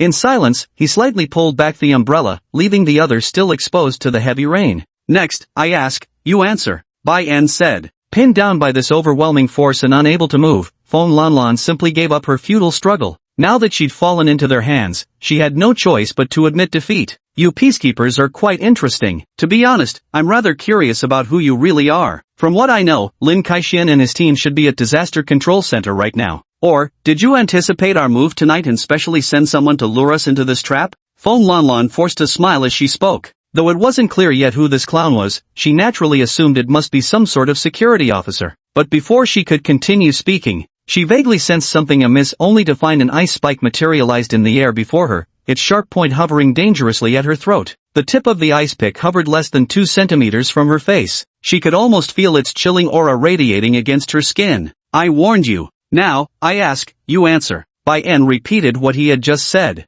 Ha, don't think you can make me tell you anything just because you're holding that pathetic ice pick to my throat. Yet Feng Lanlan merely scoffed in response, seemingly unconcerned about the prospect of dying here. I'm well aware. You peacekeepers have rules. You can't just kill people, not even someone from the Free Church. Otherwise, you'll be headed straight to the special tribunal. About these, Feng Lanlan knew very well. She understood that as long as she didn't forcefully resist, she wouldn't have to worry about being killed by him. She had long memorized certain regulations of the peacekeepers, though he had restrained her. But they only had the right to send her to a special court, let alone killing her. Even intentional harm was out of the question. Hiss! Yet before Feng Lanlan could continue her thoughts, she suddenly sensed something amiss. Looking down, she discovered an ice spike had already pierced her thigh unnoticed. A few seconds delay. Only then did the excruciating pain finally register in her nerves. You can take your chances. The voice from beneath the mask reached Feng Lanlan's ears. She could no longer stand, plopping down heavily as bean-sized drops of cold sweat beaded on her forehead. She stared up at the other person in disbelief. Blood began seeping from her thigh, the pain rapidly traveling through her nerves. In an instant, Feng Lanlan's face turned deathly pale. If you still refuse to cooperate, the next strike will be aimed at your other leg. Bai En cut Feng Lanlan off, delivering the warning directly. He paused midway, thought for half a second, then added, of course, if you run out of limbs, I'll have to aim for your head. Madman! You madman! Feng Lanlan gritted her teeth in anguish. She never expected he would actually dare to strike. She swiftly summoned a healing card to use, but in the next moment, an immense force suddenly came from an unknown direction and slammed into her right hand. Before she could react, the card was sent flying, landing in a puddle on the ground over 10 meters away from her. Is that your only line? Bai En asked flatly in return. What exactly do you want to do? Come on, kill me if you can. Feng Lanlan snarled fiercely. The sudden outburst of fury didn't surprise Bai En. He simply raised his hand lightly. Whoosh! This time, the ice spike pierced Feng Lanlan's other leg. Her expression changed drastically, and as she opened her mouth to speak again, excruciating pain shot through both her left and right hands in quick succession. Fresh ice spikes had appeared. Just as Bai En had mentioned moments ago, it continuously pierced through her limbs. Right before her, the ice spike that had initially been suspended before Feng Lanlan's throat now descended calmly and smoothly, until its sharp tip came to rest directly opposite her head. A chill shot up from the soles of her feet. The terror of death surged wildly from the depths of her heart. Speak! I'll say anything. At this moment, she had no doubt that this clown might genuinely kill her. The other party truly seemed indifferent to the regulations of the peacekeepers. Alright, listen carefully to the question. Bai En withdrew his hand, leaving the ice pick hovering inches from Feng Lanlan's forehead. May I ask, what is the specific plan of your free church this time? Chapter 66 Beneath the Mask. A plan? No, strictly speaking, this can't really be considered a plan. The Free Church and the sheriffs had always been sworn enemies. Feng Lanlan and her people had long wished for every sheriff in this world to perish. Not long ago, they had learned by chance that 2 newcomers had appeared among the sheriffs. Coinciding with Lin Kaishuan's relentless pursuit of them, they naturally seized this opportunity to capture these so-called newcomers. Feng Lanlan's player class was Succubus. Her first ability gained after breaking through to level 10 was called Refinement. The effect is quite similar to what Bai En saw in the professional explanation earlier. It can turn others into puppets who will obey every command without question. This means, if both he and you were to fall victim to it, they could serve as valuable assets, whether as hostages or as undercover agents infiltrating the peacekeepers. The only drawback is that Fong Lanlan's level isn't particularly high. Before performing refining, she must first establish gradual contact, slowly planting puppet seeds until their quantity reaches its peak. This was precisely why she deliberately befriended Bai En and Yu in the beginning. Of course, this small plan was proceeding normally at first. Yet nobody expected a calamity to strike Ming City midway through. Under the catastrophe, the city became one of despair. This was extraordinarily good news for them, the Church of Freedom. At certain times, they even understood the peacekeepers better than the peacekeepers themselves. When disaster struck Mingshi, the local peacekeepers could not possibly ignore it. And when that happened, Lin Kaixian, the city's top peacekeeper in terms of combat strength, would undoubtedly head straight for the epicenter of the disaster. Thus, their plan was divided into several steps. First, they would tamper with the containment systems, releasing the offspring of the catastrophe into the city to disperse the peacekeepers' forces. Even if only one offspring was successfully unleashed, their preliminary objective would still be achieved. To deal with the disaster spawn, at the very least, Li Daring and Li Naizhou, along with the logistics team and others, had broken away from the main force. What followed was picking off the scattered peacekeepers one by one. In fact, they didn't even need to defeat them outright, just delay them long enough until the disaster fully manifested, and everyone in Mingshi would perish in the catastrophe, including the peacekeepers. As for this matter, Bai En had also gained some understanding of what the disaster was about. Disasters are entirely different from dungeons. If dungeons are confined to small areas, then disasters encompass the scope of an entire city. From the moment a disaster emerges, a containment zone forms at the periphery of Ming City, creating an isolated space that completely separates the entire city from the outside world. Those inside cannot leave, and those outside cannot enter. And simply observing Bright City from the outside reveals no clues whatsoever. Unless the catastrophe is resolved, or special measures are taken to breach the quarantine, those trapped inside can only wait as the entire city's population is systematically slaughtered,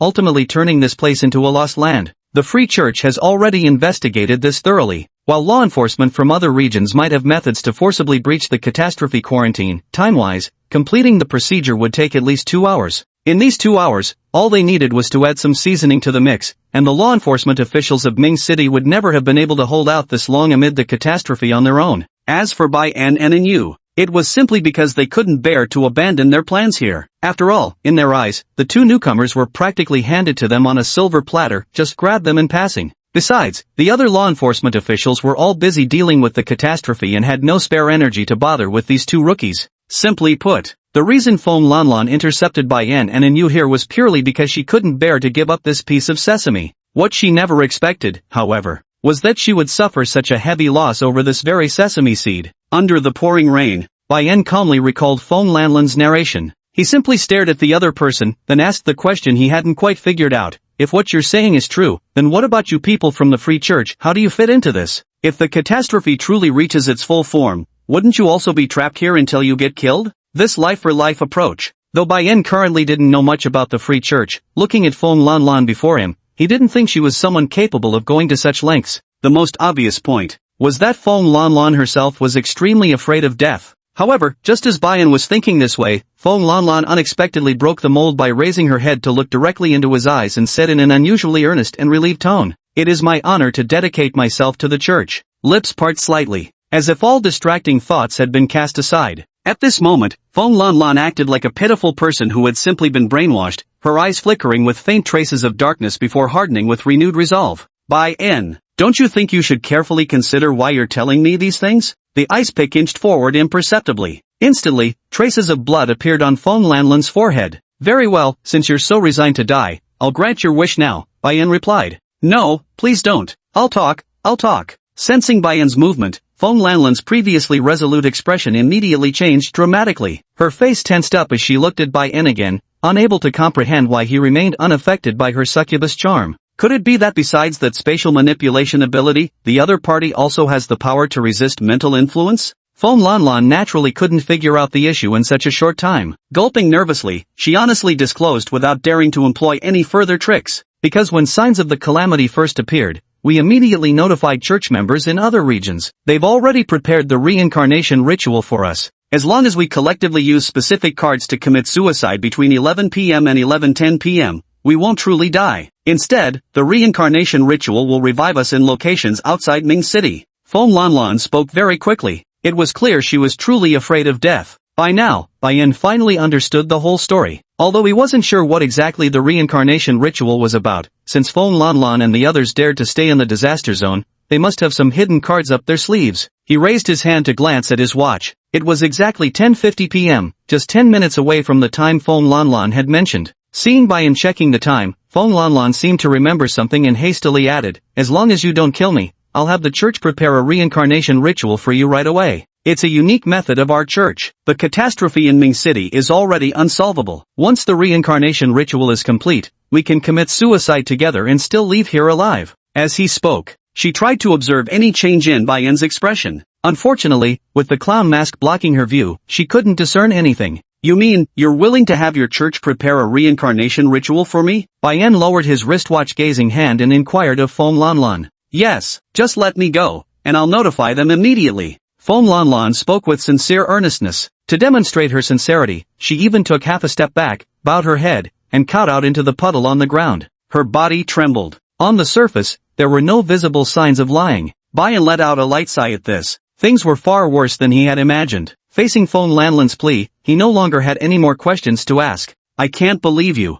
First, according to what you said, the reincarnation ceremony was prepared and notified in advance when you discovered signs of the calamity. Since you used the term prepared in advance, it means the operation of the reincarnation ceremony requires a certain amount of time. Second, I'm not a member of your free church. You informed them to prepare the ceremony for me. What reasoning could you have possibly used to make them agree? Thirdly, even if all these issues are resolved, the most crucial point is that the reincarnation ritual is unique to your free church. I don't know the specific details of how it actually works. Given that I'm going to kill you here, it's only natural you'd hate me to the core. Rather than that, a better way for you to take revenge would be to pretend the reincarnation ritual has succeeded, then have me wait until after 11 o'clock to commit suicide together only for you to escape successfully while I end up dying by my own hand." Bai slightly bent down, lowering himself to one knee as he looked at Feng Lanlan. Just moments ago, as he listed out the reasons he couldn't believe her one by one, he could sense Feng Lanlan's body stiffen slightly. This is a very basic psychological response. It usually happens when someone's supposedly flawless lie gets unexpectedly exposed. The person involuntarily experiences a half-second mental blank and instinctively freezes in reaction. Some professionally trained individuals, however, can avoid this telltale reaction. Clearly, Feng Lanlan was not among these people. Feng Lanlan had just opened her mouth to say something, but Bai cut her off immediately. "Haven't you always been curious about my identity? I can tell you now." Bai spoke as he raised his right hand to the edge of his mask. Under Feng Lanlan's bewildered and disbelieving gaze, he slowly removed it. Then before her eyes, revealed a face still obscured by a black mask, its features remaining unclear. "Think deception's fun?" Bai added. "You're playing. Put." But unfortunately, the final word I never left his lips. The next instant, the ice spike pierced Feng Lanlan's skull without mercy, splattering blood. The pupils of her eyes rapidly dilated, and within mere breaths, she had become a lifeless corpse. The heavy rain pattered relentlessly onto Feng Lanlan's lifeless body. Only after confirming the person was truly dead did Bai stand up again, holding a black umbrella. He looked up. His gaze pierced through the glass skyscrapers toward the unusually dark and oppressive sky, furrowing his brow. If Feng Lanlan's words were true, then the catastrophe in Ming City would surely prove unsolvable by now.